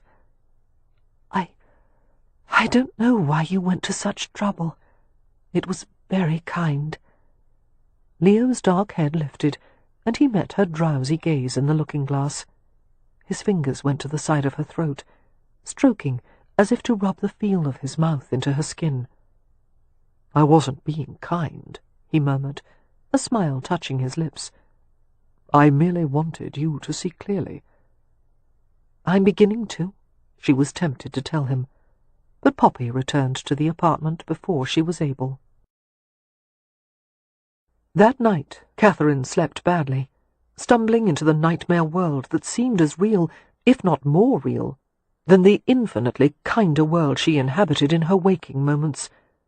It was part dream, part memory, the recollection of running through her grandmother's house until she had found the old woman sitting at her desk, writing in a ledger. Heedlessly, Catherine threw herself at her grandmother's feet and buried her face in the voluminous black skirts. She felt the old woman's skeletal fingers slide under her wet chin and lift it.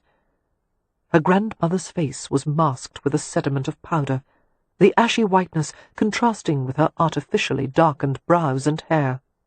Unlike Althea, she wore no lip rouge, only colourless salve. "Althea talked to you," Grandmother said, in a voice like dried leaves rubbing together. Catherine struggled to force out words between sobs.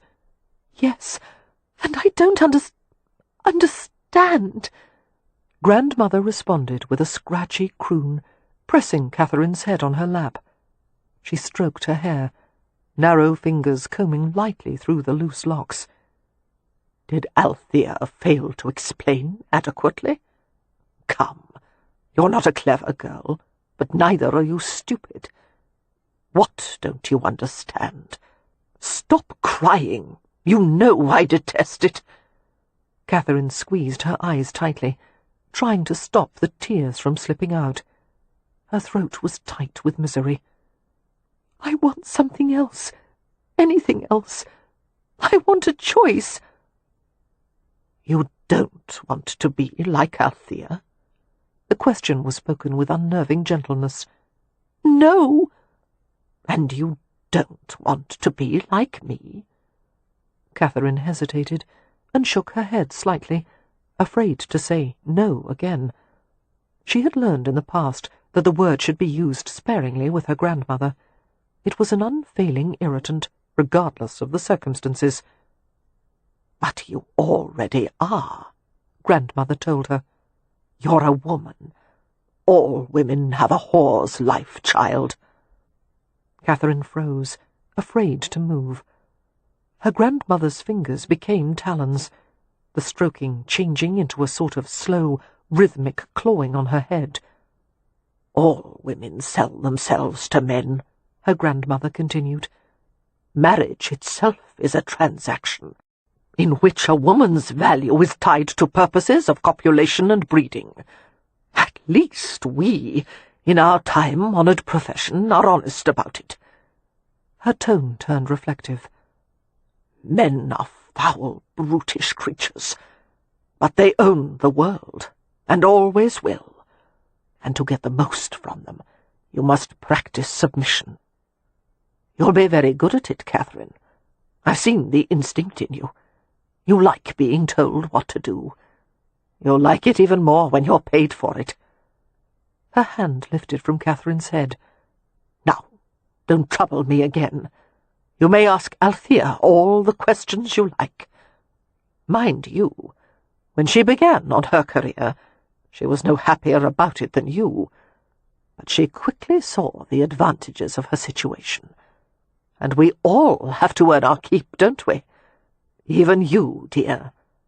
Being my granddaughter affords you no entitlement, and 15 minutes on your back will earn you as much as other women earn in 2 or 3 days. Willing submission, Catherine." Feeling stunned, as if she had just fallen from a great height, Catherine had left her grandmother's study. She knew a momentary, mad urge to bolt for the front door, but without a place to go, without money, an unprotected girl would last only a matter of hours in London. The trapped sobs in her chest had dissolved into shivers. She went upstairs to her room, but then the dream changed, the memories transforming into dark vagaries of imagination, becoming a nightmare. The stairs seemed to multiply, and the climb became difficult, and she went upward into deeper and deeper shadows. Alone and shivering with cold, she reached her room, illuminated only by the glaze of moonlight. There was a man sitting at the window. He was straddling the frame, actually, one long leg placed firmly on the floor, the other swinging negligently outside. She knew him from the shape of his head, from the powerful lines of his silhouette, and from the dark, a velvety voice that lifted the hairs on the back of her neck. "There you are. Come here, Marks." Catherine was suffused with relief and yearning. "My lord, what are you doing here?" she cried, running to him. "Waiting for you." His arms went around her. "I'll take you far away from here. Would you like that?" "Oh, yes, yes! But how?" "We'll go right out this window. I have a ladder." "But is it safe? Are you certain?" He put his hand gently to her mouth, silencing her. "Trust me." His hand pressed harder. "I won't let you fall." She tried to tell him that she would go anywhere with him, do anything he said, but he was covering her mouth too tightly for her to speak. His grip became hurtful, clamping on her jaw. She couldn't breathe. Catherine's eyes opened. The nightmare fell away, revealing a far worse reality. She struggled beneath a crushing weight, and tried to cry out against the calloused hand that covered her mouth. "Your aunt wants to see you," came a voice in the darkness. "I has to do this, miss. I has no choice."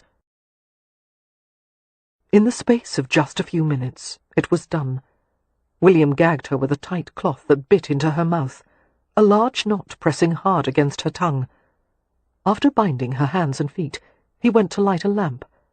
Even without the aid of her spectacles, Catherine perceived that he wore the dark blue coat of a Rutledge Hotel employee. If only she could get a few words out, plead or bargain with him, but the knotted lump of cloth made coherent sound impossible. Her saliva spiked unpleasantly at the intensely acrid flavour of the gag. There was something on it, she realized, and at that same moment she felt her consciousness breaking into pieces, scattered like an unfinished puzzle. Her heart turned sluggish, pumping poisoned blood through her collapsing limbs, and there was a ballooning, thumping sensation in her head, as if her brain had suddenly become too large for her skull. William came to her with a hotel laundry bag. He began to pull it over her, starting at her feet. He didn't look at her face, only kept his gaze on his task. She watched passively, seeing that he took care to keep the hem of her nightgown primly down at her ankles. Some distant part of her brain wondered at the small kindness of preserving her modesty. The bedclothes rustled near her feet, and Dodger streaked out with a furious chatter. With quicksilver speed, he attacked William's arm and hand, inflicting a series of deep, gouging bites. Catherine had never seen the little animal behave in such a manner. William grunted in surprise, and flung out his arm with a low curse. The ferret went flying, slamming hard against the wall and falling limply to the floor. Catherine moaned behind the gag, her eyes burning with acid tears.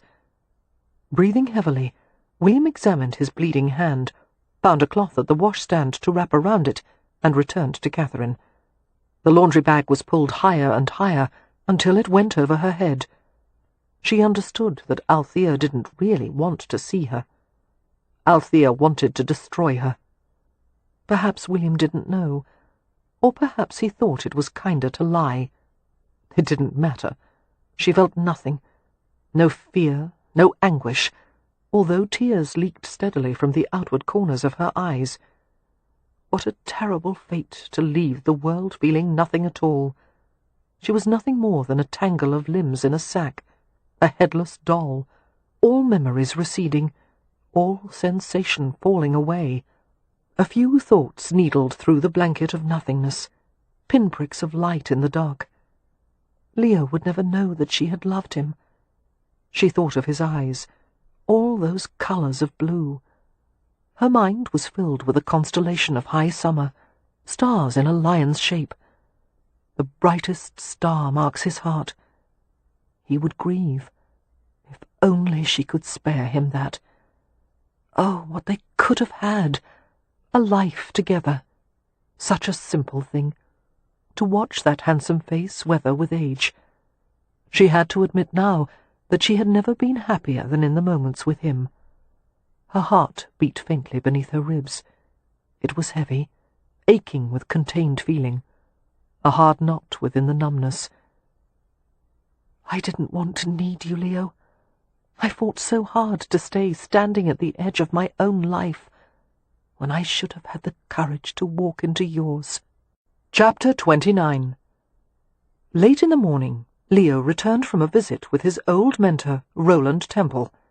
The architect, now a professor at University College, had recently been awarded the Royal Gold Medal for his work in advancing the academic study of architecture. Leo had been amused, but hardly surprised, to discover that Temple was as imperious and irascible as ever. The old man viewed the aristocracy as a source of patronage to keep him financially solvent, but he had contempt for their traditional and unimaginative sense of style. "You're not one of those parasitical dunderheads," Temple had told him emphatically, which Leo gathered had been a compliment. And later, "My influence on you cannot be eradicated, can it?" And of course Leo had assured him that it could not, that he remembered and valued everything he had learned from Temple. He hadn't dared to mention the far greater influence of the elderly professor in Provence. "Architecture is how we reconcile to the difficulties of life," Joseph had once told Leo at his atelier. The old professor had been repotting some herbs at a long wooden table, while Leo tried to help. "No, don't touch these, mon fils. You pack the roots too tightly. They need more air than you allow them."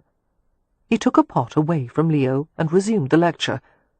"To be an architect, you have to accept the environment around you, no matter what its conditions. Then, in full awareness, you take your ideals and form them into structure." "Can I do it without ideals?" Leo had asked, only half joking. "I've learned I can't live up to them." Professor Joseph had smiled at him. "Neither can you reach the stars, but you still need their light. You need them to navigate, n'est-ce pas?" Take your ideals and form them into structure. Only in that way could a good house, a good building, be designed. Or a good life. And Leo had finally found the cornerstone, the essential piece to build the rest on. A very stubborn cornerstone. His lips curved as he considered what to do with Catherine that day, how to woo her, or annoy her, since she seemed to enjoy both equally. Perhaps he would start a small argument and kiss her into capitulation. Perhaps he would propose to her again, if he could catch her in a moment of weakness. Heading to the Rutledge apartments, Leo entered after a careless knock, and found Poppy rushing to the entrance foyer. "Have you—" she started, then broke off as she saw him. "Leo, I wondered when you'd get back. I didn't know where you were, or I would have sent for you." "What is it, sis?" he asked gently, understanding at once that something was very wrong. Poppy looked wretched, her eyes large in her white face.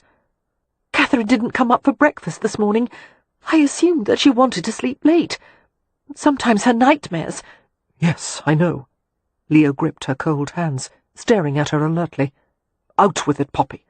"An hour ago I sent a housemaid to Catherine's room to see if she needed something. She wasn't there, and these were on the table by the bed." Reaching out with a trembling hand, she gave him the new silver spectacles. "And There was blood on the bed. It took Leo a moment to contain the rush of panic. He felt it as an instant stinging from head to toe, and a heart-thundering blast of energy, a dizzying urge to kill. The hotel is being searched, he heard Poppy say over the roar in his ears. And Harry and Mr. Valentine are talking to the floor stewards. Latimer has her, Leo said thickly. He sent someone for her. I'll rip the filthy whoreson's guts out and hang him with them. Leo, she whispered, her hand fluttering to his mouth. What she saw in his face frightened her. Please. Relief partially smoothed Poppy's brow as her husband entered the apartment. Harry, is there any sign? Harry's face was grim and hard. One of the night stewards said that last night he saw a man dressed as an employee.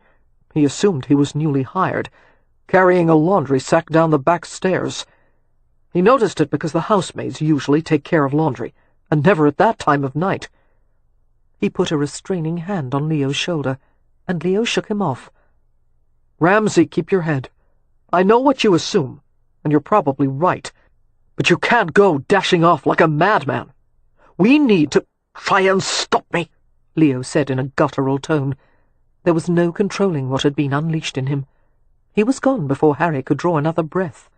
Christ, Harry muttered, dragging his hands through his black hair. He gave Poppy a distracted glance. Find Valentine, he said. He's still talking with the floor managers. Tell him to go to Special Constable Hembry, or whoever he can find at Bow Street, and let them know what's happening. Hembry can start by sending a man to Lord Latimer's house. Tell Valentine to say there's a murder in progress. Leo won't kill Lord Latimer, Poppy said, her face blanched. If he doesn't, Harry replied with cold certainty, I will. Catherine awakened in a strange euphoria, light-headed and listless, and very glad to awaken from her nightmares, except that when she opened her eyes, she was still in a nightmare, in a room hazed with sickening sweet smoke, the windows shrouded with heavy curtains. She took a long time to collect herself, straining to see without spectacles. Her jaw was sore, her mouth unbearably dry. She was desperate for a sip of cold water, a breath of clean air. Her wrists were fastened behind her back.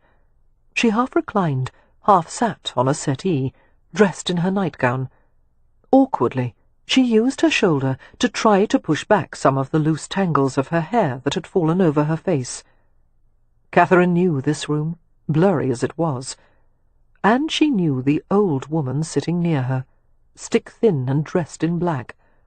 The woman's hands moved with the delicacy of an insect's pincers, as she lifted a thin leather hose attached to a hookah vase. Putting the hose to her lips, she sucked in a breath, held it, and expelled a puff of white smoke. "Grandmother?" Catherine asked, her voice rough, her tongue thick in her mouth. The woman moved closer, until her face came into Catherine's limited view. A powdered white face, vermilion lips, hard, familiar eyes rimmed with kohl. "She's dead. It's my house now. My business." Althea, Catherine realized in dull horror. A cadaverous version of Althea, the once attractive features shrunken and calcified. The face powder covered the top stratum of skin, but hadn't settled into the web of wrinkles, giving her complexion the appearance of crackled glaze on porcelain. She was far more fearsome than even grandmother had been, and she looked more than a little mad, her eyes bulging and blue-glazed like those of a baby bird.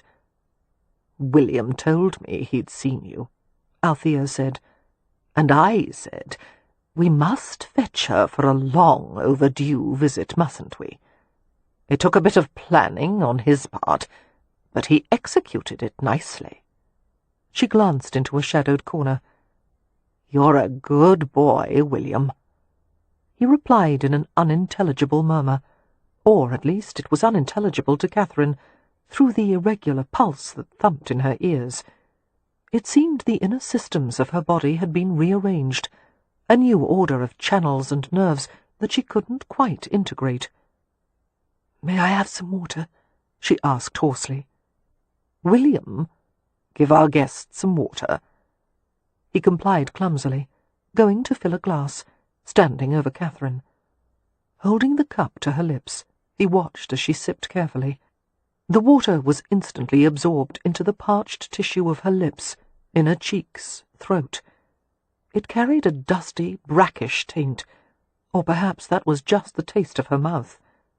William retreated, and Catherine waited while her aunt puffed thoughtfully on the hookah. "Mother never forgave you," Althea said, "for running away as you did. Lord Latimer hounded us for years, demanding the return of his money. Or you. But you don't care about what trouble you caused. You never gave a thought to what you owed." Catherine fought to keep her head steady when it kept lolling to the side.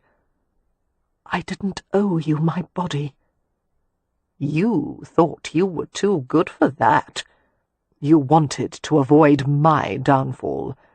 You wanted a choice." Althea paused, as if waiting for confirmation. When none was forthcoming, she continued with soft vehemence. "But why should you have one when I didn't? My own mother came to my bedroom one night. She said she'd brought a nice gentleman to help tuck me in.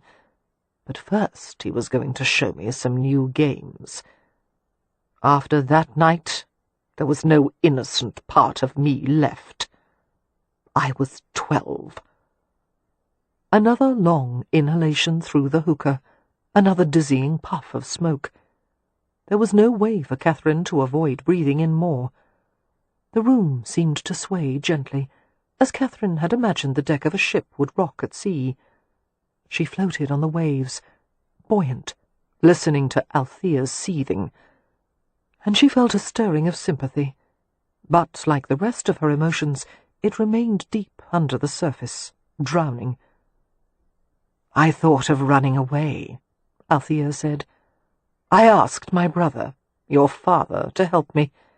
He lived with us then, coming and going as he pleased, using the whores for free any time he wanted, and they didn't dare complain to Mother.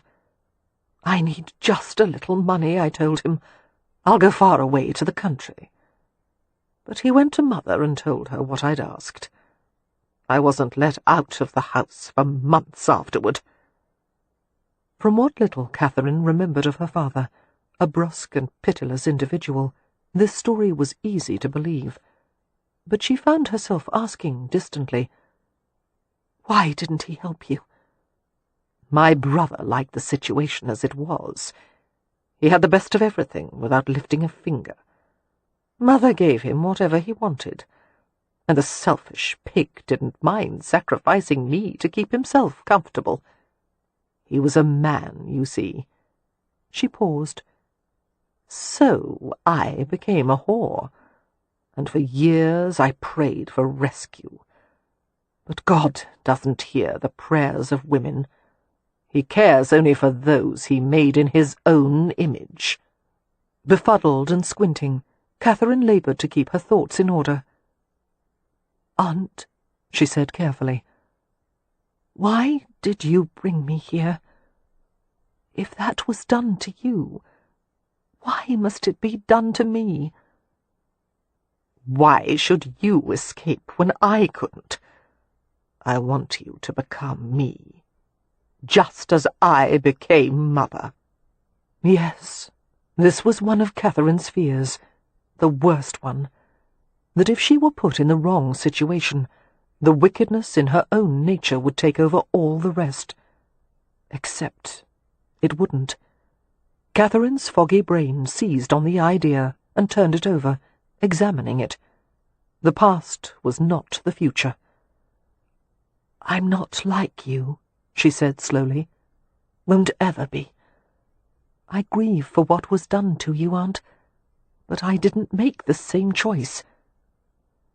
"I have a choice for you now." Despite Catherine's opiated detachment, Althea's caressing tone made her flesh creep. You will either make good on that long-ago arrangement with Lord Latimer, Althea continued, or you will service customers in a brothel, as I did. Which shall it be?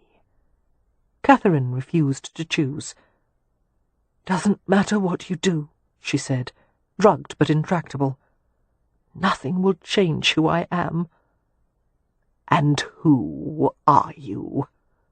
Althea's voice dripped with contempt. A decent woman. Too good for the likes of this place. Catherine's head became too heavy for her to hold up any longer. She lowered herself to the settee, resting her head on the arm. A woman who is loved. It was the worst, most hurtful answer she could have given Althea, and it was the truth. Unable to open her eyes, Catherine was aware of a bustling movement nearby, of Althea's tentacle-like grip on her face, of the leather hose from the hookah shoved between her lips. Her nose was pinched shut, and she breathed in helplessly. A flood of cool, pungent smoke entered her lungs. She coughed, and was forced to draw it in again, and then she wilted into a placid and near-insensible heap. "Take her upstairs, William," Althea said. "To her old bedroom. Later we'll move her to the brothel." "Yes, Mum." William gathered Catherine up carefully. "Mum, may I undo her wrists?" Althea shrugged. "She certainly won't go anywhere under her own power." William carried Catherine upstairs, settled her on the small, musty bed of her old room, and untied her hands. He arranged her arms with her hands touching at her middle, in the position of a body in a casket. "Sorry, miss," he murmured, looking into her half-open, unseeing eyes. "She's all I have. I has to do what she says." Chapter 30. Guy, Lord Latimer, lived in a newer section of London on the west side, with a picturesque and peaceful common, and a row of stucco-fronted houses built in a deeply wooded hollow. Leo had visited the house on more than one occasion, several years earlier. Although the street and the house were neatly kept, the place was littered with distasteful memories that would have made an East End slum look like a rectory by comparison. Dismounting from his horse before it had even halted, Leo raced up to the front door and pounded on it with his fists. All his thoughts had diverted into parallel currents, one occupied with the anguished desperation to find Catherine before harm could come to her, or, if something already had befallen her, please God no, how to make her well again. The other current was directed toward the one goal of turning Latimer into butcher's refuse. There was no sign of Harry yet. Leo was certain that he was not far behind, but Leo had no inclination to wait for him. A perturbed-looking butler opened the door, and Leo shouldered his way in. "Sir, where is your master?" Leo asked brusquely. "I beg your pardon, sir, but he is not—" The butler broke off with an astonished yelp, as Leo grabbed him by the coat and shoved him against the nearest wall. "Good God! Sir, I beg you! Tell me where he is!" The library! But he's not well!" Leo's lips curled in an evil smile. "I have just the cure for him." A footman came into the hall, and the butler began to sputter for help, but Leo had already released him. In a matter of seconds he had reached the library. It was dark and overheated, an unseasonably large fire blazing in the hearth. Latimer was slumped in a chair, his chin on his chest, a half-empty bottle in one hand. With his bloated face lit by tongues of yellow and red flame, he looked like a damned soul. His incurious gaze lifted to the harsh contours of Leo's face, and Leo saw from his difficulty in focusing that he was sow drunk. Too bloody drunk to see a hole in a ladder. It would have taken hours of steady imbibing to arrive at this state. The realization filled Leo with furious despair, because the one thing worse than finding Catherine with Latimer was not finding her there. He leaped on the bastard, clenched his hands around Latimer's thick, clammy throat, and hauled him to a standing position. The bottle dropped to the floor. Latimer's eyes bulged, and he choked and spat as he tried to pry Leo's hands free. "Where is she?" Leo demanded, giving him a hard shake. "What have you done with Catherine Marks?" He loosened his bruising grip, just enough to allow Latimer to speak. The bastard coughed and wheezed, and stared at him incredulously. "Sodding lunatic! What the bloody hell are you talking about?" "She's disappeared." "And you think I have her?" Latimer let out a disbelieving bark of laughter. "Convince me that you don't," Leo said, clenching his neck more tightly. "And I may let you live." Latimer's bloated face turned dark. "I have no use for that woman, or any other harlot, because of the stew you've put me in. You are tearing my life apart. Investigations, questions from Bow Street, allies threatening to turn on me. Do you know how many enemies you're making? Not nearly as many as you." Latimer writhed in his merciless grasp. "They want me dead, damn you!" "What a coincidence," Leo said through clenched teeth. "So do I." "What has become of you?" Latimer demanded. "She's only a woman." "If anything happens to her, I'll have nothing left to lose. And if I don't find her within the next hour, you'll pay with your life." Something in his tone caused Latimer's eyes to widen in panic. "I have nothing to do with it. Tell me, or I'll garrote you until you swell up like a toad. Ramsay!" Harry Rutledge's voice sliced through the air like a sword. "He says she's not here," Leo muttered, not taking his gaze from Latimer. A few metallic clicks, and then Harry placed the muzzle of a flintlock in the centre of Latimer's forehead. "Let go of him, Ramsay." Leo complied. Latimer made an incoherent sound in the sepulchral quiet of the room. His gaze locked with Harry's. "Remember me?" Harry asked softly. "I should have done this 8 years ago." It appeared that Harry's ice-cold eyes frightened Latimer even more than Leo's murderous ones. "Please," Latimer whispered, his mouth shaking. "Give me information about my sister's whereabouts in the next 5 seconds, or I'll put a hole in your head." 5. "I don't know anything," Latimer pleaded. 4. "I swear it on my life." Tears sprang from his eyes. 3, 2, "Please, I'll do anything." Harry hesitated, giving him an assessing stare. He read the truth in his eyes. "Damn it," he said softly, and lowered the pistol. He looked at Leo, while Latimer collapsed in a sobbing, drunken heap on the floor. "He doesn't have her." They exchanged a quick, bleak glance. It was the first time Leo had ever felt a kinship with Harry, sharing this moment of despair over the same woman. "Who else would want her?" Leo muttered. "There's no one with a connection to her past. Except the aunt." He paused. "The night of the play, Kat happened to see a man who worked at the brothel, William. She knew him as a child. The brothel is in Marylebone," Harry said abruptly, heading for the door. He motioned for Leo to follow. "Why would the aunt have taken Kat? I don't know. Perhaps she's finally gone mad."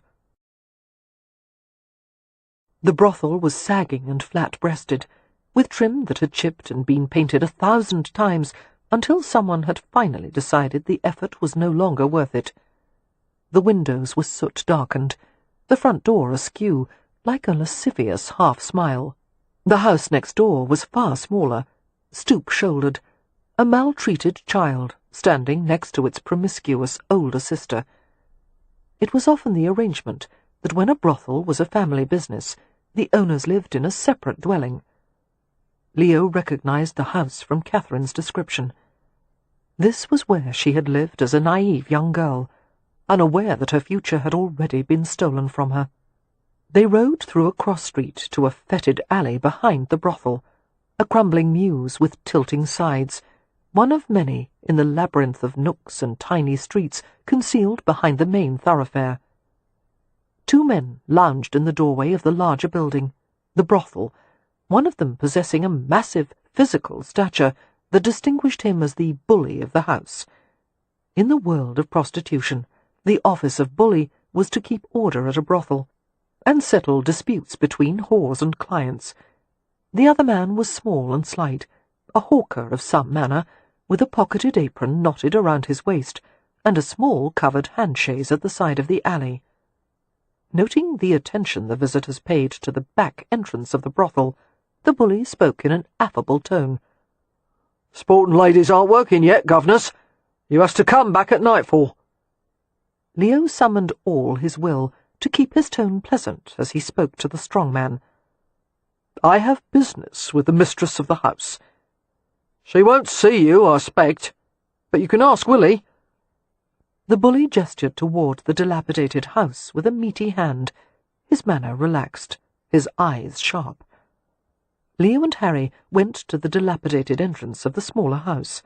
A cluster of nail-holes was all that remained of a long-gone door-knocker.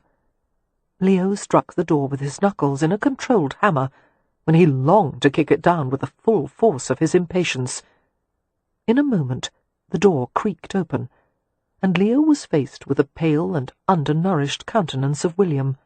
The young man's eyes dilated in alarm as he recognized Leo. Had there been any colour to his complexion, it would have leached out at once. He tried to close the door again, but Leo shouldered his way forward. Grabbing William's wrist, Leo forced it upward and surveyed the blood-stained bandage on his hand. Blood on the bed. The thought of what this man might have done to Kat ignited a rage so violent that it obliterated every other awareness. He stopped thinking altogether. A minute later, he found himself on the floor, straddling William's body and battering him mercilessly. He was dimly aware of Harry shouting his name and endeavouring to pull him off. Alerted by the fracas, the bully stormed through the doorway and launched at him. Leo flipped the heavier, larger man over his head, causing his body to slam to the floor with an impetus that shook the house to its frame. The bully lurched to his feet, and his fists, the size of Sunday roasts, whipped through the air with bone-crushing force. Leo leapt back, raising his guard, then jabbed forward with his right. The bully blocked him easily. Leo, however, did not fight according to the London prize-ring rules. He followed with a side kick to the kneecap. As the bully bent over with a grunt of pain, Leo delivered a fouette, or whip-kick, to the head. The bully toppled to the floor, right at Harry's feet. Reflecting that his brother-in-law was one of the dirtier fighters he'd ever seen, Harry gave him a short nod and headed into the empty receiving room. The house was eerily vacant, quiet except for Leo's and Harry's shouts as they searched for Catherine. The place reeked of opium smoke, the windows filmed with such thick grime that curtains were entirely unnecessary. Every room was shrouded in filth, dust upon dust, corners clotted with webs, carpets blossomed with stains, wood floors scarred and buckled. Harry saw a room upstairs where lamplight oozed into the hallway shadows, filtering through a miasma of smoke. He took the steps 2 and 3 at a time, his heart hammering. The form of an old woman was curled on the settee. The loose folds of her black dress couldn't conceal the stick-thin lines of her body, gnarled like the trunk of a crab-apple tree. She appeared only half-conscious, her bony fingers caressing the length of a leather hookah hose as if it were a pet serpent. Harry approached her, put his hand on her head, and pushed it back to view her face. "Who are you?" she croaked. The whites of her eyes were stained, as if they had been soaked in tea. Harry struggled not to recoil at the smell of her breath. "I've come for Catherine," he said. "Tell me where she is." She stared at him fixedly. "The brother." "Yes, where is she? Where are you keeping her? The brothel?" Althea let go of the leather hose and hugged herself. "My brother never came for me," she said plaintively, perspiration and tears seeping through the powder on her face, turning it into a creamy paste. "You can't have her." But her gaze chased off to the side, in the direction of the stairs leading to the 3rd floor. Galvanized, Harry rushed from the room and up the stairs. A blessed waft of cool air and a ray of natural light came from one of the 2 rooms at the top. He went inside, his gaze sweeping across the stagnant room. The bed was in disarray, and the window had been thrown open. Harry froze, sharp pain lancing through his chest. His heart had stopped with fear. "Cat!" he heard himself shout, running to the window. Gulping for air, he looked down at the street 3 stories below. But there was no broken body, no blood, nothing on the street below except rubbish and manure. At the periphery of his vision, a white flutter caught his attention, like the flapping of a bird's wings. Turning his head to the left, Harry drew in a quick breath as he saw his sister. Catherine was in a white nightgown, perched on the edge of a winged gable. She was only about 3 yards away, having crept along an incredibly narrow sill that was cantilevered over the 2nd story below. Her arms were locked around her slender knees, and she was shivering violently. The breeze played with the loose locks of her hair, glittering banners dancing against the grey sky. One puff of wind, one momentary loss of balance, would knock her off the gable. Even more alarming than Catherine's precarious perch was the vacancy of her expression. "Cat," Harry said carefully, and her face turned in his direction. She didn't seem to recognize him. "Don't move," Harry said hoarsely. "Stay still, Cat." He ducked his head inside the house long enough to shout, "Ramsay!" and then his head emerged from the window again. "Cat, don't move a muscle. Don't even blink." She didn't say a word, only sat and continued to shiver, her gaze unfocused. Leo came up behind Harry and stuck his own head out the window. Harry heard Leo's breath catch. "Sweet Mother of God!" Taking stock of the situation, Leo became very, very calm. "She's as high as a piper," he said. "This is going to be a pretty trick." Chapter 31. "I'll walk along the sill," Harry said. "I'm not afraid of heights." Leo's expression was grim. "Neither am I, but it won't hold either of us. Too much stress on the trusses. The ones above us are rotting, which means they probably all are. Is there another way to reach her? From the 3rd-story roof? That would take too long. Keep talking to her while I find some rope." Leo disappeared, while Harry hung further out the window. "Cat, it's me," he said. "It's Harry. You know me, don't you?" "Course I do." Her head dropped to her bent knees and she wobbled. "I'm so tired." "Cat, wait. This isn't the time for a nap. Lift your head and look at me." Harry continued to talk to her, encouraging her to stay still, stay awake, but she barely responded.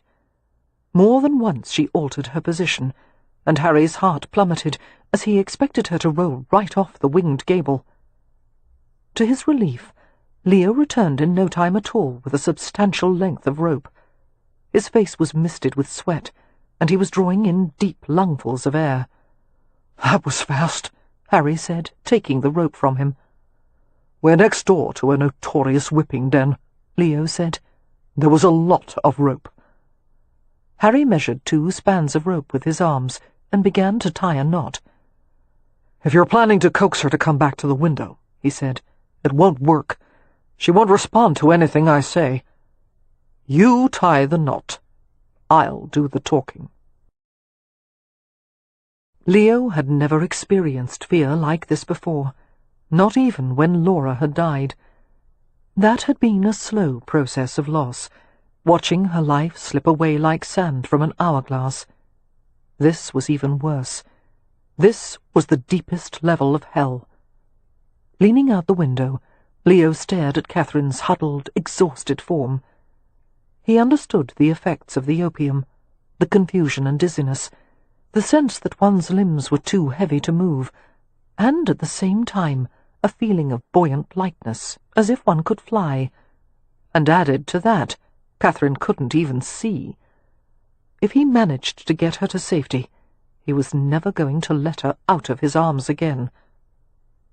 "Well, Marks," he said, in as normal a voice as he could manage, "of all the ridiculous situations you and I have found ourselves in, this one takes the biscuit."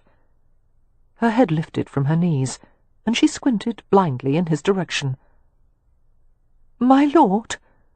"Yes, I'm going to help you. Stay still. Naturally, you would make my heroic rescue effort as difficult as possible." "I didn't plan on this." Her voice was slurred, but there was a familiar and welcome touch of indignation in it. "Was trying to get away." "I know, and in just a minute I'm going to bring you inside so that we can argue properly. For the time being—" "Don't want to." "Don't want to come in?" Leo asked, puzzled. "No, don't want to argue." She lowered her head to her knees again and gave a muffled sob.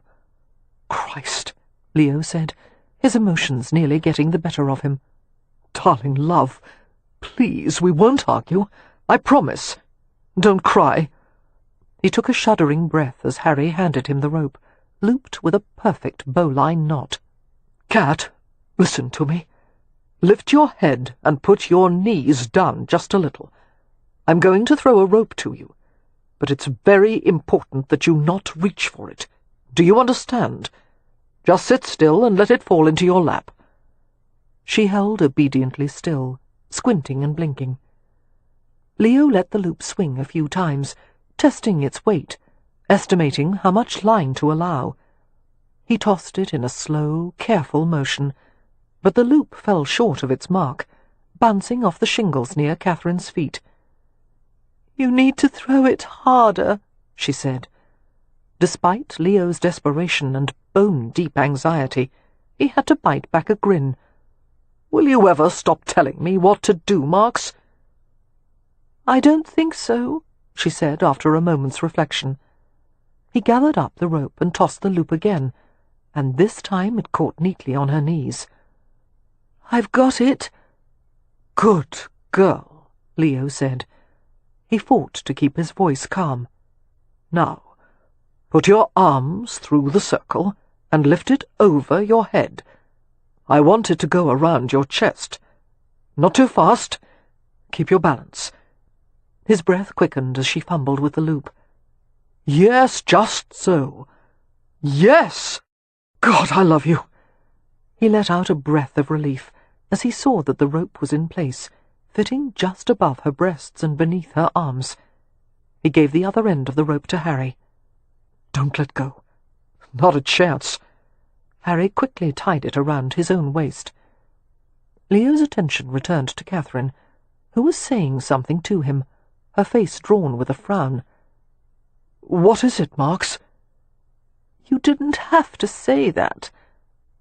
"I didn't have to say what?" "That you love me." "But I do."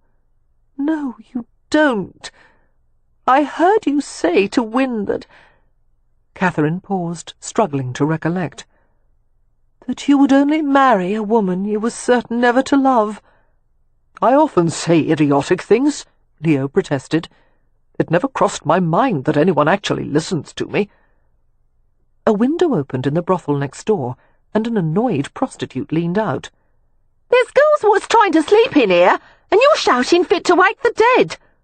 "We'll be finished soon," Leo called back to her, scowling. "Go back to bed." The prostitute continued to lean out. "What are you doing with a girl on the bleeding roof?" "None of your business," Leo said curtly. A few more windows opened, and more heads stuck out with incredulous exclamations. "Who is he?" Is she going to jump? God, what a filthy mess that would be. Catherine didn't seem to notice the audience they had attracted. Her squinting gaze fastened on Leo. "Did you mean it?" she asked.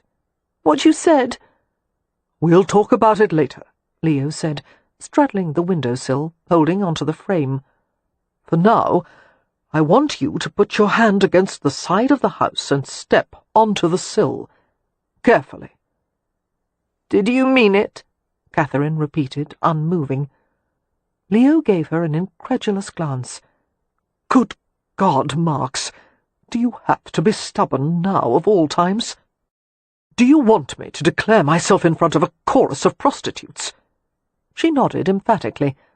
One of the whores called out, Go on and tell her, dearie. The others joined in enthusiastically. Go on, love. Let's hear it, handsome.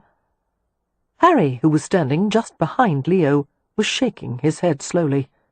"If it will get her to come in off the blasted roof, just say it, damn it!" Leo leaned farther out the window. "I love you," he said shortly. As he stared at Catherine's small, shivering figure, he felt his colour run high, and his soul open with an emotion deeper than he had ever imagined could reside in him. "I love you, Marks. My heart is completely and utterly yours. And, unfortunately for you, the rest of me comes with it." Leo paused, struggling for words, when they had always come so easily to him.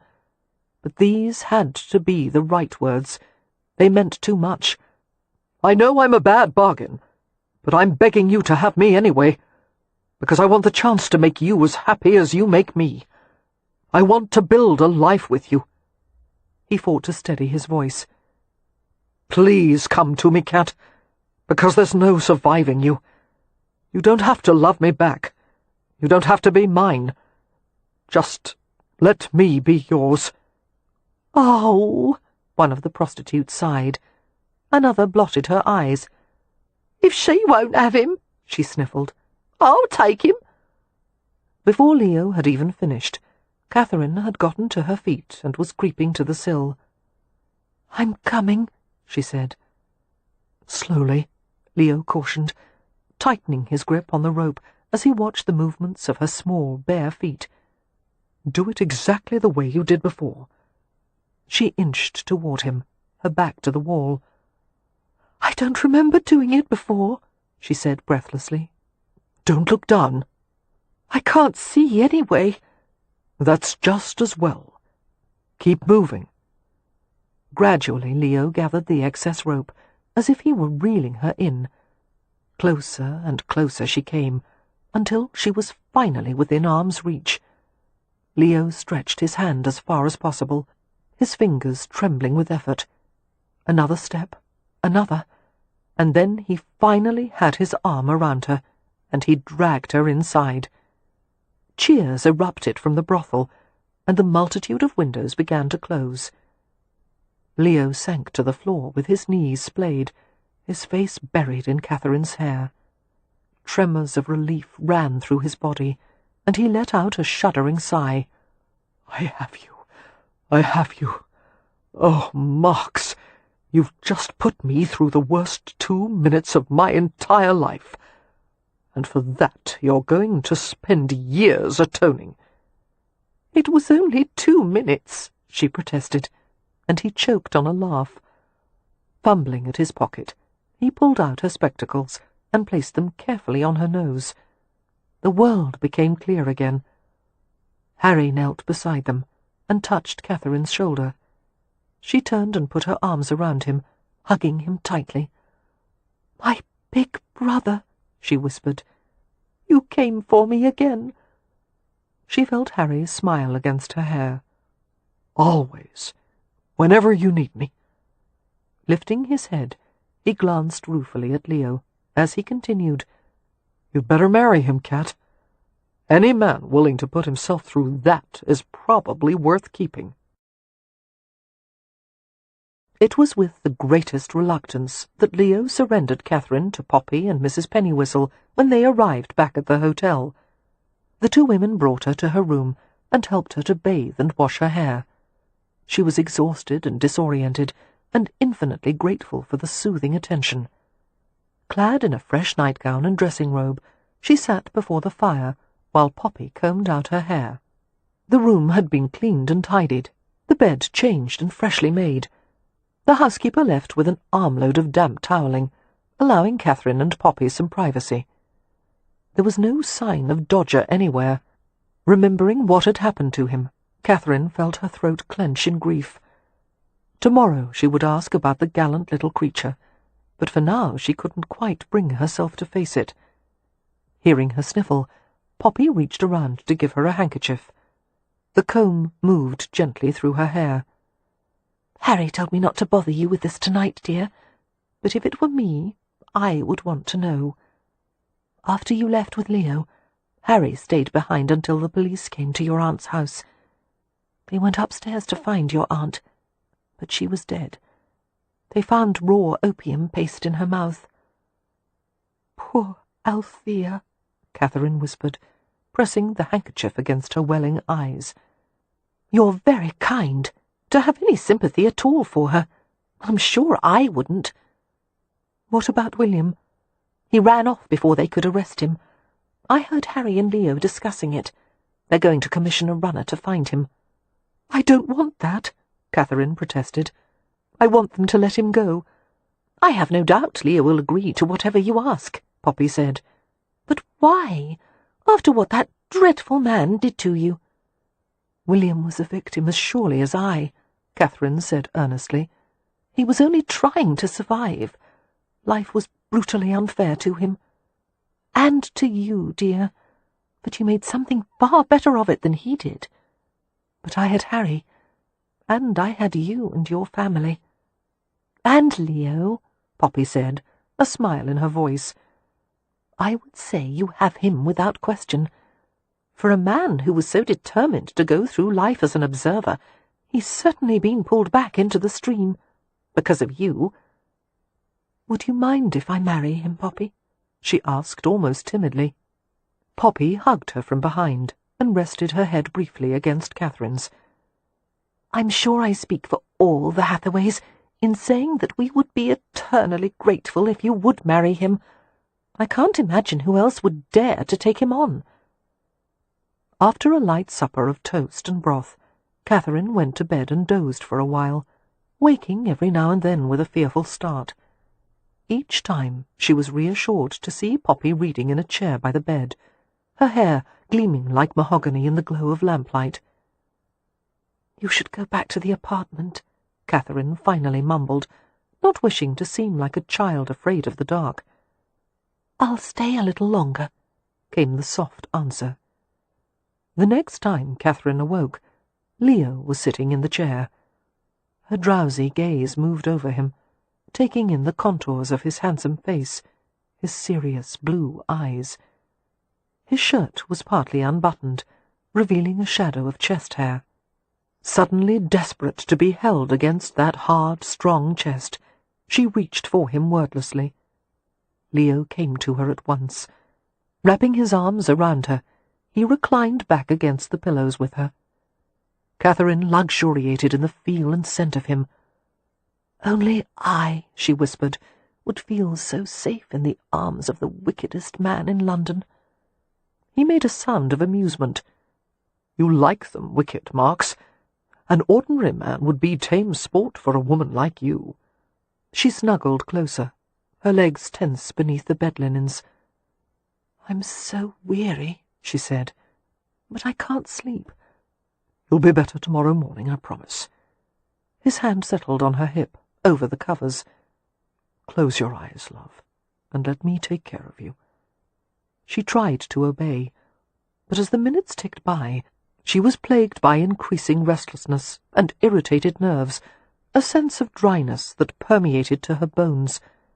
Her skin clamoured to be touched, scratched, rubbed, but even the delicate chafing of the sheets was enough to make her roar. Leo left the bed and returned with a glass of water, and she drank thirstily. Her mouth tingled agreeably from the cool wetness. Taking away the empty glass, Leo extinguished the lamp and returned to her. She flinched at the feel of his weight depressing the mattress, the disparate information of her senses distilling into one compelling need. In the darkness, Leo's mouth found hers, tender and gentle, and she couldn't prevent her own exaggerated response. His hand came to her breast, finding the tip already hard beneath the veil of muslin. "It sometimes happens with opium smoke," Leo said quietly. "Later, with habit, it decreases, but when you first try it, it can act upon you this way. As the effects leave your body, your nerves start screaming for more of it, and the result is frustration." As he spoke, his hand cupped her breast, his thumb gently circling the tight bud. She felt the sensation everywhere, streamers of fire unravelling to the pit of her belly, and along her legs and arms. She panted and squirmed, too desperate to feel embarrassed by her own muffled cries as his hand slipped beneath the covers. "Easy, love," Leo whispered, caressing the taut plane of her stomach. "Let me help you." His fingers were gentle on her swollen flesh, stroking and parting and entering, sliding easily into the moisture. She hitched upward, her body craving and willful, every movement enticing him to stroke deeper, harder. Leo bent his head and kissed her throat. The tip of his thumb rested just above the little spot that burned with white fire, manipulating delicately as his invading fingers stretched her. It sent her into spasms of near-painful release, tearing an unwilling groan from her, and she clutched the back of his shirt in her fists until she felt the fine linen begin to rip. Breathing hard, she let go of the shirt and stammered out an apology. He stripped off the ruined shirt and hushed her with his mouth. He spread his hand over her intimately, teasing her with exquisite care, while she whimpered and stiffened. Another burst of fire, a series of deep shudders, and she opened her thighs as he slid his fingers in. When the last vibrations had faded, she lay heavily in his arms and let exhaustion overtake her. In the middle of the night, Catherine pressed against him furtively, needing him again. He rose above her, murmuring that she must relax. He would help her. He would take care of her. And she sobbed openly as she felt him kiss his way down her body. He lifted her legs over his shoulders and cupped her bottom in his hands. His mouth searched gently, his tongue stroking deep into the tender chalice. He did not find a rhythm, but instead played with her, pulling softly, licking and nuzzling. The pleasure broke over her in waves, making her gasp in relief.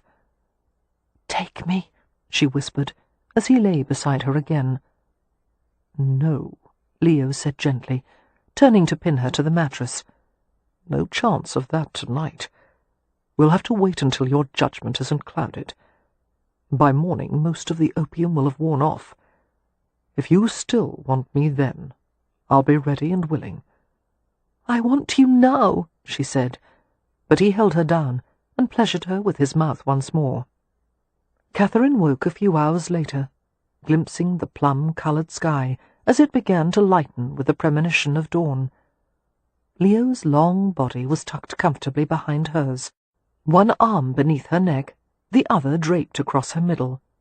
She loved the feel of him, vibrant heat and muscle, his skin like satin in some places, hair roughened in others.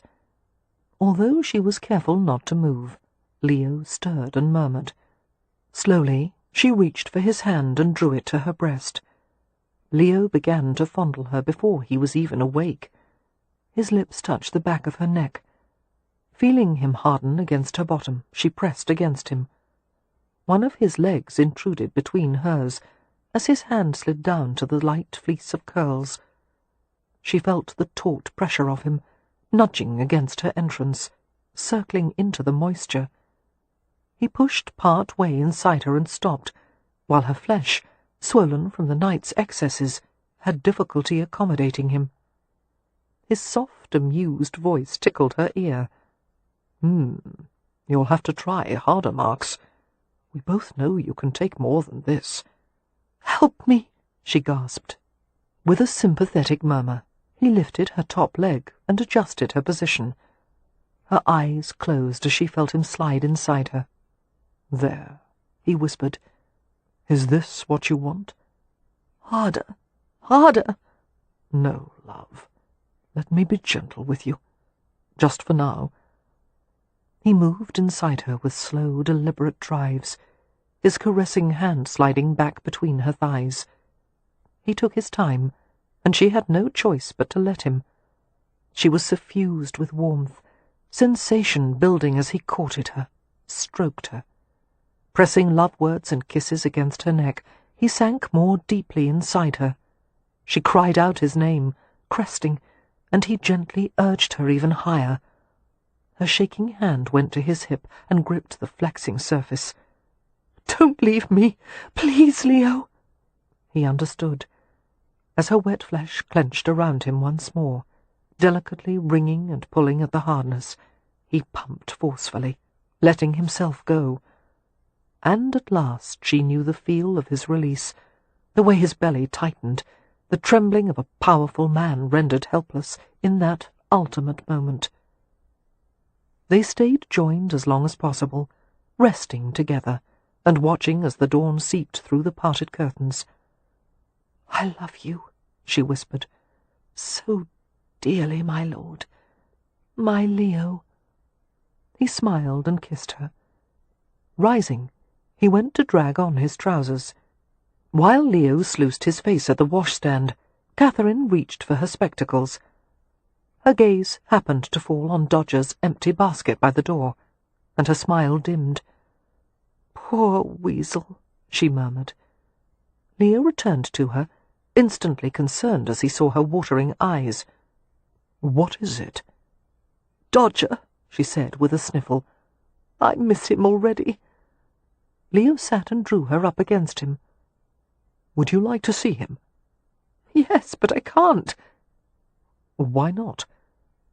Before she could answer, she saw an odd movement beneath the door, a furry, skinny body wriggling industriously beneath the ridiculously narrow space.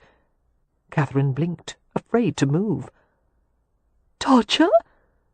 The ferret came loping toward the bed, chuckling and chirping, his eyes bright as he hurried to her. "Dodger, you're alive!"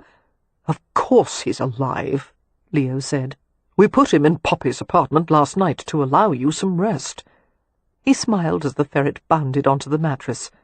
"Mischievous little beggar. How did you get all the way down here?" "He came to find me." Catherine held out her arms, and Dodger climbed up to her and snuggled against her chest. She stroked him over and over, murmuring endearments. "He tried to protect me, you know. He bit William's hand quite terribly." She nuzzled her chin against Dodger and crooned, "Good little watch ferret."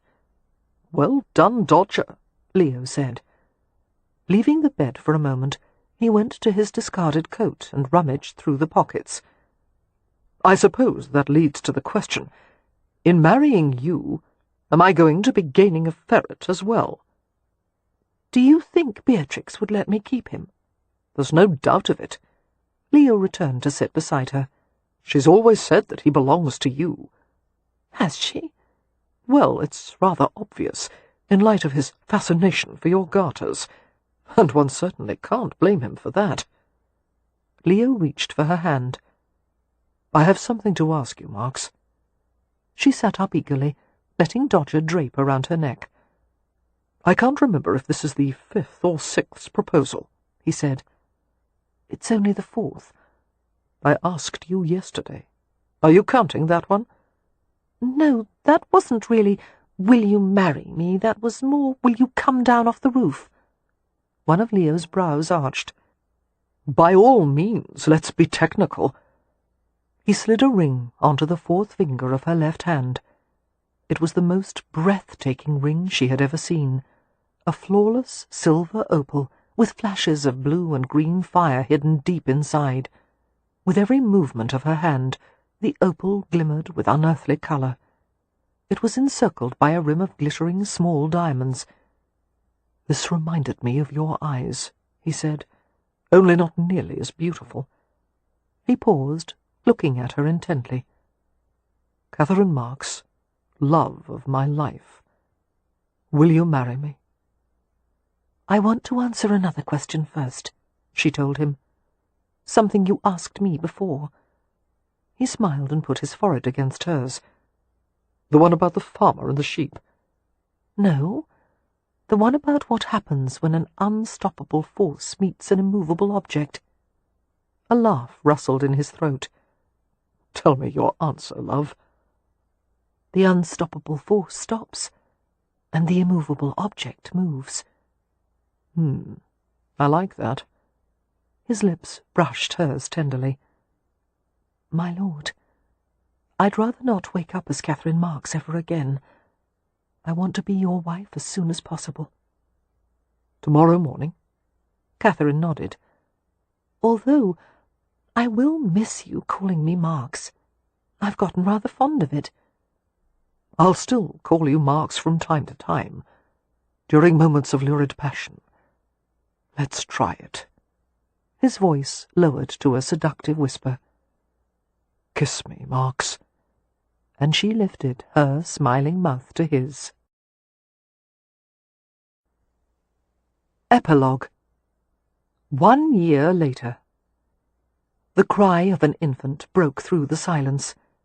Leo flinched at the sound, lifting his head. Having been banished from the bedroom where Catherine was giving birth, he had waited with the rest of the family in the parlour. Amelia had stayed with Catherine and the doctor, occasionally emerging to give a brief report to Wynne or Beatrix. Cam and Merrypen were maddeningly sanguine about the process, both having seen their own wives safely through childbirth. The Hathaway family was proving remarkably fertile. In March, Wynne had given birth to a robust boy, Jason Cole, nicknamed Jado. 2 months later, Poppy had produced a petite, red-haired daughter, Elizabeth Grace, upon whom Harry and the entire Rutledge Hotel staff doted. Now it was Catherine's turn, and while childbirth was a perfectly ordinary event for other people, it was the most nerve-wracking experience Leo had ever gone through. The sight of his wife in pain was intolerable, and yet there was nothing he could do. It didn't matter how often he was reassured that the birth was going splendidly. Endless hours of labour pains did not seem all that splendid to Leo. For 8 hours Leo had waited in the parlour with his head in his hands, brooding and quiet and inconsolable. He was afraid for Catherine, and he could hardly bear to be separated from her. As he had predicted, he loved Catherine like a madman, and as she had once claimed, she was entirely able to manage him. They were different in so many ways, and yet somehow it made them exactly right for each other. The result had been a remarkably harmonious marriage. They entertained each other with furious, funny bickering, and long, thoughtful conversations. When they were alone, they often spoke in a kind of shorthand that no one else would have been able to interpret. They were a physical pair, passionate and affectionate, playful, but the real surprise of the marriage was the kindness they showed each other. They, who had once fought so bitterly. Leo had never expected that the woman who had formerly brought out the worst in him would now bring out the best in him, and he had never dreamed that his love for her would deepen to such proportions that there was no hope of controlling or restraining it. In the face of a love this vast, a man could only surrender. If anything happened to Catherine, if something went wrong during the childbirth, Leo stood slowly, his fists clenched, as Amelia entered the parlour with a bundled-up newborn. She paused near the doorway as the family gathered around her with soft exclamations. "A perfect little girl," she said, beaming. "The doctor said her colour is excellent, and her lungs are strong." She brought the baby to Leo. He was too afraid to move. He didn't take the baby, only stared at Amelia, and asked hoarsely, "How is Marks?" She understood at once. Her tone gentled as she replied, "Absolutely fine. She's quite well, dear, and you can go up to see her now. But first say hello to your daughter." An unsteady sigh escaped Leo, and he took the baby from her gingerly. He looked down in wonder at the miniature pink face, the rosebud mouth. How light the baby was! It was difficult to believe he was holding an entire human being in his arms. "There's a great deal of Hathaway in her," Amelia said with a smile. "Well, we'll do what we can to correct that." Leo bent to kiss his daughter's tiny forehead, the wisps of dark hair tickling his lips. "Have you chosen a name?" Amelia asked. "Emmeline." "French. Very pretty." For some reason Amelia laughed quietly before asking, "What would you have named a boy?" "Edward." "After father? How lovely! And I think it suits him." "Suits who?" Leo asked, still engrossed in his daughter. Reaching up to his face, Amelia guided him to look at the doorway, where Wynne stood with another bundle, displaying it to Merrypen, Cam, and Beatrix. Leo's eyes widened. "My God! Twins?" Cam approached him with a broad grin. "He's a fine-looking boy. You've come into fatherhood with a vengeance, Frau." And, Leo, Beatrix added, you've had an heir just in time, with 1 day to spare. "In time for what?" Leo asked dazedly. Handing his daughter back to Amelia, he took his son from Wynne. Looking down at the infant's face, he fell in love for the second time in the same day. It was almost too much for his overwhelmed heart to endure. "The copyhold clause, of course," he heard Beatrix say. "The Hathaways will keep Ramsay House now." "I can't believe you would even think about that at a time like this," Leo said. "Why not?" Merrypen asked, his dark eyes twinkling. "Personally speaking, I find it a relief to know that we'll all be able to stay at Ramsay House. You're all concerned about a bloody house when I've just endured 8 hours of sheer hell." "I'm sorry, Leo," Beatrix said, trying to sound contrite. "I wasn't thinking about what you'd just been through." Leo kissed his son and handed him carefully to Wynne. "I'm going to see Marks now. It's probably been difficult for her, too." "Give her our congratulations," Cam said, a tremor of laughter in his voice. Taking the stairs 2 at a time, Leo went to the bedroom where Catherine rested.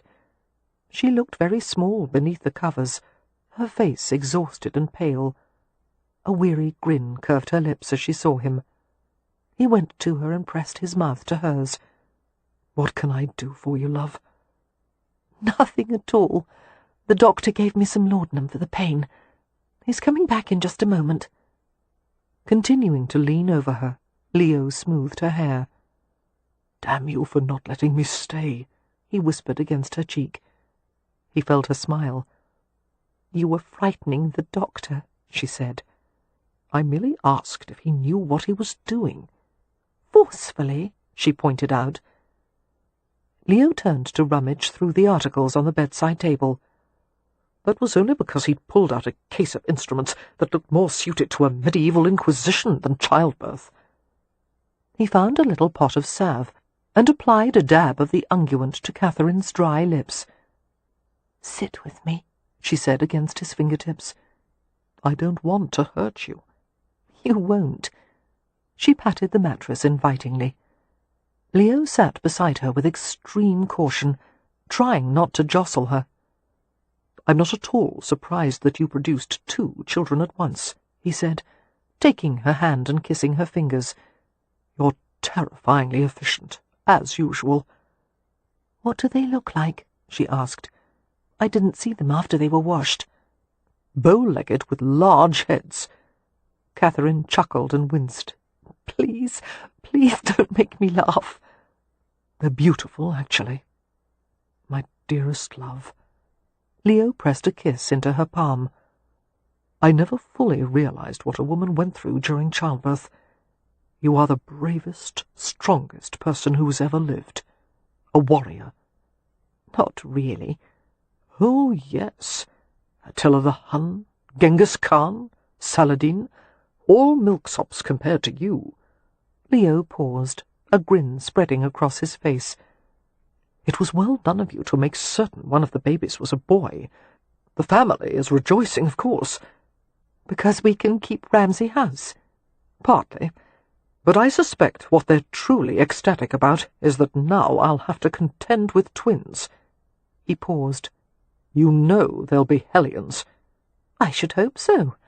They wouldn't be ours otherwise." Catherine snuggled closer, and he settled her carefully against his shoulder. "Guess what happens at midnight?" she whispered. "2 hungry infants will wake up screaming simultaneously." "Besides that—" "I have no idea." "The Ramsay curse will be broken." "You shouldn't have told me. Now I'll be terrified for the next—" Leo paused to glance at the mantel clock. 7 hours and 28 minutes. "Stay with me. I'll keep you safe." She yawned and let her head drop more heavily against him. Leo smiled and stroked her hair. "We'll both be fine, Marks. We've just begun our journey, and there's so much we have yet to do." He spoke more softly, as he heard her breathing turn even and steady. "Rest against my heart. Let me watch over your dreams. And know that tomorrow morning, and every morning after that, you'll awaken next to someone who loves you." "Dodger?" she mumbled against his chest, and he grinned. "No, your confounded ferret will have to stay in his basket. I was referring to myself." "Yes, I know." Catherine slid her hand up to his cheek. "Only you," she said. "Always you."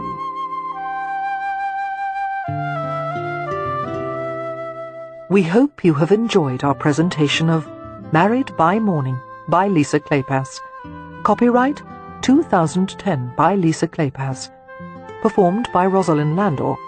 Directed by John Baker. Performance copyright 2010 by Brilliance Audio. All rights reserved. For further information concerning this program or other Brilliance Audio titles, please call the following toll-free number: 1-800-222-3225, or visit our website at www.brillianceaudio.com. No part of this recording may be played for an audience or reproduced in any form. It may not be streamed, downloaded, broadcast, or copied without written permission. Address all inquiries to Brilliance Audio, P.O. Box 887, Grand Haven, Michigan 49417.